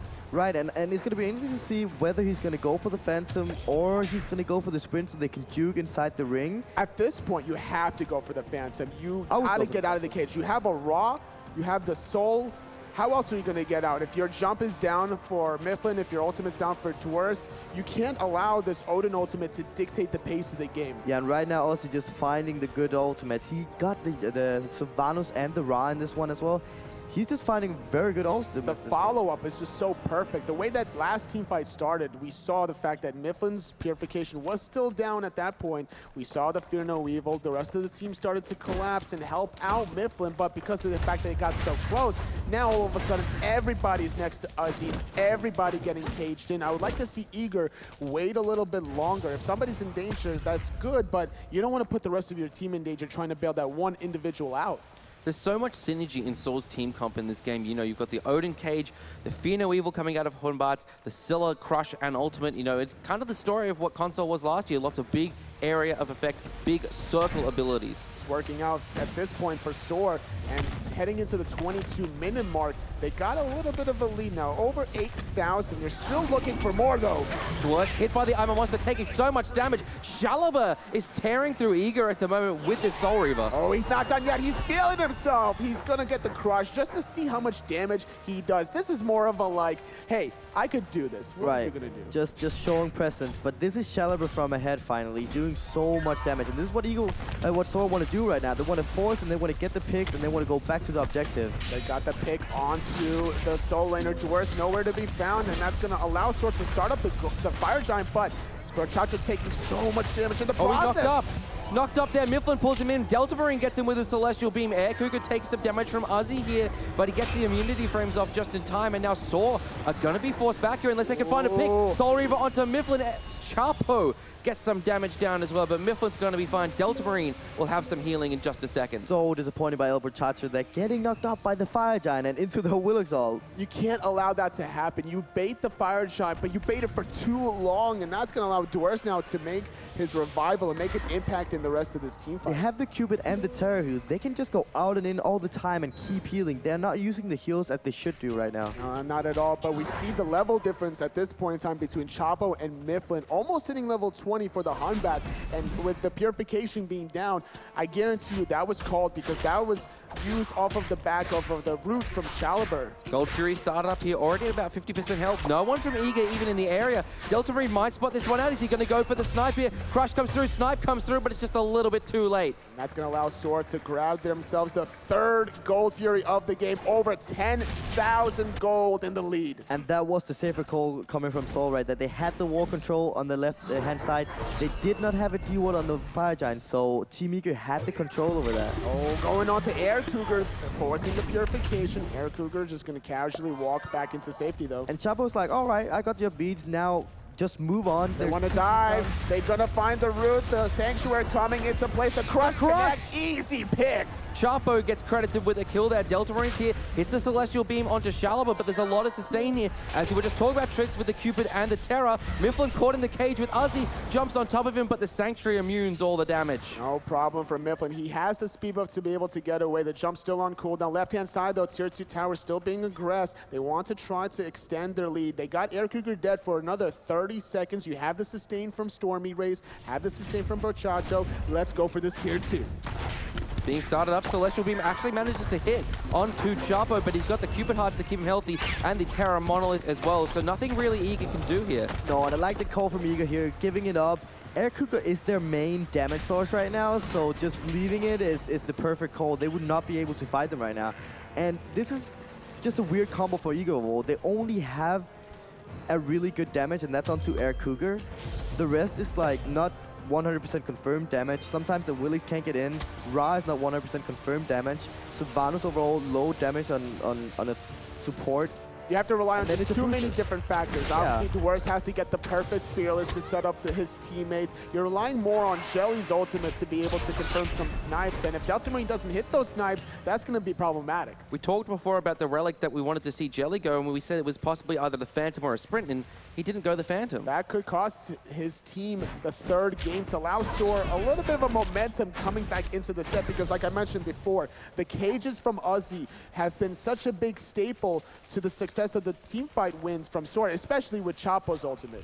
It is able, when you have the sprint, you can juke a little bit better in the ring, so that might be good. But the Cupid ult is just confirmed damage, and I don't know about it. I would have liked to see the Phantom there. I would have as well. We see in mid lane Brochacho getting knocked up. No one really to follow up though. Eager getting bullied away from the Fire Giant. Soar still having an advantage, but we saw what happened last time. They tried to bait the Fire Giant Mifflin, trying to get some gold back into his team's pocket with a split push. Soar should defend this mid lane right now. Team Eager does have a Hawk as well, so this is really risky call. Really close though. It's less than 50% health. Ozzy jumping in towards Dwarves. There's the Terra ultimate as well. Lawbringer comes down. Soar Gaming take the Fire Giant. Dwarves taking a lot of damage here in the cage. Chapo gets the kill. Mifflin's going to secure the tier 2 tower in the mid, but the rest of his team might fall down if he's not careful. Jelly locked in place. 4-man ultimate here from the support of Team Eager. Brochacho can't get him with the wall. I'm a monster. Shalaba's looking for it. Shalaba hits it, but Ozzy's the one that gets the kill. Mifflin still split pushing here in the mid lane, but Soar's going to take a Phoenix. And Soar doesn't care. They're just going to take the Phoenix and end this game. They're still in the mid lane. They're going to get the right side Phoenix. They're going into the Titan room. They have the Fire Giant on all 5 members. Mifflin is not here. The snipe comes out. The Titan is less than 50% health. Soar get the first win of their set. This set is not over by any means possible.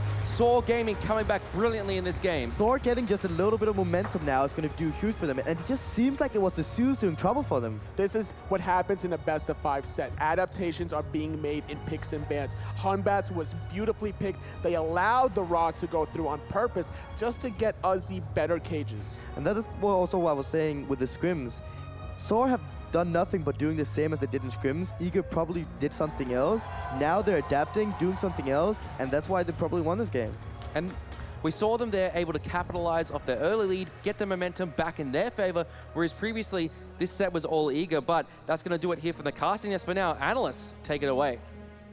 Soar Gaming has fought back, ladies and gentlemen, and we are going to a game 4. All right, so welcome back to the Analyst Test. Lots to talk about. First and foremost, I'm just going to come out flatly and say it. We were wrong. Okay, that was, we'll bite that. I'm happily wrong, though. Happily wrong. Happily wrong, yes. Soar, I think, they definitely, like Trixie was saying, they made the necessary adaptation. They recognize, Zeus, hey, maybe that guy is not really something we want to keep going against. And I think that it helped drastically because it is a lot easier for the Odin pick to actually find success with those cages. Yeah, the Odin wasn't really working in the first 2 games. They played much better around the cage in this 3rd game. I thought they played their comp very well. And like I said, Soar is a momentum team. They feed off the energy in the environment. So once they get rolling, it's a hard train to stop. Yeah, so Chapo came to life. I think that was very important. They really needed that confidence booster. I think them going out 3-0 is just not the way that anyone would have wanted this Soar team to fall in a grand final if they were to fall. But with the current state and how this is looking here, still I do have to wonder, like, the Cupid picks and all that, because one of the interesting things that everyone was like kind of chatting about back here was, if you look at this draft and you're a PC player, you're like, oh yeah, Eager wins. Like 10 out of 10, do it again, right? But yet Soar makes it work. Why? Who was that on the back of, Zaxi? That game for me, it was Chapo, as you see there, it was Chapo on the Humbats. I mean, he played Humbats to perfection that game. His ults were beautiful. His jumps, he hit every jump slow on the targets, especially on Jelly. He hit so many jump slows, just the jump slow that was setting up Shalibur's ults so that he could confirm his ult. And it was really Chapo for me. That was just facilitating, setting everything up, and I would not mind to see a first pick Humbats here in this next game. Well, that's exactly what happened for this one. Maybe history repeat itself. It has a tendency to do so with these two teams, you know, given how the drafting has panned out here. So they went with the Soar went with the Zeus ban out, brought out the Ra. How do you feel? Let me restate this. Do you think they're worried about Ra that much, given how this game played out? If they get Odin, or if Odin's available, I don't think there's much concern going forth with the Raw pick. If I were Eager, I'd probably look to try and prioritize healing composition because it is something that they do favor, but I wouldn't be surprised to see them maybe choose to go ahead and ban out that Odin. That way it would eliminate any kind of threats that they would have because they can probably expect to lose Zeus every single time in the banning phase. I just don't think Sora is going to possibly allow that to go through unless they can take it for themselves. Yeah. But I think for the most part, I don't think Sora is really much to fear from a healing composition as long as it's just, you know, a Ra and a Sylvanas on their end and not like a Zeus. Because the issue with Zeus is just he can heal for himself inside of a ring due to the fact that he has his ultimate coming down on him, so it's much harder to get AoE burst damage off onto him. But in this game, you know, you just have a Ra heal. That's not doing a whole lot of damage to you. And so it just gave Sora a lot more opportunities inside that cage to go ahead and, you know, punish. Yeah, what's even more insane about this is third time's a charm on that Odin, right? Didn't work once, you know, Ozzy, he got the hands. Then we went to game 2. Ozzy once again just got slapped up a little bit, really couldn't find much there at all. And then we, you know, because that was mostly the Nike there too.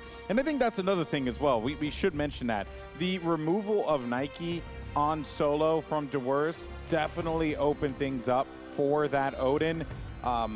I would expect them to do the same thing again here, Zaxi. Yeah, definitely. I want to see the Zeus gone, and then Nike probably in the second phase gone. If they do want to run that Odin again, just so Ozzy doesn't get completely bullied in lane. But really the story of Game 3 was Soar finally adapting. Their games 1 and 2, they came in acting like it was scrims, banning, you know, regular scrim gods. But here on the stage, it's mini metas. What you talk about mini metas, a mini meta develops, and the Zeus was just too potent. So in this mini meta, you got to ban the Zeus. I want to see the Nike also banned away in the second phase, and if Sora continues to adapt. But it'll be interesting to see how Eager adapts, because I know Eager are all very high IQ players, and if they weren't feeling, you know, that Odin last game, they're just like, no, we don't want to deal with it. I expect it to be banned away. How do you guys feel the Hunter battle went there? You know, we recall Air Cougar picked up Soul. Everyone was like, well, you know, that's good. That's really, really good. That fits beautifully into this comp. That actually was their second to last pick. And then immediately after that, they picked up the gotta love, Cupid. And we saw what Cupid could do against Aware. That was Aware. This is Eager. Much different situation now. And Cupid also got the hands in game 2, so that wasn't nice either. How do you feel that Hunter battle played off? Taco, we'll start with you.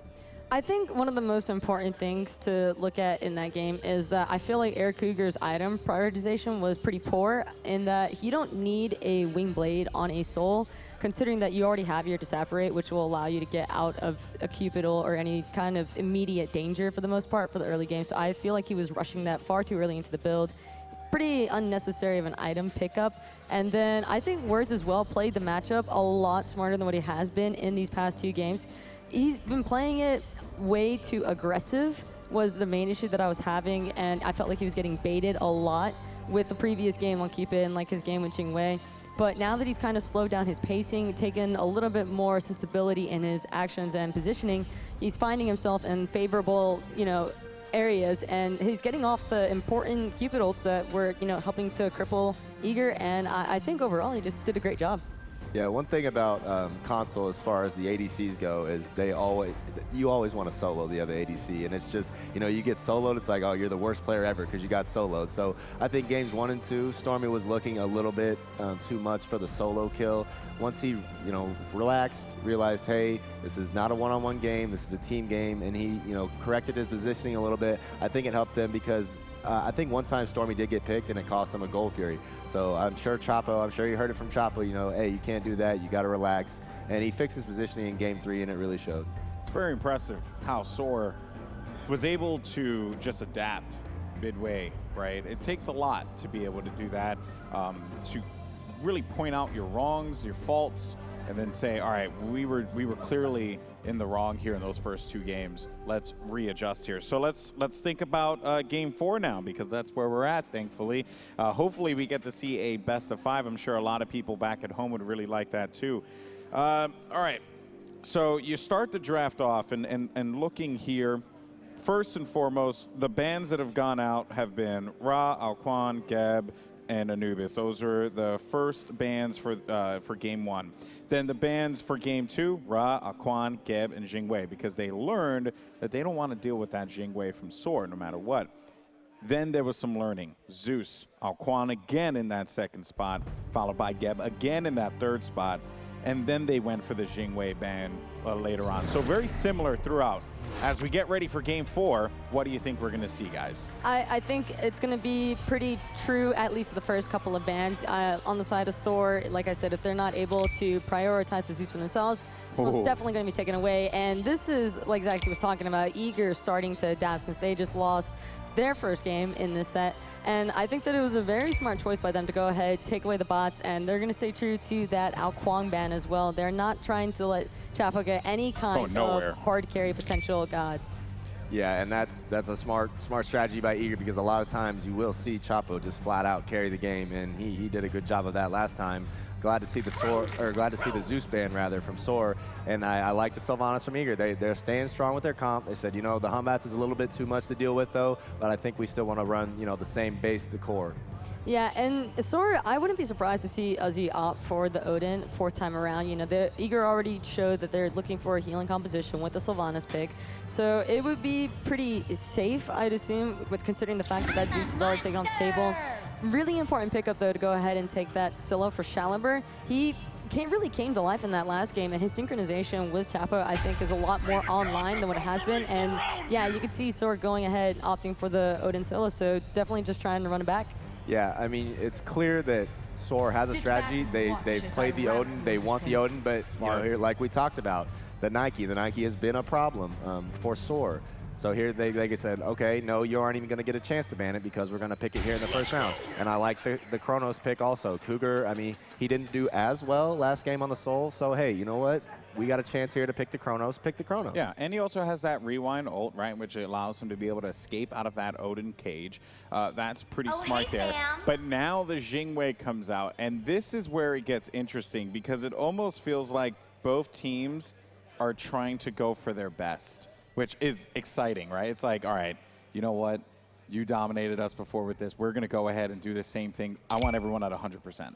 Yeah, and I think it'll also be really interesting to see how the Nike Chronos pans out without that Zeus, because I do feel like the Zeus was a pretty critical part of that draft that Eager was trying to run.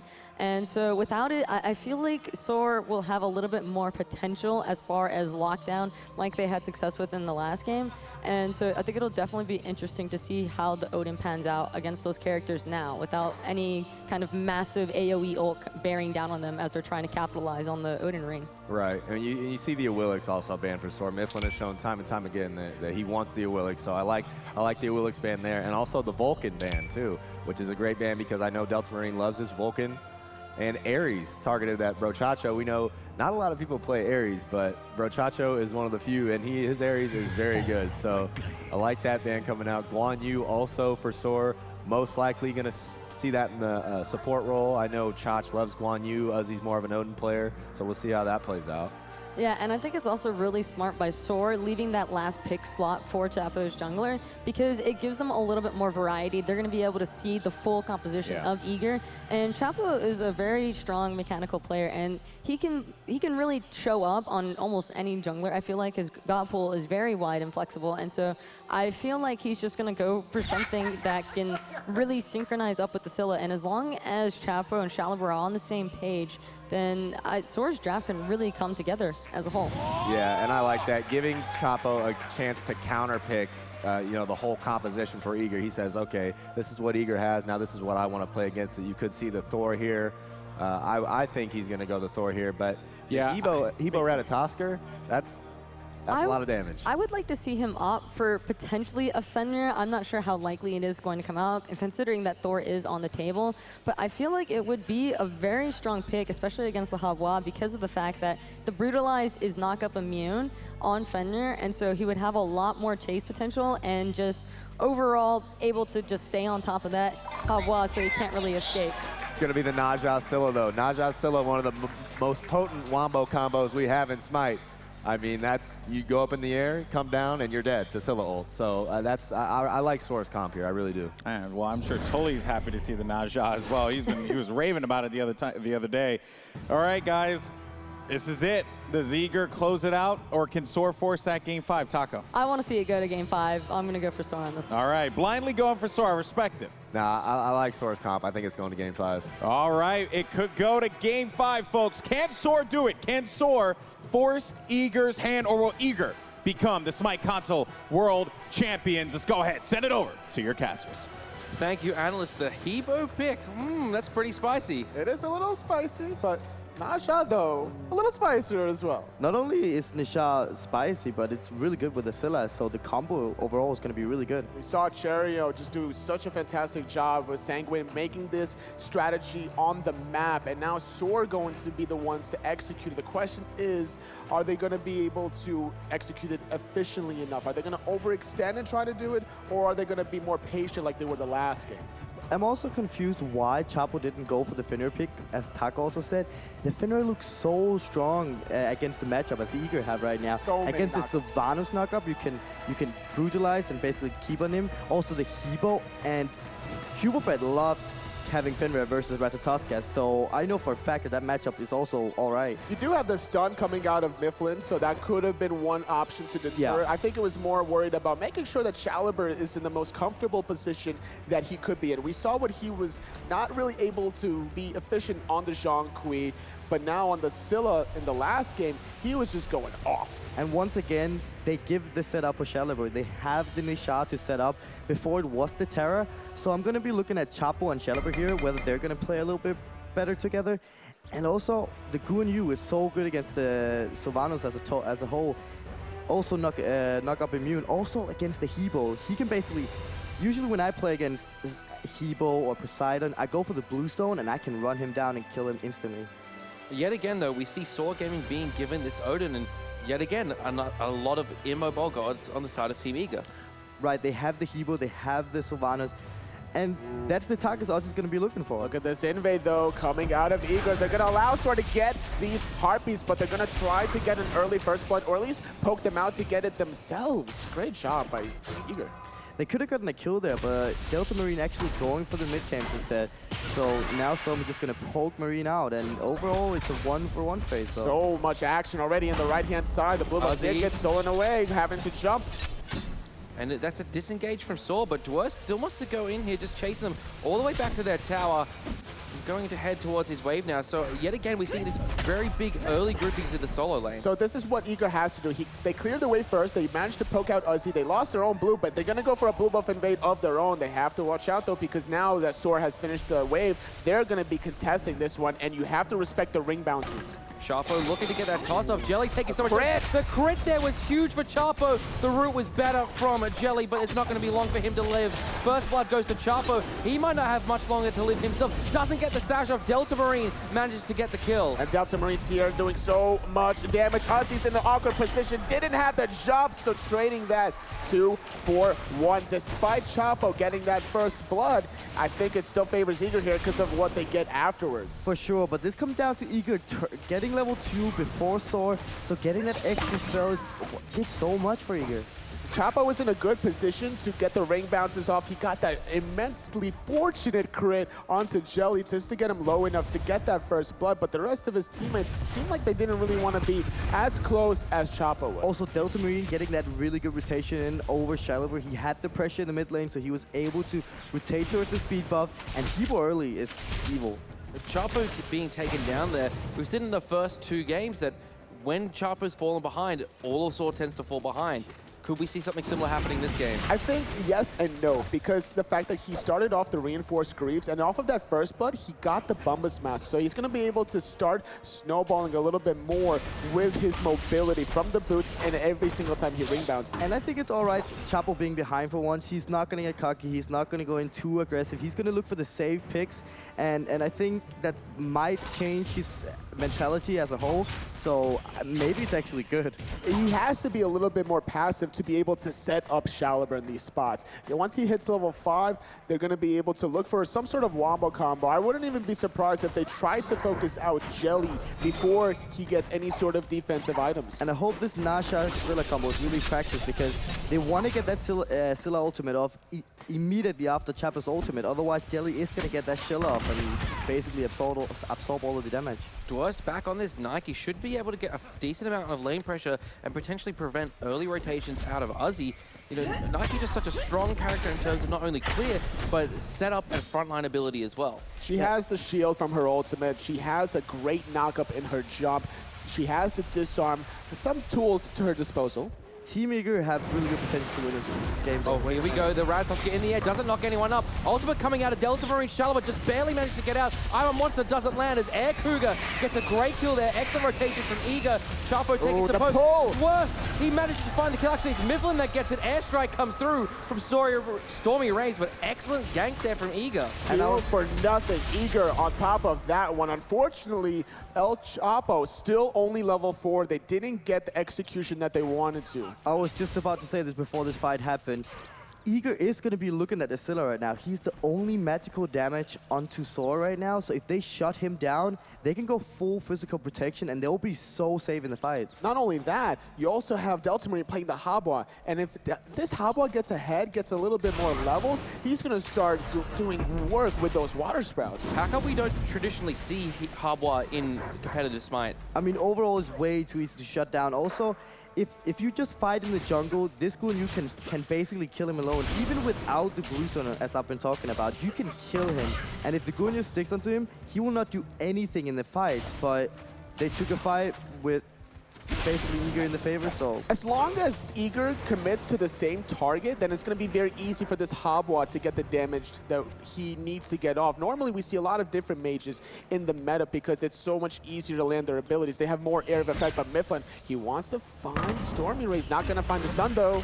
Excellent dash there from Stormy Rays, but still takes a good amount of poke. We can see Chapo hanging around the side. He might be looking for the pick on a Mifflin, but doesn't manage to land the sash. Not going to find it. It's going to allow the disengage to occur. Blue buff, though, getting contested. Ozzy's going to find it with the Raft. Just going to casually walk away after the slow. Still with the knockup, but you're not going to want to dive this tier 2 for the kill.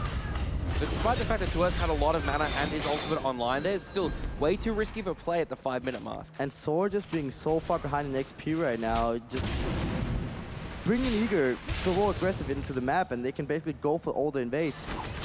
Now in the goals, your Air Cougar forced into the purification, which allows Chapo to take him to the sky, and guess what's landing for him when he comes? I'm a monster. Shaliver misses the second strike there, though. Delta Marine looking for a target now. They find Chapo, knock him up. Second knockup's available. Chapo still alive. Great meditation and heal there from Brochacha, but Mifflin's here with the extra damage. Stormy Rays, though, picks up Delta Marine.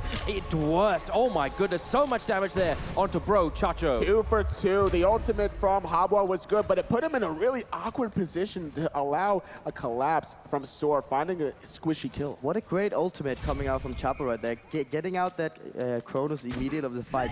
This just comes down to Eager's Dwurst out-rotating Ozzy completely, and that's why they got an equal fight. You have to be holding hand-to-hand in the jungle against the members of Soar, because obviously they're going to be doing the same thing between the Naja and the Scylla. And right now, Air Cougar's speed is down, so Chapo's going to go straight to that dual lane and try to get that pick again. they better make sure they get the kill, because otherwise their rewind will get him out of dodge, and that's going to reset the whole team fight into Eager's favor. But now Delta Marine getting caught, use some purification, trying to find the right ultimate, but still nothing. And that's what I was talking about. He will have no mobility, he's so easy to catch out, and that's what it is. And it forces the ultimate out of Mifflin as well, so a lot down now for Team Eager. Didn't have the ultimate to escape that one, so Soar finding one pick. They find the root and the stun. Got the purification pull slightly off the mark. Soar going to be able to push out this mid wave beforehand. They could look for the speed buff invade. And Soar's playing their combo so well. It's so unfortunate they got behind in the early game. Otherwise, they would have leaded this. And now speed buff is being contested off of that one pick. Dwarf's trying to hold it on, but I'm a monster. And the cavalry charge being used. Eager chasing now. There's the cage out of Ozzy. Mifflin stuck in there with him, but look at this. It's blocking off Dwarf and Jelly completely from the rest of his team. Great disengage there from Saw. A lot of ultimates being exchanged, but overall, at the end of the day, Mifflin still finding his own speed buff. Dwarf's taking so much poke from Air Cougar. Not going to amount to anything, though, in the mid lane, other than maybe this heal on tower. The Sylvanas heals at this point are giving them a lot of sustain. Mifflin actually picks up Shalabra on the side. They're looking for El Chapo here, knocked up by Dwarf into Stormy Rays, but Chapo, excellent ultimate there to save himself. Ozzy looking to do some damage. Dwarf actually might pay for his life. El Chacho gets a kill. Delta Marine with the ultimate 3-man knockup from Jelly, but Stormy Rays gets a kill. Eager, too ambitious, but look at Air Cougar, not on the mark, unfortunately, for the time ref. Finding two, only losing Shalabra in the process. Soar walk away with one. And Team Eager, 8 minutes in and just diving the tier 2 tower. I have no idea why they went so aggressive. I mean, to be fair, they got the tier 1 mid tower earlier on, so they gives them a little bit of a safety net to still retreat down the mid lane, but losing 2 members there is not smart. What was great there was Chapo kept himself alive with his ultimate and with his heals, and that allowed El Chacho to come in, give him some more heals, and Eager just threw so much into Chapo. The sustain kept him alive, and there was nothing left to fight the rest of Saw. Luckily, Eager didn't lose any other objectives after losing those 2 members. They defended their own speed buff, which allowed them to still chase down, because we saw the Ama Monster come out, we saw Ozzy's ultimate cage come out, so this is why Eager wanted to keep chasing Soar, maybe finding something in return. Yeah, and right now, Saw actually fought back a little bit, almost equal in gold. But Chapo is still going to be looking for these ultimates and trying to get that combo off, because if they fight the Kibo or if they fight the Chronos, they're going to get one-shot by the combo. The problem that I'm noticing is the fact that Chapo's 2 levels behind Mifflin at this point, and he's building defensively. You know, he went the Reinforced Greaves at level 1, which was what allowed him to get the first blood, but now getting caught out of position again is Chapo taking one into the sky. Mifflin goes up as well, looking to get the return. I'm a Monster comes down, but does no damage there to Brochacho. Mifflin looking for Chapo, picks him up. Delta Marine knocks up Shalabra. There's the heal, though, from Brochacho. Delta Marine rooted in place, and here's Ozzy with the cage. He's looking for Delta Marine, actually just backing away now, because Stormy Rays is in some trouble. Airstrike out of danger, but Air Cougar's so fast. He's using the rewind to try and get back, but it goes the wrong way. Ozzy picks up Dwarf. It seems that Dwarf was diving just too hard in the back, and now Stormy Rays, he had nowhere to go except south, allowing Mifflin to make that rotation overall 1 for 1. Stormy should have gone for the suicide there, just going straight to their tower and just killed himself, so Team Eager wouldn't have gotten anything. Instead, he just dies to them instead, but it's all right. We're going to see Mifflin trying to find another pick. El Chacho not having much mana, just needs to find a few more Hirez, but a nice meditation bait. Here comes another member, Ozzy, trying to find the soul purification with Air Cougar right around the corner, even stunning Shalabra on the back. Great work by Air Cougar thus far in this game, really starting kind of to develop into this carry that Eager really needs. Yeah, but we also saw this in the first game. Air Cougar just bullying out Stormy every single time, and he's doing it once again this game, and if he keeps this up, he might be able to carry it as he did in the first game. And yet again as well, Mifflin got a 2-level advantage over El Chapo, 5-0 and 4. Really as well as Air Cougar, the one that's carrying this game for Eager. And it just comes down to Chapo being dead 4 times and losing a lot of farm. He can't really do anything at this point. And as I was saying before, if Shalabra and Chapo misses their combo, it's going to be horrible for the team fight. Shalabra also in that fight before missed his ultimate. And that's Fury, though, being started 11 minutes into the game. Members of Eager not around the corner, but Sword just going to let that one drop. They see Jelly, and they want to get him. Mifflin's low in the sky. I'm a Monster is from Shalabra here looking for a target off the mark, though. And here's the heals from Jelly. Eager can look for the re-engage. And Sword's ultimate is down right now. Team Eager should really start baiting this go for you and just take the fight, because it's going to be easy. 2 ultimates being traded by both teams. You don't have Armor Monster, you don't have the Cavalry Charge, but on the other hand, now Mifflin and Jelly's ultimates is going to be difficult for either team to really find the right opportunity, but Jelly is still looking for something around the corner. Maybe could catch Shaliber and force that purification. And Brochacho's out of mana, so this is going to be really good for Team Eager if they just bait this go for you. All right, we see Eager starting up the Gold Fury here. Saw Gaming not quite in the area. A lot of damage coming through. It seems like Eager want to commit to this.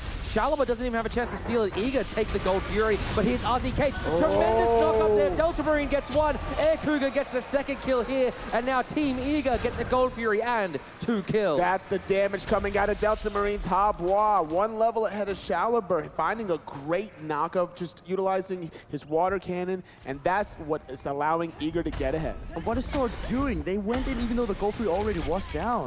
And now still going forward some more. Dwarfs is never satisfied, it seems, with only 2 kills, only 1 goal for nah. Let's get 3. Left-hand side tier 1 tower being focused by Delta Marine and Mifflin. Mifflin, a decent amount of penetration online at the moment with this Jotun's Wrath. Right-hand side, though, we see Chapo splitting a tower. Chapo splitting this tower is going to be really good. He is going to get the farm from the lane, so he's probably going to get a little bit more XP, getting him in the game again, making it easier for them to use their combo. The problem is Chapo playing this Najai. Whenever a Najai gets behind, that's one of the worst junglers you could be playing, because now your damage is so far behind the enemy jungler that you're almost useless. You're basically an ult bot, but this is one of the hardest ultimates in the game to hit. Right, and that's also why I would have loved to see the Fenrir. His whole kit is so good against Team Eager's combo, and the Sha is such a risky pick as a whole. If you pre-beat his ultimate, he's basically useless for the whole fight. Sometimes you have to risk it for the biscuit, and it feels like Sor having a lot of confidence picking up this Najah, trying to make it work with Shaliber Scylla. Instead, though, falling behind pretty early in the game, though. They're still in it. It's only 13 minutes. Sor still struggling, though, about 3,000 behind. Well, Air Cougar here caught within 3 members of Saw Gaming, but he's going to be able to get away with that accelerate. Delta Marine around the corner as well. I'm looking again at Mifflin. We're seeing him go towards this Void Shield. Yet again, why is this such an effective item, particularly on Ratatoska? Especially against the Najah. You having the Void Shield, you're going to be able to blow up this slightly tanky Najah. You want to be able to survive the initial burst damage, because if you mitigate the Najah damage with that physical defense, now you'll definitely survive that Crush Armor Monster combo that's waiting for you. And that's the Najah you usually want to engage. Just having that protection is going to be good. Beautiful stun coming out of Air Cougar, stopping the dash mid-flight. Storming Rays always on the lesser end of this trade. Air Cougar, yeah, I was saying before, he's just really stepped it up in this series. You know, we were talking on the analyst desk that, you know, Air Cougar will be consistent for his team, but not necessarily carry. Delta Marine taking a lot of damage here. There's the ultimate out of the Habois. Chapo took one up into the sky, but it was worse. That's the wrong target there, Chapo. Delta Marine, Water Cannon doesn't do enough, but Mifflin gets the kill there. 2-man knockup by Jelly. Delta Marine looking for some more damage. Ozzy's the target. Excellent spout from Delta Marine, and there's 2 members dead of Saw. All 5 of Eager still up, but they're diving this tower. But Air Cougar falls, he doesn't find the rewind. Dwarf falls in return. Delta Marine blinking in. Mifflin gonna connect into the tier 2 tower, rooting Brochacho into place. It was a beautiful bait by Brochacho earlier on that blue buff. He heals up Ozzy. He finds the meditation. He wasted so much time from Delta Marine. Saul was trying to force that fight way too hard, and that's why they lost in the fight. Team Eager then diving the tower was a huge mistake, because the tower damage was way too hard for Team Eager to handle. Especially with Delta Marine being distracted in that blue buff. Had they had the Habois damage, then sure, that damage would have confirmed more kills, especially considering the fact that Air Cougar's rewind didn't come off. And I feel if Soldiers had a proper call, they could either have killed the Ratatoska or the Hebo. They didn't really commit to either target, so they just ended up letting both go. Mid lane, Stormy Rays pushing some minions towards the tower, but Jelly and Delta Marine gonna be there. After that fight, not really much on the map for either team to take advantage of. Gold Fury still down for about another minute. Everyone's buffs now starting to fall as well. Mid camps have spawned, but really, nothing much coming out of that fight other than just a bit of golden experience traded back and forth. Saw right now have a lot of objective damage, but wait a minute.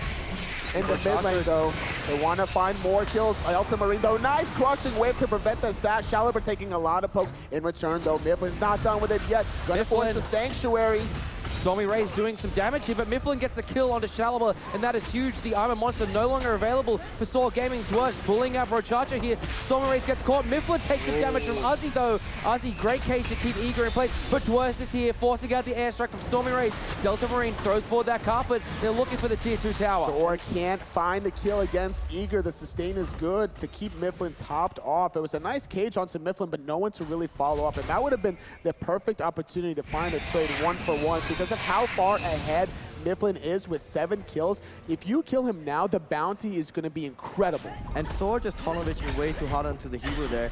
But then again, Marine playing really well. Chapo might be caught out here by Dwurst, but Dwurst doesn't have any spells up to finally finish off Chapo, and Chapo healing himself up there with that Naja too. Despite not finding the kill, this is what you have to do just to allow more of an advantage for Mifflin to get ahead of Chapo. You don't find the kill, but you force Chapo to back. There's more travel time to go from the fountain to the waves, less experience for Chapo. And with the lead Team Eager have right now, they want it back, they want to get their items, and then want to start get the war control onto the Gold Fury and start fighting there. What I want to see out of Sora is a little bit spicy things now. Maybe they could go, there's no wards onto the Fire Giant, and they could do that. If they find Air Cougar with an ulti combo, is that what they're going for? Mifflin up in the air here looking for a target, but nothing doing as Saw disengaged from the Gold Fury, so that's a big ultimate down there for Team Eager. Not finding the global presence there. Dwarf's ultimate's still on cooldown, so 4 ultimates on the side of Soar. Still waiting on Stormy Rays. Both teams waiting each other out. Who's gonna bite first in this chicken game? I mean, Eager want to look for the fight, and I feel like Soar's way too weak to do that. They need to wait until Team Eager is on that Go Free. All they have to realize, there's no wards onto the right map. They can sneak this Fire Giant if they just realize it. What I really liked there was Mifflin went and stole the speed buff away from Soul Gaming, denying farms to Chapo, who had to hang around that Gold Fury. 3-level lead as a result for Mifflin. Still doing a good job being on top of it. Sora has to respond to the snowball that Mifflin's been getting himself. If they don't find a kill on him soon, he's just going to go out of control, especially once Delta Marine starts hitting closer to level 20. So we're going to be careful here that they're not overforcing. All of Team Eager is around and they're caught now. We see Mifflin round the back. Low mana here. Over the wall is Ozzy, but the Sanctuary is beautiful from Mifflin, but there's a lot more damage to follow up on that. Nowhere for the Rat to run. Great stuff from Brochacho. Ozzy gets the kill here. Here's the rest of Team Eager. Dwarf's forced to jump away. Stun comes through from Air Cougar. Saw, though, get a free pick. And Ratatoska had no ultimate there. Going behind, then first getting full speed. It was just a very risky call. You shouldn't have done that. That's a play that Chapo should have been making at this point because you're so far behind. You have to go for something crazy. You don't have to go for anything crazy if you're Mifflin. And now the bounty has been credited to Source. Dwarfs jumping in. 2-man knockup, 3-man knockup though from Jelly. There's the crushing wave. Jelly gets a kill, and now it's even footing. Delta Marine gets a kill. Air Cougar gets a kill. Brilliant execution here from Eager, and now Soul Gaming have to run away. Gold Fury still leashed by Eager. They're going to get this for free. It was a disadvantage because Mifflin was dead, but they had the damage that they needed with Delta Marine's ultimate. Great knockup opportunity between the Sylvanas and the Nike, but they're not done yet. They want Chapo. They got him. Delta Marine gets the kill with the spout, and now the tier 2 tower is the target for Eager. And that was just a great engage coming out from Drew. Also getting the 4-man ultimate. He got so much damage off this fight. Look at that experience difference. Nearly 13,000 in favor of Team Eager. The gold difference, 5,700. Fire Giant being started up here from Eager. Ozzy knows that this is going on. The Fire Giant's getting very low already, under 50% HP. Ozzy, does he have his Wrath up? He does. He could steal this one away. Job again looking to do the damage. He's stunned in place. Can he get off? Brilliant pull there from Jelly, and the Fire Giant's still not dead. Ozzy falls down, but he takes one with him. Team Eager take the Fire Giant. Brochacho's here with a horse. I'm a monster trying to find the Haba. He realized the carpet movement speed to get away. Air Cougar sanctions away. Shalaber finding Mifflin, at least trading out one member there, not going to have the Fire Giant as well as Mifflin and Dwarfs. And Sora's not going to be able to push anything down, so a great call coming out from Team Eager right there. Getting a safe Fire Giant, they will be able to siege after this. They might be able to get this tier 1, but it's not going to hurt Team Eager as a whole. It's not too much gold anyways. All right, mid-tier 1 tower going to fall, as you mentioned. A little bit of return there for Soul Gaming, but overall this game very heavily in favor of Team Eager at the moment, and if they win this one, they are the world champions. And that's the thing about Nisha as well. If you will probably never get behind in the early game, but if you do, you're completely useless. We haven't talked about Chapo at all this game because he haven't been doing anything. Can't do anything. We've been talking about him, but for all the wrong reasons, right? Because of the disparity of the gold and the experience. And you get this combo of the Naja, Scylla, but both of those members are behind their counterparts. Yeah, looking at Mifflin, speaking of Chapo's counterparts, gone for the Shifter's Shield this game. I mean, right now, he just want to be the diving backline. So getting that extra protection, he's just going to stay alive when he jumps down. You have to be able to keep yourself a little bit extra timing to allow the rest of your rotations between Delta Marine coming, Air Cougar coming. We saw what happened when Mifflin wasn't even in that team fight, right? The damage is there. Now the question is, how long can Mifflin survive? And that Shifter Shield is going to definitely help out. Right-hand side, Tier 1 tower, the focus here from Eager. Soul Gaming should just give this one up. They're not even back at their Tier 2 yet. They might get caught out. Air Cougar, excellent decision here to split push. There's a lot of physical damage coming out from the rest of his team, particularly through Mifflin and to us, so they should be able to take the towers. Ozzy jumps in. They Soul Gaming realize they have the 5-on-4 advantage here. Thor or Team Eager don't want to fight this. They have Air Cougar in the left lane, and he's just going to split push this. They have the experience, and now with those two towers on the left-hand side, they get even more gold. They're slowly playing off of their Fire Giant. Mifflin jumping in. He wants to find Brochacho. Look at all that damage. So much damage on Brochacho. Excellent pull from Jelly. Doesn't get the knock-up. Cage comes out from Ozzy. Dwarf jumps backward, but not out of the cage. I'm a monster. Doesn't land. Brilliant jukes there from Delta Marine. And Mifflin comes crashing down from the sky. Knocked up his Shalaba. The heals from Brochacho will keep Saw healthy. Delta Marine still has ultimate. Cougar. He still has Blink. He's trying to find the right angle. So that's why Soar's backing off, conceding this Tier 2 tower. Has to respect the Habwa. And that was just great juke coming out from Delta Marine, and he still had his ultimate. Cougar getting jumped on. Finds the kill on Suchapa. Where did you go?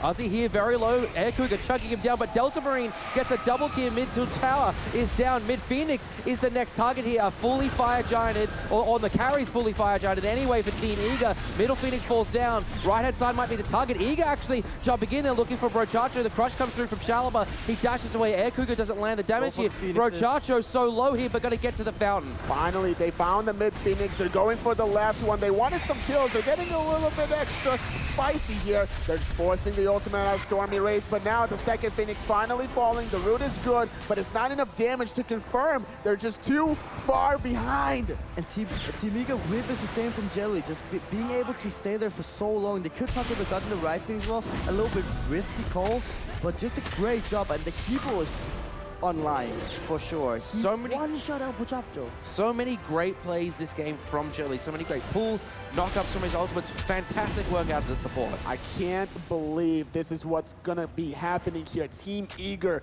they're just one more push away from getting the third win in the set, crowning themselves the Smite Console World Champions title. Delta Marine, level 20, red buff. He is the damage that Eager is going to have to secure the Titan. He can get a rod now. He can get a full rod of Tahuti. And Delta Marine have been playing insane in this set, on the Zeus and now on this Hebo. He's realizing he don't have any mobility, so instead of running away, he starts juking all the time, and he's been doing it great this game. Right-hand side, blue buff gonna fall. Two Phoenixes down, right-hand side Phoenix the only one left. And Eager don't want to overextend now. They don't want to push the right lane, even though they could possibly with the two Phoenixes down. They're going to wait for the Fire Giant, take it for free, and then slowly siege down the right Phoenix. They have a lot of damage on Air Cougar. That Phoenix is going to melt. There's only one way for Eager to lose this. If all 5 members sacrifice themselves in the Titan fountain, basically, of Soar. And they're not going to allow that, obviously, to happen. They're going to play it very slow and methodical. Get the Fire Giant, get the more objective damage that comes with it, and the sustain. But if Team Eager does a little bit of a mistake, Soar is going to collapse on it, so they can still be in this game. If they 100% commit to this Fire Giant call and Soar going for it, then I don't think they are. They are. All right, Soar looking to contest this one. They do have two Phoenixes down. Mifflin up in the sky here, looking for some targets. It might be the backline here. Chapo takes one up in the sky. It's Delta Marine. He's doing no damage to the I'm a Monster. Doesn't even come through. The crush does, but Delta Marine manages to get away. He gets one kill, and now Soul are falling. Delta Marine gets a second. Stormy Rays picks up Delta Marine. Airstrike comes through from the Jing Wave, but now Eager, they're chasing down Ozzy. They're chasing down Shalaba. They're chasing down the win. They have to be chasing them down because the Titan is going to be attacked by some fire minions, and that's going to be 3 members dead from Store. Only Delta Marine has fallen, and Eager are going into the Titan room. Air Cougar forced to use the Sanctuary, then the knock-up nearly online there from Stormy Race. It comes to us, they're looking for Shalaba here in the town. Stormy Race taken so low, burns the Sanctuary from him. Back in the town, great pull there from Jelly. They're looking for Shalaba, they're looking for the Titan. Here's Stormy Race low, Stormy Race forced back, Titan down, Titan dead, Eager! They are your console world champions! Congratulations, Team Eager! Just a great save by Team Eager as a whole. I'm a little bit disappointed in Sora overall. I would have loved to see a better combo of the Nisha and the Scylla combo, but it just didn't work out for them. No, they did a strategy. They wanted to execute it. They got the first, but unfortunately, it was Eager that was managing to get the better end of it with the objectives.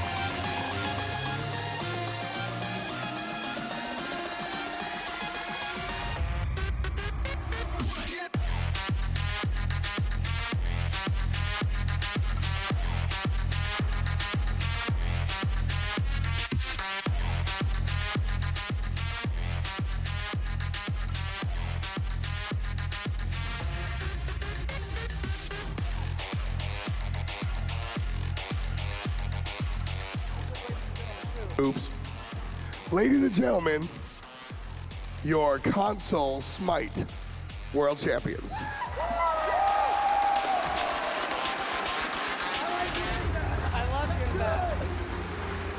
World champions, let's go! You guys all played lights out, fantastic set right here. All of you guys played your minds out of control. Delta Marine, Unrelinquished, whatever you want to be called right now. You put on a fantastic performance. What did it take to really bring it out in the finals? It took my teammates, honestly. Cougar, Myth, Jelly, Dwurst, they let me do what I do. If I didn't have them, I'd just be some shitter on playing casuals. Got one. And our coach, Sadiq Umeki, he's a fucking god. You guys all really brought it together. Like you said, you guys don't have a standout individual beyond the team itself. I think everybody really understands that. Cougar, as the captain, how do you create that sort of atmosphere where everybody can come together as one and really raise the Eager flag? It's just understanding each individual role of the team and just never like getting too mad. Like I want to get mad sometimes in the game and everyone's like, no, just calm down. And everyone just stayed level-headed. So to form a team like that, I mean, we're all friends. Like we all hang out with each other. We've been going to dinner, dinner with each other every night. And so we actually like enjoy spending time with each other. So it just makes playing the game way easier. There's a lot of different dynamics on this team. I think you can look to you maybe to be that cool, level-headed leader. I think Jelly and Dwurst kind of are the spearheads that want to lead together. And then you have this guy, just this guy. Hey, I'm this guy. I don't know what to say. I couldn't do this without my team. Well, maybe some of them. No, I'm just kidding. But we're all great players. I respect every one of them. They all bring something individual to the team, and that's just indispensable. And I can't imagine having a better team in my life. Now we've really broken it down. I've asked you sort of the dynamics of everything. I've asked you how to bring the team together. We've gotten really, really intricate with all that stuff. And I turned to Mifflin for the raw. And I just want to know, what's the feeling now that you're the world champs? Well, I'm losing feeling in my appendages, but aside from that, I'm just ecstatic. I look out in the crowd, it's just hype. Everything, the energy in the building, it's unbelievable. Absolutely. And now, one more time, give it up for your console Smite World Champions, Team Eager.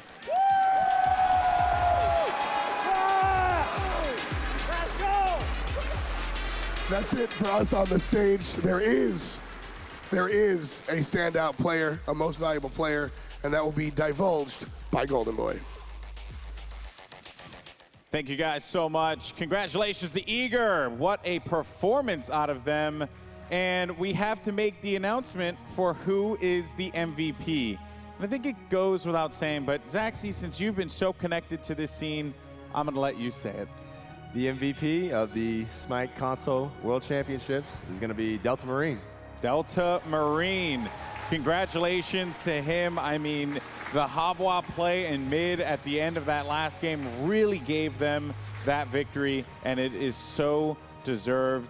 Taco, I want to get your thoughts here. What do you think about Eager taking this? I know you wanted to see a game 5, but still, Eager winning, that was a pretty incredible accomplishment. Yeah, no, it was overall really impressive how together as a team they managed to keep their composure no matter how the game was going, whether they had a rough early start or not.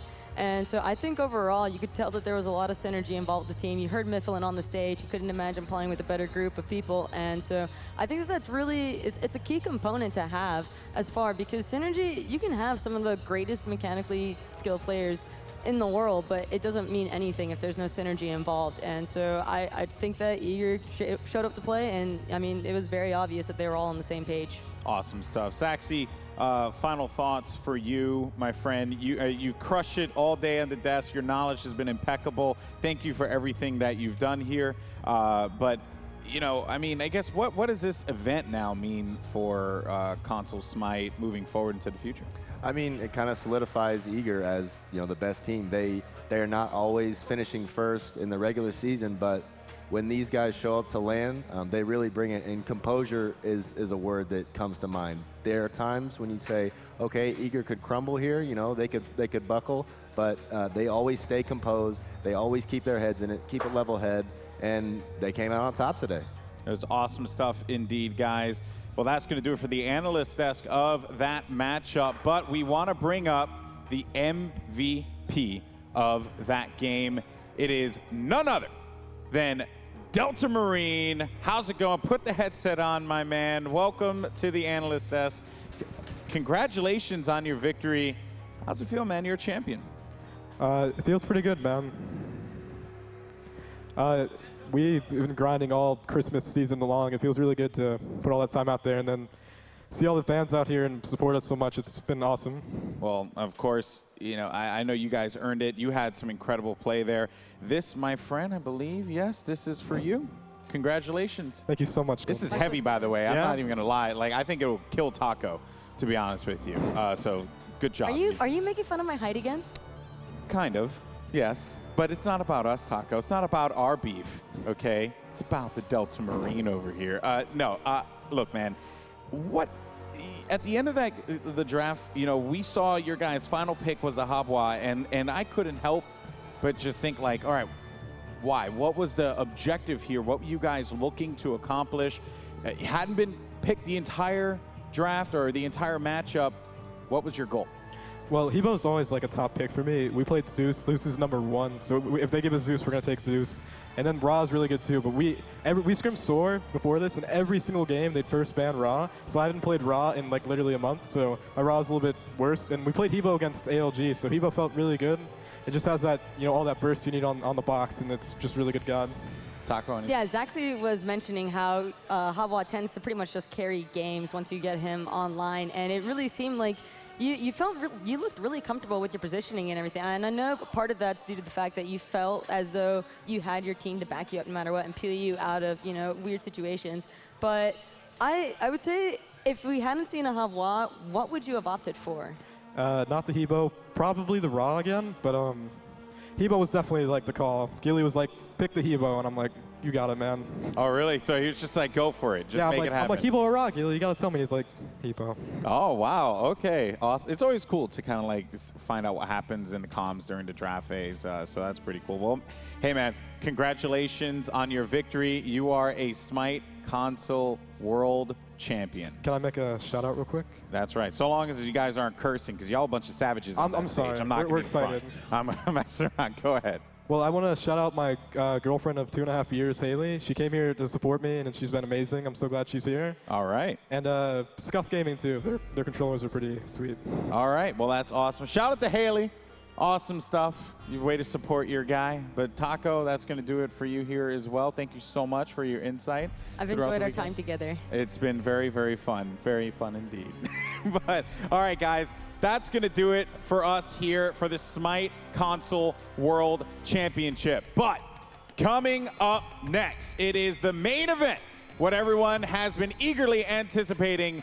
It will be Obey facing off against the defending world champions NRG in our PC Smite World Championships to close out the Hirez Expo 2017 presented by Twitch Prime. We'll see you guys in just a little bit. Don't go anywhere.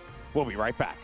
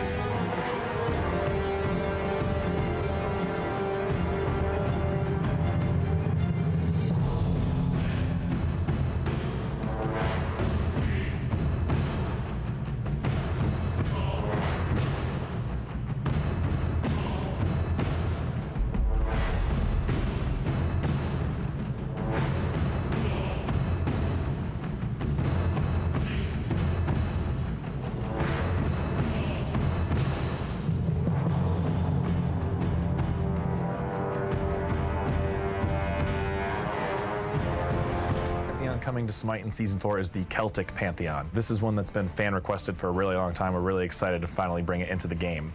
So the first goddess of the Celtic Pantheon is the Morrigan. She's a really interesting goddess. She's gonna have some really unique mechanics as well. So we were excited about Morrigan because she is one of the most powerful and the most interesting characters in the Celtic mythology. And she's a really interesting trickster character.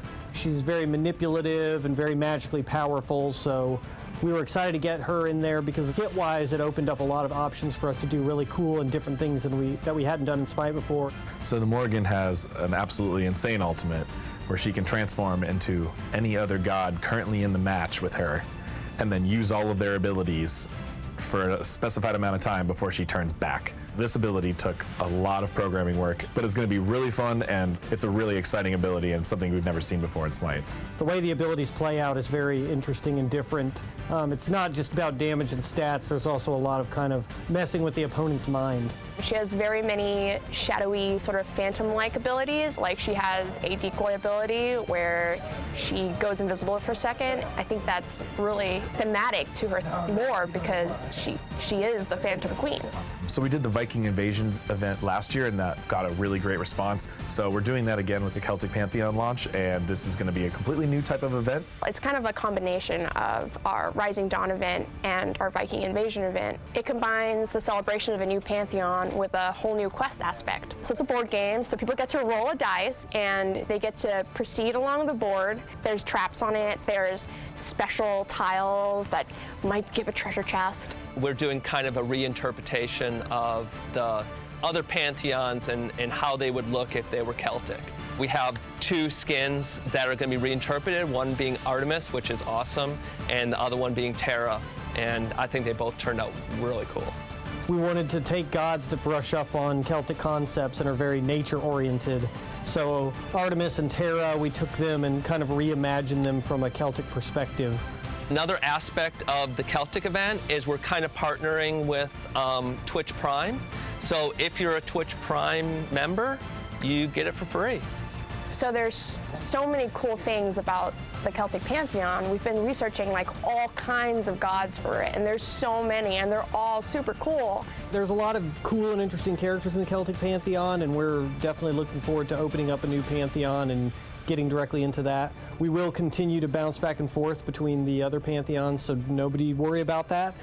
But the Celtic Pantheon has some extremely cool characters that we're looking forward to working on.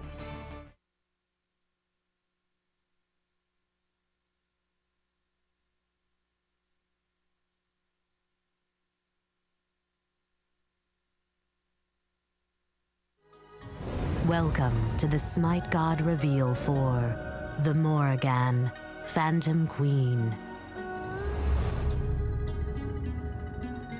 Fate is an unusual thing, an unseen force predicting every action of every being. Many deities can see it, recognize the flow of the plan.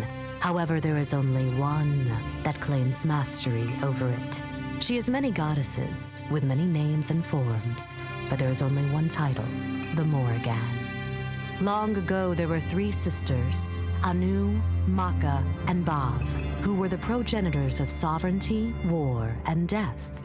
They were caretakers of their lush green air, champions for soldiers, and guides for the deceased. The strength of their bond was unknown.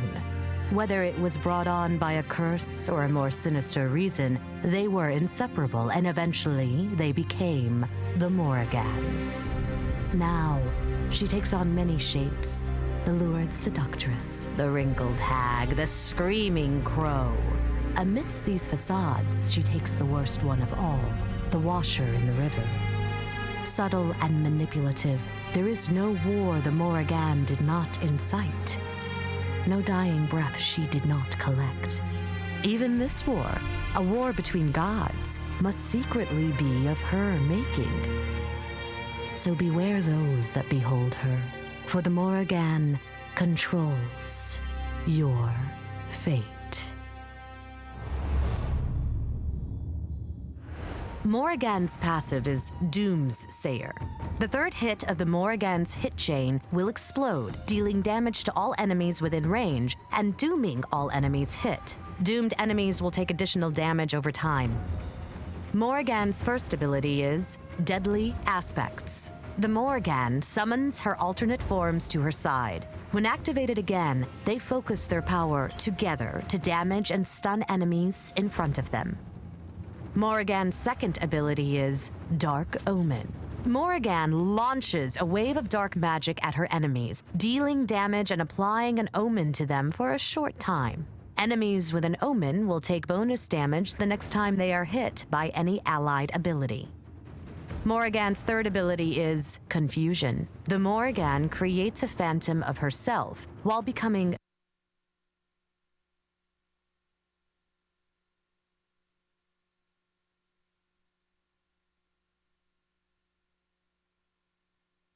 stealthed and gaining increased movement speed. The Phantom runs to the target area, deals no damage, and will die if it takes any damage. Morrigan loses any bonuses from this ability if she takes damage.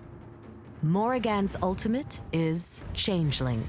The Morrigan selects a god from the current match and becomes a copy of them. She copies all their current stats, items, and may use all of their abilities for the duration. She retains her own relics and cannot use consumables. Additionally, the rank of her abilities will transfer to the skills of the god she copies. This ability's cooldown will increase if the targeted god's ultimate is used and has a longer cooldown than the Morrigan's base cooldown.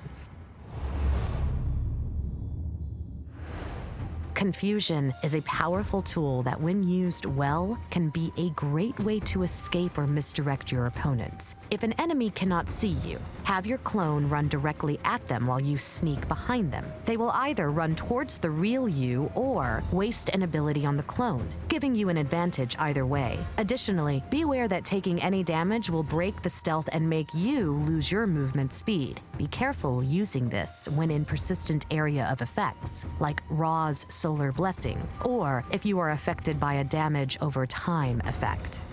Doomsayer has a strong ability to combo with your other sources of damage. When alone, Doomsayer can be procced by 3 aspects or another Doomsayer, letting you either proc it at close range or from far away. The difference between a good Phantom Queen or a great Phantom Queen will come down to how you use her ultimate. When launching into a game, make a note of all the gods you can transform into and think of which synergies or strengths you can take advantage of. When a team fight hits, it can become hectic fast, so planning ahead into which god you want to transform could be the difference between being a playmaker or dying early.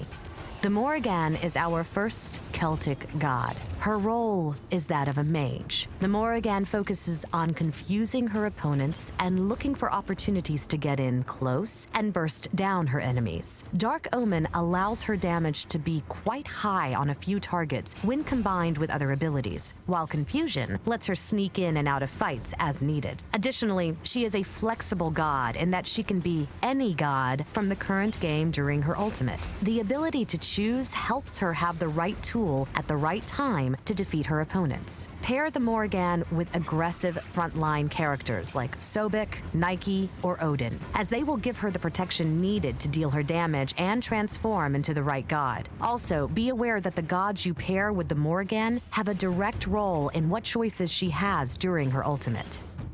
The Morrigan can play as both a jungler or a mid laner, but for this video, we are going to focus on her mid laning capability. You will want to start and prioritize Dark Omen, as this acts as your primary clear tool. At level 2, pick up 3 aspects, and at level 4, pick up Confusion. Getting this early will give the Morrigan additional tools to be aggressive or survive the lane. Once you hit level 5, you will want to prioritize Changeling, followed by Dark Omen, then Deadly Aspects, and finally, Confusion. The Morrigan's build will vary depending on which role you are playing. As a mid laner, you will want to balance power, cooldown, and utility to focus more on team fights in the mid game. Start with Soul Stone, Shoes, and Health Potions. This will give you extra clear power, mana regeneration, and enough health potions to get through the early game. Next, rush Shoes of the Magi and Chronos Pendant. The early pen and cooldown reduction will allow you to poke enemies effectively while looking for a kill. Gem of Isolation is a strong third item, giving the Morrigan additional utility with a nice health boost, which helps her get in close with deadly aspects. Round out her build with Obsidian Shard, Rod of Tahuti, and Soul Reaver. These items provide needed stats such as penetration, power, a burst damage to help her scale into the late game. Thank you for watching the Smite God reveal for the Morrigan, Phantom Queen. We've been wanting to bring back an Egyptian art style to Smite really, really badly. So we were looking at maps that we wanted to do some design iterations on. We were thinking Clash, and Egyptian art is just so cool and the environment's so cool, we had to make that happen. We decided that, Clash needed a remake. We read a lot of your feedback, and we felt like there are a few things we can do to make it a little better for you. We've had an Egyptian map in the past. Everybody really likes the Egyptian pantheon as a theme. They have cool, interesting statuary and architecture, and it's very different from the Greek locations. We worked with designers to make sure that we still keep with the same design specs of the old Clash, but that now we can fit it with Egyptian art. So we wanted to make a lot of changes to Clash, but somewhat keep it recognizable as Clash. So we're keeping our 2-lane game mode with tower pushing, but with a series of changes here involving a lot of new jungle camps and a couple geometry changes. Each lane is arted out just a little bit differently so that each lane is different enough, but still fills within the same space. So we have a new mechanic in the jungle, one that we have not introduced in the other maps, and it's unique to Clash only. We have the typical red and blue buff. We removed the Harpy camp and put another blue buff there so that 2 people on your team can have blue buff. Now, at some point in the game, the jungle camps will evolve. So you're actually going to see the blue buff and the red buff get increasingly harder to kill, and as well provide increasingly stronger buffs as the game goes on.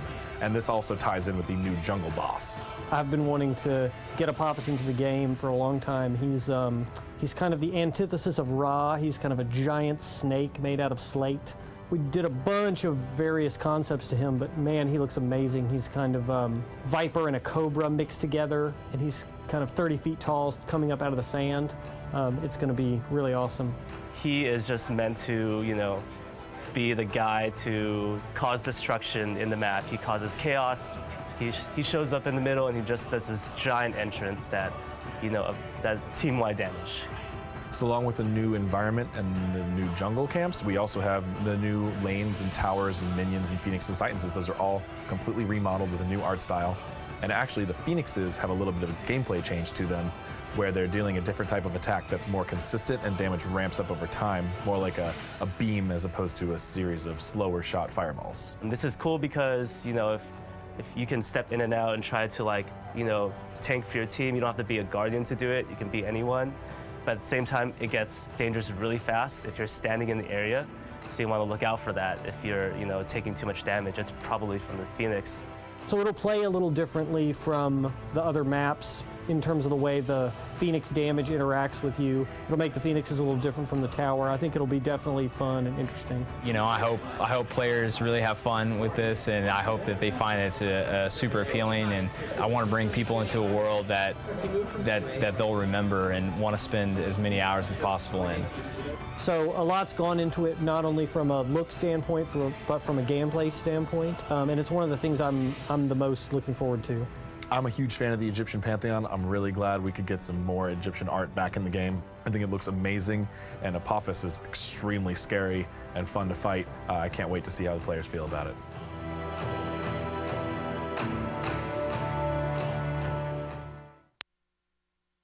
War and death have drawn our attention to a new battlefield.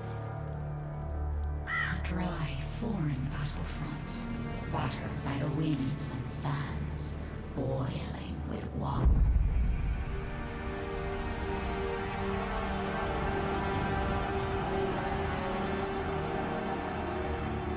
This is not just just a battle of mortals.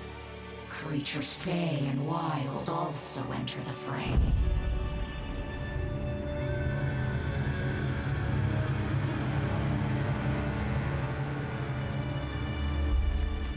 And gods, the lords of other lands war here. A larger struggle is afoot.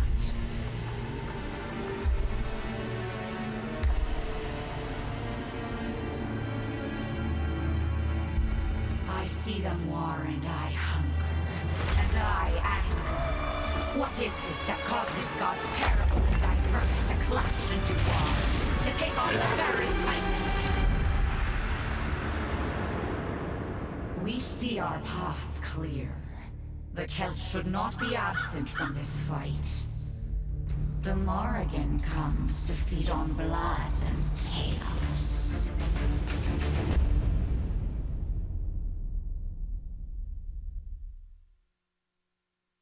Alright, so you know how the Wheel of Fate is turning? Well, that's where the Morrigan comes in. Phantom Queen. You see, the Morrigan is one spooky somebody, except she's actually many spooky somebodies with various names and forms, such as Seductress, Hag, and Screaming Crow. She controls fate itself, but does so under one title, the Morrigan, which means like Phantom Queen, so she's a phantom. You see, long ago there were 3 sisters who were responsible for sovereignty, war, and death. They took care of old school Ireland and were champions for soldiers and tour guides for the dead. Their bond was strong. Then some mumbo-jumbo gypsy magic went down probably, I don't know, but they became the Morrigan. Not to be confused with Morrigan from Darkstalkers, or Morgan Le Fay, or Morgana, or Morrigan Freeman. Look, it's all very complicated and confusing, but basically, it boils down to this. If you had the chance to change your fate, would ye? Oh,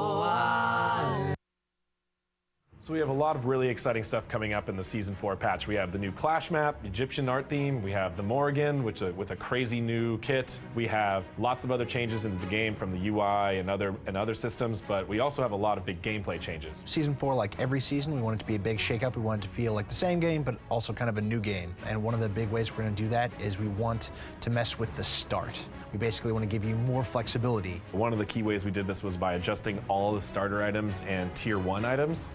This really changes how you start a match. So everyone's gonna see a lot more different varying builds, hopefully at the start of the match, and then that'll carry you through the rest of the game. Another part of our item balancing is the relics. We'll be rebalancing the relics we have and introducing a couple new ones that we hope you're excited about. So every relic, you're still gonna get those for free at levels 1 and 12. Every relic will have a slightly different upgrade effect. Some relics will have reduced cooldown, some will have increased potency, some might have additional effects. As an option, anytime throughout the match, you can upgrade your relics now for additional gold. We're also introducing 2 new types of item. One is the container, as we're calling it, and this is a type of consumable that refills when you return to base. So you'll have the mana chalice and healing chalice. That this will work like a stack of potions. You can use the potions over and over again, and then when you return to base, it'll automatically refill. The second type of new item we're adding is the ritual. Rituals have extremely powerful relic-like effects, such as combat blink and teleport to gods. So these rituals will be really big impact late in the game to prevent stalemates or any sort of dancing around objectives for too long. You can really initiate and cause some crazy powerful effects by buying into the rituals. We've been looking at a lot of things that we can do to make Conquest more exciting for people. We saw that you guys wanted to have a shift a lot of the current meta and spice things up by adding new things or shifting a lot of the jungles so that we can get new layouts and stuff. First thing is that boars are being removed and replaced with the Cyclops jungle buff carrier with a new type of buff. Also, a lot of camps throughout the map have had their gold and XP and respawn rates adjusted. This is really to facilitate the jungle role, to spend more time in the jungle. We want to break up the flow at the beginning of the game. We noticed that when people play Conquest, there's a very set time and place you have to be. We like that people like to come up with new strategies. We wanted to make it a little bit flexible. We're also introducing 2 new objectives. The first one is the Gold Fury Oracles. These hang out near the Gold Fury, and if one team kills both of them, you'll get a ward on the Gold Fury. And this ward will keep vision for your team over the Gold Fury for a period of time and can't be destroyed. We've also added a new objective in front of the Fire Giant Pit. It's a large elemental. And so what this does is, if you kill him, you get a portal that opens up, and it links from your base to the Fire Giant Pit. It's a one-way portal, and you can take it as many times as you want, and it lasts for some amount of time. So what this does is it gives you a really strong positional advantage over the enemy team. And so I think this can be probably the most exciting change of Conquest so far. So one of the things that we saw success with in Season 3 was doing some slight rekits of some existing gods over the course of the season, not just all at once. And so we'll probably be doing some more of that in Season 4. So like we do with every season change, there will also be a large amount of god balance for this patch. And you'll find out more about that when the patch notes come out. Season 4, we want you to be able to start how you want as far as your build. We want you to be able to take whichever god you want and play them where you want. And so we hope that pans out. We hope you enjoy it. So the Season 4 patch is huge. We have tons of stuff coming out. We've been working really hard on it. I'm really excited for everyone to get to play it, and it's going to be awesome. I wield a power dark and terrible. Our opponents have chosen their enemies poorly. We will crush them. I am the supreme sorcerer, rendered unto darkness.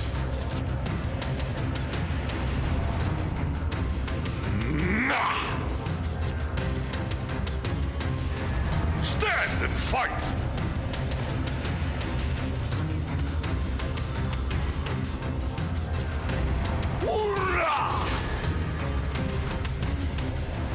You must have survived a killing curse, because, baby, you're drop-dead gorgeous.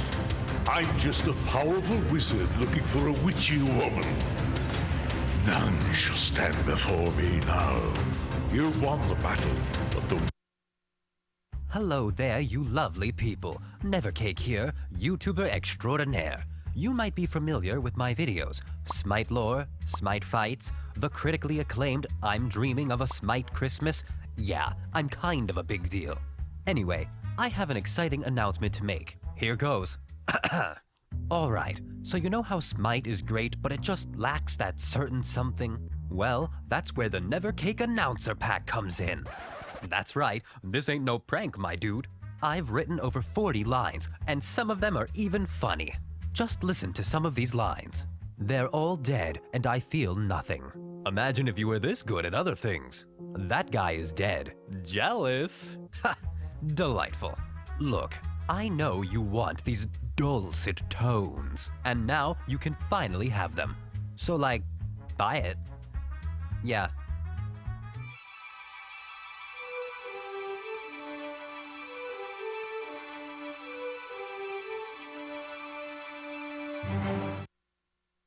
So one of our main goals of Season 4 was to improve the ranked experience. We wanted to get more players into ranked. We wanted more players having fun with ranked.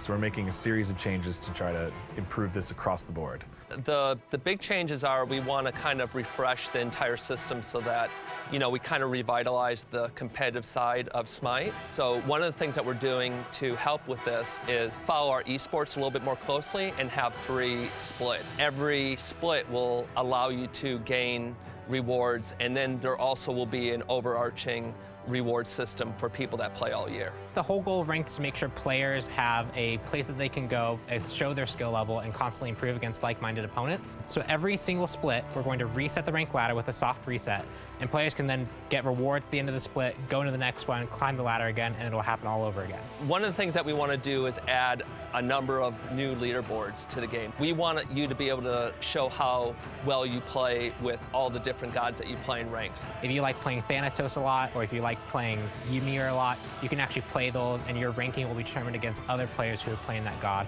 and you can see where you stack up against other players. So one of the other things is we want to just do a total refresh of the league system's UI. We may move some things to the player profile, and we just want to simplify and make that section of the UI much more compelling and exciting. The UI is going to be a little bit updated, so it's a little bit clearer who's picking, who's banning, and where you are in the banning stage. But we also have a new feature called bank time.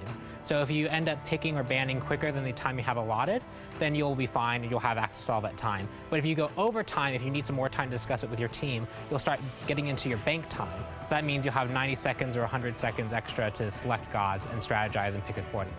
One of the things we want to do is remove promotion games. That was a big sticking spot for a lot of players. Before, you had to basically get all the way up to your promotion game and then win 2 in a row, and that was a kind of an arbitrary wall that felt bad for a lot of our players. Your skill should be determined by if you can win games or lose games consistently, and if you're outperforming, not whether you can win 2 games in a row. And so promotion games are no longer in ranked play. Kind of a sneak peek. We don't really have definite plans to have this in the first patch of the season, but very, very early in the season, we want to introduce new integrated voice. So we've been working on getting this in the beginning of the season. Among all these other changes that we're doing, we're still thinking about, more things that we want to do, and we're gathering feedback from the pros and from the community at large, and we're hoping to integrate as much of that as possible into Season 4. We're really excited about it.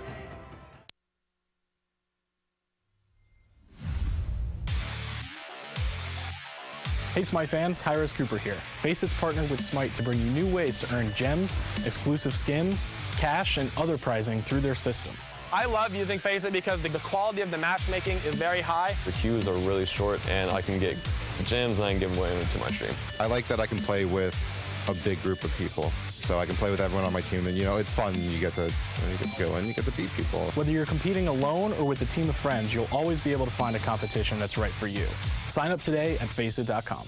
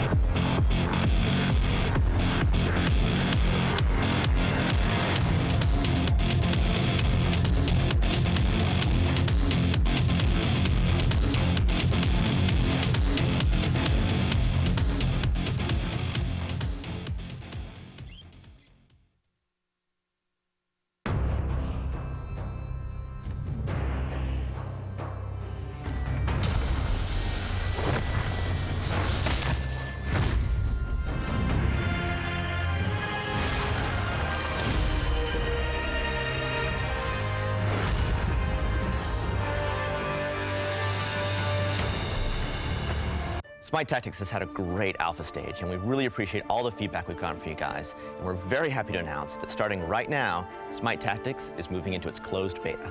Smite Tactics is a unique take on the Smite universe. It is a turn-based strategy game where you create a deck based on a pantheon and the synergies inside of it. Just like previous titles at Hirez Studios, we're starting off our closed beta in Tactics with the Founders Pack. And the Founders Pack provides immediate access into the beta. Along with access to the beta, you also get 15 card packs of 5 cards each, legendary leaders Poseidon, Isis, and Freya, and the legendary god Enyo. You also get 1 exclusive Founders icon and 1 exclusive Founders card back. Not only do you get this content in Smite Tactics, but also in Smite, you get the exclusive skin Enyo and the exclusive Tactics loading frame.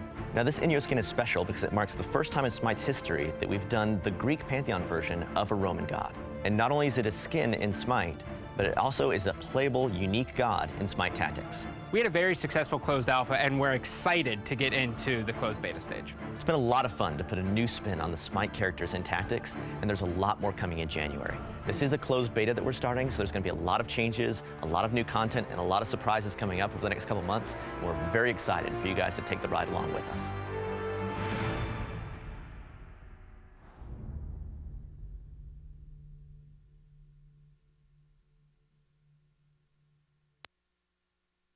I am Enyo. Remember, 10 soldiers wisely led will beat 100 without a head. Your ferocity got the best of you. Your blows are weak. What are you waiting for? Fall before my might. Missing something? Unarmed and unwise. Now! Hellas Aetitos!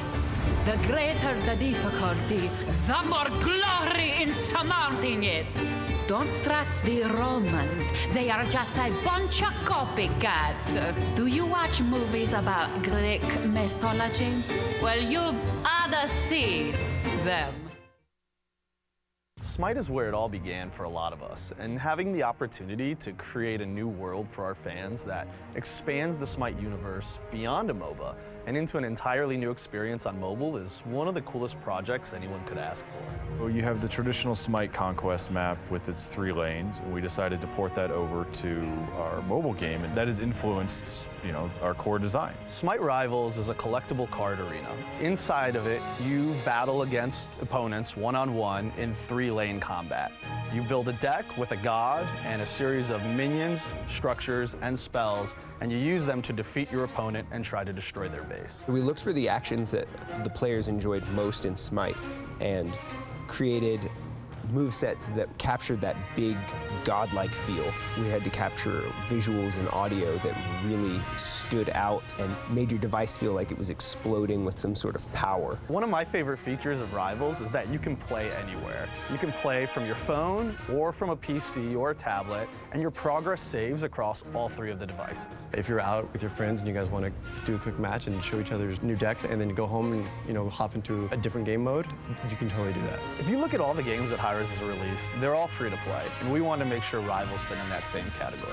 So that means Smite Rivals is going to be free to play on mobile and PC. Before I had a chance to start working on Smite Rivals, I was already a big fan of Smite. Getting the opportunity to work on this project and kind of capture everything that I love about Smite has just been an absolute pleasure. We want to make sure that Rivals wasn't just a cool game, but we actually reward Smite fans who downloaded it. So there'll be cross-promotion content inside of Smite that you can get, including exclusive skins and other great collectibles. It's been a blast working on this game and trying to capture the Smite feel. I'm excited to see how the fan base feels about the gods that we've put in the game, and I can't wait to see and hear their feedback. Playing the game was definitely awesome. Everything just kind of brings you in, and it's just interesting to look at. This is a good-looking game. Rivals has really been a passion project for me and everybody who's worked on it, and we're excited to share with the rest of the world in early 2017.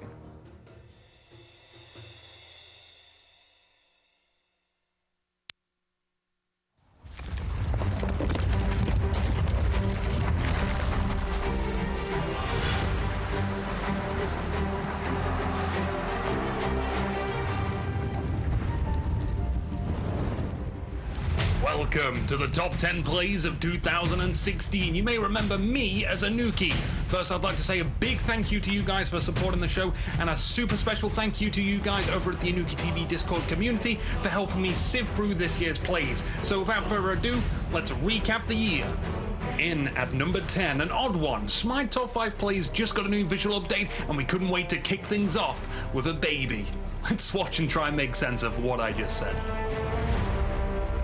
Sonic Boom! Starlight, Starbright, Jingtian having an out of mana, out of health experience. Gonna meditate on that one and get back to the tower. Blue team, big fan of hunters. Arrow vendors loving it here. Hard bomb onto the overextended floor. So here we go, stabbing Sobek in the thigh. Captain Blade switching to Axis. Speedy's gotta get out of there. Too far forward. Rionra hiding in the cloud. Immortal shoot behind him though. So many distractions. The giant uppercut on the trees. Those trees don't move an inch. Level 20 trees on the battlefield. Red team retreats. 5 versus 3. Immortal cutting across onto Rionra. He belly flops back. Fiddy once again. So far forward. No fear. Using airstrike to escape. Sonic boom. 4-man Sonic boom. Everyone's critically low. The start of a line. Kick the baby. Don't kick the baby. There's something so very wrong about how awesome this is.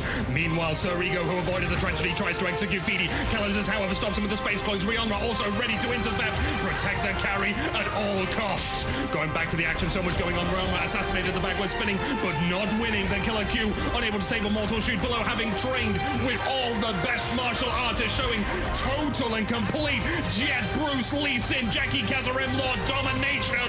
Reddit gets what they want, and Loki does. Moving one up, ranked 9th of this year's top 10 plays of 2016. Supports rarely get time to shine, but these two opposing forces called Rivet and Merlo-san totally slay this play as the stars of the show. They finally got me. It's no fair.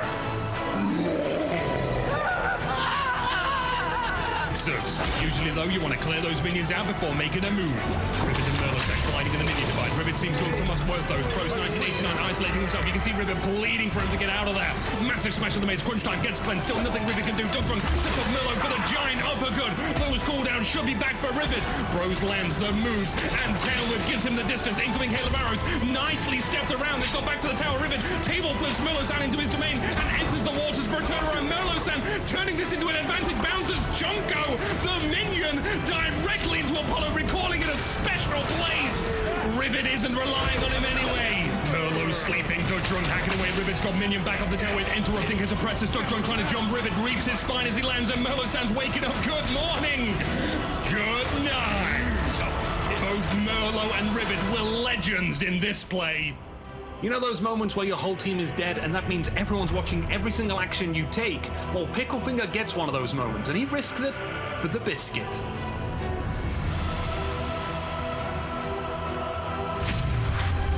Kronos.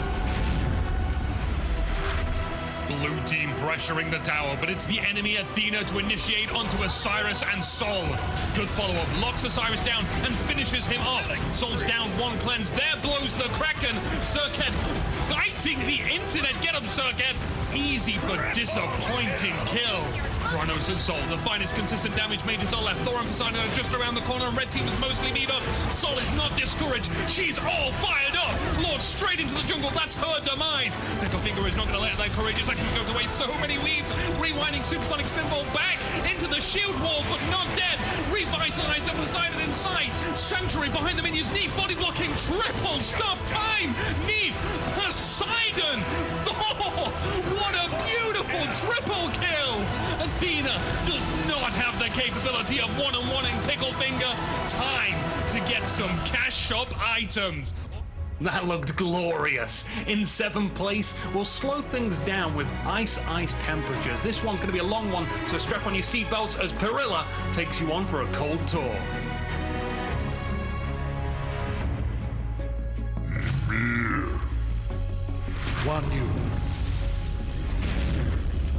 Warchi's hungry for some dragon, but Kukulkan's sitting pretty in that tower. Athena of the Mana looking to punish his overstay. Warchi's going all in, the biscuits are on the line, and Kukulkan says, no thank you, I've got Sanctuary. Perilla lending a hand. Warchi's got a predictable path to run down. Perilla aims to regroup, but he's tagging along Nausea. He's really going to bring out some hard CC now. Universal ring toss could end this. There it is. Doesn't even need to bounce much.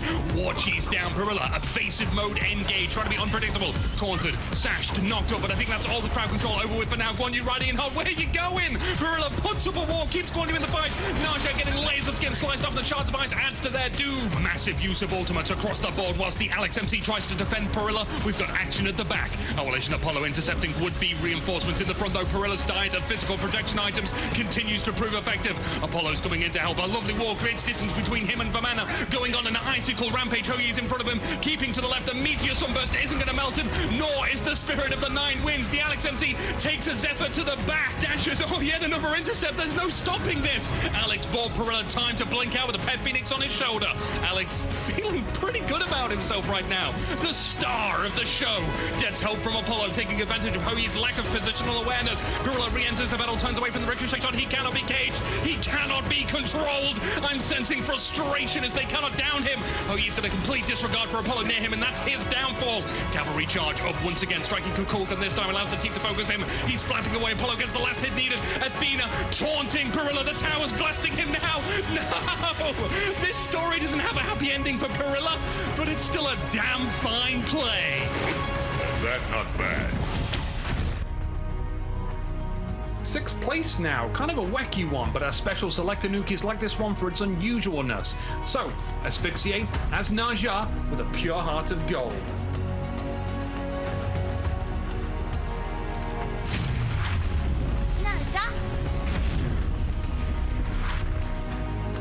Taking camps is such an asphyxiating board, but Odin's gonna make things exciting with the Raven Bomb. Guan Yu giving up all too easy asphyxiation with the artillery sash motivates Guan Yu to get his Crescent Blade out of the shade. Ring toss pings down the minions. Ring of Spears is Odin expecting backup. Asphyxiate throws him over to the clouds. It's not looking good for Odin, but he is laughing about it. Always something you can do. Attack his hearing. Isis blesses the ground with a circle of protection. It's charging up. That's nice to see for a change. Good zone and a nice little heal for Odin. Now, will they switch targets from Odin to Isis? Squishes first. That's the rule. Fantastic silence there. Odin calls the Raven Shield. Too hasty. Guan Yu ducks underneath. A good prediction from him provides some minor healing. Chronos switches in with the rotation. That was the first kill of the fight. Shortly followed by Isis. Circuit. If only she was here earlier. She's not afraid that the numbers disadvantage. She can at least get Guan Yu before fleeing from the other two. She's got the mobility to do so. Asphyxiate blinks in front and takes the last breath away. That's going to be extremely disappointing. But a smart move to dash away, a wonderful attempt, and a respectable retreat. It's time for that inevitable Scylla play. Feels Will Man. And I don't think we can get a better Scylla play than this. One that really is just independent, not relying on someone else to set them up. They rarely did this play by themselves.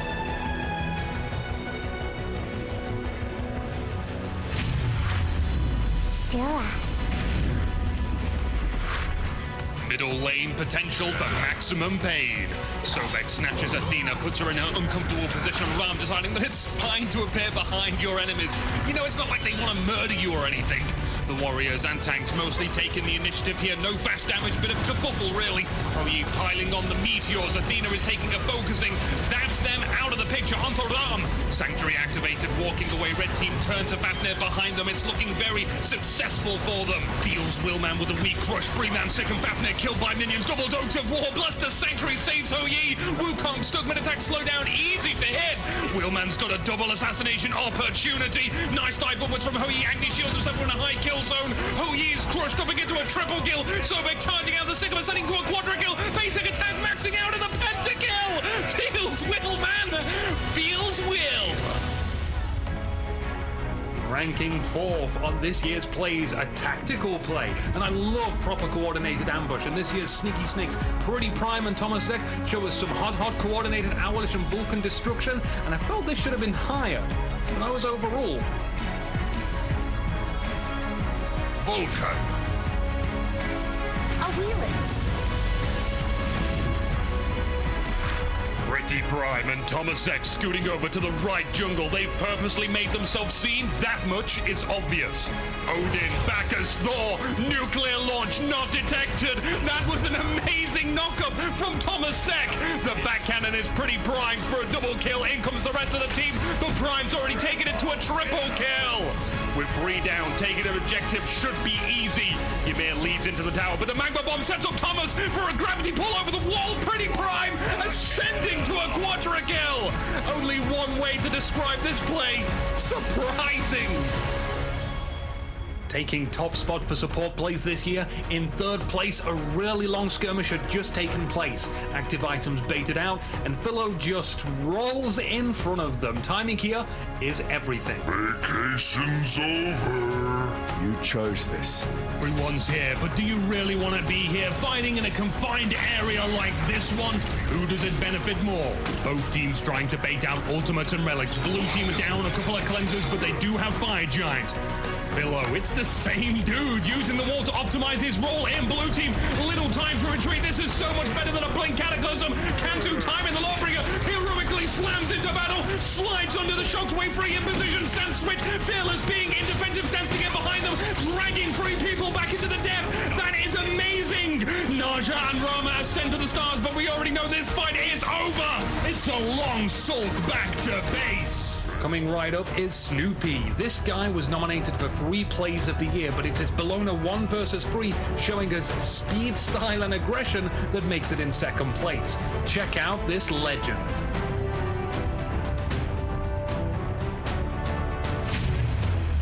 Bologna.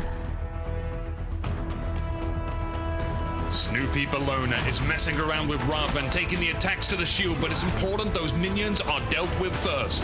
Bringing out the heavy weapons for the big numbers. Raven's retreat quite indirect. Doesn't want to give away the surprise of Kronos and Bastet. Snoopy lashes out, prevents Kronos from attacking. Bastet gets some Q damage in. Shield smash back to Hammer. Swings it around, swings it down. That's a flat kitty. Knocks out Raven for the double kill. The flag tags himself a triple kill. I've never seen style like this. In top place, this happened way back at the start of the year. Star of the play, Shadow 20,000, and his 2 sidekicks, Narrow and Wolverine, dominate the battlefield. Enjoy.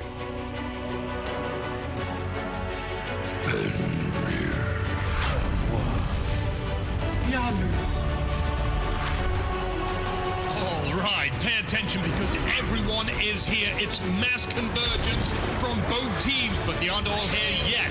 It's extremely light skirmishing. Wolverine leaps out onto Kronos, stunning him. Capri with the pick up. Kronos has to be a little too liberal with that Ho-Yi ultimate. Both teams withdraw. Agni nearly running into the unstable vortex though. Apollo diving deep with a fatal attraction to Bastet. Narrow lock and loads his blue beam. Gonna send Wolverine through space and time. Perfect opportunity. With all this commotion, Wolverine knowing Kronos has no purification beats at hand can make the prime Ragnarok pick. Kronos ages shields and Wolverine escapes. Both had backups. Capri would have resurrected that Wolverine anyway. Capri's on the front line, allowing Narrow and Shadow to continue to apply damage. Apollo's doing his own thing. Capri has to back away now. Ymir unsuccessful with the cutoff. Narrow ports through the wall. We're left with Apollo and Shadow. No more Apollo though. The lone warrior unable to gain any kills. Shadow rolls out the water scroll, blinks towards Ho-Yi, and geysers the hell out of him. Fantastic exploitation of Team Red's positioning at once. He moves back and gets Agni to run into the crushing wave. Clairvoyant purification beats prevents the sun. Sidestep water sprout and Kronos into the water cannon. Takes it to the triple kill. That was a beautiful display of water bending. Shadow calling it quits here, leaving refreshed Wolverine and Narrow to finish off the remaining.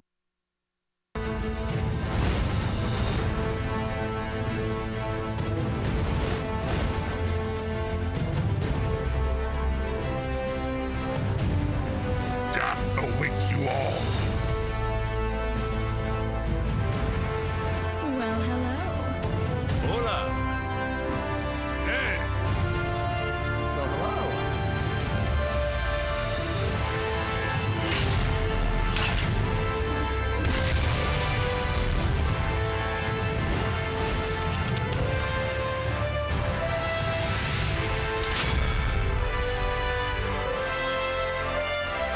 Give your king a big hug.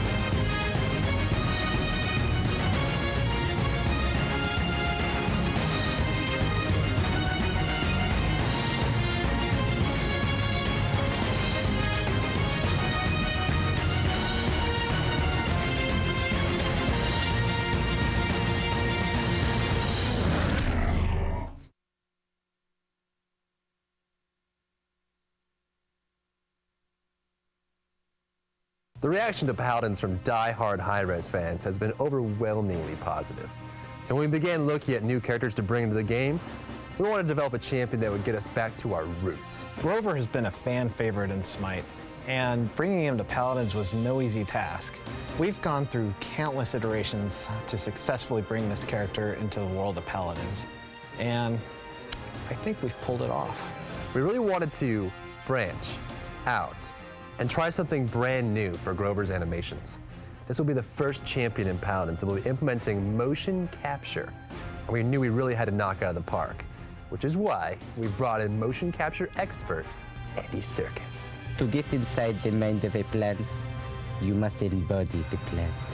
You have to do the living with the plant. You must do the drawing of the plant. You must do the listening of Robert Plant, and even the eating of the plant. When creating the moveset for Grover, we wanted to incorporate things that make sense. Bind grabs, using an axe. I've researched all the weapons for all the champions and paladins, and you gotta incorporate aesthetics that make sense. You can't just strap a gun on a tree and expect it to work. Pea shooter, that would have been good. Maybe just, hey Rory! The final and possibly most important element for Grover's release is the audio suite. The soundscape of Paladins goes a long way into creating the atmosphere that is the realm. So perfecting Grover's sound design was one of the most demanding and difficult things in this release. It's a f***ing tree. Overall, this has been one of the most exciting and fun champions we've designed for Paladins. I think it'll leave a great impression.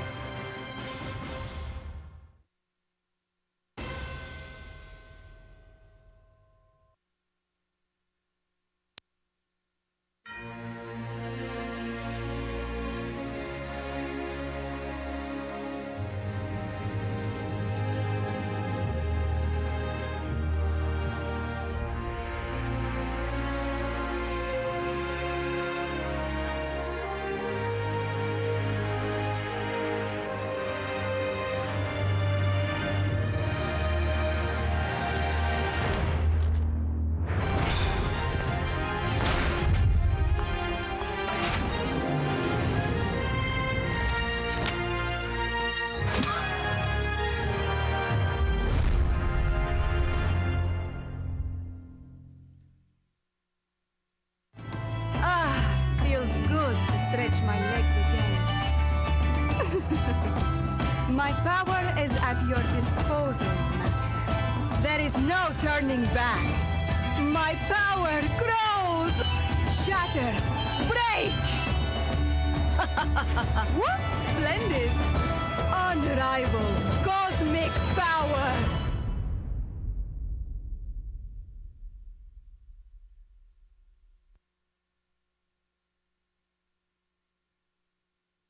Champions of the realm, paladins of the world. It's the end of 2016, and whilst it's a short year for paladins, let's recap the best plays we've featured so far. At the bottom of the bucket, Quasi, unleashing his devastating rampage. I'm more dangerous than a shotgun. Also, I have a shotgun. Quasi, who leaps into the fray only to back away upon spying Bomb King's trap and takes refuge in the corridor below to avoid the Grumpy Bomb's stun. Ever watchful Buck advances, clips a headshot but spies better fodder in the form of Bomb King. Before their shotgun, the Monarch's reign ends. Barrack and Cassie will too be taken out by the Trigger Man, whilst the enemy Makoa activates Ancient Rage to buy time for their team to respawn. They play themselves hard, however, as instead of focusing on Squishy's, Makoa just flares up Fernando's shield and is cleaned up by Quasi for their fourth in a row. Poppy Bomb over from the skies. Bomb King tries to contest, but is outnumbered and will fall. Stun avoided again. Buck leaps in to clear out Cassie, and as the payload rolls through to conversion, the heroic leap damage is enough to send Victor packing. Coming up next in fourth place is Prince Danny TV and his true accurate C. You think darkness is your ally? The night will take you. Another always say you miss the shots you don't take, and for most players, this applies to some of the shots they take anyway, but Prince Stanley TV is a different matter. 3 players slain without hesitation, they turn their eyes to Makoa, the turtle flees, and Androxus reloads, and still, every shot connects. Somebody stop this Godslayer, they just don't miss, and even though Star... Hitting it up in third, starring Bugsy. You can't tame his Drogas. I will tear you apart! Good things come in threes, and this week they couldn't be more right. Bugsy power slides in on Frozen Guard, direct hits crashing down, Ying obliterated, the payload advances. Sensing opportunity, Bugsy readies himself, Dragon Punch is charged. Up and over and around, Bugsy loops back in to one-shot the enemy Fernando. Androxus fleeing looks everywhere but up, but rockets crash down for the double. Lazy, you can run, but corners won't save you from the incoming Loogie. So close to conversion, the enemy Drogos walk straight into another direct hit KO. Ying 2 followed up with a fire spin. Bugsy wipes the enemy team and rushes their side to 2-0. Rover Nick is playing with bombs, and he does it so majestically in second place. My subjects keep saying I'm the bomb. I already know. When it comes down to our top play this week, however, we've got to go out with a bang. Like Rover Nick's mid-air King Bomb, Ying blown away in an instant barrack stun down. Take 2 of these and get back to base. Oh dear, Cassie, you shouldn't pick a fight with this Monarch subject. Rover Nick slays them with a puppy bomb and collapses on Drogos from the air. 4 down, only Evie remains. Stretch, she blinks away, but Rover Nick throws both themselves in the winter witch up and lands the mid-air takedown, an explosive delayed pentakill. You spin those bombs, Rover Nick, because you have earned it. To top this year of 2016 off, Lemonade, Kinessa, boom, headshot. You can run, but you'll only die tired. Play Playmaker this week, Lemonade is back. On Kinessa, on Serpent Beach, and with plenty more frags to hand out. Cassie, good night. I'll see you again shortly, says Lemonade as they scout out around the back of the map, searching for the perfect angle. Jump scoping keeps the shot charge high as they shuffle forwards, and checking the flank, Evie's guitar barely peeks over the ledge, but for this master of their champion, it's enough information to ready a shot and finish the kill of their toughest counterpick with Kinessa's carbine. The path is clear. Makoa soaks one that is ripped through by a headshot. Ying low goes down to another, and Cassie for the second time falls to a double tap through their skull. Impressive triple, but the carnage is far from over. Lemonade draws back their bolt and readies himself for another wave of respawns. Evie is the first one to step up to the stage and press mine's place out of Ice Porch she soars, but the bonus damage on the Kinessa's carbine is too much to handle. Whoa there, Makoa. That anchor would have been game Grover. Allied Fernando ensures her as from uncover, and another headshot takes out Cassie with credit to Androxus. Dome shield down. Tempest in response allows Fernando to take the flamethrower turret damage, and with the patient of a saint, Dome shield expires, Lemonade and Co clean up the survivors. Really now, Evie's still not learned yet. Well, third time's a charm, and somebody please get that Cassie an ice pack. Another headshot secures this round's final kill.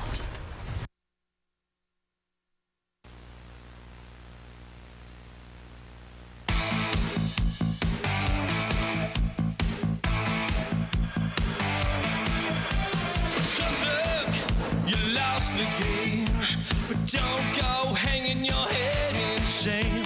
Guess what? You can't succeed. Hard work and a lot of time is all you need. You can become the best. Put your body and mind to the test. Block out what the haters say. Bask in the sun while they're throwing shade. If you want your dreams to soar with eagles, first you gotta grow their wings. You gotta keep on keeping on. Never stop, never stop, never stop. And give it your all while you're giving your all. And best your very best. Smite on! Progress, you're making it. Pushing up the lane bit by bit. Teamwork, you're better together. Take the fire giant and apply more pressure. Adversity, it's inevitable. Keep your head up, you'll be unstoppable. Perseverance, keep on fighting. Never give up until you're down the Titan. Victory comes at a real high price, but you got a great credit score. You gotta keep on keeping on. Never stop, never stop, never stop. And give it your all while you're giving your all. And best your very best.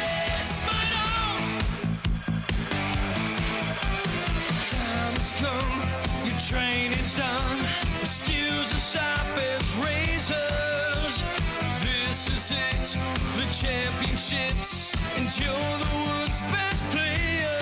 Seen by millions of eyes, and there's a hefty prize. So don't you go and joke, 'cause you'll be ridiculed and you'll be ostracized, butt of every joke.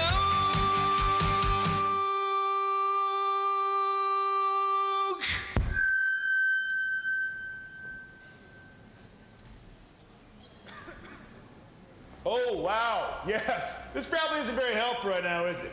Sorry about that. Bacchus, hit us with a key change, big boy.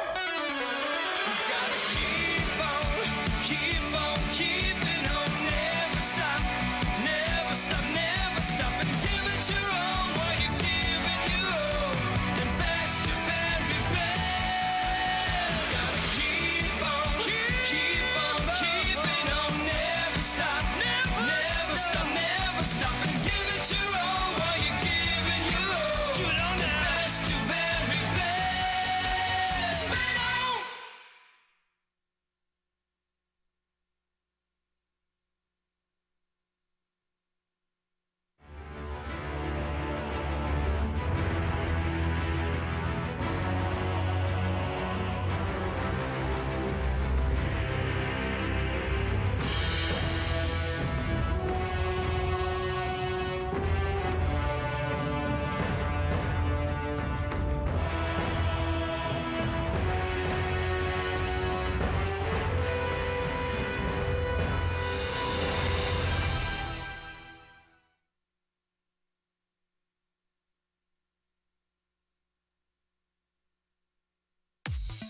Demi's a really smart guy. He's one of those people that I watch play and I think like, wow, he's so patient, like I should play more like that. Demi's just the silent one of the team, but he does the job, so, you know, I really have a lot of respect for him. Demi always plays a lose lane, win the game style of God. Pretty much he'll sacrifice the entire possibility that he wins lane for the fact that he becomes like a Guan Yu heal bot or an Amaterasu ult bot at the end of the game. He is very disciplined because he doesn't try to do over-flashy stuff, which you never really do. You just gotta stick together as a unit because you can't really be punished if you don't try to do the over-flashy stuff.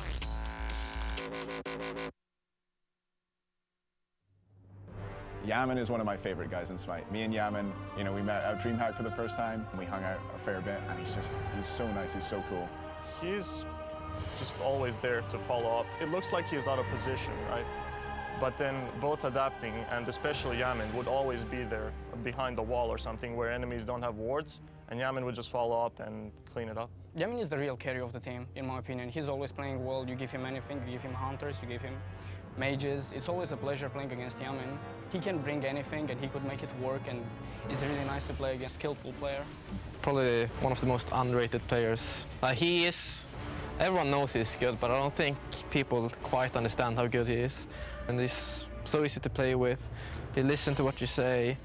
I don't think it's a very popular opinion, but I felt like Yaman was maybe the best player in the world for the last little while. He's been so consistent. He's played anything. I mean, you can put him on Chiron, you can put him on Yanis, you can put him on, you know, anything which does damage, and he's going to do a lot of work for that team. Zebra. Zebra. Zebra? Zebra. Zebra. Zebra. Zebra. You can't speak Dutch. can you? Zebra. Yeah. Okay, here we go. Wait. Zebra. Zebra. No? No. I tried. You tried. Okay. What'd you have for breakfast? Nothing. Just good old nothing, you know? Oh, Jesus. Yeah, it's really good stuff, yeah. I just had a sandwich with beef and all that stuff. Orange juice and melons, watermelons. I just had orange juice. Yeah. Omelette, eggs. I had the omelette with cheese. And a Red Bull. I didn't have anything actually. 2 slices of toast with strawberry jam. I just never eat breakfast. I just can't wake up and it's like, oh, can't bother. I think it's just the game of life, you know?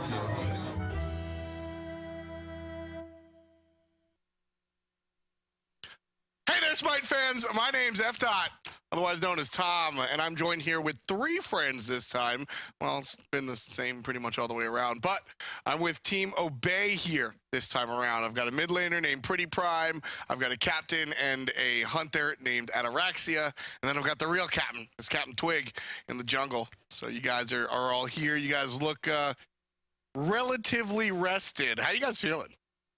Yeah, pretty good. I think we're, just feeling pretty fresh. We had a great sleep. You know, there's these really comfy sofa beds, and they're just extra springs and stuff to dig into your back, and it's just all cozy. So, yeah. Talk to me about why you guys brought Hazer on the team.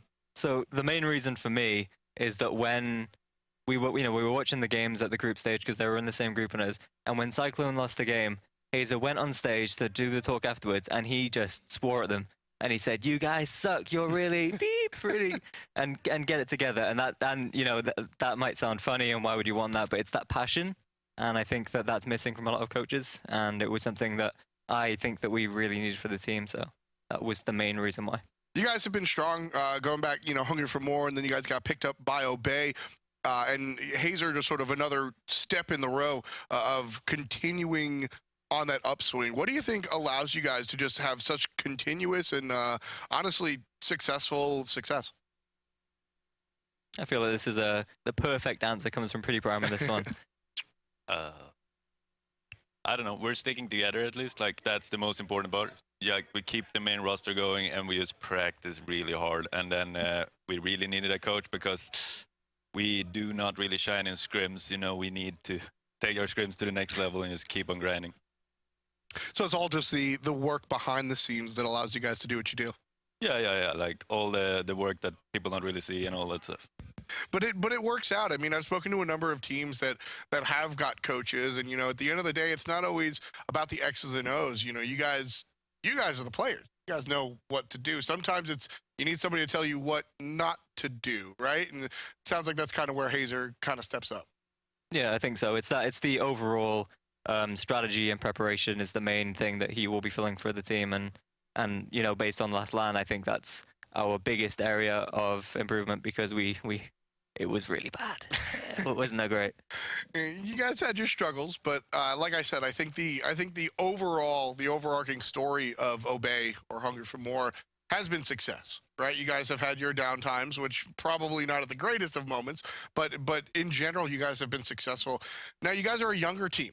I've spent a lot of time today and other days talking to teams like Orbit and talking to teams that have a little bit more tenureship, right? Those guys have been together for a long time.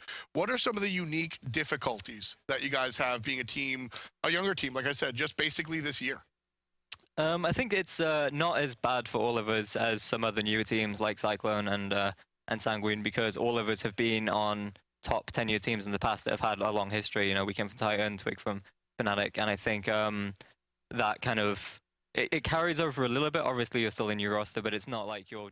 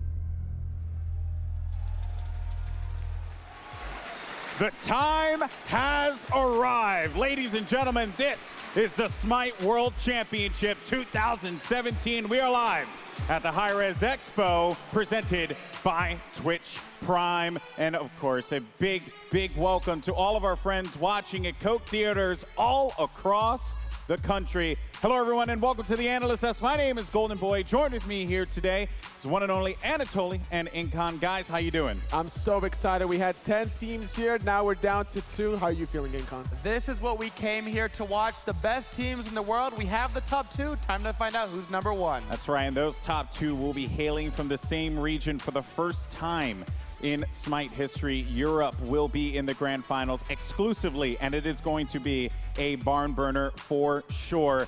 Now, we cannot do this without the support of our sponsors. First and foremost, Twitch Prime. You can pick up an awesome JT 6000 Giannis skin and the new Celtic event, Path of the Phantom Queen. And then you can go ahead and link your accounts, hirezstudios.com/link in the chat. You will get some awesome drops if you're watching at Twitch. This is going to be a great day, of course, and you know, throughout this entire competition, 4 days here, you guys have been voting with your bits on Twitch, and here we have it. Zatman is at 11,000 bits earned, Jeff Hinla at 9,500, and a man on that stage, iRapper at 8,500. Let's see if we can get iRapper a little high on that list, guys, and just so you know, you can vote for whoever you want. Who would you vote for, Toby? I mean, it might not have been Zatman's year, but I'm still got to vote for Zatman. Still going to vote for Zatman? He's got a special place in my heart. Well, I totally understand. Would you vote for yourself, Incon? I would love to vote myself. Give me some bits. But no, Captain Twig deserves some love this year. Why isn't he on the board? He's playing phenomenally. Absolutely. I don't know why. I don't know why. The mystery continues. Well, guys, there's been so much going on. And just today, we didn't crown not 1, not 2, but 3 world champions is what we're going to do here. And the first one was the Paladins Invitational that took place today in a thrilling best-of-7 series. It went the distance, and it saw Bonkers on the Shaolin to just drive his team to victory. As a substitute for that squad, Burrito Esports came out on top as your Paladins Invitational champions, and then it went over to the console side where it was Soar versus Eager, and honestly a great matchup of console Smite. Eager came out on top with that one, 3-1 in the count. But it all comes down to this, the final matchup of the day, a best-of-5 to determine the 2017 Smite World Champion. Will it be Obey? Will it be NRG? This couldn't get any more intense, guys. Before we go ahead and intro the players here, I want to get your initial thoughts. Obey, a squad that no one gave the time of day. Here they are. Ataraxia was sitting in your chair last year, Anatoly, your chair, and he looked at me and said, I'm going to be on that stage next year. I'm going to become a world champion. And there he is on that stage, looking to do just that. He's made it, but now he has to go against his scrim partner, NRG, the former defending champions. It's going to be quite a big, important match for him. I mean, this is going to be one of the best games of Smite that we've ever had. Not to mention 2 European teams going against each other. Only 2 teams from Europe showed up, and they make it to the finals. Seems a little bit bad for NA this year. Europe #1, it seems. Guys, I'm very excited for this. NRG are the defending world champions, 2016 Smite world champions, formerly known as Epsilon. But throughout the year, they have not dropped a single live event. Even more so, they were in an 18-game win streak before Luminosity Gaming, Barracuda, and the boys unseated them and ended the streak. Despite their best efforts, though, it was not enough for them to get to this point. NRG showed that they were able to bring it back in honestly, what was a incredible Game 5. But Obey, I mean, you know, how does this match up here, Anatoly? Because I know that Obey is a squad that is very familiar with NRG, vice versa for them as well. Could we see any pocket picks? Well, we saw Obey struggling before earlier on this year, but now they are at a point where they are almost destined to dethrone the world defending champions, I would say. They've been scrim partners, and we'll see the mind games come out this set. Yeah, we're going to see a lot of the same picks, a lot of the same priorities and bans coming out from those 2 teams because they know exactly what each other want. But Obey, on the whole, has been playing and showing that they've been playing better than NRG. NRG, everybody expected to come in and just wipe the floor with the competition, but they've been dropping games and having close games with teams. Obey, on the other hand, when they're winning hard. All right, well, folks in the arena, are you ready? I think we can do it one better, folks. I said, are you ready? Let's go ahead and introduce your first team.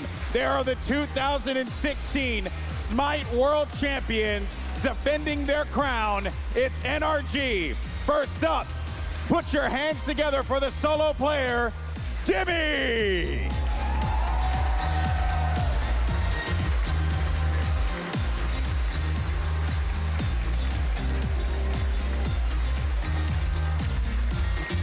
In the jungle, give it up for Adapt King.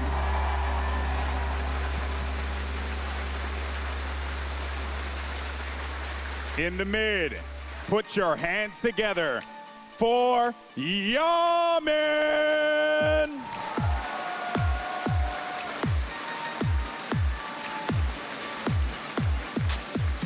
In the support role, Rapper.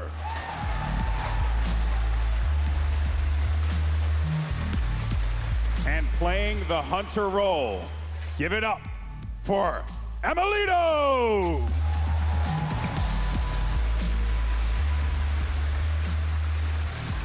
Ladies and gentlemen, one more time, give it up for NRG.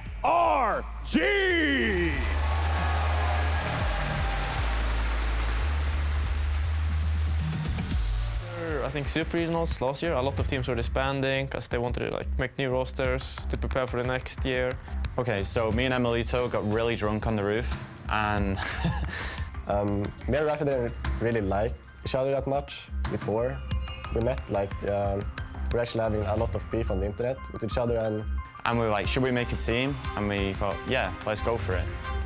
And then they picked up 2 other players, Kenneth and Dimmy. They wanted to pick me up as the jungler, and which was really funny because they kept trying to contact me. And I would have Emil blocked on his Smurf and on his main account. And I didn't even know his Smurf was him. And then Raph would try to contact me, and I had him blocked as well. Well, towards the end of the year, I got approached by, I'm not sure who it was anymore. I think it must have been Adapting. And he told me, yeah, you want to try out? I was the last guy to get picked up. Yeah, that's it, basically. When we formed the team, I thought we had a potential. I thought it was more like of a dream, though, you know. I would have never seen me in this position. So getting ready for this event, we were just really trying to figure out how to, we were relearning Smite. We've been scrimming a lot versus Obey. Just going into the Expo itself, we felt really confident. Coming here, we thought we were ahead of the meta, before this game, but we clearly weren't. So it took us some time to get back into the sets, and same for LG actually. The first game we felt really rusty, but besides that, well prepared, yes, for sure. This SWC has been incredible. It's the first SWC where a foreign team, not NA or EU, actually managed to beat NA team. They is that mid laner, he's a beast. He should move to EU and take my spot, I think. And obviously they've scrimmed Eager, and Eager have taught them the way, and they've just got really, really good. And because obviously we're scrim partners with Obey, as they're the only other EU team to go through, they've improved significantly too. Heading into the finals, I'm feeling super good because we've just been stomping Obey in scrim, so it's going to be good. So Obey, you're basically our young child that we're teaching. I know that the crowd might be in favor of NA, but towards Obey, they're going to be cheering only for us, and they'll feel it. Looking to punch their ticket into Smite Esports history, give it up for Obey Alliance. Introducing first, playing the solo role, give it up for Variety.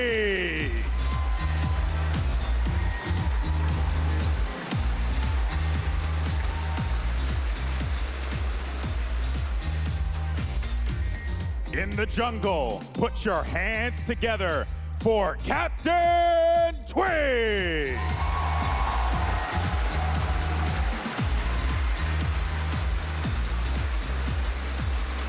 In the mid position, it's Pretty Prime.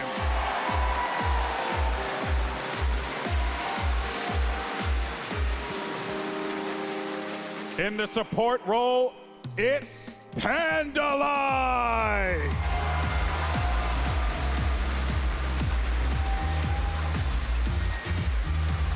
And finally, in the hunter position, put your hands together for Ataraxia!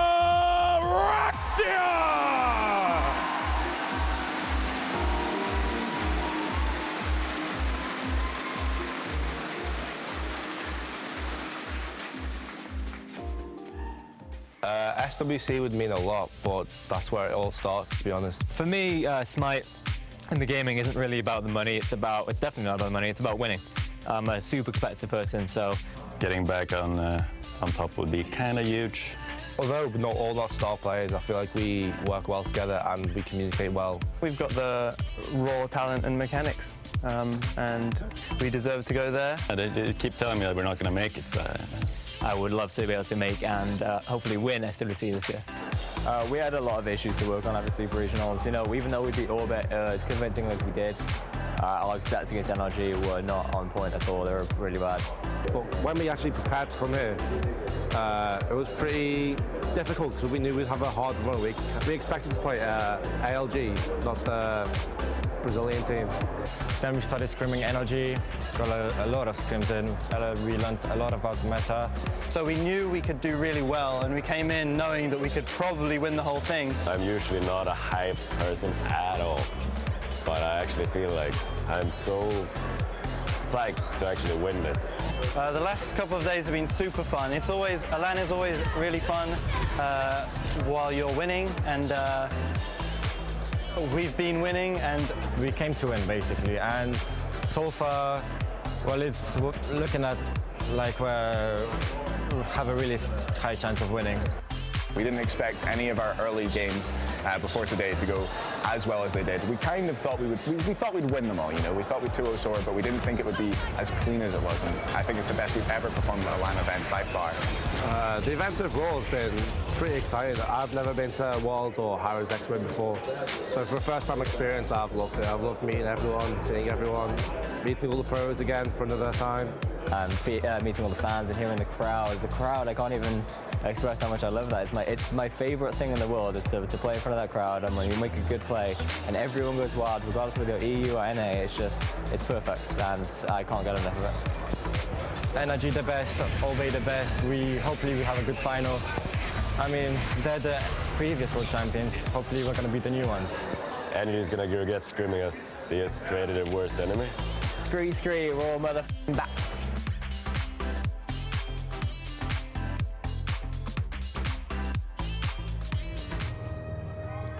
All right.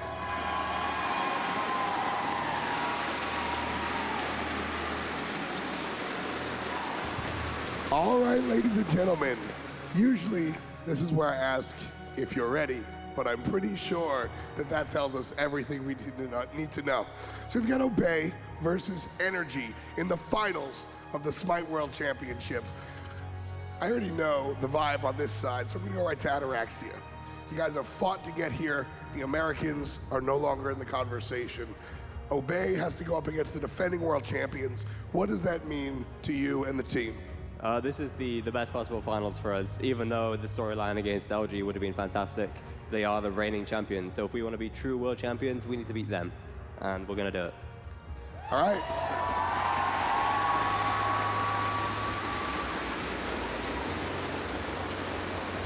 Well, short and sweet. He said simply, we're gonna do it. You guys have a title already, and you need to defend it. How is Energy gonna make sure that you go home for the second time in a row wearing the crown? I mean, you were in the finals once and you choked. I'm sure you could do it again.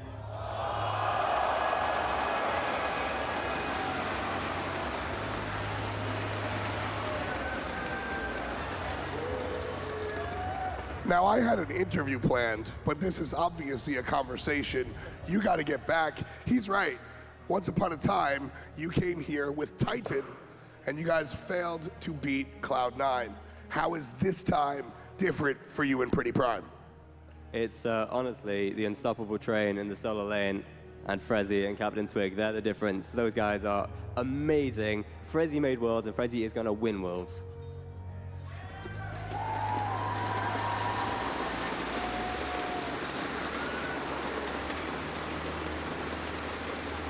Well, it comes down to faith. Faith in the team is what brought Obey here. We've seen you guys succeed hurdle after hurdle. You guys started the regular season 0-8 and then lost again. And you guys picked it up and continued. Energy, on the other hand, have never really seen that type of situation. How do you know that you're going to keep on being successful here? I mean, we're going to be successful because either way it's going to be an EU champion, right?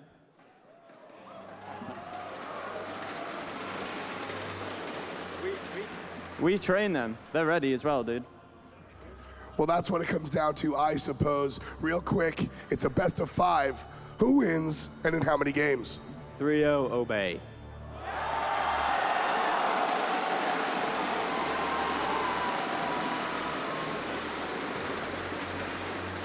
And Raffer? You know me. 3-0 Obey. Do you want another go on that one? Yeah, I've got a big bet on it, dude. Well, in that case, let's handle it. Ladies and gentlemen, give it up. It is your first game of the Smite World Championships. All right.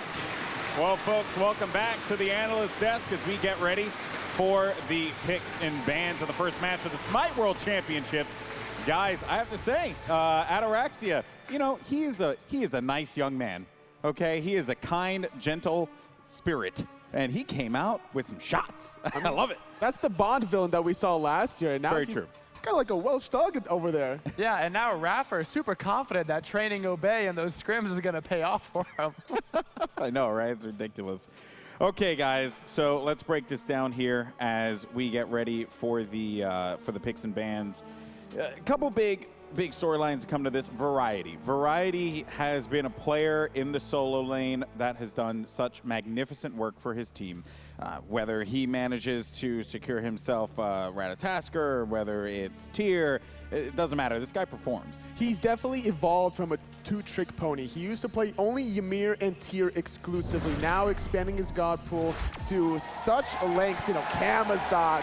We've seen the Ratatasker as well. Variety has been on point this whole tournament. Hey, let's not kid though. You know he still wants that Tyr if he's going to be able to get it. He's been on fire, but Energy as well opting for that Tyr as well, so it could be a contested pick. You can't talk about one without the other. Dimi has a very similar god pool. Tyr is going to be a highly contested pick between these two. Ra, Nike, and Erlang Shun already taken off the table. Well, we got a little bit of healing off the board with the Ra. Would not be too surprised to see some sort of a Sylvanas or Terra ban here. Been very typical. If not, one of those bans is going to be Zeus, which means we're probably going to have a first pick healer. I feel that neither of these teams really even prioritize Terra. We've seen them prioritize the Sylvanas, allow the Terra to go through, look for any sort of cripple options, and this is probably why we've seen the Erlang Shun. Maybe it is going to be Obey taking away some of those root cripple options, which would counter the dash from Terra.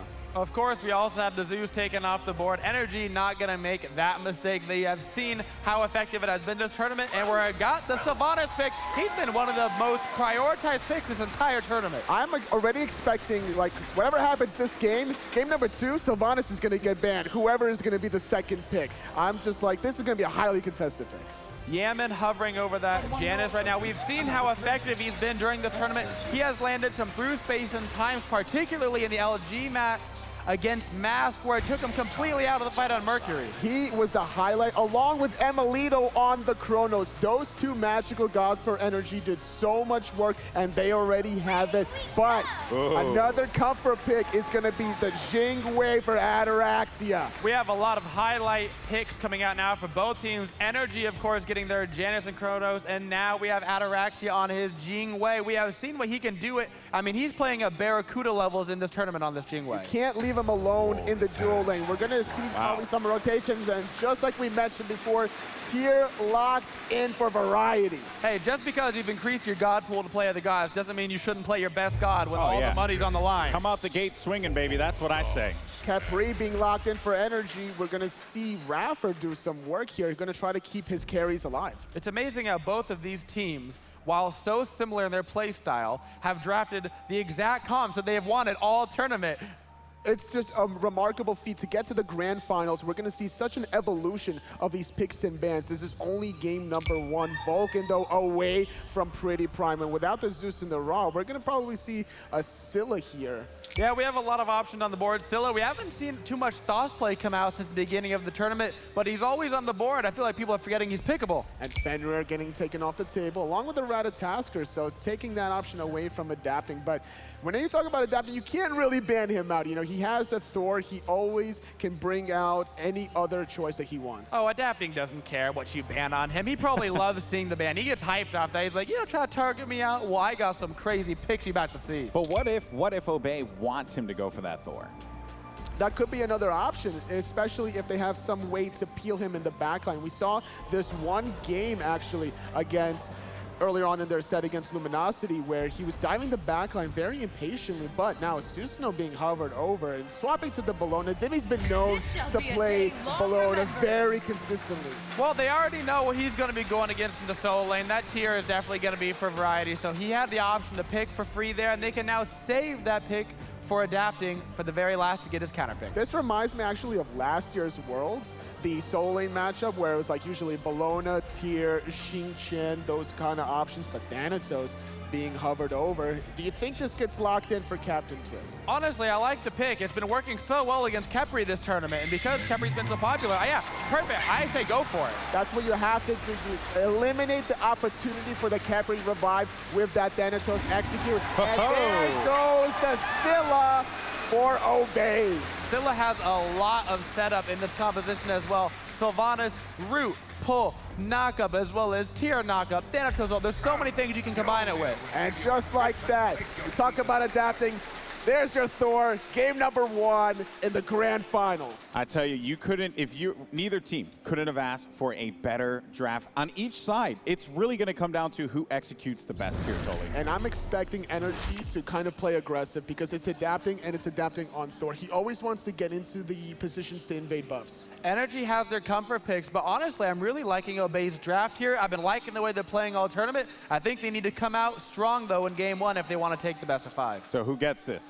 I'm actually going to give it to Energy here. They have the Giannis for Yaman. They have the Thor for adapting. What about Obey game 1, Ataraxia Jingwei.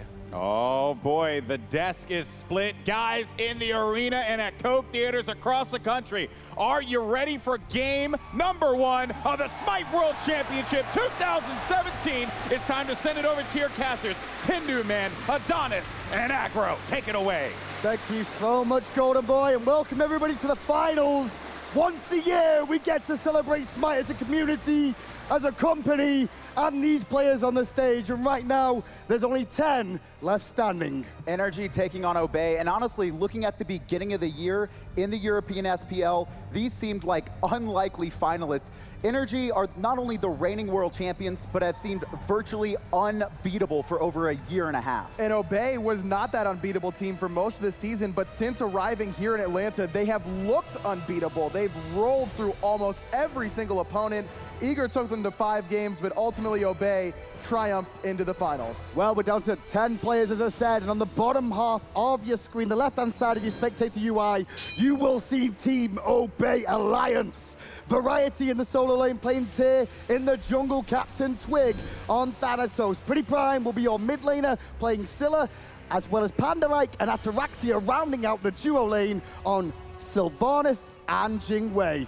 And across from them, the world champions, Energy Esports. Starting at the top half of the map on the right-hand side of your spectator UI, we've got Dimmy in the solo lane, adapting in the jungle on Thor, Yamin on Giannis in the mid lane, and iRapper and Emelito, a dangerous dual lane for Energy. Speaking of danger right now, both teams grouping up on the right-hand side. Depth side does connect onto Dimmy, who's still pushing forward. 3 members of Energy looking to invade onto the speed buff. Panda-likes made the rotation. But there is a 3v4 scenario here going on right now, and it's all about damage, getting a kill, and securing the area around it, not necessarily getting the buff right now. There's a Wrath on both sides as well, so you can see Captain Twig, he has it on Obey, and then Energy, Dimmy's the one with the Wrath. So you could see them either fight or go for the buffs. The dance is still going on. This Thanatos pick, very good in the early game with those death sides, but Panda a little bit out of position. They're going to get abducted early on by Rathma, and the double tap from adapting. So far, no one has taken buffs. He's going to be fine in this position, though. Panda just going to be splitting with Pretty Prime. The question is, how does this recovery work for Obey on the right-hand side? Not a single buff has been taken, both speeds, both blues. How these teams react to this will be really telling, I think, who's going to hit those level 5s. Well, the Elementals being looked at by both teams. They really want Captain Twig here. Fantastic double tap from adapting off the back of that abduction in the duo lane. We've still got action going on. Ataraxia taking a ton of poke there, but you can see Emilito not going for the full boots this time, instead opting for that Vampiric Shroud. So despite investing a lot of mana early on, he should be okay right now. Captain Twig gets saved there in that engagement on the right-hand side from Variety, the beautiful double Fearless, and that's exactly what we've come to expect from Variety on this tier. He has looked like one of the best, if not the best, solo laners in the world. And this matchup in the solo lane is one that I'm very closely watching. The solo laners in this entire Smite World Championship have really turned up. Not only Scary D for Luminosity, but Variety kind of had that same story. Not a lot of people respected his play.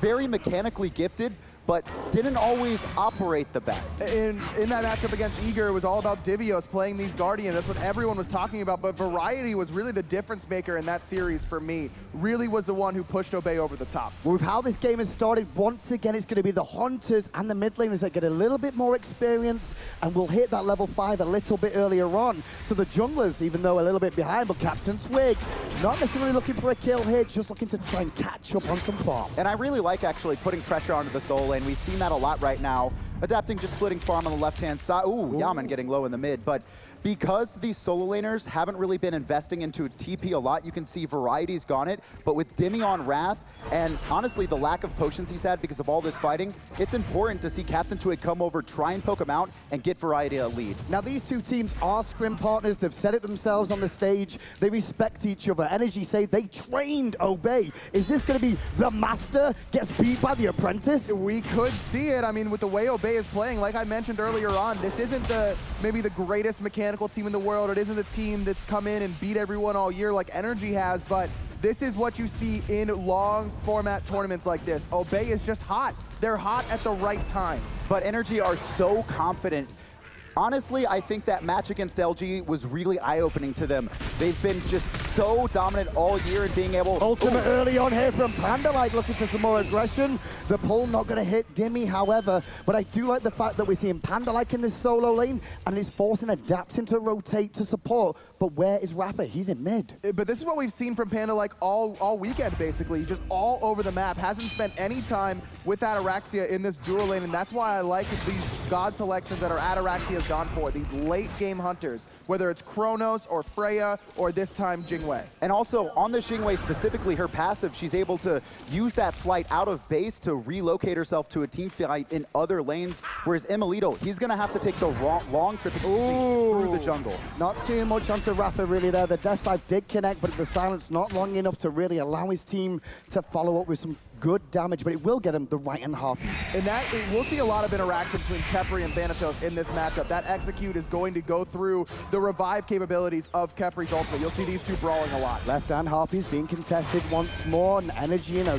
dominant position for the time being as they stun Captain Twig with that abduct and silence just to allow them to secure it. And Captain Twig needs to be careful of that chain CC capability that Energy has because he doesn't have the purification. He's gone for the wrap. Basin time comes out, and that was from Yamin because he knows Dimmy was in a bit of an awkward position here, and he still is right now, but the portal will get him to safety, and Pretty Prime was looking for the big-time ultimate, just a little off the mark. Doesn't read it right there, but also a little bit lucky coming out from Dimmy. Obviously, that execute from Thanatos is going to be huge, but this early on, the percentage is not very high. Right now, Energy do have the ability, I think, to take fights with Thanatos, but they always need to be cognizant. And that's what we've seen all weekend, is that Thanatos hasn't really had that early game impact that we're used to seeing from him. It's been in the late game, whenever Hovering Death is maxed out, that 40% HP. That's all you have to get to before that execute will work. Well, you saw there, the side of Obey did manage to steal away the blue buff, catching Dimmy on the back. And once again, Panda like throwing out these grabs as often as possible. And I love this aggressive play coming out from Obey. You can see the different 3v3s they have. Mostly it's going to be Panda-like on the Sylvanas along with Captain Twig, and either grouping up with Variety or with the Scylla in mid.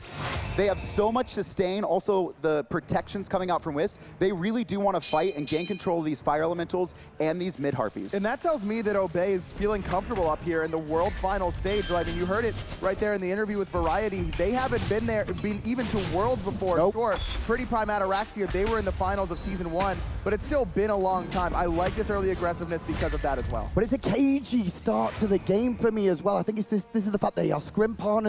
They know the ideas, the tendencies they like to go to. And in fact, they're actually allowing their team hold that ball. This is trouble for Emilito right now, but a quick sidestep, and he's going to be able to back off of this. But Obey just continuously keeping up this pressure. Dimmy, very low mana right now. I don't think he has enough to ult away. He's in real trouble right now. He's got to be careful of the Lawbringer. We are the law, says Variety. And he will claim first blood for Obey and Alliance. But Yamin on the rotation, looking to punish. Nice backstep. Variety perfectly reading when that portal was going to come out. Gets the heal from the power cleave as well. Dimmy getting soloed for first blood in game 1. This is what I was talking about. Variety is what's so strong. Melito sees this coming. He's already backpedaling as fast as his legs will take him. Nice. Fantastic Sanctuary to absorb most of his damage. So at half health, when the rewind comes through, Twig goes back because he knows Emil's coming back with him. He's going to be stunned. This is a lot of trouble, but adapting comes down. Twig, he's going to get picked up, and now Ataraxia on full retreat has to airstrike away. And the wall not gonna hit, luckily enough, otherwise Energy could have taken their second kill of the game. And that's just the global rotation from both junglers there. That's the power of having these semi-global ultimates. I like the fact that Obey was looking to get that rewind out from Emilito, but they have to be wary of that rotation from adapting. Just too much time spent on that left You can see side. Obey really just trying to full combo Emilito there. Emilito knew what was going on. He was full health at the time, and so they were really just looking for that Hovering Death to set up for the stun and allow the Jingwei to get the knock up into 100 to 0, but just the reaction time to hit that Sanctuary just as he comes down, and just buys so much time to allow adapting to rotate over and find the counter pick. Well, right now in the graphs, you can see it's about 1,000 gold lead for Obey. I've been saying this all week, it feels like, because this team has really focused on the farming in the early stages of the game. And I think this is how this game is supposed to go. You look at Energy's composition, and it really can't match up to this Thanatos Sylvanas in this really early game, especially in these small corridors. So instead, just focus on farming up and utilizing their global ultimates of both Thor and Giannis to look for picks. Great ball, Emilito, and a Siphon Shredder! Captain Twig will take Emil's life. The space and time from Yamin is there to support again, but it's a little bit too late. But you called it earlier on. Panda like just throwing out these grabs left and right. One finally finds a home and immediately turns into a kill. We knew the Sanctuary of Emilito was down from that previous gank on the left-hand side. Perfect execution by Obey. And because of how strong Obey's team fights are, or excuse me, early 3v3s are, Panda is never going to get punished for these grabs. He's not in a position where Energy can really fight him, so there's literally no loss in him spamming those out, trying to set up for anything. It doesn't matter if he misses 7 in a row, because he's never going to be in a spot to get turned on at this point in the game. This composition from Obey, for me, though, when I look at it, it's very balanced. The early game with the Thanatos, the Sylvanas, and then you've got Scylla and Jingwei for late, but the God Fury is going to drop in seconds. Obey with a beautiful lead right now. We've seen this time and time again from them all weekend, just finding the right opportunity. Hold in, another pull. Rapper is good, but the Obstruct is even better. Unstable Vortex does good damage to Twig, but the sustain is there, but it looks like adapting once more. And now, oh no, to the sky, no! Captain Twig can't make it, but adapting rooted under the tower, taking so much poke, trying to turn it around, but he's not able to. And it goes Ataraxia forward. He's looking at Rapper. The enhance not enough to bring down the support player, but once again, a trade in the mid lane. And I love what Emilito did there too at the end, just trying to find Panda-like on the back end. Very, very nice job by Emilito. Just thinking about it, we saw him pick up, we saw some late pickups from him later on, or earlier on rather, up against Luminosity. Well, right now it's 3-2. The gold lead, as you saw, is in favor of Obey.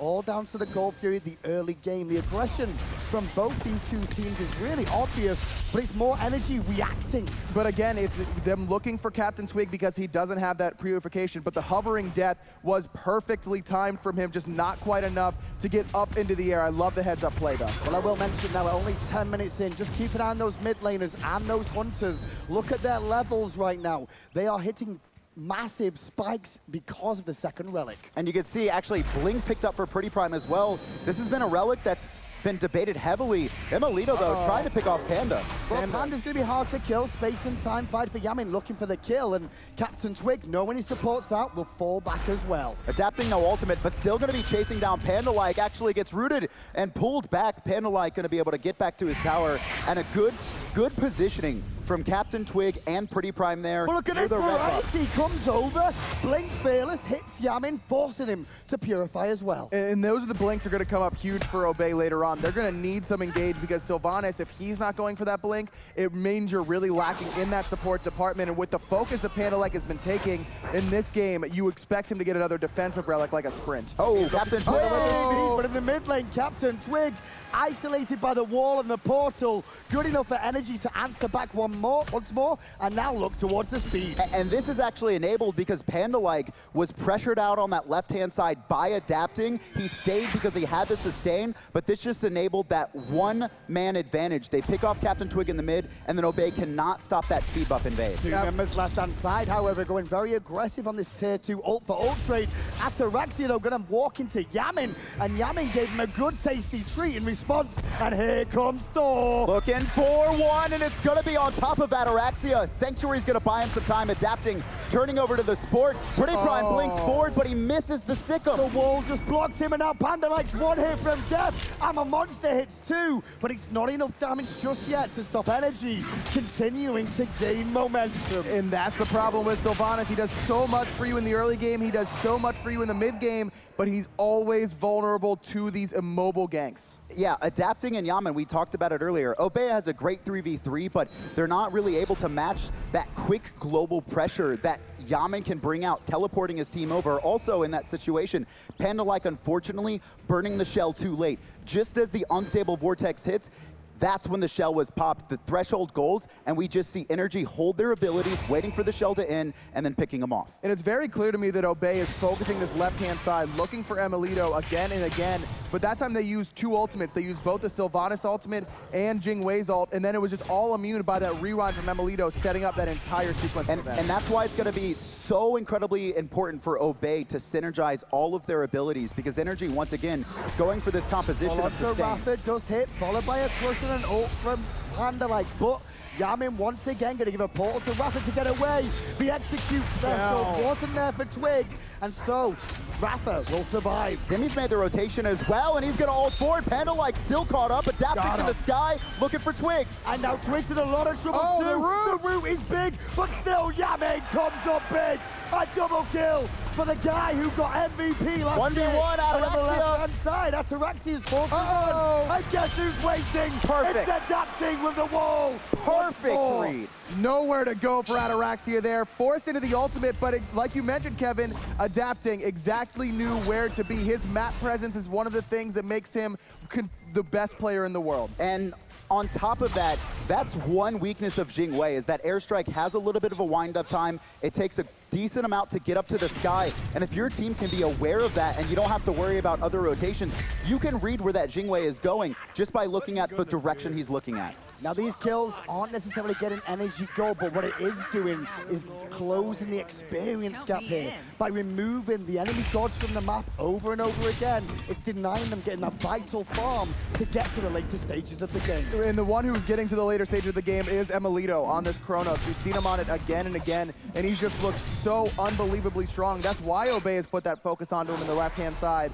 But if it's not working, that's just getting ML more and more farm. That's exactly what's happening. We saw a big fight in the solo lane there between the two, and I think that's them getting a little bit more confident about not getting janked, adapting. Forced to purify, forced to purify, and ult back to safety. but I love the invade coming out from adapting there. Quick reaction from Obey to collapse on their speed buff, but adapting's going to be able to do this pretty easily. He needs to be a little bit more careful though, because that Thanatos Death Scythe is starting to hit incredibly hard. Runic Shield picked up as well, so Captain Twig going to be really hard to lock down and have a ton of chase potential. Seems very important to make sure they keep shutting down the speed buff of Captain Twig, especially with that Shield of Regrowth. And even with the fact that Thanatos is really shined in the later stages of the game, it doesn't change the fact that his kit is geared towards the early stages. You have that free penetration from the second ability. Death Scythe is going to hit about as hard as any ability in the game early on. I like the focus onto his speed buff. One thing we're going to have to worry about for Obey's team comp overall, though, is that the later this game goes, they don't really have a ton of hard engage. They don't have that blink, they don't have that dash forward and taunt, and so Panalike actually might have to invest into it because you can't have Captain Twig going in and forcing the initiation. And I almost think that's one of the reasons we see pretty prime with the blink, but hold that, Variety a little bit overextended here, and adapting is here with a fantastic Eagles rally. Variety hits two, peace out, bro, I'm back to safety. And that's now two players, Variety and Emilito, for their teams doing great job of fading and buying time. Gold Fury going to be started up, Rather on top of it, Scarab's blessing onto himself, and he does get reset. He was too early. Luckily, Pandalike's there to clean it up. The dot damage but Yamin hits two, and here comes adapting as well. The wall pins him in place, and Adapting gets one. Panda gets adapting, but Yamin once more. I'm going to say his name all game. Wrathstone gonna make sure Variety stays off of that, but so unfortunate for Captain Twig. The Scarab's blessing coming out so early on top of Rapper. He knew the burst was gonna be there, and Captain Twig just, it must have been less than 0.5 seconds off. If he gets that execute, he's able to not only kill Rapper, but stay alive in that fight with huge amounts of sustain. But that's the whole reason you're picking the Thanatos, is to counter the Khepri ultimate, and if that's not gonna happen, then Obey's gonna have a tough time handling this, because we saw it up against Luminosity, giving Emilito 3 lives effectively. His initial health bar, rewind, and then Khepri ult was just too much to handle. And it's not only that, I mean, the ultimate from Dimmy gonna give his team so many protections when he goes into that Eagles rally, and then adapting so much mobility in that Thor's kit, and then Yaman, the threshold to not only speed up his team, slow the enemy's team. Energy have so many options to extend team fights. Obey really need to coordinate that execute. Obey needs Captain Twig to look like he did in Game 5 up against Eager. Right now, Twig has 5 deaths already. I know that the focus has been onto his speed buff from adapting, but he just hasn't been on point with those ultimates yet. I'm looking at him if Obey is going to turn it around. And the key with them actually keeping him shut down in terms of level here is also it keeps that execute threshold a little bit lower, which means you've got to get him lower in health with a more chance to sustain back up. Obviously, Thanatos is great in the early game, but he really needs to snowball hard, and then he becomes basically an ult bot the later the game goes. I'd expect him fully to go into more of a protection style build, but because he's almost been the sacrificial lamb, he's been very aggressive in these 3v3 fights, but if someone dies, it's him. Going back again to that Wrath pickup early on. When he gets locked down, there's not much he can do about it, and there's so much control coming out from Energy, the portals from Yaman, also Raffer with multiple lockdown options. Yemen's actually been the one doing the damage. It hasn't even been about the portals. He's sitting at 4-0-3, top of the player damage charts as well. Someone from Obey needs to check the mid laner from Energy. Wow, someone needs to check Variety right now, because he's been attemptedly pressured twice now by adapting and not really look too concerned. But Obey heading back towards the Gold Fury. And they're going to be starting this up. Pulled in onto iRapper, rooted in place, immediate Scarab's blessing. Emilito's in deep as well. I'm a monster off the mark. I know it was only off the mark because Yamin's portal once again today. Space and time hits Ataraxia's shell was late. Adapting comes down and he's looking for Ataraxia. But once again, the portal's getting him out. Ataraxia will live for now. And now, meanwhile, the mid lane pretty prime. Running again, through the portal. Yamin is having a game of his life for the World Championships right now. Panda, you can see he's putting energy on his back. 2 players picked up it again. Rotation from Variety at the end of the fight. He hasn't been this impactful player. He's been very slow to make it. His teleport was actually down, unfortunately. But Captain Twig, this is worrying coming out from him. He's ulting very aggressively. And again, going back to there's really no good engage onto Obey, so Captain Twig has to be this frontliner. And now that he's behind, he's just getting blown up so quickly, either has to back out of the fight or just wait and bait energy in. The focus for Obey has been onto iRaffer. In every single one of these fights, he's been pulled in, rooted by Pretty Prime, but the execution hasn't been there, and I mean that literally. The execute needs to be there from Captain Twig. That time it was I'm a Monster that was a little bit off the mark, but even that would have gotten reset by the Khepri ultimate. Captain Twig needs to be up in the air as the CC chain is happening, not waiting until he's almost dead. And Captain Twig now going for a Titan's ban. I would really like to see him start bridging into defensive items at this point. He's level 14, he's so far behind. He's the same level as iRaffer. Sure, you can be in the fight, but you're just not doing that much damage at this point. Plus, you're already getting 35 free penetration from Scent of Death. There's really not that need for this much penetration in the build. Well, right now between the two teams, it's relatively even overall at 20 minutes in the game. One goal three went the way of Obey earlier on. The experience, though, we talked about earlier on how it was Obey in the lead. It's now Energy.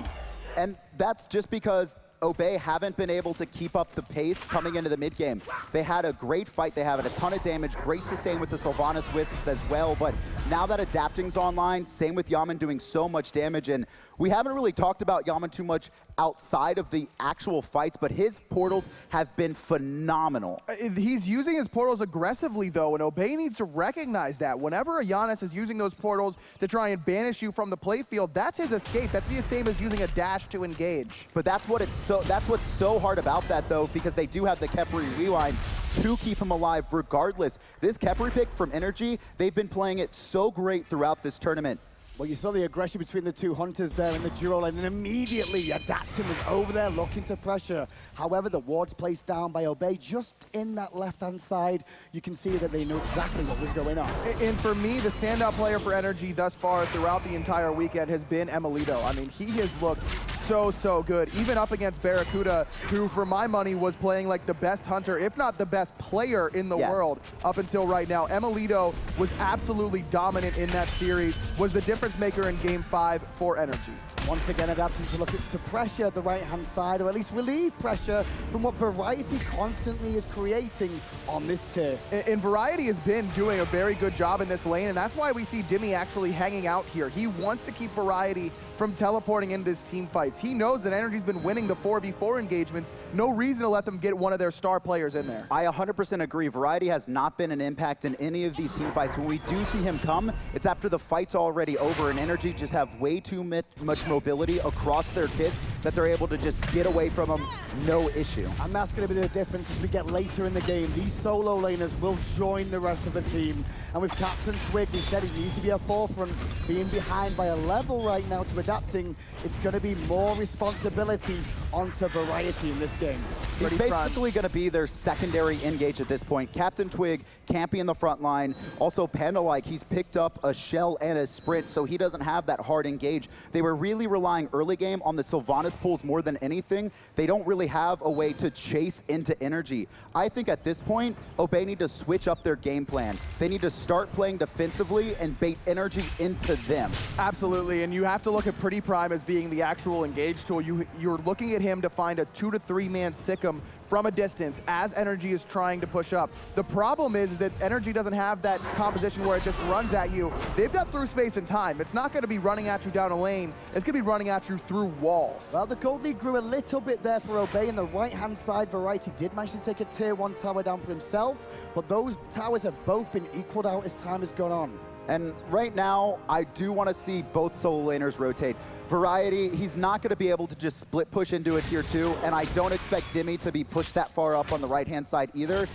They need to get a part of this action. Variety has been such an impact player for Obey across the tournament. I think he's been the best solo laner in this tournament by far. And I love the call from Variety and Twig there. We know Captain Twig's behind an experience at only level 17 now, so they give him the blue buff experience on his own while Variety farms and then rotates the speed and gets that solo too. Plus, if you look at the itemization of the two solo laners, it's Variety in a better position to come in and make an impact in these team fights. He's got the magical protection, whereas Dimmy has only built physical protection and a little bit of health from that wing blade. So you could see Pretty Prime really try to make an impact on Dimmy. And a lot of that too is I think Variety is going to be focusing on Emilito in these fights. We saw him on Chronos versus LG. He was left unchecked way too many times in fights. And because of that, I'd like to see him finish off the Spirit Thrower, Mantle of Discord, whatever he's going for, and finish off the build with a Runic Shield. That anti-attack speed and taking away some of that magical power is exactly the item Variety needs to stick onto Emilito. But we saw Energy groups around the Gold Fury there, just clearing out the wards, getting control,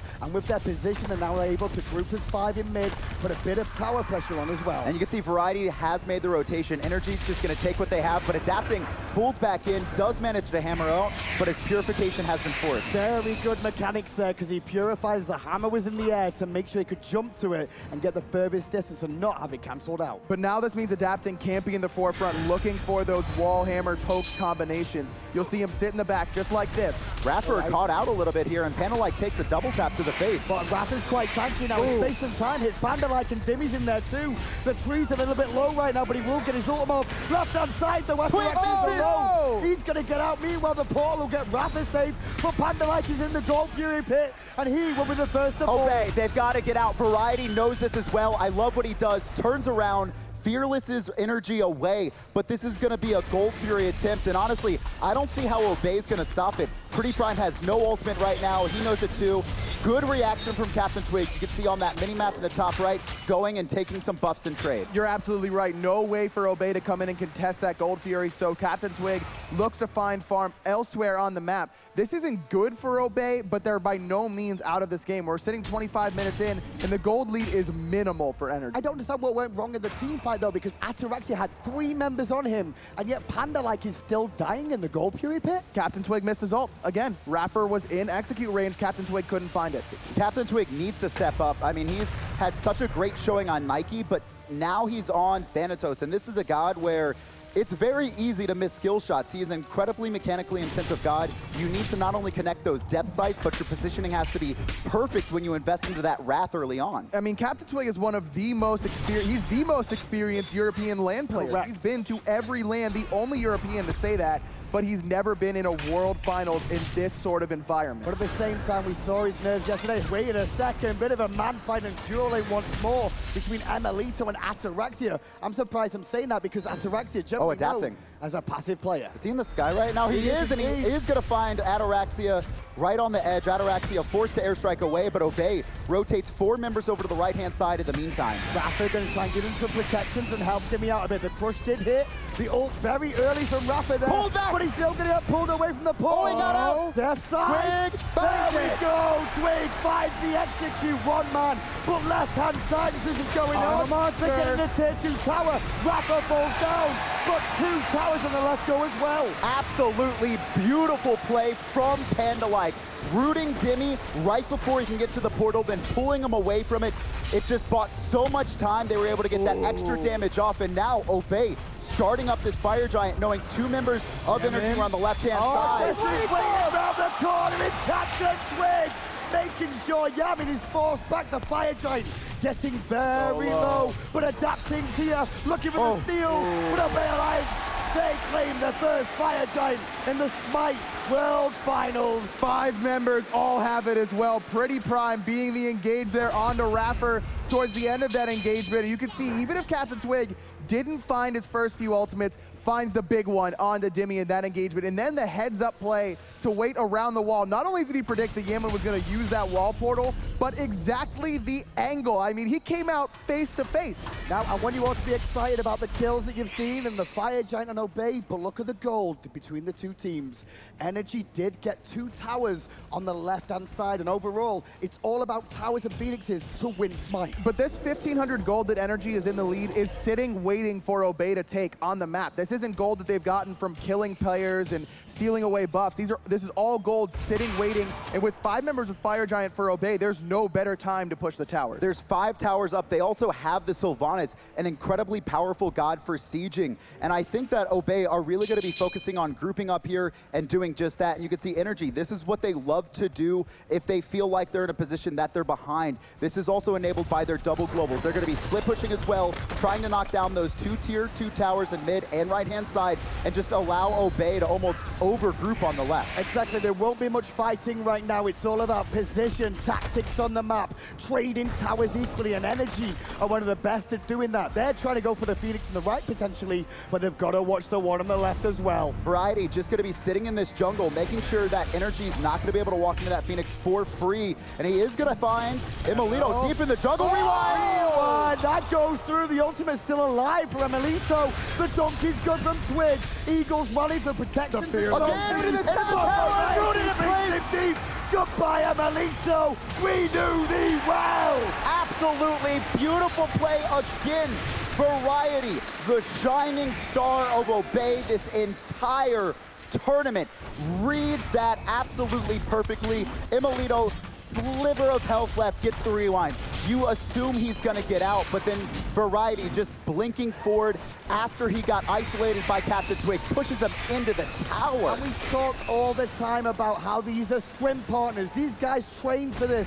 There was only 2 EU teams, so they could only scrim each other. But what is actually allowed is for them to notice the normal rotations of the team. And right now, the crowd is behind Obey. They are underdogs here, and they're looking for a second Phoenix. Right into the back line again, finding 2, fighting 1 versus 3, while the rest of his team just deals with the Phoenix. Twig in the sky and Obey. They get 2 Phoenixes, and they're just going to take their victory and back off. Obey just looked like a well-oiled machine. They know exactly what Energy is going to do. Like you mentioned, they're scrim partners. They've seen this before, and I love the decision-making to go and fight them. Energy is split-pushing you to not fight you because you have that Fire Giant, because they don't feel like they have the advantage. So Obey takes the fight to them, and it's Variety frontlining it yet again. And you mentioned it, Aggro, there. You talked about the gold lead was waiting to swing back, and it just did. Especially with the Phoenixes and that Gold Fury too. Obey have a lot of money in hand, gold in hand on the bottom left of your screen. They're going to go back, spend that, and invest in items. Absolutely huge pickups. We can see Captain Twig finishing his build, getting that bulwark of hope to make him a little bit more tanky on the front line. On top of that, switching out his boots into Warrior Taba, getting a little bit more power. And then Deathbringer has just been completed for Ataraxia as well. This is as strong as he's ever going to be in this game. And we saw those crits coming in huge on Emilito, almost killed him before that rewind even went off. So Ataraxia has had an absolute excellent late game, and I look to see him continue it now. This next fight, Captain Twig needs to be incredibly on point with that execute, and Variety, again, needs to be sticking on Emilito. We know what Emilito can do when he's left untouched in a fight. He's got full build right now. That's the only thorn that could hurt Obey here. Now, on the minimap at the bottom of your screen, you can see where it says cons, consumables, and there's not a whole lot of wards that Energy have there. Obey has just warded up the whole jungle and still have more available. This bonus gold is being put to good use, controlling the map. Variety actually baiting a lot right now, 1 versus 3. Twig around the corner, and this is just forcing Energy into the jungle as Ataraxia split pushes that tier 2 on the right-hand side. Just looking for a little bit more gold as the jungle still nice spin. Link there from Variety was good, but adapting spin that you saw, it will stop him from being knocked off. Giving him that knock-up immunity is going to be huge against Variety. Always needs to be careful. Panda-like misses the grab, and he's going to get isolated. He's isolated right now. His Panda-like to Variety dives in on Yamin. Yamin's being forced out back to safety. Adapting, meanwhile, up in the sky, has to come down. And but Yamin deletes Panda-like. Right in the fight is Emilito, and he will take out Prime. No, I'm a monster here, big boy. Rapido buying time for his team, as now Variety has the whole of energy to deal with. Emilito falls to Twig, and now Ataraxia trying to push on. He's 1 versus 3 right now. You can see Energy a little bit too poked out. They're going to retreat, but a great hold coming out from Energy. They lose Emilito, but they trade out for Pretty Prime and Panda-like. And again, that's one of the big things. Early game, the Sylvanas is not going to be under any duress when he's throwing out those hooks, because Energy couldn't fight into him. But this late in the game, because he plants himself, just adapting, finds the perfect wall to keep away from the rest of his team. Demi looking for the steal. He's on his own. 1v3. Man versus the will, but he has a wrap. Too. He can steal it. Energy get the Fire Giant, and into the sky go both jugglers. Demi falls, but he'll be happy with the results. Fire Giant on 3 players, that's a huge win. Sure, they lose a couple members there, but Just a great job from Dimmy with that Wrath, and Obey just not giving respect to it. The Wrath was on Captain Twig, but it was used earlier in that fight. They needed to make a decision right there. Either drop the Fire Giant or kill Dimmy. They just waffled too much. Very odd decision, exactly. Obey just couldn't seem to find the call, and it looked like some of them wanted to attack Dimmy, but the Fire Giant stayed leashed because Dimmy was on it himself. Dimmy would have had to run away if that Fire Giant was getting dropped. And a perfect time for that fight to go on. You could see the Phoenixes just respawning, gonna give the Titan a little bit of region, but Obey are grouped up in perfect time for this. And now they're still trying to siege this down, but not many members really hit just yet. No more fire minions available in the mid lane right now. The right Yaman down caught! the left gonna get the juggle with the Fearless, but the Sanctuary will buy him some time. Twig wants him though, but now he's not gonna find him. He's gonna think about going in. And he's gonna land right on top of Imolito, who's still in the front line through space of time, connects on a Penalite, and adapting to the back line. He's up in the air right now, trying to pick his target, and it's gonna be on top of But Pandalite. he immediately goes out and forces Pandas up. Then Dimmy comes in with the Eagles rally. The tree will fall. The Phoenixes will stand. Energy can rest for a moment. The Phoenixes are going to get a reprieve. This Fire Giant is giving them that chance. Huge hold. I love the start of that fight. Variety loops around. Yaman has absolutely no idea he's there. He gets pushed against the wall, but the Sanctuary immune so much damage. And you can see Captain Twig thought that was going to do a little bit more. He took to the sky. Yaman portals into his own base, and at that point, Captain Twig can't dive that deep, and that execute was just wasted too early in the fight. But Variety is staring at Yemen just like he did last fight. We saw him go over the top of the speed buff wall, looking for the Fearless onto Yemen, but Yemen is in the team fighting mage. He's the Giannis poking in, poking out. Yes, those unstable vortexes are doing a lot of damage, but someone needs to be on Imolito. He's the real threat right now. And right now, because of that fight, Energy going to be able to push down Pandalite, the only one dead. You can see a couple members of Obey just backing. They want to defend this right now. Energy, this is not going to be an easy push for them. Dimmy can attack this one up, but there's Variety trying to slow it down once more. However, on the front side, Twig forced to purify away, but the damage from these mages is starting to get a little bit more now. We're approaching later game. The items are coming online, which means the mages in mid can really start to shine. And you can see Captain Twig right now just trying to buy so much time, but it's adapting there with a great stun to the sky. Not gonna find Imolito in the middle lane. missing. Yeah, look where Imolito is, right in the middle. He's backdooring a Phoenix. Oh, beautiful. Energy get a Phoenix for free there. Cheeky play. Oh! And now Prime will live with one hit through Yaman wants this. Yaman's chasing. Variety denies that option, however. But now round the back of Timmy, and the hottest of blinks comes through. Energy, push on, Obey. They're in tatters right now. They're in trouble. The front line is isolated. It's 3 with the damage dealers forced to retreat. Variety doing everything he can in this fight to try and peel for his team, but Pandalite gonna take a different path from everyone else. He's gonna be forced back, and it's gonna be Obey on the back foot once again. They lose Pandalite, so still 4 members alive, but Imolito just playing that perfectly. Obey just start channeling up mid after they got that successful defense, and Imolito reads it so well, just walks around the corner, sneaks away the Phoenix. That whole fight changes as soon as Pretty Prime gets hit by through space of time. Without that mage there, that chase is safe for Energy to continue. Yemen may not have gotten the kill, but he certainly changed the fight. Energy want to try and backdoor this Phoenix. Now they have no minions coming with them for quite some time.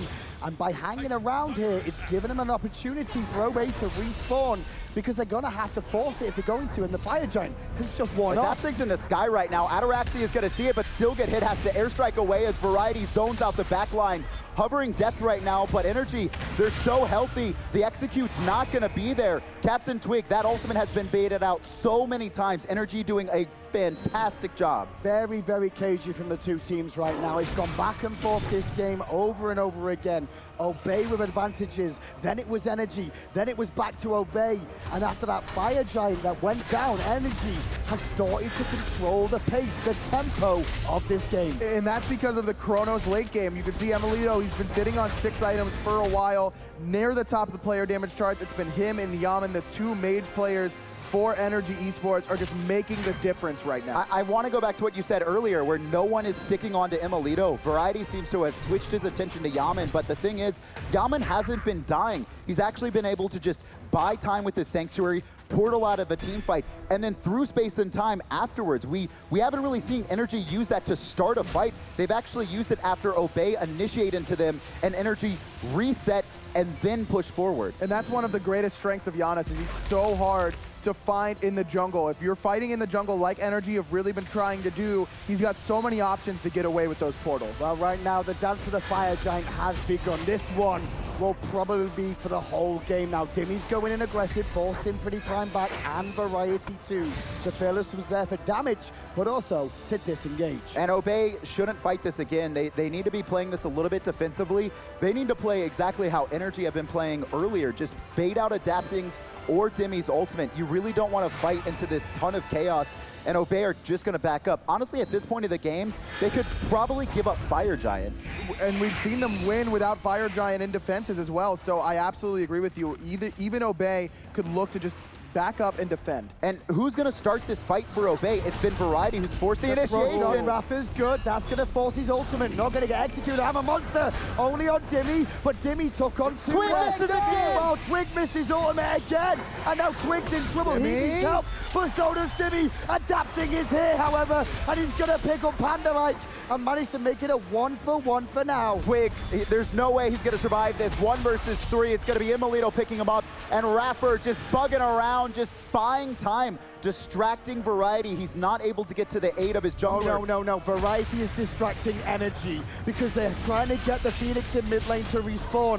Variety and Pretty Prime just have to buy time. They don't want Energy doing the Fire Giant. They don't want them sieging the mid lane. Variety is doing what he's done for this team all season and trying to just buy them moments. But now this is not good for Obey. Look at their respawn timers. They're so staggered at this point. 25 seconds on Panda-like, 35 on Captain Twig, and 60 for Variety. They're not going to be able to group up and farm right now. They have to play defensively. I'm actually really surprised we didn't see Energy pick up that Fire Giant right there. They have so much ward vision. There's actually not a single ward for Obey on the map right now at 41 minutes. But Variety does have that teleport up, so whenever he does finally respawn 40 seconds from now, he'll be able to get into the fight as long as Obey is able to put down a ward in that jungle. And as we said earlier as well, Energy, they bought time to get their Phoenixes back up. Well, Obey, they have bought time themselves. With Ataraxia and Prime here, Energy have to be a little bit respectful of doing the Fire Giant, but it does look like Obey are happy to give it up. I love this from Obey. At this point, you're so late into the game. Your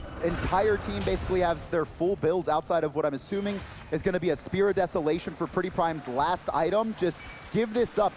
Bait Energy into fighting you. And again, Captain Twig's ultimates need to start connecting. He has had almost 0 impact past 6 minutes. And like you said at the very beginning, Kevin, Obey is lacking engage here. And that's why going in, baiting Energy into them is the way to do it. Pretty Prime has been sitting in the back, looking for those long-range routes. That's the best way for Obey to win a team fight. We've seen how much damage that Crush can do. It hit Yaman for something like 1,000 damage. All they need is for Pretty Prime to find one game-changing route. And honestly, Energy, it will be hard for them to force fights on Obey. Sylvanas is actually one of the best counter-initiation gods in the game. That ultimate going to be able to knock up so many players that are diving onto his backline. The Wisps and the Shell, a lot of protections, a lot of healing, and then just allow Variety to distract Imolito. Tyr's not the best god against Kronos, but Variety doesn't need to kill him. He just needs to make sure that Imolito can't dive into the fight. Well, we mentioned respawn timers because of the fact the longer the game goes, the more they impact the game as well. But also the itemization, everyone is full build pretty much. And because of that, it means gold doesn't mean anything either. It's all about individual skill, or rather, skill as a team. This patience from Energy is due to the fact that Yaman's actives are still down. They're waiting for those relics to come back up. We've seen Variety he's been the focus of Variety for most of these last few team fights. Energy's just waiting those last few seconds so that Yaman can protect himself. And Energy are gonna play this safe, I'm assuming. Try and bait out some relics. You wanna get those purifications early. Ooh. Good pull there, gonna actually pop that, and Variety to the back. But he doesn't manage to find the Fearless he was after. Panda-like, however, did a lot with the ultimate, but instead he's very low himself. The bludgeon movement, but the protections are keeping him standing. Execution style from Captain Twig comes down. For a kill, but still, Obey hold their base. The middle Phoenix falls. One for one in the back. 1 for 1 on the mid laners there, and great job by Pandalike at the start of that fight, popping his sprint.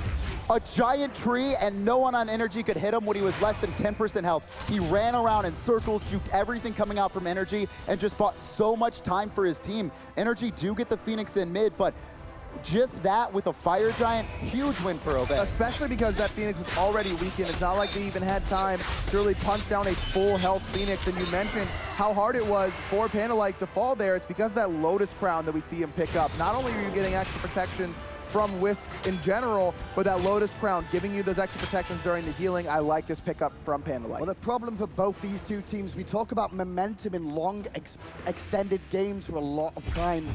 And in the best of 5 scenario, game 1 going 45 minutes. If you lose this game, you are going to be demoralized, and you have to pick yourself up for game 2.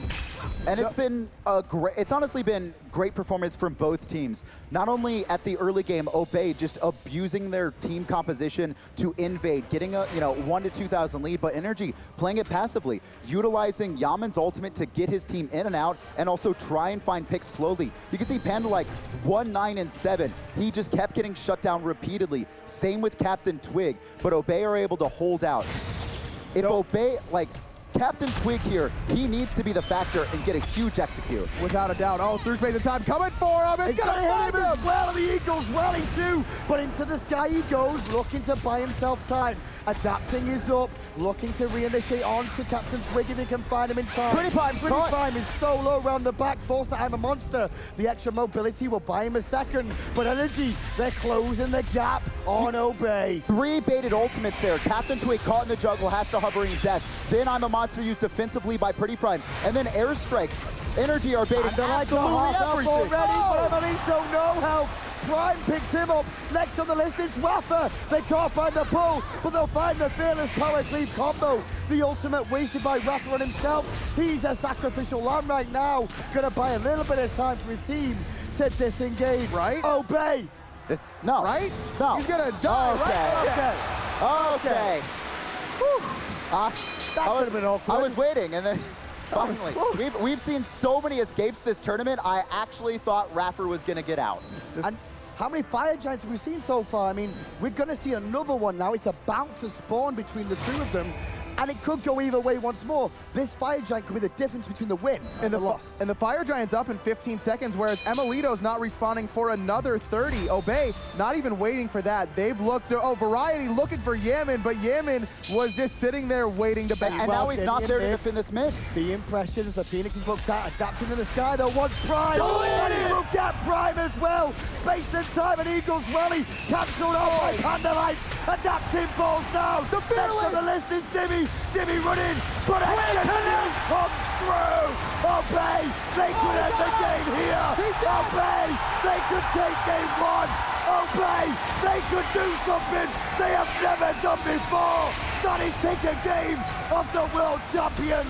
Energy. Absolutely perfect. Twig connects his ult finally. Pandalike pushing forward. Ataraxia taking a lot of damage, but it's only one player left alive. Rapper has respawned, and actually Obey. This Titan's not going down as fast as they want. Lawbringer in from There's no way. So gets Ataraxia. No way they're gonna defend. Revives him up. The Titan is beating on Obey. Energy are trying to hold. They're gonna do it. Are gonna hold. And the boys of Obey turn it around. We continue. No! Double kill. Captain Twig. Deicide. Obey. But Energy's base remains. But no minions.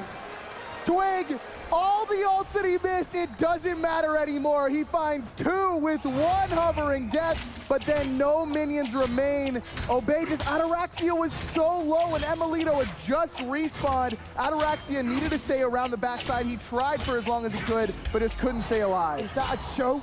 Or is that just energy being as good as they really are? I think Obey hesitated for half a second at the start of that. They didn't seem to be fully committed onto the Titan. They actually were looking for kills instead of going for the win. Raffer's able to spawn.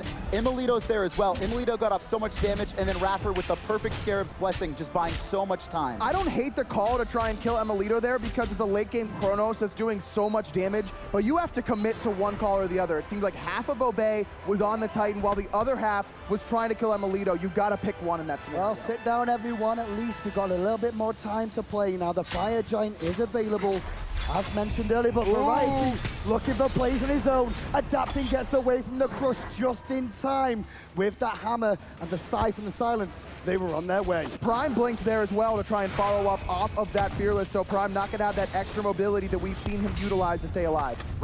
Adapting's Relic's still down right now, so Energy probably want to hold out on a fight until he can get that up. Adapting has been a centerpiece on the front line for NRG, and he's not going to be able to engage for at least another few seconds. Now that those are up, Energy can look to force something. And now Variety is just being that thorn in the side that he's been all game long. Jimmy's in a bit of trouble there, but the Eagles rally was good. No! Captain Twig misses again. Oh my, and the monster rewind, boys. Yamin takes out Ataraxia, looks to get away. Rapper supports as Dimmy cleans up Captain Twig. Next on the list is Variety, but he'll Lawbringer away. The tree on the front side trying to protect Prime. Can't stop Emelito, and now Pandalite, he will fall too. Energy, energy, energy. This is what you come to expect up against Energy. You make one mistake, you miss one skill shot, you make one step out of position, and they will make you pay. Okay, Variety, it's your turn. You've got the whole armada on the front line. He's got to keep them busy. He juggles doing a job. He spins around. He tries to buy more, but the team don't care. Energy just don't care because it's the Titan that they want. It's the Titan they need. And with that, Obey with their closest chance of beating Energy. Fall. What in the hell was that game? Late game, it seemed to almost come down to Mage Burst more than anything else. Just slivers of health. Imolito rewinds at, I think, 2% maybe in that Fire Giant fight. I'm a Monster hit him for 1K plus easily. If that kills him there and Pretty Prime doesn't get picked up by Imolito a few seconds later, that could have been Obey's game one. Well, now is that time for these boys of Obey to look inside themselves. Demoralization from such a long game that was so close. Energy, a sigh of relief for the world champions. The analysts, they are ready to take us through that extended game one. In a 50-minute war, NRG manages to come out on top. Welcome back to the Analyst Desk here, folks. Smite World Championship 2017 kicking off in style. Oh my goodness. One thing, I'm just gonna say it right here.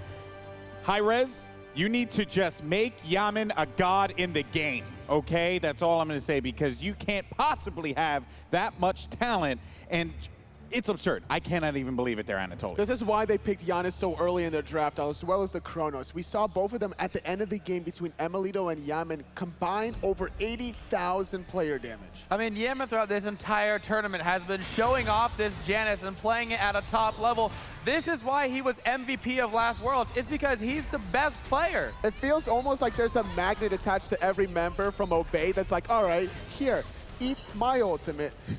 These through space and times are absolutely game-changing. He's hitting at least one person every fight, and it's always a squishy target. When you have your DPS down at 20% health before a fight starts, you can't win. And it's not just the damage, honestly. It's the utility that he provides for his team. Adapting likes to go in, and the portals will always help him get him out. Now, we thought the game was over. We thought Obey won. They had him dead to rights.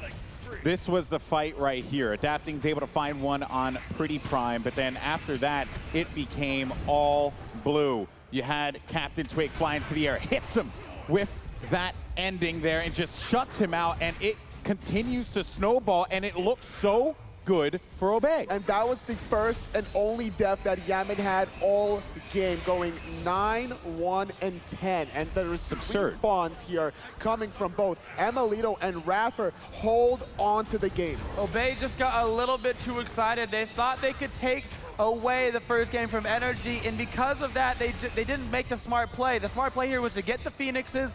If they would have gotten both those down, it would have guaranteed them the next fire. They could have pushed in with no Phoenixes up and the fire jump. This is Energy.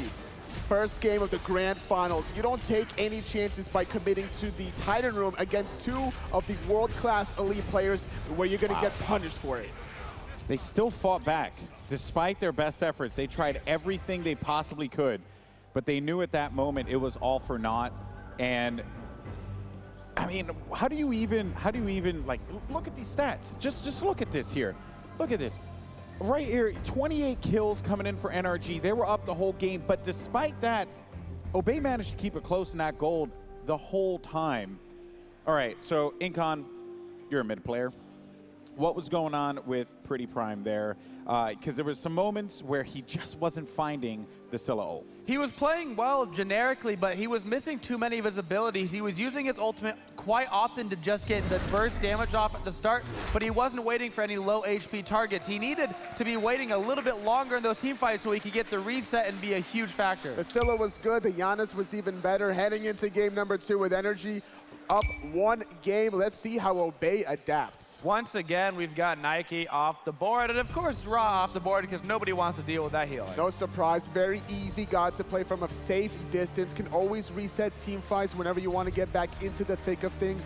Now Obey with their second ban, more than likely opted to see maybe they're going to hold on to the Sylvanas yet again, keep it for themselves. I hope they ban Janice here. Yeah. Does anybody really want to go up against Yaman's Janice There again? you There go. it is. That's the ban I'm looking for. Now we're going to see how Energy are going to adapt to that without the Giannis. Zeus taken away as well. A lot of these teams inside their own heads, and as this best of 5 continues, we're going to see more of the meta kind of develop differently. I think Obey might be a little bit worried, and they are. We see them not going for the Sylvanas pick. Unfortunately, he died so many times, finding himself out of position, getting picked off, and so they may be leading away from that Sylvanas pick now. It's a pretty big tree with an easy target to hit, you know? You definitely don't want to put yourself too far out there. Erlongshan definitely has a lot of control in his kit. You have the root cripple with your javelin toss, you have the turtle shell knockup, you also have a big taunt in your ultimate, but look at this Energy.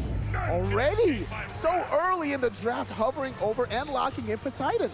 Interesting pick for them to grab it so early. I can't imagine that was something that Obey was looking to take away. At the same time, they have been scrim partners. Maybe when Janice is off the table, they know that's Yaman's go-to. Well, it's going to prevent Erlongshan from ever getting out if he goes in. That Whirlpool will cripple that opportunity away from the escape. So Sylvanas getting locked in for Panda-like yet again. Refound confidence. Panda-like says, hey, I know I messed up in game 1, guys. Trust me, give me Sylvanas again, and we're gonna make it work. Vulcan, though, is getting locked in for Pretty Prime. This is his god. He has to skin for it back from Titan in Season 1. The Vulcan King has been locked in, and I'm expecting him to go in with this god. Oh yeah, especially with their team composition they've drafted so far. Erlongshan has so much setup for Vulcan, particularly his ultimate, being able to taunt people. As long as Pretty Prime uses his ultimate right beforehand, you can look for some big money ults. I mean, this is the god for Pretty Prime. Anytime I associate either name, I'm thinking of one or the other. But now, yet again, Chrono's getting locked in for Emilito. He did a fantastic job that last game, despite his scoreline. He was doing just too much damage. Oh yeah, Emilito and Chrono, swear, I've never seen that before. What a weird god for him to play. I couldn't imagine him playing it 2 games in a row. Like, let's be real here.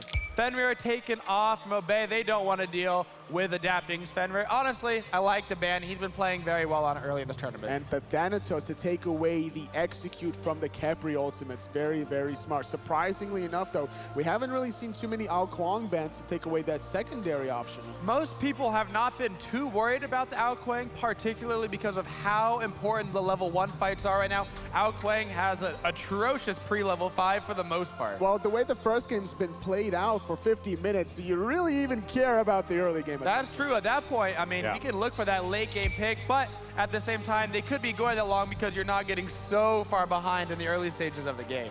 taking away that magical ADC Freya from Ataraxia, and then the Nemesis gets banned. So they're really trying to focus out here on adapting, but I think adapting is going to go with that route. Nemesis was a very smart ban. It allows the all-in potential to synergize with the Poseidon Whirlpool Kraken combination, but Ratatasker can also set up Yaman. Yeah, Nemesis is also particularly annoying for the tree. Sylvanas hates to get attacked with a Nemesis. That ultimate absolutely decimates him. I love this Scotty pick right here. If he runs the Azure Blaze build in competitive play, I'll lose my mind. Well, it's not going to be the Scotty for now. It is going to be indeed the Camazotz locked in for a Bay. Variety played this god fantastically earlier on in his set against Sword, diving past the tier 2 tower into the Phoenix. This could be another opportunity for him to just go off. And of course, we're going to have the Jingwei for Ataraxia, because when you have your best god on the table, you put your best god forward when you're in the finals of the World Championship. Well, last game we saw Variety with tier First Blood Dimmy. This time it's Dimmy with the tier. Oh, all right, guys, here we go. Game 2, who you got? I still got Energy. I think Obey can do it. They proved themselves last game. They just got to not make that last little mistake. All right, folks, in the arena and in Coke theaters all across the country, Game 2 is about to begin. NRG, Obey. We went 50 minutes last time. Let's see how long this one will go. Can Obey tie the series up 1-1? Time to send it over to our casters. Well, like Golden Boy just said there, I mean, the last game went 50 minutes long. This one, however, I think it'll be a little bit quicker. We've got some early game on the side of Obey this time around, though we also had it last time with that Thanatos, but very interested to see where these Erlong Chen Camazotz goes. It could really go either way. I think it's Twig in the jungle. We saw him on the Nike. I love this style of Captain Twig on these frontline warriors, a very supportive setup style, just to combine with Vulcan specifically. I mean, we saw Eager bring it out. It was the Erlong Raw. This is the exact same thing. Twig is going to be looking to let Pretty Prime shine in this game. And that's going to be the key there, is buying time for Pretty Prime to shine, because Yamin, honestly, game 1, he did some monumental things that allowed Energy to win that game.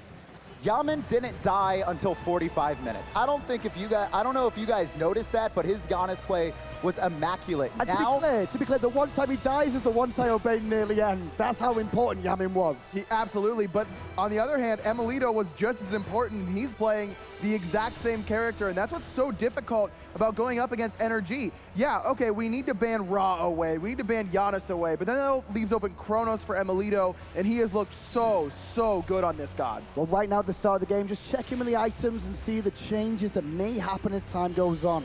Once more, we see Ataraxia with the full boots this time, whereas Emilito going back with the Vampiric Shroud. I'm not sure he's been doing this the whole time against Obey, maybe it's just to adapt to this. I mean, he's been switching it up a lot throughout this tournament. We've seen him with the cooldown boots as well this time. He really likes the sustain specifically against the Jingwei's passive. That's the big thing. If he gets into a boxing match early on, Jingwei's just going to be able to get back to lane without losing any farm, whereas he's going to start missing some waves. And that's the big one, is the fact that you don't want to be trading poke with a Jingwei early on, because you are going to end up missing those waves that she will not. Well, here we see an invade from Obey, looking towards the red buff. Rafa didn't see that coming, though. They thought it was just going to be a normal start for both teams, and Obey will steal the red buff and get straight out of town. They don't even have a Wrath. That was just a straight-up invade, clean, able to get it off, and like you mentioned, Energy was not ready for it. They expected a regular start. You could see Emilito and Yaman on the back camps. They weren't even helping out Rapper. I'm actually interested to know if they even noticed that there was no Wrath. Rapper might have just assumed that it was picked up from Obey if they were going to be invading on that left-hand side. Usually we have seen Wrath on almost every single invade in this tournament. Rapper could have at least looked to try and contest it or force them back. Well, Brighton Harpy's going to go down there, but round the back comes Captain Twig here with Variety. 4 members of Energy are here, 4 of Obey. The double juggle from Dimmy of the Fearless is very strong, but not enough to get a kill just yet. Adapting, able to escape up the left-hand side. Variety still fighting, brawling as you like to do with Camazotz in the early game. Those abilities are going to be hitting hard and hitting often for Variety. And again, just Tears making huge impacts in games at the Smite World Championships. Dimmy finding a 2-man Fearless early on as Obey tried to go aggressive, making it hard for Obey to keep up that fight. They were forced out. Funnily enough, we saw the exact same thing on the other end last time. There was an engagement on the Gremlins, and it was Variety on tier who saved a jungler's life with the Fearless. That time, Dimmy with the tier, like you mentioned, is making such an impact early on. This time, though, Variety picking up this Camazotz, and this god was not in his god pool. Trixtank said it best. He was the 2-god wonder early on this season. Only Ymir and Tier. Variety could be in a bit of trouble here. Going to leap in place for sustain there more than anything else. And able to turn that back around a little bit. Once again, adapting, showing pressure in the solo lane. The name of the game with Camazotz solo is sustain. It's poking out your enemy and then using that devour, that third ability jump, to just get a huge burst of life off of those minions. And again, I love what's happening here. Oh, Twig is going to catch the Fearless of Dimmy there with that pin, but it's not enough for the follow-up to be available. Twig too low on health and mana to really follow up. And Twig's actually so low that he's got to back up and just let it happen. He doesn't have that Bumba's Mask, remember. He's gone for this Traveler's Suit rush, so he needs to wait.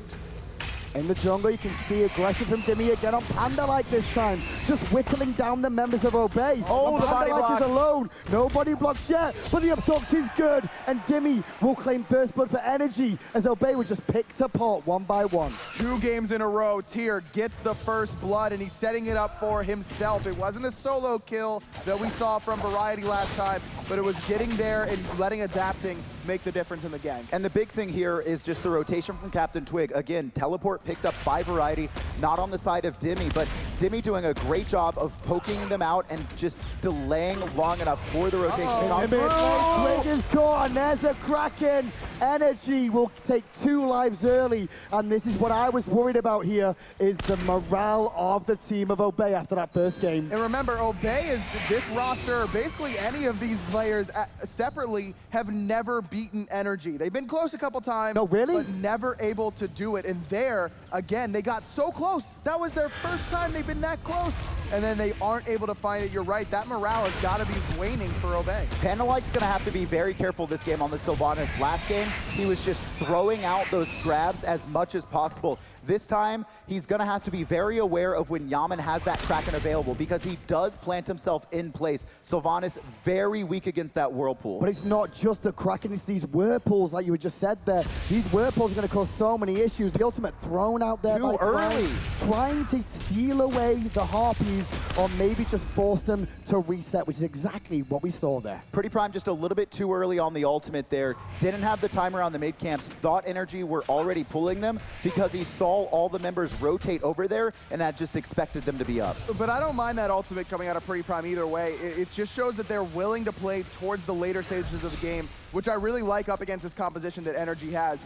Poseidon really best in the early to mid game, as well as Ratatosker, so I'd like to see Pretty Prime and Ataraxia just wait it out. They've got the late game in this scenario. Both solo laners and junglers respecting each other enough just to continue to farm here.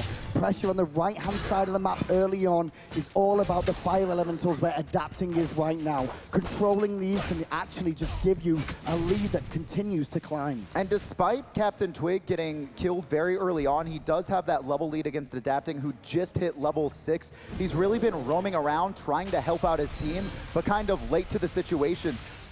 And the fact that he's able to get those Traveler shoes and get that extra gold proc, especially on a god like Erlong Chen that's able to just throw those pins out at a very long range, consistently getting that 30 gold every time he hits a god, that Adapting is not able to get because he's playing Ratatosker. He's not able to buy those boots. This ward on the right-hand side has been getting so much use for Energy. We've seen right where Variety is now, 2 times Obey tries to plant a player there, Pandalike and Captain Twig, and it's just spotted out. Obey have done now twice in a row this early game aggression onto the solo lane. Mid lane, and Twig, good, nice sweep, Prince. That was quick.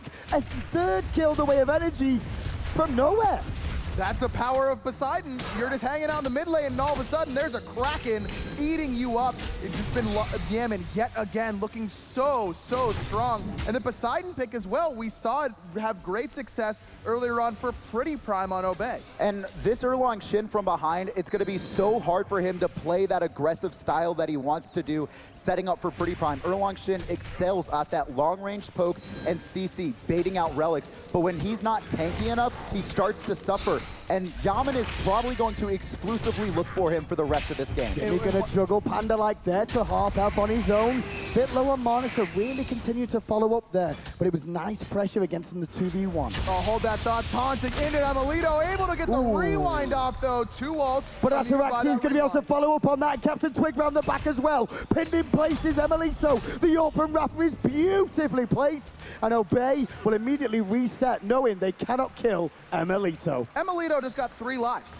I mean, they killed him twice, effectively, and he's still able to get out. We've seen this composition again and again from Energy, and no one seems to have the answer for it. I think this Khepri might be something Obey looks into later in this series at banning away. It's been way too effective with Amelito and Yaman as well at just keeping these high damage mages alive. Captain Twig is round the back here, but the Kraken is good again. All on Panda like who immunes most of the knockup with his ult himself. Meanwhile, Solo killing the right-hand side.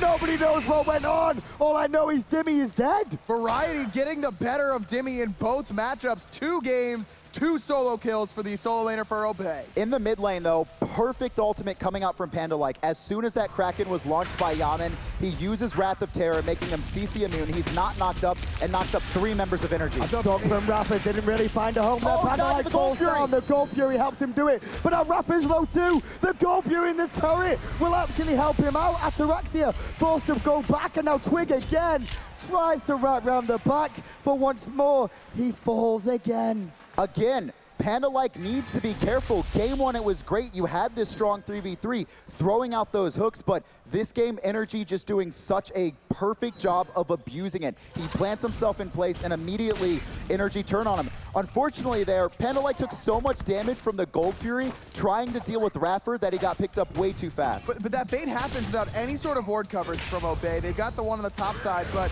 they didn't have any counter wards on the Gold Fury, and there was no Wrath available for Captain Twig either. Very confused by that pull there from Obey. Well, immediately you can see what Adaption's looking to do is support his solo laner.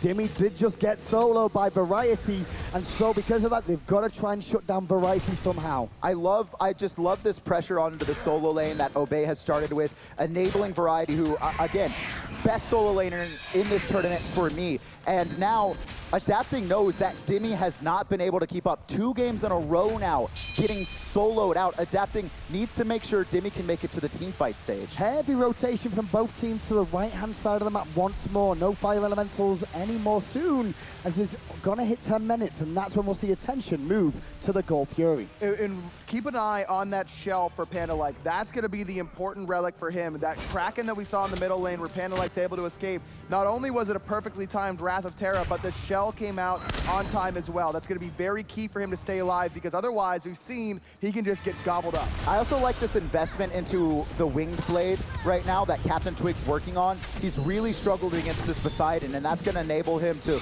immune that Whirlpool and escape out of that Kraken. Well, in the jungle again, Panda like being isolated, but a great Earthshaker involved, but then the Kraken from Yaman again, and it will take out Panda like. Energy march on, they look for Twig one more time, who tries to duke out as long as he can, but once again, Adapting's there to pick up the pieces. And right now, Pretty Prime just standing by this Gold Fury surrounded by Energy, but they are going to be forced out. And once again, just Yaman's Krakens have been amazing. Pretty Prime in a bunch of trouble now. Adapting, able to eat the backfire, using that turret perfectly, but Pretty Prime not going to be able to get away unless oh, the he will with that backfire just in time. And now here's Variety. He takes one. He takes to the sky like a bat out of hell. He wants Yaman as well. Under the tower he goes. He found him. And he's going to pick up 2. Amazing. With a spicy rotation. Variety is amazing. Teleports in perfectly, abusing that relic again and again this set. Dimmy has been so invested into going for the Wrath early on. That is the huge win condition that Obey has had both games. And you called it right at the beginning, Kevin, that this was not in Variety's God pool, but that play Hello, right Dimmy there. comes. Oh, Panda like just saw that in time, I think. Otherwise, he could have been very troubled there by being pulled onto the tower once more. But then Dimmy's trying to secure his speed buff with the help of Adapting, and Adapting does just that. Secures his speed buff and falls back towards Panda Light. But it's nowhere to go for him. The double knockup, double root as well. The Earthshaker over the top, not going to be able to find Panda's a home. about to fall though, maybe, yes! Rafa picks up one. Kraken does not hit home this time, though. And it's Captain Twig once more with his little pooch by his side, running for his life. Trying to get away. Oh, nice knock up. Daptic still finds it. Not able to get away from that. Captain Twig, it's because he didn't have that speed buff. If he's able to pick that up, then he can possibly run away, but instead, Adapting comes crashing down. The Wrath from Jimmy as well. And despite the fact that a couple ultimates off the mark there from Yaman, doesn't matter. Energy able to pick up two. So the reason that ultimate was off the mark, though, was that wing blade proc coming out of Captain Twig. He doesn't get out of the fight in that situation, but you could see how useful that's going to be moving forward. He really needs that slow immunity.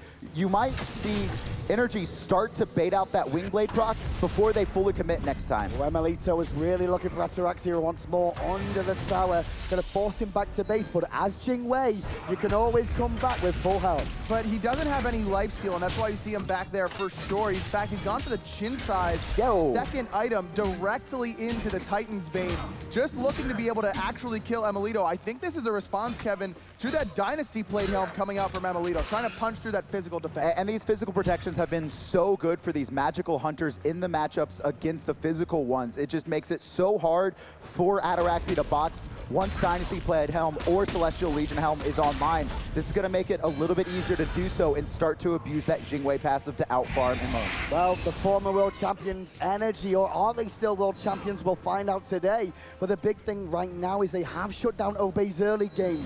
Obey in the early stages of every game we have commentated this week has all been about getting an early lead, controlling the jungle. Right now, though, it's Energy who hold the experience and the gold after the early game. And remember, in Obey's set with Eager, it was the team that got the first blood won every single game in that series. Obey did not get the first blood here. It was Yaman in the middle lane, and Energy's been able to keep that control going throughout. Game one, though, it was Variety getting first blood, soloing out Dimmy, but so far, once Energy gets a kill, it seems to be they pressure it so much. In a bit of trouble there, being pulled in by that whirlpool. The Earthshaker doesn't find a home again, but Adapting may have bit off a bit more than he wants to. Purification and Sanctuary used, as now Dimmy comes in too, with the Lawbringer, not going to find the Fearless he wants, and round the corner.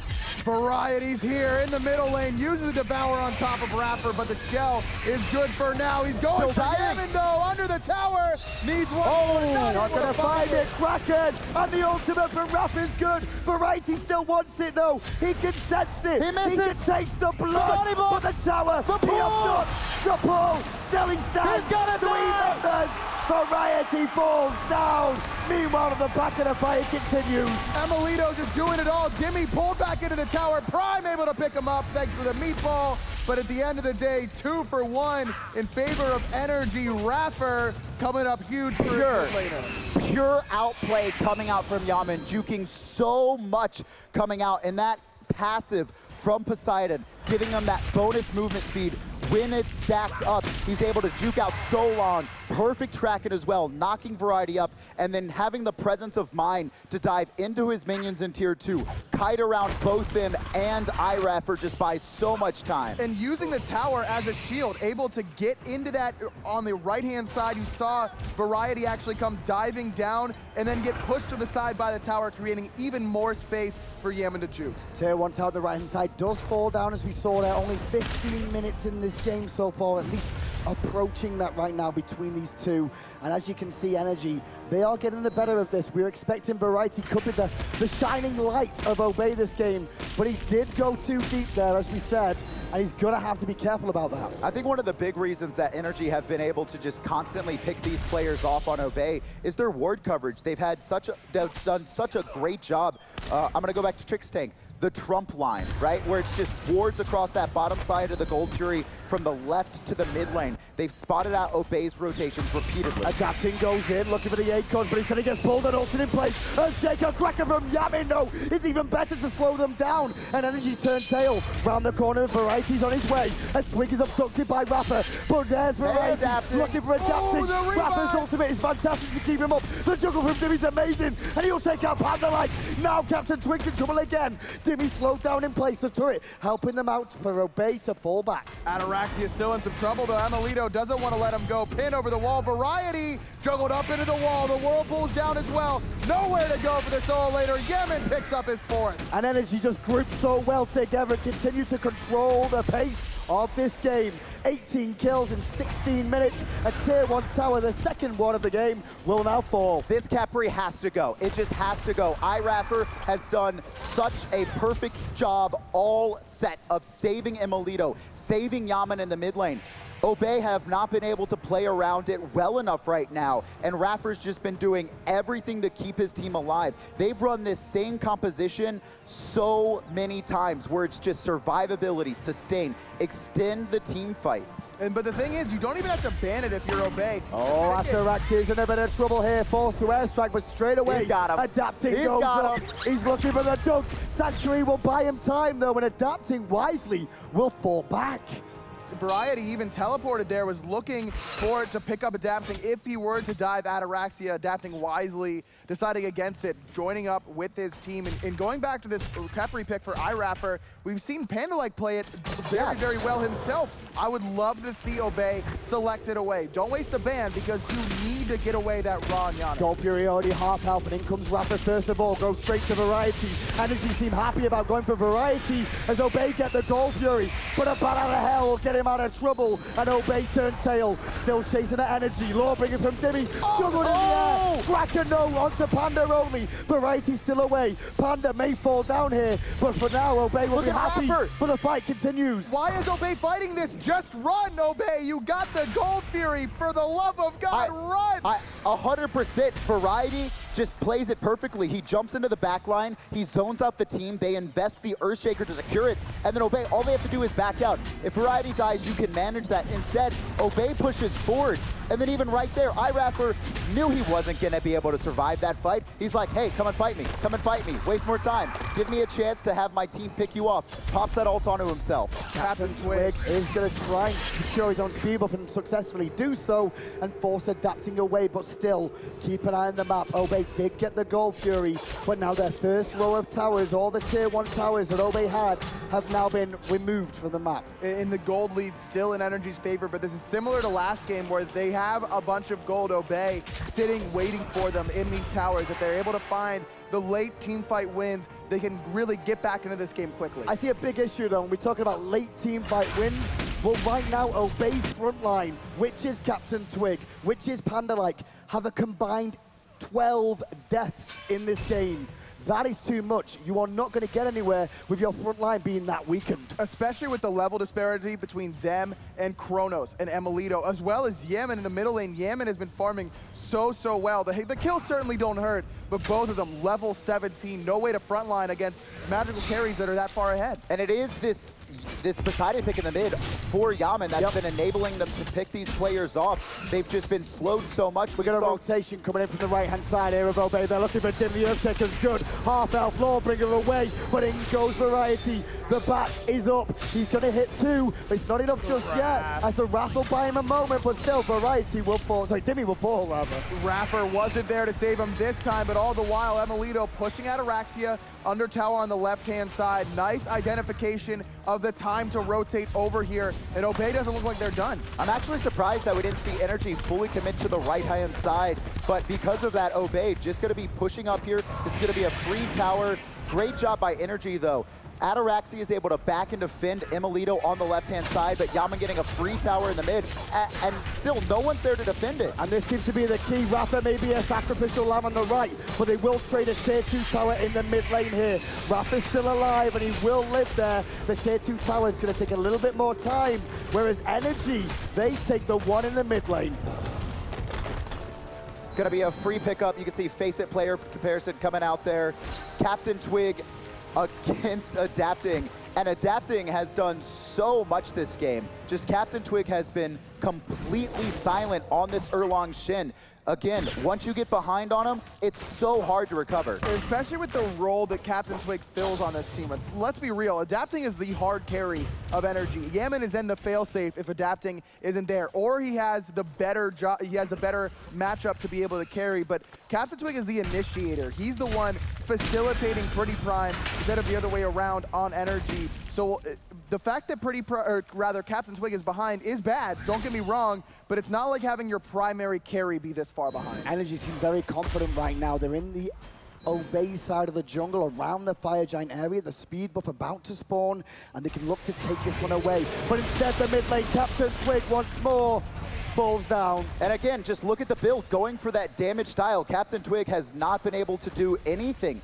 I'm surprised he went straight into the Iqbal and Executioner. He can't fight right now. I know you guys are looking at support, but I'm looking at the Kraken man in the mid lane. It was drafted early on, and to be fair, Obey have kind of drafted into it, and it's not a great situation for him to be in now. Well, this composition for Poseidon is beautiful because the long-range route from Khepri directly into the Whirlpool, you're rooted, you're actually being pulled in towards the center of that Whirlpool, which makes it even harder to get out. And now with that gem of isolation, good luck escaping that. And it's not even just the Khepri, it's adapting as well, and Dimmy. These guys are able to dive onto the back line. Be caught in the jungle here. Somebody coming in is Pandalite right now. Variety's trying to buy some time for his team, but the focus on Pandalite was good. The Earthshaker better. Into the skies adapting, using the Ratatoska ultimate to look to dunk down, but immediately the meatball was waiting for him to make sure they can continue on Ataraxia. Nice defense there from Obey, fighting 5v4, 4v5 rather, with Captain Twig. He's here, he's respawned, and he wants to fight. Well, they want to try and push on here, Obey, because they don't want them to recall back to base.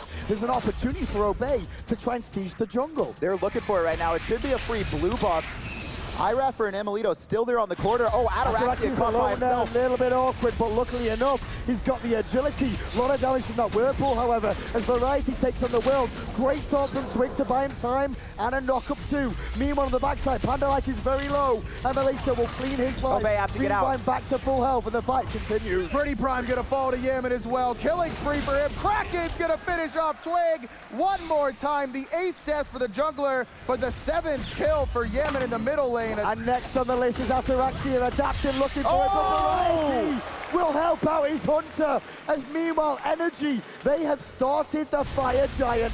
Variety's been the shining light. He's able to at least pick up one at the end of that fight, but Obey just going so aggressive, surprisingly enough. Their frontliners are not tanky enough to deal with Energy. They have way too much damage.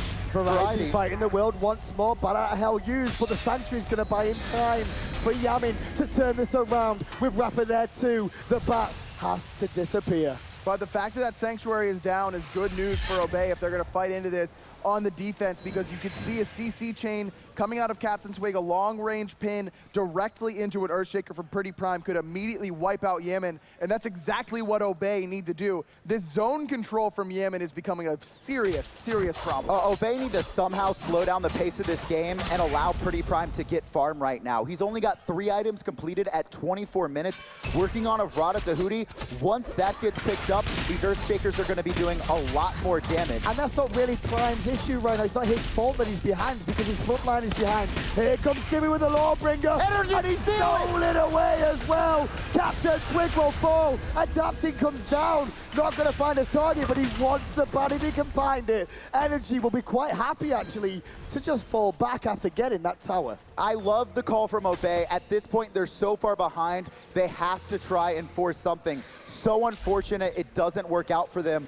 Great job by Dimmy, ulting in, disrupting the team fight, and stealing it away. And like you mentioned, Pretty Prime's the one who needs to finish off this route of Tahuti. That Gold Fury would have been a great step towards that. By Energy stealing that away, it's delaying that big game-changing ultimate for Prime. And now the tier 2 tower is going to be sieged down by Energy, extending their gold a little bit more. And we've also almost seen Captain Twig now reaching double digits on deaths with this game, and how it's gone 9-7 on Pandalite. And he finally picks up his first defensive item in Spirit's Row, but it's just too late at this point. He's only level 15, a level 20 Poseidon, a level 20 Chronos, 1 Spirit Robe with 0 health outside of Wingblade is not going to make you tanky enough. Without a doubt, I mean, like we've seen it again and again, the Kraken's just ripping through that health pool. There's not enough there for Captain Twig, especially, it's not even the itemization, it's the level disparity. As a warrior, Captain Twig is going to be getting a lot of HP per level, but the fact that he's died this many times has prevented him from farming, which means that health pool is low enough that he can just get exploded. And exploded is the word there. Obviously, a big heal in his kit, but you have to buy time for 5 seconds, and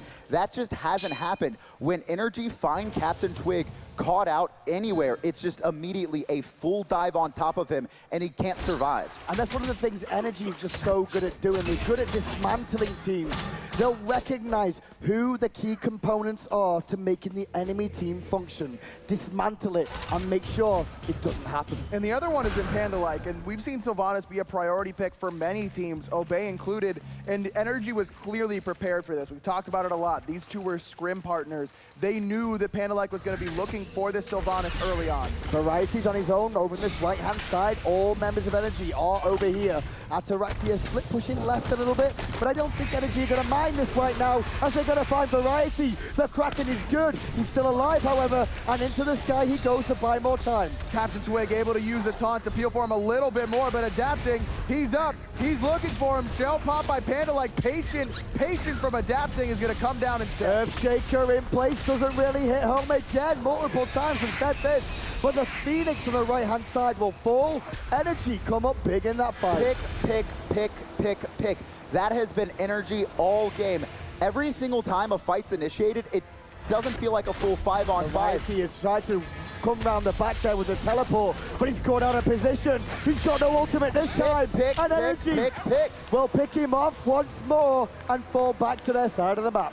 These are the plays that make Variety a great player. The idea to teleport behind them, Obey can chase them out and he can make the impact, but his ultimate was down. His Sanctuary was on cooldown, and the rest of the team didn't get the memo because Ataraxia was backing in the lane. I know he has the Jingwei passive, but it's just not on the same page there. A little bit of frustration. And I think not on the same page has been the big thing. Even on that Phoenix defense just now, it was the Vulcan ult. After it connects, that's when Panda-like used the Wrath of Terra, and he got a perfect 3-man knockup, but Obey, this far behind, they need to have perfect synergy to come back into the game. Is this the stage of the game, though, where Obey have to sit back and work out what they do next game? Do they class this as a loss with a chance of a comeback? Pretty much, yes. I mean, I hate to say it this early on, only 27 minutes in, but the fact that there's still this many towers remaining, even if Obey were able to get a deicide, they wouldn't have enough damage or time to rush down the Titan. You really realistically have to win 2 or 3 team fights cleanly if you're Obey. You're gonna have to see Energy really mess up a team fight and a clutch revive. That's one of the biggest issues for Obey. It's so hard to fight back into this with the Scarab's Blessing Well, up. maybe it's this Fire Giant right now. This could be the only chance Obey have left in the game. And they're focusing Rafa. The Fire Giant stands. Energy get the Fire Giant. The Earthshaker hits on adapting, but he's fine. Meanwhile, though, after Raxia takes out Yamin, they're looking at Emelito. Rewind is good. In comes adapting with the ultimate. Back down into the fight. Still, Obey focusing on to Emelito. Emelito running for his life. Sanctuary immunes the backfire. Dimmy doing his best. Meanwhile, Adapting picks up Variety on the backside. Now it's Pretty Prime in a bunch of trouble running from Dimmy. But Rafa and Dimmy together are going to have to back away. They have the Fire Giant still, but the pin in place from Captain Twig is good. And Obey, we were just saying, they have to win a few fights. That's one of them. They baited out the Scarab's Blessing. The start of that fight was Raptor trying to zone and just getting bursted for so much damage. And then Earthshaker connects onto a key targets there in the middle of the Fire Giant pit. And then Ataraxia, without having to worry about that Scarab's Blessing revive, is able to do so much damage with crit online. And that's the big thing, was the crit for Ataraxia caught Yamin by surprise. Yamin had both relics still available to him. Had the Sanctuary up, did not expect that damage, and or expected the Scarab's Blessing coming out of Raptor, but like you mentioned, Kevin, it was baited earlier on in the fight. Like you mentioned, Hindu, that's one. That's Obey one. need 1 or 2 more, but that's one. Well, we might see another one around the Gold Fury right now, but Adaptive's looking to catch the lazy back. Oh, squeaky bum time there. Those nuts weren't just wobbling on his screen either. The Gold Fury, though, half health right now. Rafa trying to slow them down, and the investment from the point of Obey is looking for the Gold Fury secure. Kraken! And then he gets the Gold Fury! Yamin is a monster, but Yamin revived by Rafa as Dimmy goes in place.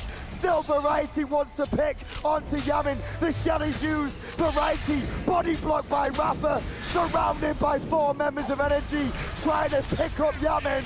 But once again, Energy win the engagement. Rafa, again, the perfect ultimate. The Scarab's Blessing has changed every single team fight in Energy's favor.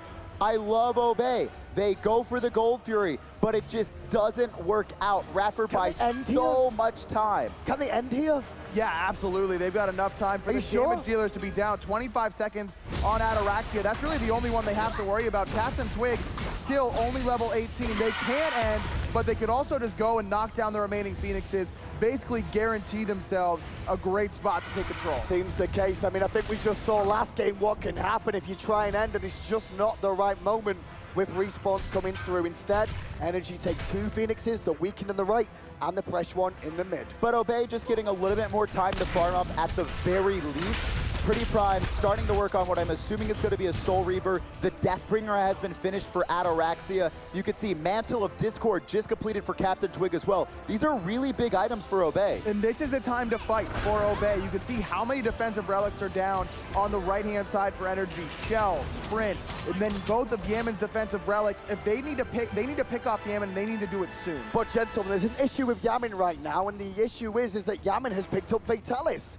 The only person able to get to him has been Variety, and when your auto attacks are going to peel yourself, it's going to be very difficult for the boys of Obey now. Especially when he pops that second ability, that Trident is able to just race around the entire jungle, as well as slowing you because of the Gem of Isolation. Thanks to those extra auto attacks, Yaman's going to be very tough to handle. 25-10 right now, and the siege is on once more from Energy. They're peeling down the left-hand side, the one remaining Phoenix standing. Obey need to bait out that Scarab's Blessing as soon as possible, or look for Ataraxia to crit someone before it can come out. But again, it's Energy knowing those defensive relics are down. Like I mentioned, they're waiting. They will not engage or take any fight until that Shell is up and Yaman's both And they up. have the time to do that too. With 2 Phoenixes down for Obey, the Fire Minions will continue to funnel in, and Obey just have to sit here while Energy wait for their opportune moment. And just playing this perfectly right now, you can see Yaman does have both his defensive relics up. Oh, Earthshaker coming over the top, able to use the Sanctuary. But the Kraken is even better! Ataraxia came in, and Ataraxia left the building right now. Fearless from Dimmy's good, not enough to kill Prime, but once again an absence there to clean it up as Yamin gets a double kill. And Adapting gets one too. Captain Twig is the only man left standing on the side of Obey. And that's game 2, ladies and gentlemen. The world champions just showed you why they are the world champions. The unstoppable Energy machine rolls on. Game 2 looked clean from the get-go. Yaman is making it work on Giannis. He's making it work on Poseidon. I agree with Golden Boy. We just need to put this man in the game. He's a god. At this point, you have to say so. I love this, though, on screen. Hazer still making sure to keep his team confident. Game 2, it was a pretty one-sided affair. But Game 1, they were able to go toe-to-toe. They almost should have won that. One small misplay. They are not out of this just yet. We saw it yesterday. Eager going down 0-2 at the start against Obey. Now Obey have to do it in reverse. Well, after game 2, these players get a few moments respite now to just have a second and think and breathe about things. But what we can do up here in the meantime is talk a little bit about Season 4 that's coming as well and the esports scene. Adonis, what do we have in store? Well, it's going to be starting very soon. Open qualifiers still going to be on Season 3 starting January 21st to the 22nd, and then the second week of qualifiers, January 28th to the 29th. Spring relegations just 2 weeks after that, after everyone's been practiced up on Season 4, and then straight into the spring split.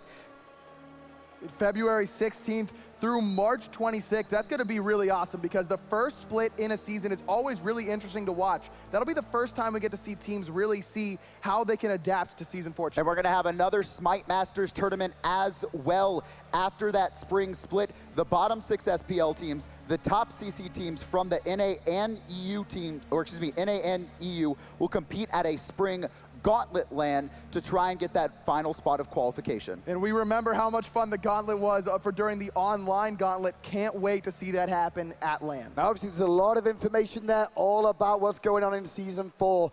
And you can see Spring Challenger Circuit, Spring Combine as well, and the Console League will be announced later.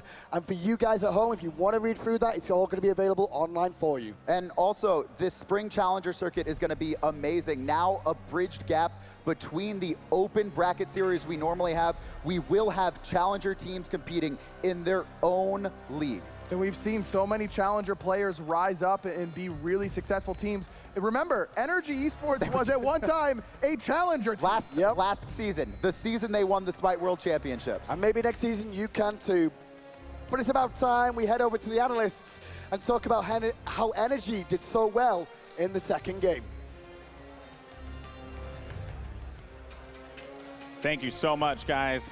Way to toss it over here, Aggro. Look at you, all dapper. Love it. Welcome, everyone, back to the analyst desk. It has been a tough time for Obey as they go down 2-0, especially after a soul-crushing defeat in game number 1. All right. I want to know, guys, what's going on? What is going on with Obey? They are struggling. They have not really found their ground. I'm worried about them right now. I think that Energy just has all the right answers. We saw the change of the picks and bans. Erlang Shen got prioritized very early in the draft and then immediately responded with the Poseidon. You know, we talked about it like maybe that was a little bit early for the Poseidon, but in actuality, it was the perfect time for the Poseidon. All they needed to do was use it for against that Erlang. And honestly, all we're seeing here is the world champions playing like world champions.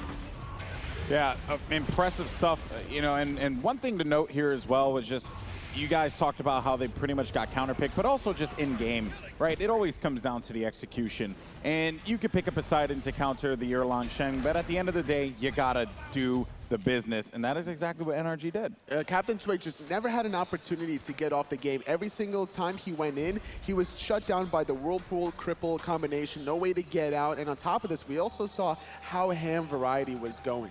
Oh yeah, adapting and Yam in this game, just playing absolutely perfectly practically. I mean, their abilities were on point, their rotations are on point, everything from them impeccable. And I mean, let's be honest, these are the two best players in the world coming into the mid of the jungle roles, two of the power positions in Smite, and they're carrying their team to victory right now. You could definitely tell the different level between these two teams because last game, when Obey had a winning opportunity, they went into the Titan room. But then this time, whenever there was 4 members dead from Obey, Energy had the opportunity to go in that room if they wanted to after that middle Phoenix. But this is the world defending champion team. They went for a second Phoenix instead, playing it safe. Energy always takes the safe road. We've talked about it earlier. They're a very slow playing team. They're never going to take any, even if it's 99% chance that the game's going to end right there, they're going to say, you know what, we're the better players, we're the better team, we're going to do the smart decision, play the Phoenixes, let the game go another 4 minutes, and we'll grab our win in 5. Yeah, they know at that point they already have that advantage. So there's no point to force the issue, so to speak, and just let it kind of live out and breathe out for a bit. Come back around, sweep in, get that victory. Take a look at some of the stats here, guys. I mean, you know, the stats pretty much say it all. And look at those assists. It's just insane. Like how much energy. They're just working with one another, helping each other out, securing 30 kills in that game. It's very hard to get kills for Obey whenever you have to deal with the Kronos for Emilito and then also the Kepri from Raffer. Yeah, there's nothing like trying to kill the Kronos 3 times just to get him off the board. I mean, we're seeing amazing ultimates coming off from Emilito. Then by the time he gets low again, he's getting the Kepri ult. I mean, it's got to be so frustrating to be dealing with that composition. Perhaps they try to get rid of the Kepri. Yeah, speaking of Kepri, let's go ahead and show that play. This was just stupid. This was amazing. The body block from the Kamazats here. Just look at what he does. It's like a defensive lineman. Raffer definitely did a great job body blocking, but more importantly, it was also Variety kind of feeling himself a little bit too much because earlier on, you know, he did teleport at 10 minutes to the mid lane. He found a double kill. He cleaned them up. He even dove the tier 1 tower to secure the second kill onto Yaman, but he can't do that because after that point in time, it was just a spiral effect. I've got a feeling that Variety was feeling the pressure onto him that game. We saw how many times Captain Twig was dying that game. So like he felt that he needed to be the carry that game, and he was already building a bit tanky, of course, as he does on the Kamazats. And so he was looking for the kill opportunities, trying to pressure as much as he could. And because of that, he was putting himself into some bad spots. Yeah, and furthermore, you know, at some point in time, like Variety, you just got to cool it, you know? You're doing a good job. You're diving the back line. You're really getting in their face, and it's annoying, and it's working to a degree. But there comes a time where you kind of have to just cool your jets and really try and work with your team as much as you possibly can, or just time that, or maybe not go that deep. And even look right there, like he just went further and further into the lane. He did not quit until he got that kill. And sure, that was one moment in the game, but that speaks more to the mentality that Obey is in right now. They have to relax. They are a fantastic team, capable of defeating NRG. It is possible. They just need a reset. It's going to be so difficult now because they made it to the grand finals against NRG, but now they're down 0-2. They have to win 3 in a row against NRG, which is unheard of in Smite history. Now, Ataraxia and Pretty Prime have been in a situation very similar to this before in Worlds, and they came back and they won 2 games, couldn't quite find the 5th, but as well, that wasn't against Energy. And when's the last time somebody won just 2 games in a row against Energy? Oh, I believe that was yesterday when LG won 2 games against Energy. Listen, if it bleeds, you kill it, okay? It is possible to take down Energy. They simply just have to get out of their own heads. You know, you kind of see it in the gameplay, right? And as soon as that Erlang Shen pick went through and they countered immediately with the Poseidon, it really felt like their plan crumbled. And then you also have Captain Twig, who just could not find anything with the Erlang Shen. You can tell why these two are so much in their heads for how long they've been scrimming together. Normally teams don't, first pick Erlang Shen this early in the draft, especially the way Worlds meta has kind of developed with the first pick Sylvanas, first pick Zeus earlier on, and now all of a sudden, where does Zeus go? It's starting to get banned away now. And another thing too, you mentioned Sylvanas. I mean, it hasn't been as effective as I'm sure they would want it to be. I know that he was having a hard time being able to build, but still, it has struggled quite a bit, guys. But it's time now for Game 3. Can Energy close it out here as the bans come through? And Tier's going to go first for Energy. Obey now opting to go for the second pick, maybe trying to go for a counter pick matchup against Adapting. You have to see Captain Twig make a bounce back in this 3rd crucial game. And sometimes when things aren't going your way, just mix it up. Try something new, get a different perspective. For now, they're going to go for that second pick. We got, once again, Nike off the table. There's going to be so much left open, though. Sylvanas is going to be open. Khepri as well. Ra is still available. I feel like, for some reason, that all of a sudden, we're going to see more Khepri because Raffer has been doing such a great job on this god, keeping all of his carries alive. At this point, it's so hard for Obey. Do you ban the Janus? Do you ban the Khepri? Do you ban the Kronos?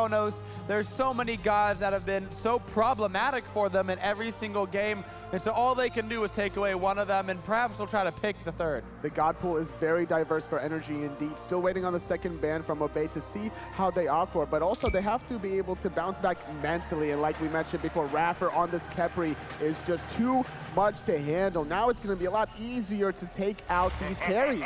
But because of that, the Zeus was left on the table. Energy didn't have to ban it this time. They have the first pick, which means they're allowed to pick up their favorite god, Zeus. That laugh was rather ominous as well. I'm not even going to front there. The Zeus coming out, it was almost like it was an omen there, but seems like Obey, they are favoring that Sylvanas first pick. It's always a great opportunity to pick up the Sylvanas. You have so many defensive opportunities to keep your carries alive. You also have the pulls through the wall if you ever get it. Ratatasker for Twig, although that could also be for Variety. We've seen it before earlier on in this event. He shredded with that too, by the way. Really, really good. It could. We got some boos in the crowd for the Sylvanas there. They're not happy to see that going back to Panda, like having a lot of deaths getting picked off in that character. I think they wanted to see him on a safer god. When we hear the name Panda, like we think of aggressive gods. We think of Bacchus, we think of Fafnir, guys that are going to get in your face and set up the team. Now, granted, Sylvanas can do the same, but he's going to have to invest into Blink to do so. But now, another defensive god for Raffer on the Geb. When you can't get the Khepri, go to the next best thing. You've got Geb shields. His job has strictly been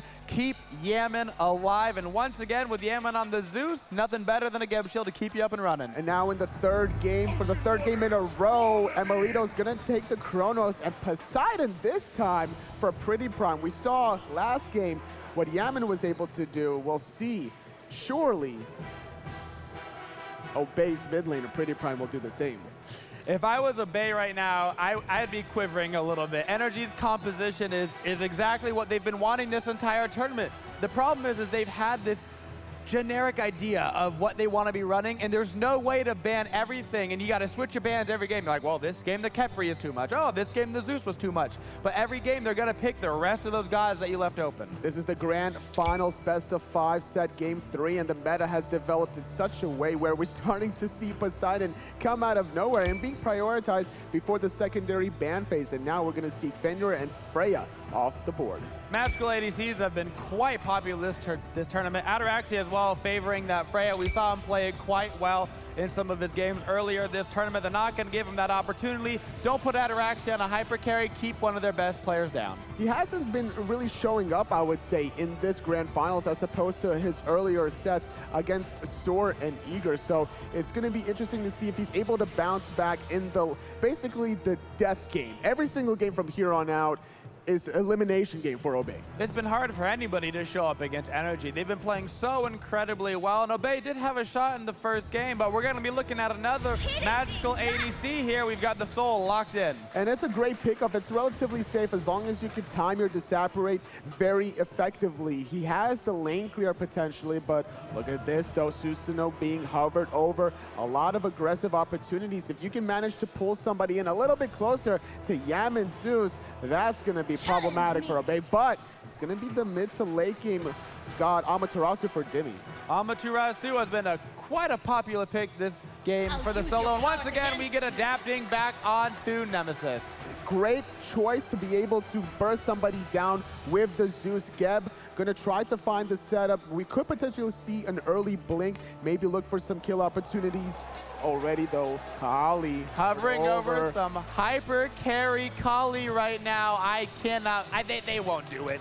I mean, Obey is not a team to really troll, right? So this has to be legit. Hey, when you're in a pickle and you got your back against the line, what do you whip out? You bring out a hyper carry, but it's not going to be the Kali, it's going to be the Mercury. Mercury is also another great carry god as long as you have the crits in your favor. Once we get to that phase, Captain Twig could potentially 2 to 3 shot with both Zeus and Kronos, especially before the important rewind. It's gonna be a close game. That Mercury could have the entire hands of this team's tournament line in them. I mean, where does it go from here? Where does it go from here? Who do you got? Energy are gonna sweep. This is their year. It's too hard to vote against Energy at this point. The desk is unified, guys. Make some noise. Game 3 is about to begin for the Smite World Championship. I'm gonna send it over to the commentators. Well, let's be honest. I mean, Energy last year 3-0'd. This year they have one game to retain their title for another year of Smite World Champion. And they've just been playing phenomenally across the board, every single member. And this composition still a very similar style. You have the Nemesis and the Amaterasu, which are going to be looking to dive the back line of Obey, and then you have Zeus and Kronos. And Raffer's job, again, he's not on the Khepri this time, but it's the Geb, that same style. Just protect those backlines. The thing that worries me is this Zeus for Yemen. I mean, we've seen how effective he's been on it, as well as, again, Emilito gets Kronos. We've seen Ataraxia play Kronos to a very high level during this tournament, but they stick to the Sylvanas pick. They're keeping Panda-like on this immobile Guardian, and picking Nemesis tells me that it's going to be Energy looking directly at the tree once more. Well, we've spoke to a lot of players through the years, and they always say in this scenario, if you are Obey, you take each game at a time. One win, one win, one win. And to be fair, Pretty Prime and Ataraxia were in this position before in Season 1 World Championship. Identical. Maybe, just maybe, they can do it again. 3 best of ones. Last time it was a pocket pick of the Ymir. Just kind of the Ymir and Ares, just no one could deal with it on the side of Cog Prime. This time it's going to be Captain Twig on this Mercury. But Energy, they did get a few games with it against LG, so they're going to know exactly how Captain Twig's going to play it. It'll be interesting to see what Emilito wants to itemize into, because if the fact that he's up against a Magical Hunter may dissuade him from going for the Celestial Legion helm, which would be great up against this Mercury from Captain Twig. Getting that crit immunity is so important against Merc. Emilito on the left-hand side is round there on his own around the red buff now, looking to cheekily poke away at it and slow them down. Now Yamin comes in too to join his Hunter for the time being. Meanwhile, in mid lane, it's support versus support. And Raffer just getting body blocked right now, but It looks like Energy should be able to steal this red buff away successfully. I love what Raffer did there at the start, just kind of sitting into the mid lane and spotting out exactly where Obey was going to start out. Yemen going to take a decent amount of poke for his troubles, but again, he's gone for this tank boot start. No starter item, so that poke is going to be important due to the fact that he only has 1 health potion, but he's just so tanky early on. It was a very interesting delayed invade from Energy there. Obviously, Emelito leading the charge, and then Yamin slowly following up. But on the right-hand side, Obey looking a little bit better here. They're going to get the fire elementals, with Panda Light still being in the mid lane with them. The right Harpy's down, left down as well. It's back to your own half of the map. And you can see Variety versus Dimmy. Again, Variety on this assassin with the Ratatosker. I mean, I really want to see how he plays it this time. It's going to be a lot harder against Dimmy on this Amaterasu. Low there. He's going to fall back. Boston adapting to dash back too. Variety, a lot of poke from those minions, but he has the acorns, which will allow him to heal. Not quite yet, though. He needs to finish it off, so it's going to be a little bit more gold for him in this lane. But the fact that he's going to get this wave solo compared to Dimmy splitting it is going to accelerate him towards that finish acorn. And that's been super critical on the right-hand side of the map, just the focus that Captain Twig has put onto shutting down Dimmy all game. I expect it to be the exact same thing. Teleport picked up for Variety, Wrath picked up for Dimmy. Put pressure on, force him back, allow Variety to get a lead, play through him. And we've seen that Variety's gotten the better of Dimmy 2 times in each of the last games. I mean, we might see a collapse in the jungle here because Obey went very deep for those back Harpies. And now the boys of Energy, they're not really happy about that, trying to poke out. The ball from Panda's good, but Yamin once again gets support from Rafa, and Adapting turns his attention back. Big tidal wave, and that's actually going to force Adapting to run back into the mid lane. Captain Twig can't get the pick off, but he's going to special delivery into the rest of his team. Yamin very low, but the get shield from Rafa going to keep him alive. But Captain Twig's in trouble because here comes Emelito. Pride picks up 1, Emelito in response, and that is huge for Obey to get the first blood. But now Panda Light's in trouble too. One more hit, it's so close. Emelito looking for a time rift, finds it. Energy start off with 2 kills, but Obey did secure first blood. The first blood is key, and you could see just how tanky Yamin was with those reinforced greaves early on. He got so many chain lightnings off, and that was the key, but you called it right there, Kevin. The tidal wave from Pretty Prime was so important to get Adapting out of that fight early on. And then now 2 kills to Emelito. He's been the one that's really been hard carrying along with Yamin. He's been playing Chronos all set, and it's very dangerous for him to have this 2-kill lead. And this is just like Game 5 for Luminosity, up against Luminosity rather, for Energy, where Emelito comes into an early fight and all of a sudden just gets a bunch of last hits, and it's so hard to fight into that as the Hunter waiting for him when he gets back to the left side. Credit where it's true, but right-hand side, again, Dimmy's in trouble. 3 games in a row. And Variety is solo. Dimmy 3 times now. Variety once again. The opportune saving grace for Obey. He's got to be the only hope for Obey right now because this left-hand side, Emelito, like I mentioned, those 2 kills, but this is a great god to give Variety that opportunity to carry on. This early game Ratatosker just going to be able to make such an impact with his rotation. Prime on the right-hand side, though, looking to invade and steal the speed buff if he can. Did manage to steal that one away, it seems, and now Twig round the side. Boom on ultimate, but it's not enough to slow them down. Adapting's in trouble, into the Kraken, and Obey's life is back. They're looking good, and they're looking for more. Yamin's in trouble, he's gonna go down next, and Rafa's gonna roll away as Obey clean up more. Energy have to be feeling deja vu right now because they just get crushed from the side by that Mercury ultimate, just able to find it as well. He gets 2 sets of, he got a set of purification plus the Geb shield. There it is, Captain Twig making the impact that Obey need. And you also saw there Yamin just pushing forward afterwards, trying to zone out, but his team still got picked up. And because he was so overextended, even with those tank boots, 1v3, he's not going to be able to do anything. And Panda, like, again, perfect route, perfect pull, getting Obey back into the game. And it seems like the team communication is so much better this time around. Yeah, Panda like was able to pull Yamin out of that whirlpool, but the tidal wave was still waiting for him afterwards.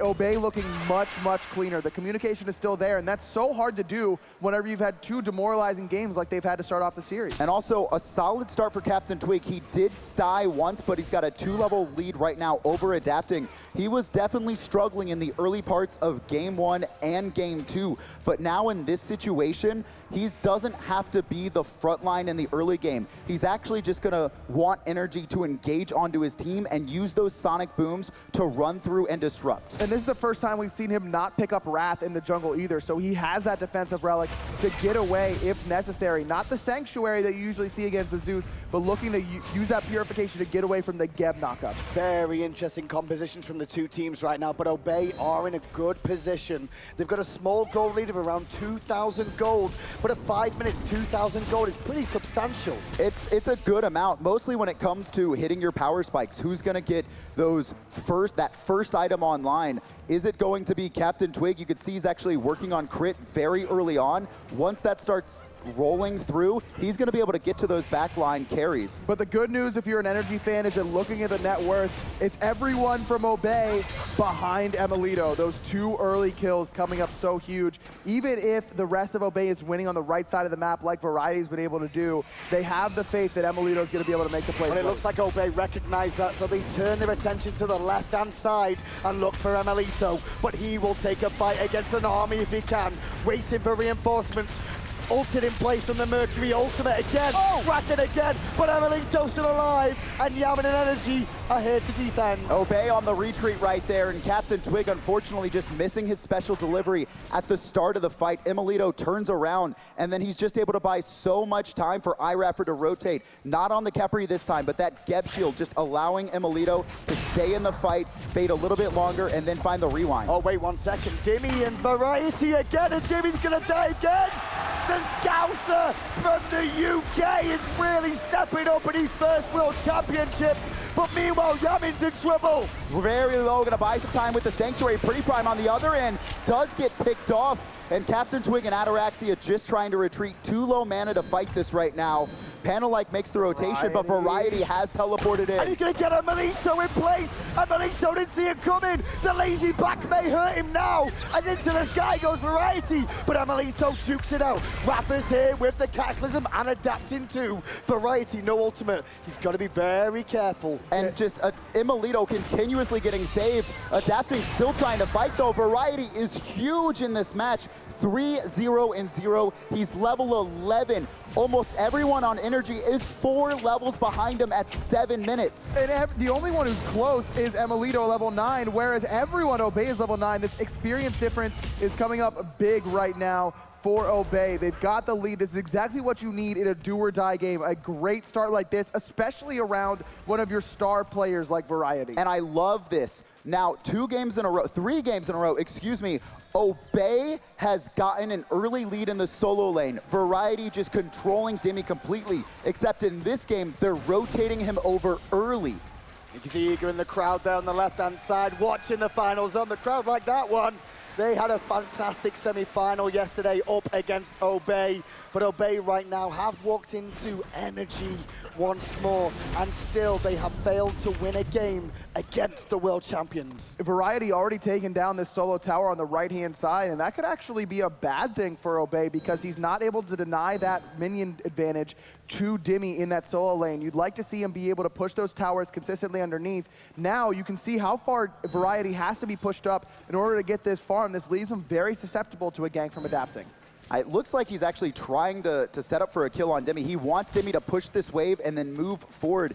Dimmy hasn't taken the bait. He has no idea that Variety's sitting here right now. He's just trying to stalemate this as long as possible. Like you mentioned, without that tower, he wants the minions next to his tier 2. And Variety wants to fight. He got the silence. Very aggressive onto Dimmy, but Dimmy doesn't panic, just falls back. Meanwhile, left-hand side, a grouping from Obey. And this is what Obey needs to do with this huge lead, is just keep applying the pressure into Energy. Ultimate early on Pretty Prime, and he's going to run for his life right now. Captain Twig's there to support, but a Kraken defensively used from Prime.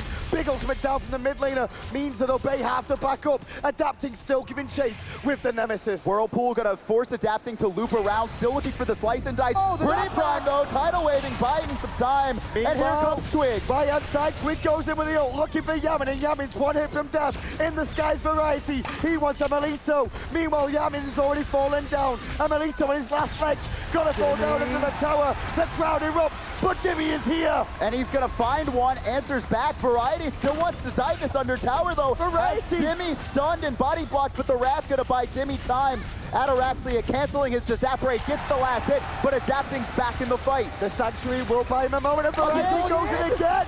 Takes one more tower shot, still stands tall. Back and forth, blow for blow. These teams are going at it right now. Very surprised to see Captain Twig continue on the aggression on the left-hand side instead of using that Sonic Boom to come back and help Pretty Prime, but it turns out well for Obey in the end. It's because of that rotation from Variety. I love this idea. Keep putting pressure on this left-hand side. Keep Emilito from having that potential to carry the game. Variety's good on the right-hand side, clearly by the way he's been able to play so far. And Energy, though, getting a chance to actually take a fight at the start of it. When Variety's not in, they can definitely go toe-to-toe with Obey's four-man composition. They were able to force Pretty Prime back very early in that fight. And again, it was Variety not even teleporting in, just walking over the lane because that teleport was down. Speed bumping there on the right-hand side from Obey. They're going to steal away, but in the mid lane, the Kraken on Rafa hits, and Rafa's already fallen down. Dimmy has turned up, but he can't get the ultimate off in time to save his support. However, Panda Light's now going to go in trade. 1-for-1, but Variety up, Variety down, and they're still looking to box. Variety just wants to fight as much as possible at this point in the game. Now, Obey do trade out 1-for-1, but this is allowing Captain Twig to rotate over and try and steal these buffs. I love the aggression from Obey. Keep fighting as much as possible. They just have to be wary of what they're losing in the process. Panda was a little bit late on that ultimate. Luckily for him, so was adapting. That Nemesis ultimate should have come out whenever he was the focus from Dimmy, but even though Dimmy's so far behind, he's been able to farm very well. Now, only 2 levels behind Variety. He's picked up 2 kills in his last 2 rotations, and that's so important. Now, Obey at the moment, yes, they do have a lead in this game, but there's been 18 kills in 12 minutes. Does one team benefit more than the other? Wait a second! Dimmy got body blocked, then the Mercurial, then the spin. The Raph will buy him a moment, and Dimmy's on the run. And here's Raffer once again, coming into the support of his side lanes, doing such a great job of the second Obey gets aggressive, he immediately starts booking it to that side. But I like the fact that we did not see Captain Twig use his Purification. It was up right there, and that is such a greedy use of that defensive relic. Instead, holds it. He's already put the pressure on. Let's back up, especially with that rotation from Raffer. That could have ended very, very badly for Obey. Well, Gold Fury right now is available for the 2 teams as per usual, and the dance may start to begin. The fire elementals around the fire jet have now stopped spawning, so everybody's paying attention to the left-hand side. And Obey just saw Yaman back to the base, so they're going to be forcing this. This is a great start to the fight. Raffer rolling around the side right now is going to knock up 2, but there's his escape, pulled just off the mark from Panda Light. But Ataraxi's been very quiet right now, but his kills are saying a different story as Dimmy is forced to ultimate, and Energy actually going to engage on this, but a Kraken hits 3, forcing the rewind out of Emilito 2. The chain lightning does work, but still, Variety gets Rafa, and Variety's going for more in the back. Yamin's in trouble. 5-0 and 2, 6-0 and 2. Variety is doing so much for Obey right now. He has been everything in the backside, though. Emilito barely able to outplay Twig on that last hit. Chased down. Ataraxi is on his way. Emilito may have to sacrifice himself. Oh, he's going to juke out one, but the tower won't play him his right. But Ataraxia shakes his head on the screen. Meanwhile, Prime, though, Emilito drawing all that attention, allows Dimmy to get one, but guess what? Variety will kill Dimmy again. Variety is the saving grace for Obey right now. He has half of their kills, and then he's been involved in another 2, level 16, and you can see just how difficult it is for Yaman to survive on this immobile Zeus, even with the tank boots, even with the Warlock Sash now being completed, even with the Geb Shield, it's still not enough to save him from Variety. And the start of that fight was Iraffer actually rolling out on the top side of the mid camps. He wasn't in position to protect his backline when they got dove on. Flame Adonis right now, as you can see the ult trade on the left-hand side of the map. Variety forced to Sanctuary, Rapper on his way round 2. Variety has finally been up too much. No! I apologize, Variety, because you will get away from what I thought was going to be impending doom. We've seen this from Variety before. He starts to feel himself. He's like, yeah, I'm the world. I can do it all. And then he almost bites off a little bit too much, but nice use of Sanctuary, muting 2 tower shots there after the slow from adapting. This pace, though, I mean, there's 24 kills in the game, and we've just hit 15 minutes. That's great. Why is it so fast-paced? And who is it benefiting? It's just a solo lane assassin getting ahead. They're so hard to deal with in lane when they have a little bit of a lead. And not only that, Variety has the double globals. He's got the teleport and doing a great job of positioning himself in team fights. And then his ultimate just able to dive onto that back line and keep repeatedly picking off Yaman. And it's benefiting Obey because they have that late game engage coming from that Ratatosker. They sustain coming in the late game from Panda-like, and the big damage coming from Soul and Mercury in the later Left-hand side, a lot of pressure on Emelito again. The Supernova does not hit home. The rewind will buy him a moment to get back to his teammates. That is Rafa. But in the jungle, it's Variety to try to rotate round. He's going to ult out the Cataclysm, and Panda-like hits 2 with a big fine ultimate. The Kraken hits Adapting, but Adapting still fine. Variety on low health, just trying to get out, but he's slowed right now. Actually jukes out the timer. No way. Still alive. Sonic Boom through the team fight. Yamin's still alive. How is Yamin still alive? I don't understand. Twig is going to have to run away. The detonate absorbed by the Sanctuary. How is that a 1-for-1? Look at the health bars. Adapting, barely dashing away from Captain Twig there. He has speed buff, but no special delivery to close this gap. He's got the speed buff, and that's going to buy him enough time just to get there if he needs to, but gonna play it safe. Variety's behind the backside. He's got him! The amazing kill erupts as the Gold Fury goes 2. Everyone knows that Smite fans love an underdog, and there's none better right now than Obey. Variety just trying to dash away right now. Good route from Panda-like. Gonna buy him some time. The Geb shield to make sure Emelitos wasn't gonna get knocked up. Emelitos able to find Panda-like there underneath the tower. Emil, just like Variety was a saving grace for Obey, Emil is the one for Energy. Well, Energy can now siege up the tier 1 tower in mid lane. The response, the speed of the game. Mercury does not have ultimate to get back to the mid lane just yet. Tier 1 tower down. It answers some of what the Gold Fury did. But again, this is the later we go for Obey. The only late game that we see on the side of Energy, actually, the more I look at it, the more they have. I thought initially that it was Energy who had the earlier game composition, but it's Dimmy has those auras in the late game. Variety trading with 2, and round the back comes Rafa. Support there from Twig, but Twig gets hit by the ultimate from Nemesis and has to fall back as well. Adapting wants to push on, but Variety at level 17 is just swinging so hard. Another thing that we didn't talk about are the recent changes for Mercury, getting that slow immunity whenever he activates maximum velocity. So when he gets Nemesis ulted or hit by the slice and dice, you'll see him pop that second ability, get the attack speed steroid, as well as cleanse any previous lows. And actually, Captain Twig going into Poison Star. This is a crit item we almost rarely see, but able to reduce the damage of opponents that he crits. As well as slow them, and that's the big one. It allows Captain Twig to be able to stay on Emelito or Yaman or whoever he's critting with those auto attacks and stick on them and hit them for each more and more damage, as well as reduce their damage output, increasing his boxing ability. The left-hand side, Captain Twig will take that tier 1 tower down, answering back the 1 they lost in the mid lane as well, allowing them to even up, but he's got to be careful because Emelito is sneaking round the back. And they're going to go aggressive. Captain Twig dashing away. He has Sonic Boom, so should be safe.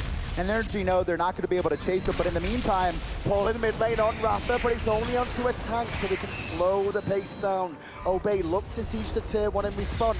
And meanwhile, with Dimmy now rotating to allow Variety to stop pressuring the tier 2. Obey just splitting the map right now, not only baiting 2 players to the left-hand side, but then Variety just split pushing. You saw Energy start to 5-man group in the mid to deal with Obey's split push, but now they have to deal with these side lanes as well. Mid lane, Emelito has turned up, bit of damage onto Panda-like there. Good juggle, they're looking for the Zeus ult too.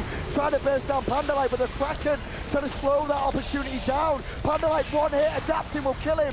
And now in comes Emelito. Ataraxia trying to get away right now. Adapting gonna ult on Ataraxia. Captain Twig through the team fight, but great purification. Gonna make sure Yaman can pick up Ataraxia. And Variety couldn't be there because he was completely out of mana. Dimmy didn't let him back either. Those are the exact fights that Energy want to take. Any fight where Variety, the super fed solo laner, isn't there. Any 4v4 engagement is in Energy's favor right now. And you could see, not only was he not there, but he was so low mana as well. So even if he had walked into the team fight, there was no way he was gonna be able to get off more than a single rotation of cooldowns. That was a call out by Dimmy, I believe. He was the one on the right-hand side protecting that tower, knew that Variety at the very least would have to spend the time hitting the back button, getting his mana back, and then teleporting into the fight. Well, you can see it's about 6,000 gold lead and 4,000 gold lead, 6,000 experience lead for Obey right now, but it's not enough to close this game out. It's only 20 minutes in. This game has developed very, very quickly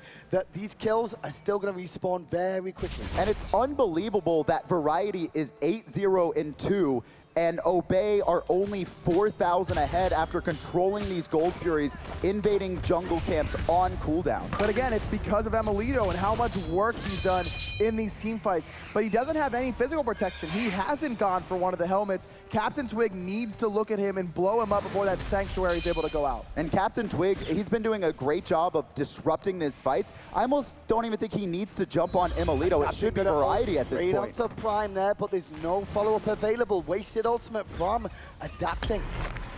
And I like the spear of the Magus being picked up by Pretty Prime here. It's going to augment the damage of Ataraxia. Stacking those Obsidian Shards, not the most efficient way to build your pen items. If you have two mages on the team, you'll see the Whirlpool be laid down directly into the damage from Ataraxia. Also going into the Gym of Isolation, there's no sprint on the side of NRG. If they're going to deal with that, they have to start investing into Winged Blades. It's only Emilito who has it right now. And one of those characters that struggles the most against chain slows like a Gem of Isolation Whirlpool is Geb. I love the pickup, as well as Adapting, needs that mobility. Dimmy is going to be crippled by the Whirlpool, so I like the pickup, going for this utility build on this side. And the Krakens are still going to hurt, don't get me wrong, but the cooldown boots, Spear, and Gem of Isolation tells me that they're looking for Pretty Prime to be the zone control. Well, you may not realize it, but the second Gold Fury of the game has just respawned. Yes, we've had that much action after one Gold Fury, and now the dance begins again. Keep an eye around the back where Emilito is right now. And he's just going to put some poke damage onto Pretty Prime.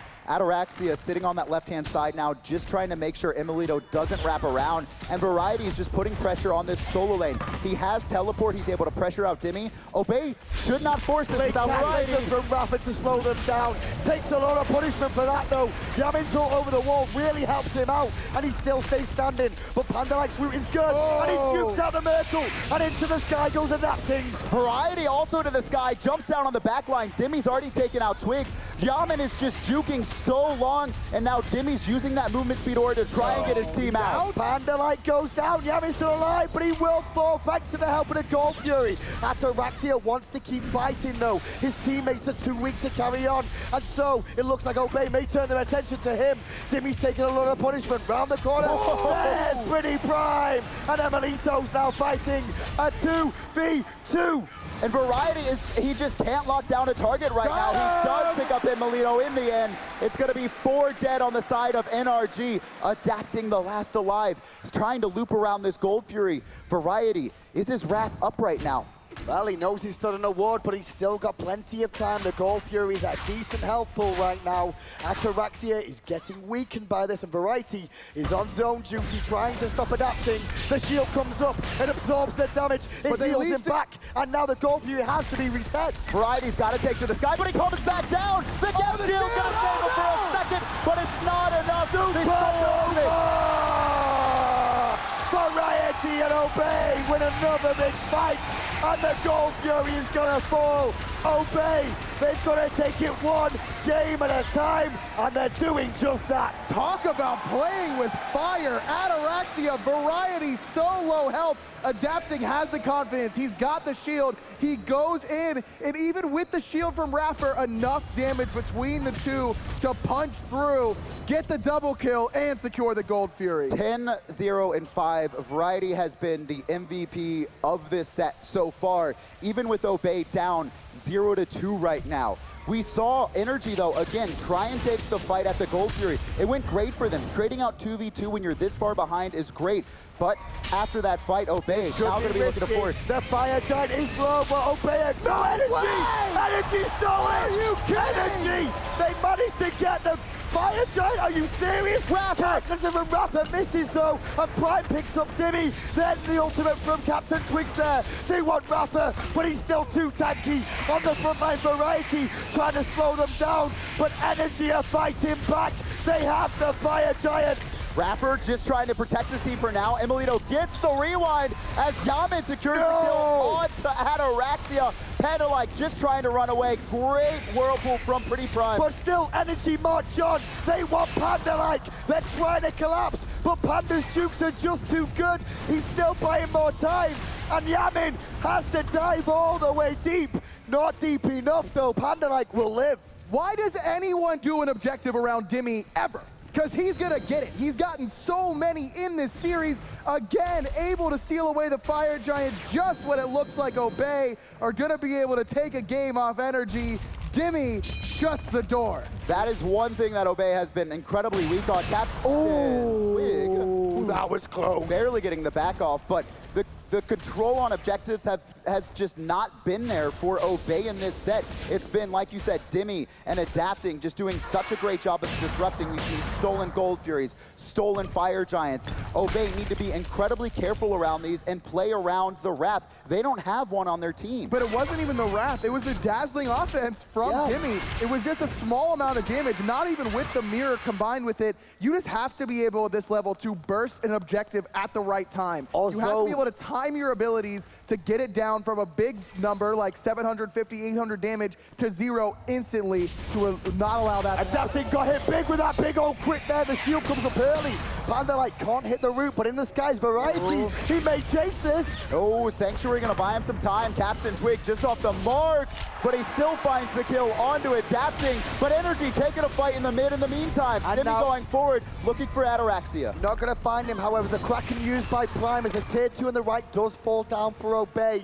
Even though Energy had the Fire Giant, they have to fall back and defend. The tower push capability of this composition for Obey is nuts. You got a Mercury with Titan's Bane. You've got a Soul that has the Obsidian Shard and the Telkine's Ring for attack speed. These towers are not going to stand for long under siege. Well, tier 2 tower is being sieged right now. Panda like has the Earthrow from it for the time being. Not long though, as it will fall down. Obey continue to extend the gold lead. Now they've got about a 9,000 gold lead, 11,000 experience. The fights have been raging on, but they've actually been incredibly split, which has really benefited NRG so far. If Obey just group up and play around their Sylvanas heals, they can start to siege up into the rest of the towers. They've only got one on the left-hand side. The only AoE you really have to worry about on the side of Energy is that Lightning Storm from Yemen. Once that's down, or even if you're able to shell that for Panda-like, you can really group up pretty tightly and look to focus down Emilito. He's the one that you have to be looking for if you're on Obey. He doesn't have the run up to Hootie completed quite yet, but it's very, very close. And once he does, it's going to be very hard to contain him. I mean, realistically, we've seen Obey really do command this game right now. That Fire Giant that was stolen by Energy have bought them a moment's respite. It will allow them to catch up a little bit in terms of experience and gold and get to those power spikes they so desperately need.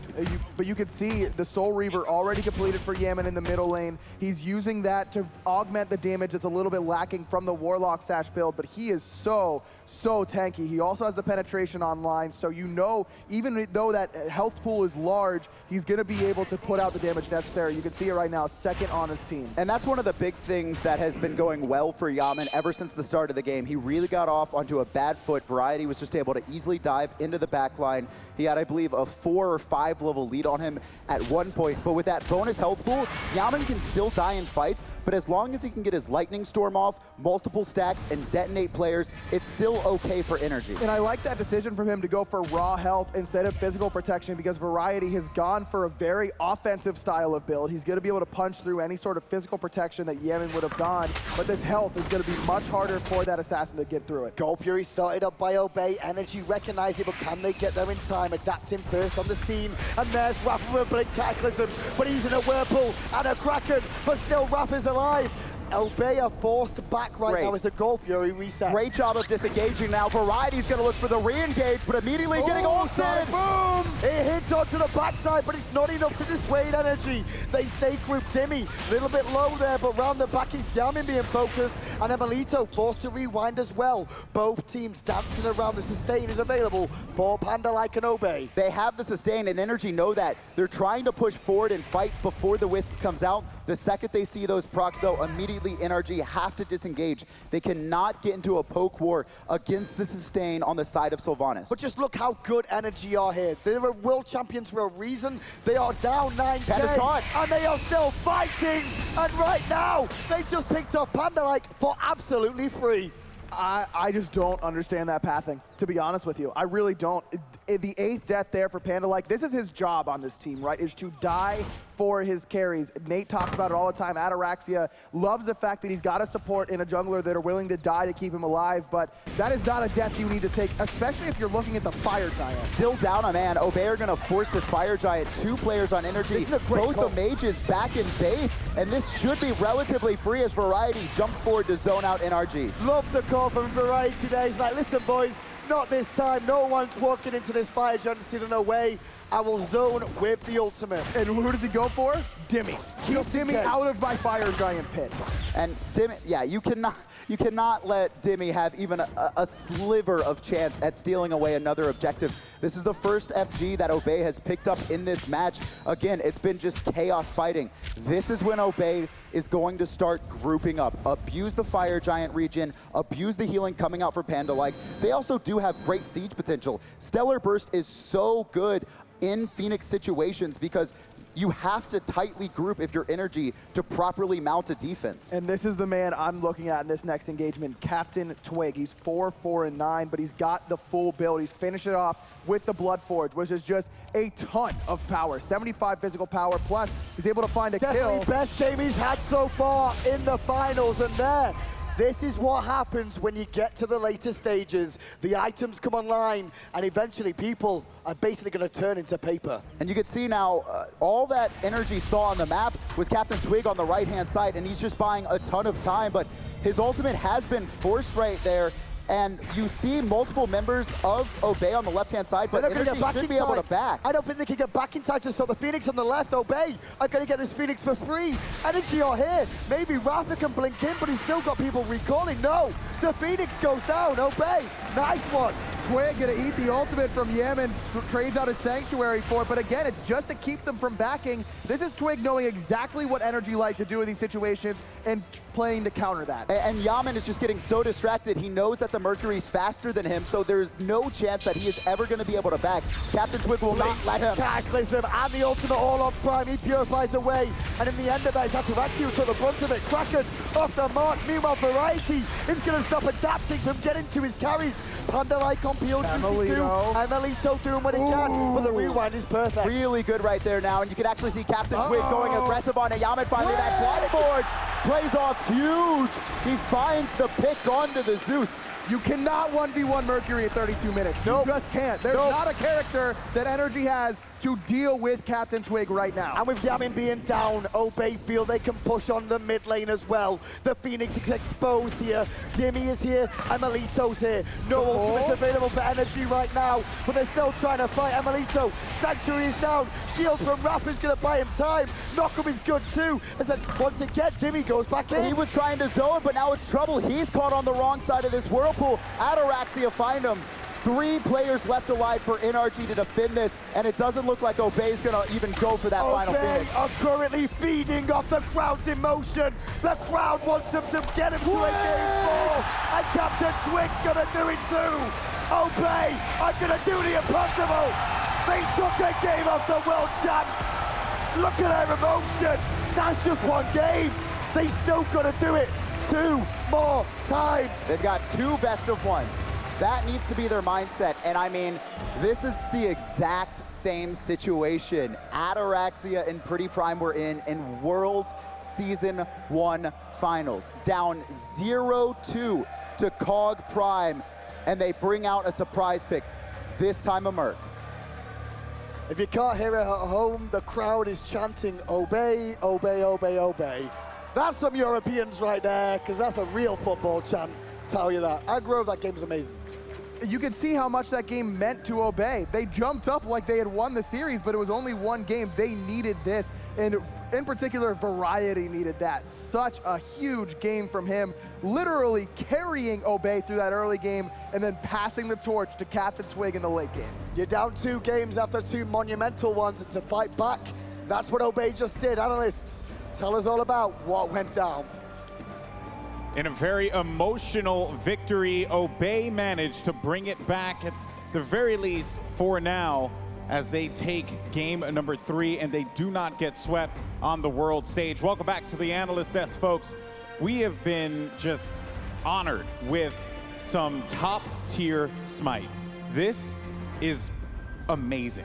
Variety's backpack is so big right now on that Ratatasker, just making so many good plays. I mean, we've been talking about it before. He's been the MVP for Obey this entire tournament, and he is not stopping now that they need him most. But can we talk about Twig, man? While Variety went absolutely off, and numerous times, and for due reason, he is a phenomenal Ratatasker in the solo. I have to say, man, like, Twig, dude, that Mercury pick was awesome. It definitely helped him out in the late game. We saw some opportunities where he picked off Yam and caught out of position. The Zeus first pick didn't work out, unfortunately, for the boys of Energy. Yaman was still providing a bunch of damage from Zeus. He was still getting all of his abilities off, but unfortunately in the early game, he was only getting 1 round of his abilities off before he was dying, so he wasn't giving as much as an impact that he had in the past when he was on gods like Janus. All right, so this win was necessary for them. They were able to, as you guys were talking about before, really just beat out that Zeus, which they have been fearing Zeus. That was their first ban numerous times in this matchup. And they do so in style. I want to get your thoughts here on the Poseidon pick from Pretty Prime.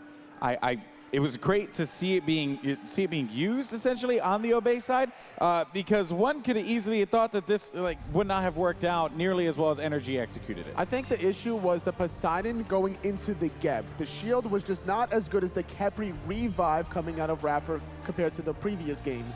I do want to say though that the Poseidon play was a little bit off. We saw quite a few Krakens coming out onto Kronos as he was going to rewind, didn't get the kill, meaning basically his ultimate was useless in quite a few fights. He needs to be a little bit more patient before he starts to throw it out. It's true. That's true. Look for him to have to tighten that up going into game 4. All right, so Dimmy. Dimmy. This dude, don't go for the objective when Dimmy is still alive. Somehow, some way, this man steals a fire giant under the nose of Obey. And I mean, honestly, I'm lost for words on that play. You can never count out Energy. Every single member is always in a position to do something to get their team back into the game. Before in the past, it was always adapting or Emelito split pushing, finding ways to get back in the game. And now it's Dimmy being able to steal these important objectives. Dimmy was trying to make up for earlier in the game. Part of the reason why Energy was in that position was because he was getting soloed by Variety earlier in the game. He tried to make a comeback for the team by getting the Fire Giant, but it was too little too late. Especially on the Amaterasu.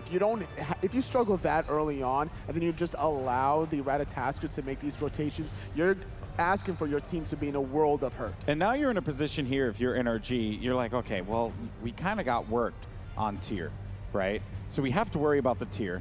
But then you have to worry about the Ratatasker as well, which is easily a pick that they could take for themselves, right? I mean, without a doubt.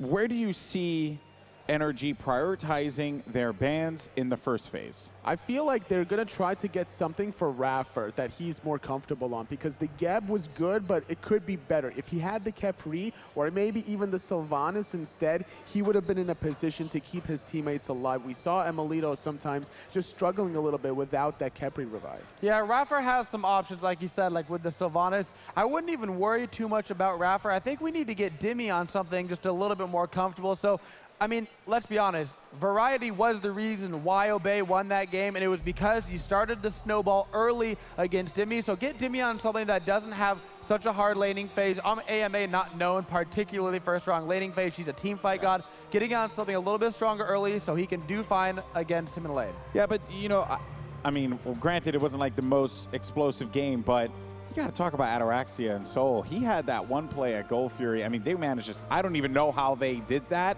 That was insane. I had to look to you to hold me because it was just too much. So it was basically Variety that was able to go into the sky on the Ratatasker, come back down instantly, keeping Ataraxia alive at 1% health, and then the lifesteal from the Soul just kept him alive. Ataraxia's basic attacks, 1 at a time, were keeping him just barely above that threshold. But like we say, 1 HP is all you need. That's all you need if you have the lifesteal, and that's what allowed Ataraxia to survive for so long. And more importantly, rally and get this first win in the best-of-5 set. I think that was by far the most important thing.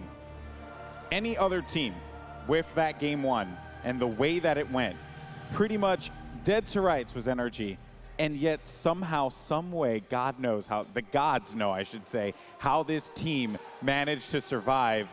Anyone could tilt in that situation, but Obey kept it together, and that they needed a reset mentally, and they got that. That's a huge test to their mental fortitude to be able to bounce back after losing 2 games in a row to Energy. Now they won the first one. The question is, can they win 2 more? It's going to be, I mean, this is And you Energy said it that before. we're talking about. Winning multiple games against them, period, especially in a row, is very difficult. But we talked about a little bit earlier where Obey has been in this situation before. Ataraxia, Pretty Prime, they know what it's like to be on the down and out and have to rally the team to come back together. So this could be the year to do it. It could be a repeat performance compared to Season 1 Worlds when they were against Cognitive Prime. But you guys said it before, and no one beats NRG 2 in a row. I mentioned that Luminosity took 2 games off of NRG, which again is doable, but they're in a situation where they're in a no-lose situation right now, and you have to take 2 games off of the defending 2016 world champions. The last time Energy lost to anyone in a best-of-5 set was back when they were Epsilon in the Super Regionals of 2015. I know whose shoes I do not want to be in right now, and it's Obey's. Yeah, it doesn't get any harder than this, folks. If you're at home watching, or if you're at a Coke Theater around the country, or even in the arena, I think Obey is going to need you to send them their, no pun intended, energy here. But it is going to be a tough uphill battle, without a doubt, as we get ready here for our next game, game number 4. I'm hoping to see some more action out of Variety. I want to see Dimmy be able to, you know, come into his own, maybe pick a god that he's going to feel a bit more comfortable with in the early game. Do you see Rat going out in the first ban phase? We could not. I don't expect Ratatasker to be banned off the bat. I more expect that if they really want to take it away from Variety, just to pick it themselves, because there's just too many options for everybody involved between the Zeus, the Raw, the Giannis, the Kepri, Sylvanas, Kronos. Like, where do you even start? Yeah, that's true. And Energy certainly does not have a problem playing Ratatasker. This in no means would throw off their game plan and the picks that they want. So it's definitely a pick that they should be looking to pick up, and not something they want to ban out. Oh yeah, adapting on Ratatasker was just, he was deadly, so, you know, to say the least there, Anatoly. Yeah, Captain Twig was also doing a good job adapting, playing the Nemesis. That last game was trying to get some early kills onto the Sylvanas in the beginning of the game with the Zeus. It was working out here, and then we saw so many deaths piled up for Panda-like, but it didn't matter because of Variety. Yeah, Panda-like has been dying a lot in this final set. He needs to find a way to pull himself back and make sure he's in a good position. We heard the casters talking about it. Why is he pathing like that? Aggro said, I have no idea. He's taking dangerous paths for no reason. He needs to just cool out, breathe, and not let the stress get to him. All right, guys. It's going to happen here in just a little bit as we get ready for the picks and bans of game number 4. And here we go. Obey first to ban. Energy opting for second pick after losing that game. Yet again, Raffer, games 1 and 2 on the Kepri was so detrimental to those wins. Gonna take that option away. Hey, when it's beating you over the head over and over again, make sure you take it away. They're getting rid of the Kepri. They're getting rid of the Raw. Pretty standard bans here coming out from Obey. With Raw, Zeus, Nike off the table, Sylvanas yet again for Panda. Like, it's such a big, important comfort pick for them. And yet again, Energy, if they keep up to the same style with the defensive support, it's probably going to be a gap here. But I kind of want to see maybe Raffer play something more aggressive. Yeah, Raffer has been known to play those aggressive gods, but this tournament, he's really been enjoying the passive gods, trying to keep his team alive. We talked about it just a moment ago, the Ratatasker for Energy. Do not let Variety have that god. Oh, rip Variety, but then again, Tier is still available. We'll see if that's an option he'll go for. With the Poseidon, that's going to be a lot of damage. Ratatasker is not a god that Dimmy often plays, so more than likely we should be seeing this on adapting. No reason not to put him on adapting. So comfortable with him. It's a global ult. He's so used to it from Thor. Same style of kit. I'm still a little bit concerned about the Sylvanas over on Obey.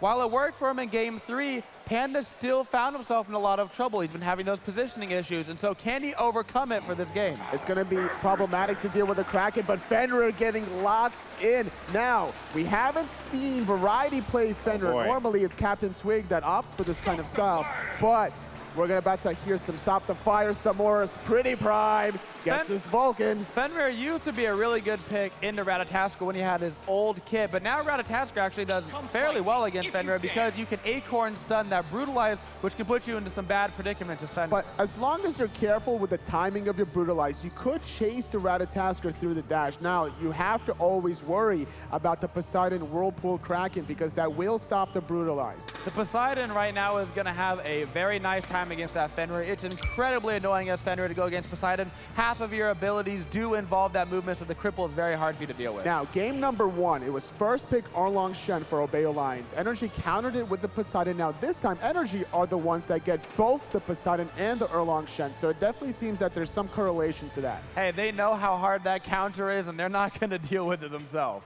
And Kamazot's being taken off the table, focusing out Variety. He was doing such wonders in game number 2. Despite losing that game, he was just going off completely, and that actually is indeed a past ban by Obey. I can't imagine that was on purpose. I bet you they were trying to figure out who they wanted to ban, and they simply could not decide in time. That could come back to haunt them. Another focus ban at Variety at the tier. There's still some options available to him if he wants to go aggressive. Vamana could be something that he goes for, especially paired up with this Fenrir. Although, if the matchup allows it, Fenrir could be for Variety. He could. Variety will still have plenty of options. Of all the people on Obey right now, I'm not worried about Variety. He has shown that he can play multiple guys and that he's going to show up and perform. Kronos now finally being removed for Emilito. It took them the game that they lost. Like, what? It's about time that they took Kronos off the table. Has Emilito even had to bother to play anything else this entire tournament? I don't know, but either way, now they don't have to worry about all those rewinds and all those secondary lives. Freya being locked in for Energy. I don't expect this Amusin Cup to actually be locked in. There's not much escape on the side of Obey. Vulcan, Sylvanas, Amusin Cup against such a devastating composition between this Freya, Poseidon, Ratatoskr. Obey definitely playing to the crowd. They know what the crowd wants to see. They want to see the hover over the AMC, but the Jingwei is still open, and you know Ataraxia. If there's Jingwei on the table, we're going to have Jingwei in the game. Now, Sol was still available, but Jingwei definitely a better choice if you're trying to play a little bit more carefully with that passive, getting back into the laning phase, but Thanatos locked in. The Thanatos pick last time ended up working out decently well for them. Unfortunately, he had a pretty hard early game, actually, which is uncharacteristic of Thanatos. If he can get just a stronger early game off, he'll be able to snowball even better into the late game. Do you expect an invade from Obey Alliance? They have Fenrir and Thanatos, no matter who it goes to for solo or jungle. How many times have we seen invades coming out this tournament? Pretty much every single match. Absolutely would not surprise me to see it coming out. A very strong level 1 comp. Sylvanas as well, very strong at level 1 with their root. And Terra, not the strongest level 1. Terra last picked. When in the Smite history in the past 3 months has Terra been last picked? She has been having a pretty rough tournament, actually. Her win rate has not been particularly impressive, but you know what? She's still one of the best gods in the game. I feel that we might see something change this game, though. Oh, all right, guys. Game 4.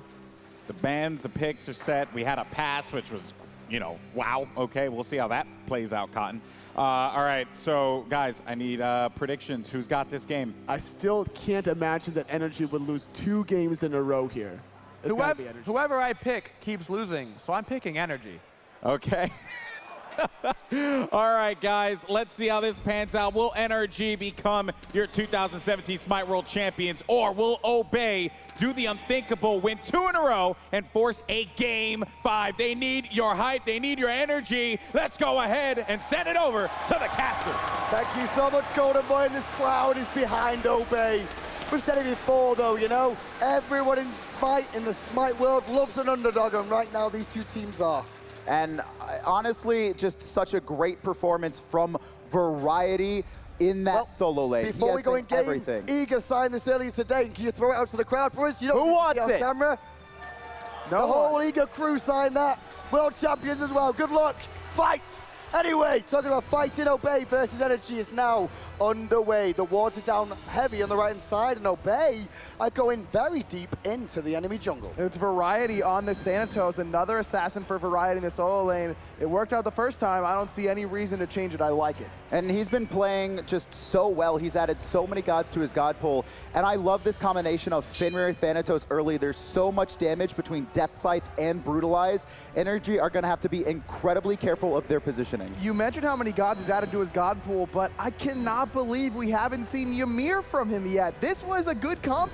No one can get over the Ymir wall, though I do understand you don't like Ymir into gods like Poseidon, like Terra. They can really punish you for being immobile. Instead, he's got to look for those early executes. Demi can bait him with that ult. The big burst of healing could come into play there. Captain Twig actually setting up for the invade, but quickly spotted out by NRG. Well, at the same time, Energy may go into the enemy jungle here as well, but Captain Twig's just really here to zone, as his teammates have already started the speed buff. But again, Captain Twig has gone for Wrath against Poseidon. We saw how that worked out last time when he was playing Erlong Shen. He needs to be careful about that Kraken. It really punished him last time. And Obey are really trying to abuse the early game here. They've invaded the right-hand side of Energy's jungle. They steal both buffs, and their own jungle is very secure. Games 1 through 3, Demi goes Wrath, doesn't lose his blue buff. Okay, I can go teleport, right guys? Nope, we got a Wrath invade.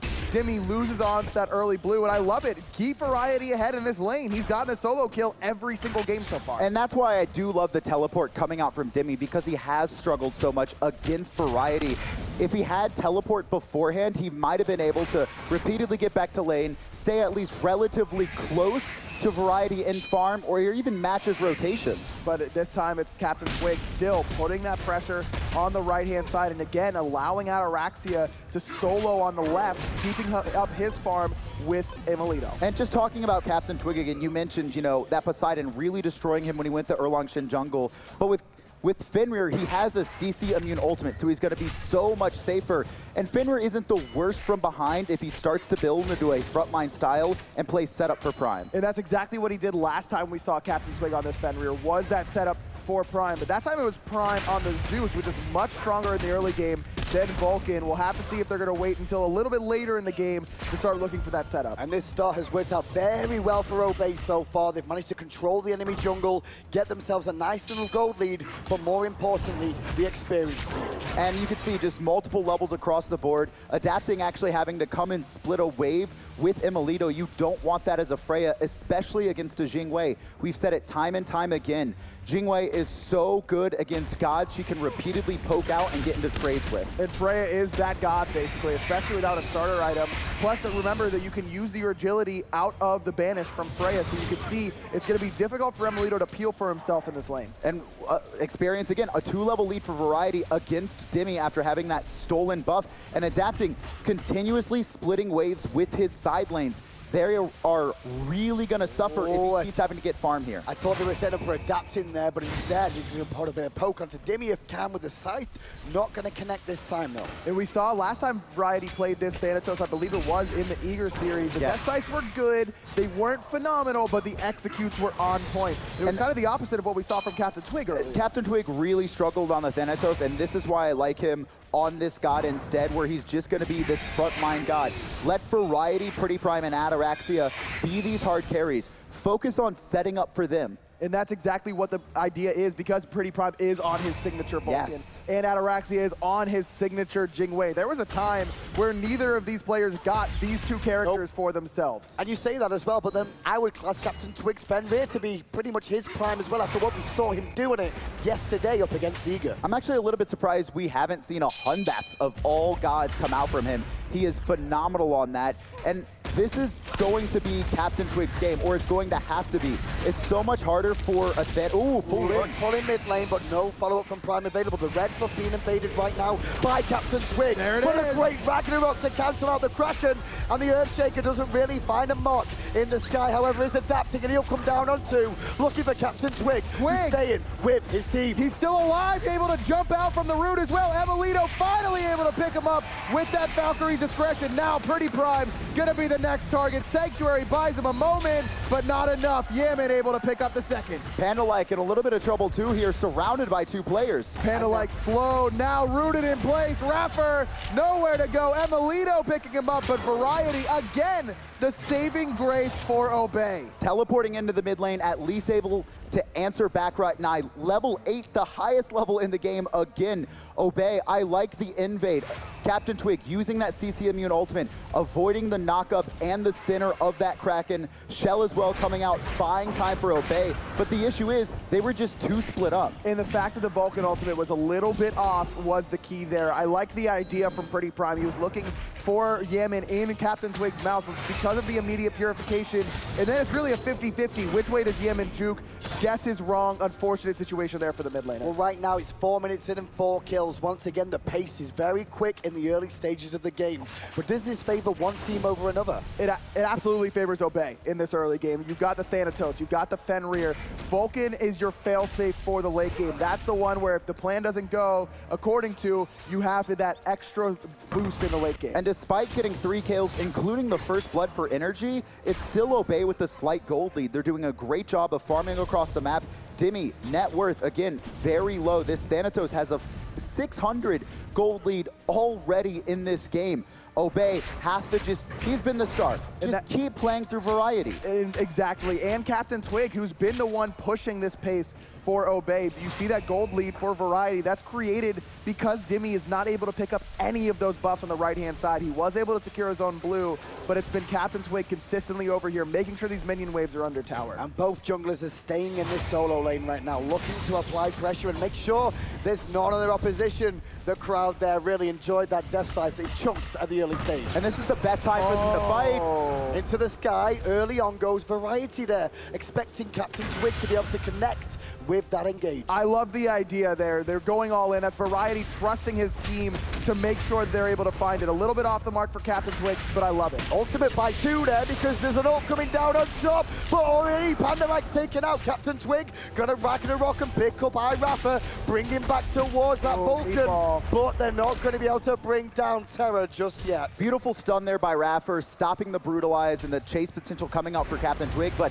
Panda like they're just on a different page with the rest of his team. Pretty Prime was retreating to the mid as Panda like pushes forward, tries to ult Yaman and set up for him, but no one was in position to follow up. But you can see how well the Fenrir and Vulcan are going to work together in the mid stages of the game, holding someone in the mouth, just waiting. Oh, Ataraxia! Ataraxia's in a lot of trouble. Emelito's going to give chase. Where's he going to land?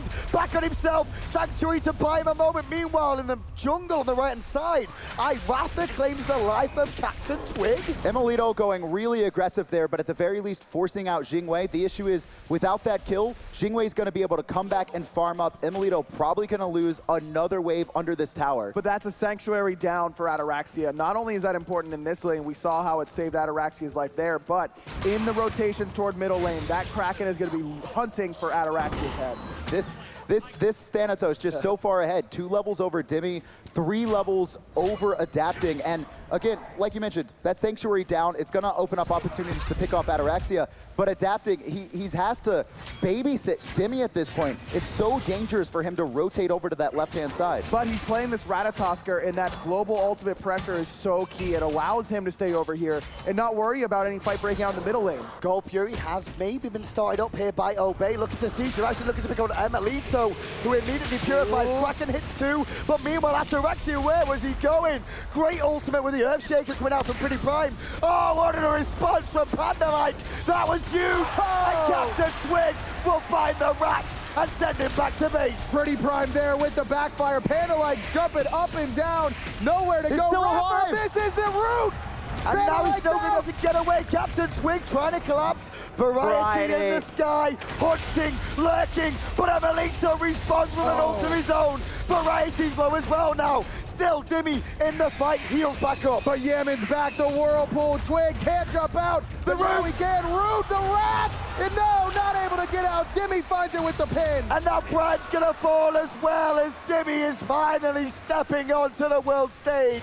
2 kills for the Energy solo laner, and the Gold Fury will stand. Really weird timing for Obey to go aggressive and try and take that fight. Dimmy had teleport up. Variety had just wasted his to get back to his lane. That allowed Dimmy to get into that fight much faster. By the time we saw Variety come there and make it an even 5-on-5 fight, he dives into the backline with his ultimate, but immediately gets turned on. And it's so important for Dimmy to pick up those 2 kills on that rotation. He's already so far behind in farm, And to make that commitment to teleport to that fight, it needed to be worth it for him, and it definitely was. 2 kills go the way of Dimmy, and that allows him to get towards that tankiness that he needs to frontline. This is just going to give him confidence, too. I mean, he was soloed 3 games in a row. Dimmy was one of the he's always been one of the highlight stars of this Energy lineup. He was known as the best solo laner in Europe for so long, and just to have almost be demoralized in those first 3 games, just making sure he doesn't die early, get him on the board a little bit. And usually whenever Energy has their backs against the wall, it's Dimmy putting his foot down and saying, okay, it's time for me to come and play. We saw it up against Luminosity. Dimmy gets his tier in solo Scary D right off the bat, but it's really been Variety who's made the most of this lane. Captain Twig just got spotted out by a ward there, looking to aggress onto Dimmy. Instead, they'll turn their attention to the tier 1 tower. Bit of damage there just to whittle it down and fall back again. Pretty Prime gonna eat the stun in the middle lane, but he's got that sustain from Panda. Like, this is the first time the Energy's had some sustain to counter the Sylvanas. They've got the Terra this time around. Oh, in the jungle, the Ragnarok is gonna pick him up and drag him on a merry adventure. The Execute's available, and he's gonna find it this time. Kraken doesn't really do much to Prime, but in the sky, you still got Ratatoska, and Adaptive makes it a 1-for-1, but Variety's back. He's got the double, misses the death sight, but it's Pretty Prime able to find an exit north in the jungle of Energy, in a Variety and Captain Twig working together as they have all game. Variety 3-0 already. This is so dangerous. Again, 2 games in a row, just having such a huge kill lead early on. Dimmy, we just mentioned it, doing a great job of making that rotation with a teleport up at the Gold Fury, but again, he's just too far behind. Even though he got those kills, Variety was able to free farm up a ton of waves, and Dimmy just can't match the damage output of Variety right now. We're seeing Death Scythe chunk into a warrior for over a third of his life at this stage in the game. Well, remember, Death Scythe does 10% of the maximum HP, so you're going to see that chunk the warriors. And speaking of chunking, this Gold Fury getting chunked down. Very low and already dead. Obey will get it. Energy not there to respond whatsoever. The gold lead for the second time of the game going towards Obey. And they need this gold lead because they have such early game pressure on the right-hand side. I mentioned it earlier on.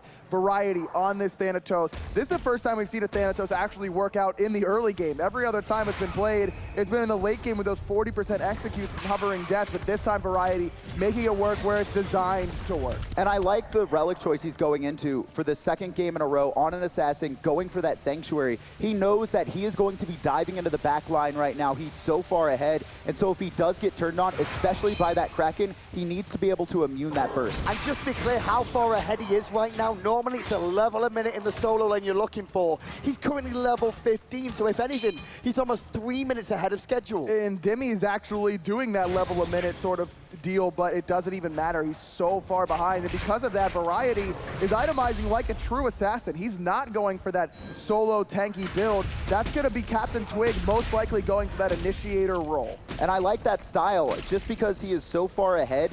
Not only was he already chunking players, but now he does it. He's just doing more on top of that with the penetration, also getting that bonus movement speed from the Shield of Regrowth, going to make him really hard to lock down in fights. That's the big thing. We've seen this time and time again from Thanatos, this Shield of Regrowth, giving him that extra movement speed to chase you down. Death Sight's going to slow you, but then getting that extra boost because he's healed off of it, so key.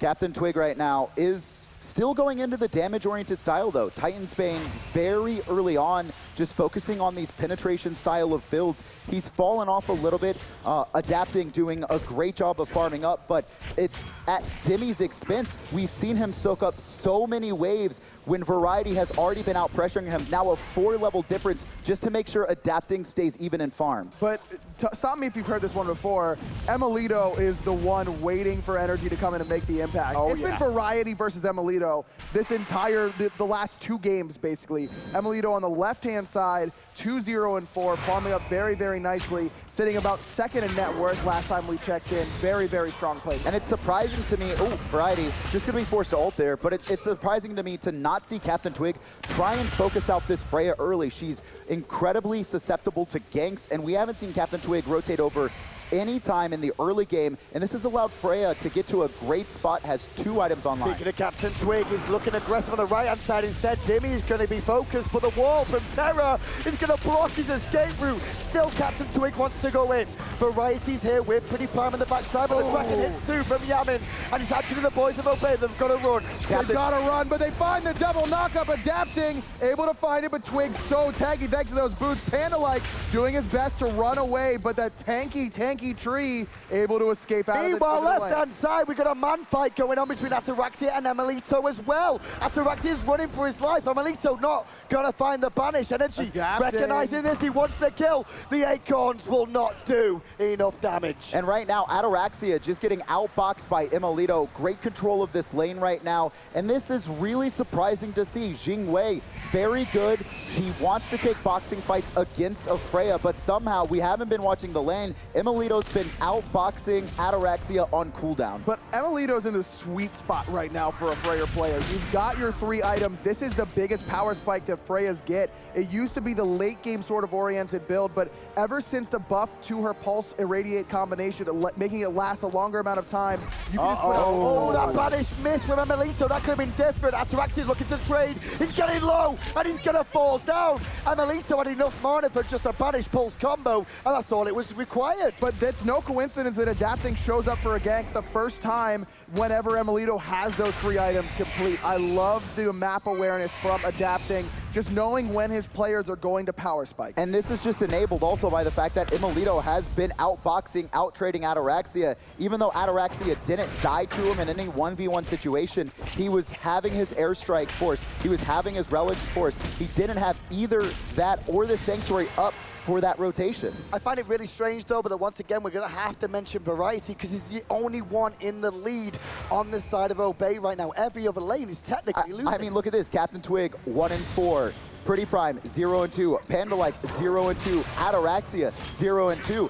But Variety hasn't been a part of any fights. He's 3-0-0. He just hasn't been rotated around this map at all. Well, mid lane being pressured here by Energy, feeling the strength in this right now, but over from the left-hand side comes Captain Twig. They really want Yamin, but Yamin's just too quick. Instead, they have to go for Amelito. Variety dunks onto Yamin too, but Yamin still has his purification up. Instead, Obey, that shell, very late. Dimmy coming around the right side though, looking for the pin. He's gonna be spotted out by Variety and able to keep him away with that death side. Energy are just playing around the Fenrir ultimate so well in these team fights. Not even there in the middle lane, but even earlier on the right-hand side, we saw the combination. Captain Twig ults onto Dimmy. We see the Earthshaker, but Dimmy's able to walk into his tower because he was able to back up so fast.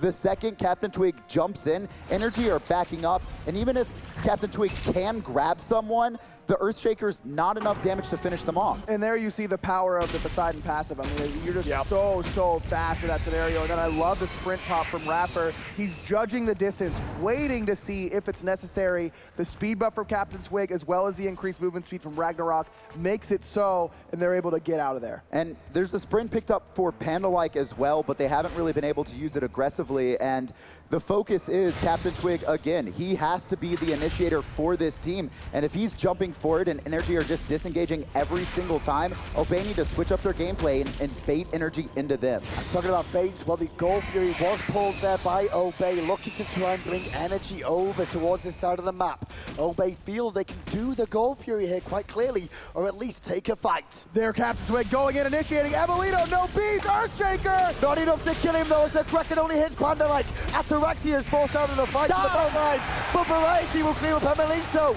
Pulled into the danger field is Dimmy. Great ult from Panda-like too. Obey are fighting back once more. And there it is, baiting the relics and then taking advantage when they're down. Yamin just trying to keep Twig off of his red buff, but all the while Obey gonna pick up their second Gold Fury of the game. And Captain Twig plays that flawlessly. Left-hand side of the Gold Fury, 0 wards for NRG. He waits in that little corridor, forcing Amelito to push forward because the Gold Fury was being started. but Obey had no intention of committing to it. They wanted that fight. They wanted Emilito to push up without those relics to pick him off. And that's the thing, is that Emilito, they recognize how much work he's been doing for Energy in this set and in this game. I love the identification of who needs to be killed, and they execute it perfectly. Well, you hear by the crowd how excited they are right now because the gold lead stretches to 4.7K. 5,000 experience as well in favor of Obey. And let's be honest, it really all came down to that last fight. Absolutely, it was a really back and forth game before that, but it's Variety. You mentioned it, Kevin, he wasn't a part of a whole lot of fights before this. The one fight he's a part of, Obey win handily, able to find the execute on Emily. He's level 20 right now. He's so far ahead of Energy. You just need to fight and play around him. Ult going to be forced here, not that big of an issue. I don't think Energy are no, they are. It's actually, surprisingly enough, it's a 5-man group up around this Fire Giant. Are they going to try and siege the tower? I don't know if they can really go for the Fire Giant here, but knowing Variety's ultimate down, maybe they feel this is the play.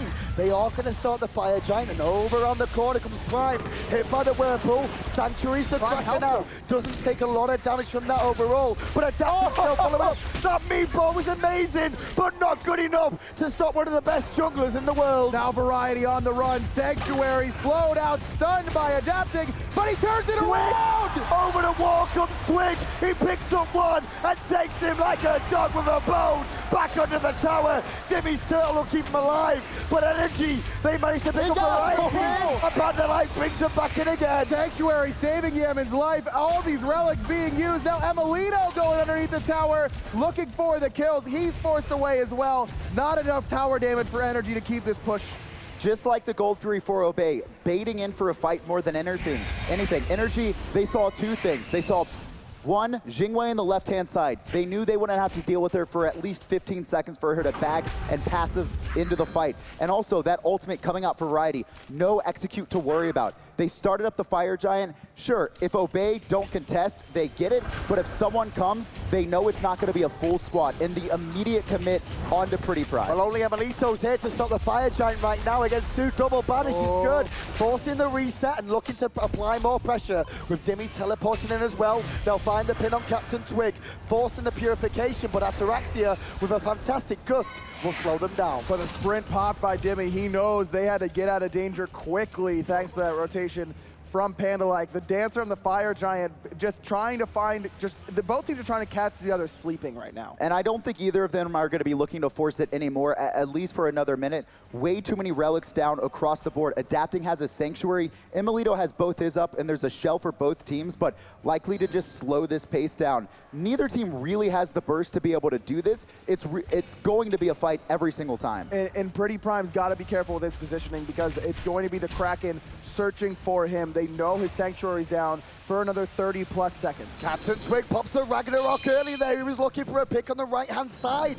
Variety's with him though, and they're actually going to pick up one member, which is Rafa, straight to the ultimate, but Rafa is oh so tanky.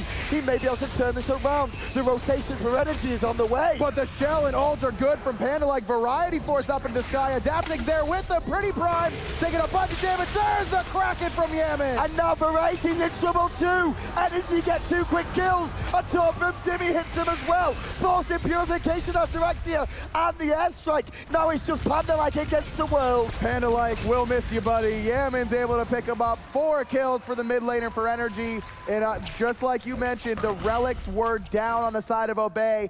Energy takes the counter initiation. Good stun coming out from Captain Twig there, but he's just going to have to retreat. This is going to be a Fire Giant for NRG, and Captain Twig just can't get the target he wants. Emilito still has both his relics. Instead, he's got to pick up Radford, and Radford is just too tanky on this at this point in the game. There's not enough damage on the side of Pretty Prime for them to commit 2 ultimates into a Terra. And when you were running through which relics were up, you called the big one, Shell for Raffer. It came in perfectly timed. He put down, and then the shell came out before the Earthshaker. If we see that Earthshaker hit while Raffer is still in Captain Twig's mouth, we could see Variety come crashing down for a 40% execute, but it just was a little mistimed. At the very, even then, it's still a risky play. You're committing 3 ultimates to kill a Terra. If that goes poorly, you lose the fight. And we saw that happen right there.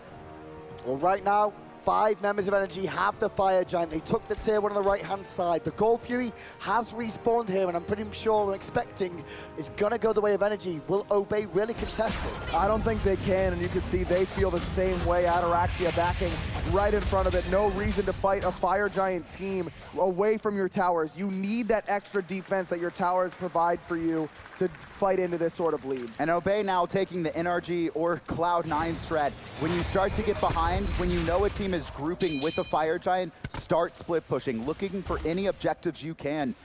But Obey, they know this as well. They're positioning in the jungle around the area, trying to control it and slow it down. Adapting goes to the sky. They're looking for variety. He's trying to finish off the tower. No, Panda-like is the focus. Finds one with the knockup, but Panda-like is falling way too fast. He's gonna fall. Emilito able to pick him up. They get the tier 2 tower, but that's all they're gonna get. Meanwhile, Ataraxia is coming mid, looking for Rafa, as Ragnarok from Captain Twig was used there. Not sure whether looking for a pick or just instead looking to escape. Probably just looking to escape. I think he was trying to figure out which path to go. He didn't know exactly where Energy were coming from, but again, a great engage coming out for Energy. They actually used Rapper on the left-hand side to make sure that Ataraxia couldn't back and get to that fight. He has his ultimate. That's gonna be a global boost to not only, it's just a huge boost to your team. You're able to take that fight very easily. And again, it was the double assassins for Obey on the front line, and they're just not tanky enough at this point to deal with it. Well, Energy right now, in the grand scheme of things, with the Fire Giant, are looking to build a lead here. Strip down these tier 2 towers before they even look towards Phoenixes. Another minute and a half remaining on this Fire Giant buff. This is okay for Obey right now. They've lost a Gold Fury and 2 tier 2 towers with Fire Giant. Panda-like as well, but only level 16. He's not worth a whole lot at this stage. Plus, Obey has picked up a tier 2 tower in their favor. If Obey is able to defend a Fire Giant or Phoenix push from the remaining Fire Giant members, this could be a good position for them. And Sylvanas, again, one of the best gods at counter initiations. The ultimate going to be very important. We've seen it already, adapting, diving into the backline, and we're seeing not only Panda-like finding those knockups, but Pretty Prime has been perfect with the magma bombs as well, and it's making it very hard for adapting to stick on the targets he wants. But that being said, I think he's had a quiet, very good game. He's sitting at 4-2-10 right now. He's been a part of 14 of Energy's 16 kills, using that global pressure very well. And to be fair, Adapting's also second on the damage chart, so you can't really sit there and we can't really go, Adapting's not been involved in this game. It's the top 3 damage dealers for this team, Adapting, Yamin, and Emilito. Tier 1 falls, tier 2 now being sieged as well. The difference here is that Obey haven't really grouped as a 5 defensive unit. The fights have been split, or they've actually been the initiators. If it's a unit, if it's 5-man grouping, it's gonna be a lot harder for him to get to that back line. Split push actually coming out from Variety, though, on the right-hand side. And that doesn't make a whole lot of sense to me. I mean, I guess if Obey isn't going to take the fight anyways, you'd like Variety to continue to get that farm up. He's almost full build. I assume that's going to be a Bloodforge finishing off that build. No defense whatsoever. I mean, you've got a little bit from Shield of Regrowth, like very, very few protections, but everything else is all about the damage for Variety right now. And it's very important for him to find the executes into these fights. He needs that Earthshaker to get someone in that execute threshold, that 40%, under 40% marker, because there's been too many times in these fights where his ultimates have come out, and then the Captain Twig and Pretty Prime, the synergy hasn't been there to get their opponents low enough. And then when he ults in, he's just always in a bad spot. Well, Fire Giant is 30 seconds away from spawning here, and that's why you see the dance start to begin. Wards being placed down by both teams, and Variety just showing those death sides are still swinging. Very, very hard. Captain Twig jumping in, finding the double stun, but it's still just posturing for ward coverage around this Fire Giant. No more sentries remaining in inventory for Obey. They've got to let this one sit on the Fire Giant. And look at this, 2 sprints for Energy on top of the Terra ultimate. They have so many ways to disengage and re-engage fights. That's why it's been so hard for Captain Twig to find these pickoffs in these games. Adapting has got spotted out on the right-hand side there by Pretty Prime, so he can't swing around the back for the time being, but Rafa just dashing in, trying to push back Obey just a little bit here. And that's really, really great against the Vulcan. No mobility as well as Variety. We've seen him up in the front line, throwing around Death Sice, but if one of these pins connects, if a Crushing Earth connects, he's going to be in a lot of trouble. No Purification, only has that Sanctuary. Pin onto 2, really doesn't find a home there once again, as the pull from Panda like isn't quite even, but the taunt from Jimmy's good. The Kraken's even better, but still Obey stands tall. The shells are down, Captain Twig is running, and Amelito gets one. Amelito's looking for another potentially, and Variety does not get the execute he was looking for. Amelito cleans him up. Amelito just doing it all for Energy. Panda like not going to be able to get it. Triple kill for Amelito. Energy pushing down the Phoenix. And now they can push on again. Look for this Phoenix, because the members of Obey have to fall back. The players on your screen intently focused right now, adapting, tanked it up as long as they could, mainly with Ataraxia beating him down. But right now the defense from Obey is just good enough. Amelito's doing all the damage in the world, but here we see the weakness of Freya, not able to push down these towers whatsoever. And it's going to be important that we see Energy clean wipe Obey if they're going to be able to start successfully sieging. Pretty Prime has a lot of damage, and Vulcan actually one of the better gods at defending Phoenixes, just because that turret covers the entire range, and Energy need to be able to deal with that. Ataraxia trying to poke his head around the Fire Giant. Instead he gets ulted, knocked up as well. Fire Giant goes the way of Energy, and now they will fall back and spend the gold they got from the last engagement. Energy just looking so clean right now. Amelito especially, that was a really excellent Vulcan ultimate that connected onto multiple targets, but then you saw Variety waiting to try and execute adapting. He was the only one in range, but adapting's gonna be able to hang in the air far, far longer than Variety will be able to.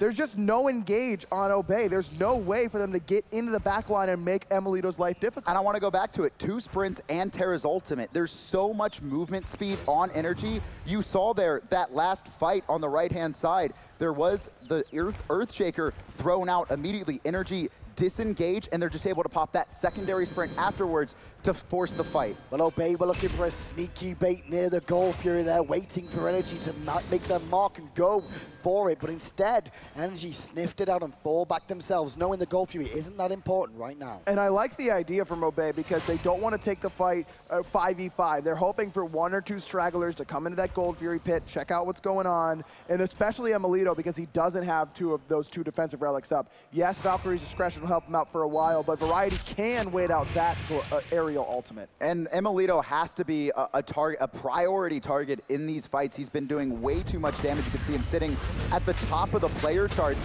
and he has been virtually left alone this entire game. There wasn't even a gank onto him on the left-hand side at any point in this match. Well, right now the Gold Fury is going to fall the way of Energy once more, as Obey did fall back to their Phoenixes, expecting that they couldn't fight Energy right now. The gold lead has stretched again, and we're talking about 8,000 right now. 11,000 in experience, because it still matters, as some players of Obey are still not level 20. But there's no more free gold on the map right now. There's no more big objectives either. Both Gold Fury and Fire Giant down, and going back to what Aggro said, there's not a lot of structure damage onto Energy. Meanwhile, Obey, they have a great defense with Sylvanas and Pretty Prime. On top of that, Gust is very disruptive when you try and dive onto a back line. I absolutely agree with you. It's going to be very difficult for Energy to actually get in and take these Phoenixes down, even with that Fire Giant buff remaining for another minute and 40 seconds. I'd almost like to see a Polynomicon be picked up by Amelito to try and augment that tower damage. But the team fights, though, for Energy are just so strong. What about just focusing Obey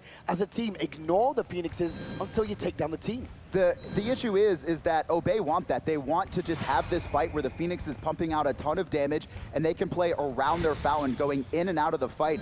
Energy don't really have a lot of instant burst outside of the Kraken. Well, the Phoenix is starting to be now by Energy. The Fire Giant's on them for a while. The no minion wave now means it's a little bit more difficult to bring down once more. We already mentioned the minions give it help. And I love the turret positioning from Pretty Prime, daring Energy to come dive that Phoenix. Like you mentioned, Kevin, so difficult to siege against that. Oh, the pull onto Yemen, though, forces the relic. Now with that going on as well, Variety in a lot of trouble here. Sanctuary down, Amelito gets one. The world champions are pushing into the base. Obey Earthshaker not gonna find the mark. Rapper getting pulled towards the Titan, but it doesn't matter. Ataraxia doing his best to fend off the world champion. And he's still alive for the time being, but Energy don't mind. They can go towards the middle Phoenix as well. Rapper's a little low, but he is Terror. He can sustain back up once more. Obey, they wait in their base, knowing there's only one Phoenix between them and going home second place. Captain Twig here looking for the rotation in, but no ultimate. Variety, the only one, but he's dead for another 28 seconds. Variety does have ult though. They really, Obey, need to try and hold this as much as possible. The like is good, but straight away Emelito will sanctuary round the back. Adapt King is here, looking to dissuade them from fighting. Forced out is Ataraxia. One more hit is all they need. Emelito might be able to get it. No, he's forced out by Captain Twig, who will lose his life in trade. Emelito up into the sky. Valkyrie's discretion poking down Panda-like. All the while, though, the third Phoenix falls. And Obey still trying to fight, but Dimmy's there with the ultimate once more. Ataraxia can't get Variety it there. TP behind them. But can he get an execute? He can. It's on Rapper. There's two. He's looking for a third. It's going to be on Yamin. He picks up three. Obey. They hold their base. He's a god. He is a god this set. Obey. Backpacking right now into Variety. He respawns. Energy taking too long to get those kills, the sieges, and he just teleports right behind them. He's able to pick off two players. Somehow, though, adapting, finds Pretty Prime isolated in the jungle by himself. It's no coincidence that as soon as Variety dies, Energy is able to do whatever they want in the team fight. They need to keep him alive, but with this build, it's just been so difficult. And this is really important for Obey right now. With all three Phoenixes down, getting this Fire Giant away from Energy is very important. I remember this. Season 1 regionals, there was 2 players on a Titan team, 3 Phoenixes down that were able to survive and come out with the win. I don't know, Ataraxia and Pretty Prime. I don't know if they can do it this time around, that's for sure, but they can't get the Fire Giant because Dimmy and Adapting show their face. So now they're going to have to hold in their base, wait for Energy to get the Fire Giant, and then siege and defend against Energy. And not just Energy, but Fire minions from every lane. This is a tall task to ask of Obey, but with the way Variety is playing, you gotta give him at least a little bit of a shot, but he might be caught out here on the right-hand side. He recognizes that and immediately pops up into the air. But they're trying to chase him. On the minimap, they're trying to chase him down here. Terror as well. Variety's in trouble. Ruin in place. Energy, no. He was a key to victory, and they bring him down. The sprint and Terra ult, they're just able to completely cover every single option. You saw Energy split in different directions, just trying to pick off Variety. They know he has been the one that has allowed Obey to get this close to beating them in this set. It's heartbreaking. You know, you're in a position to try and make a comeback, but just in the wrong spot. You try and use the ultimate, still not able to get quite far enough away. Variety had such a good game, but that's a tough death there. Well, there's 4 members left, and into the sky goes Adapting. The ultimate's way down. The Titan is under siege. Energy are looking to be world champions again, and they've done it. Long live the King! And once again, the King is Europe!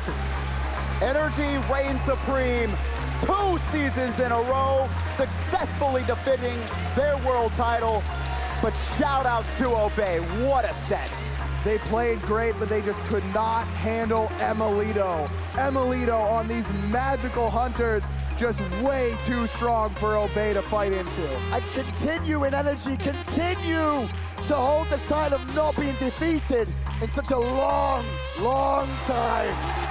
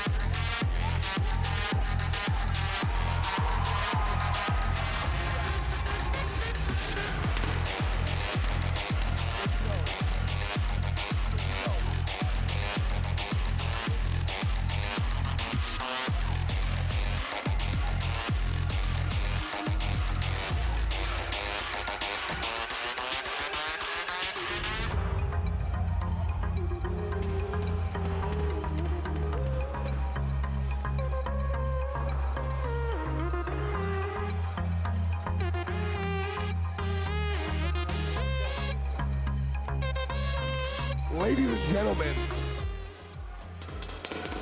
your 2017 Smite World Champions, one more time for Energy.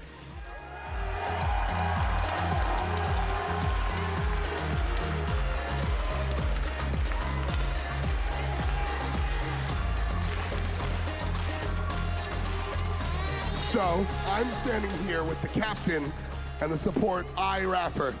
Craig, I've known you for a long time, and from minute one, the only thing you told me you wanted, way back when you were playing in the Challenger Cup, you said you wanted to be the best team on the planet.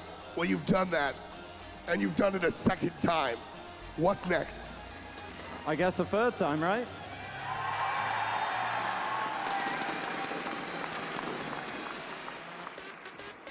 You guys played absolutely lights out in that set. Obey had one game as you guys took 3 against them. At what point, if ever, did you feel threatened by this Obey team? So game 1 and 2, it felt fairly easy, but that game 3 was so hard, and that game 4, I think we should have lost that too. We'll be having some conversations after this because it wasn't a perfect performance by us. I'm actually pretty disappointed. The man is disappointed as he holds the World Champion trophy.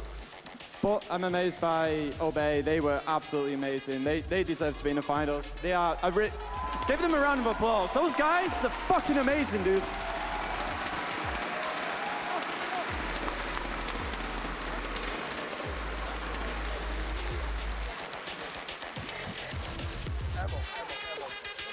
Emil, you have been a large part of what makes Energy so strong, and you ended up with the Freya in that last game. Raffer said that you guys maybe should have lost it, but I think a lot of people are looking at your Freya performance. Talk to me about what it's like to be the hard carry for Energy, the world champions twice in a row. Yeah, I don't know, man. Sometimes you're lucky.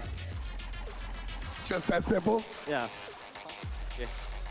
All right, well, I don't think luck had much to do with it. I'm going to ask you the last question here. Raffer said maybe number 3.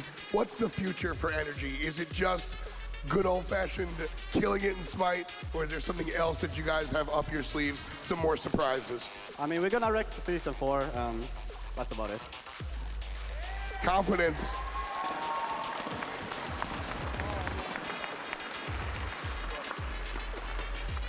All right, right here I have Gerard, one of the bigger minds behind Energy, as well as some more people that are a part of the Energy organization.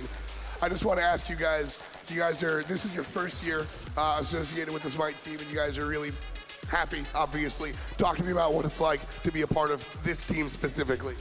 Oh, this is unbelievable. You know, we were lucky enough to get them, convince them to come work with us, and for a new org, you know, to create a culture of winning, you know, it takes a first step, and this is a huge first step for us, so we couldn't be prouder.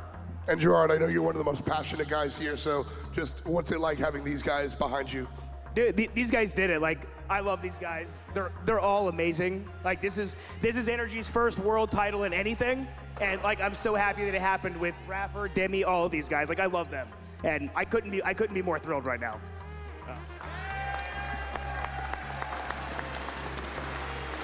Well, you guys have absolutely, certainly earned it. Drinks are on this guy. For everyone, every single person, even Twitch chat, wherever the camera is. Yeah, fine. But we want 10K a month now, okay? Raffer, as always, Raffer, I always let you get the last word.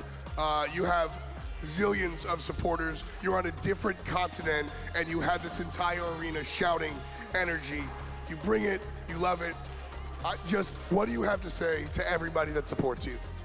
I mean, I know most of you are cheering for the underdogs, which I would be if I was in your position, but for the guys who chanted our company, you know, Energy, our org, you're fucking amazing, and I'm probably getting fined $1,000, but I just won $100,000, so who cares, dude? One more time, give it up for your Smite World Champions of Season 3, NRG!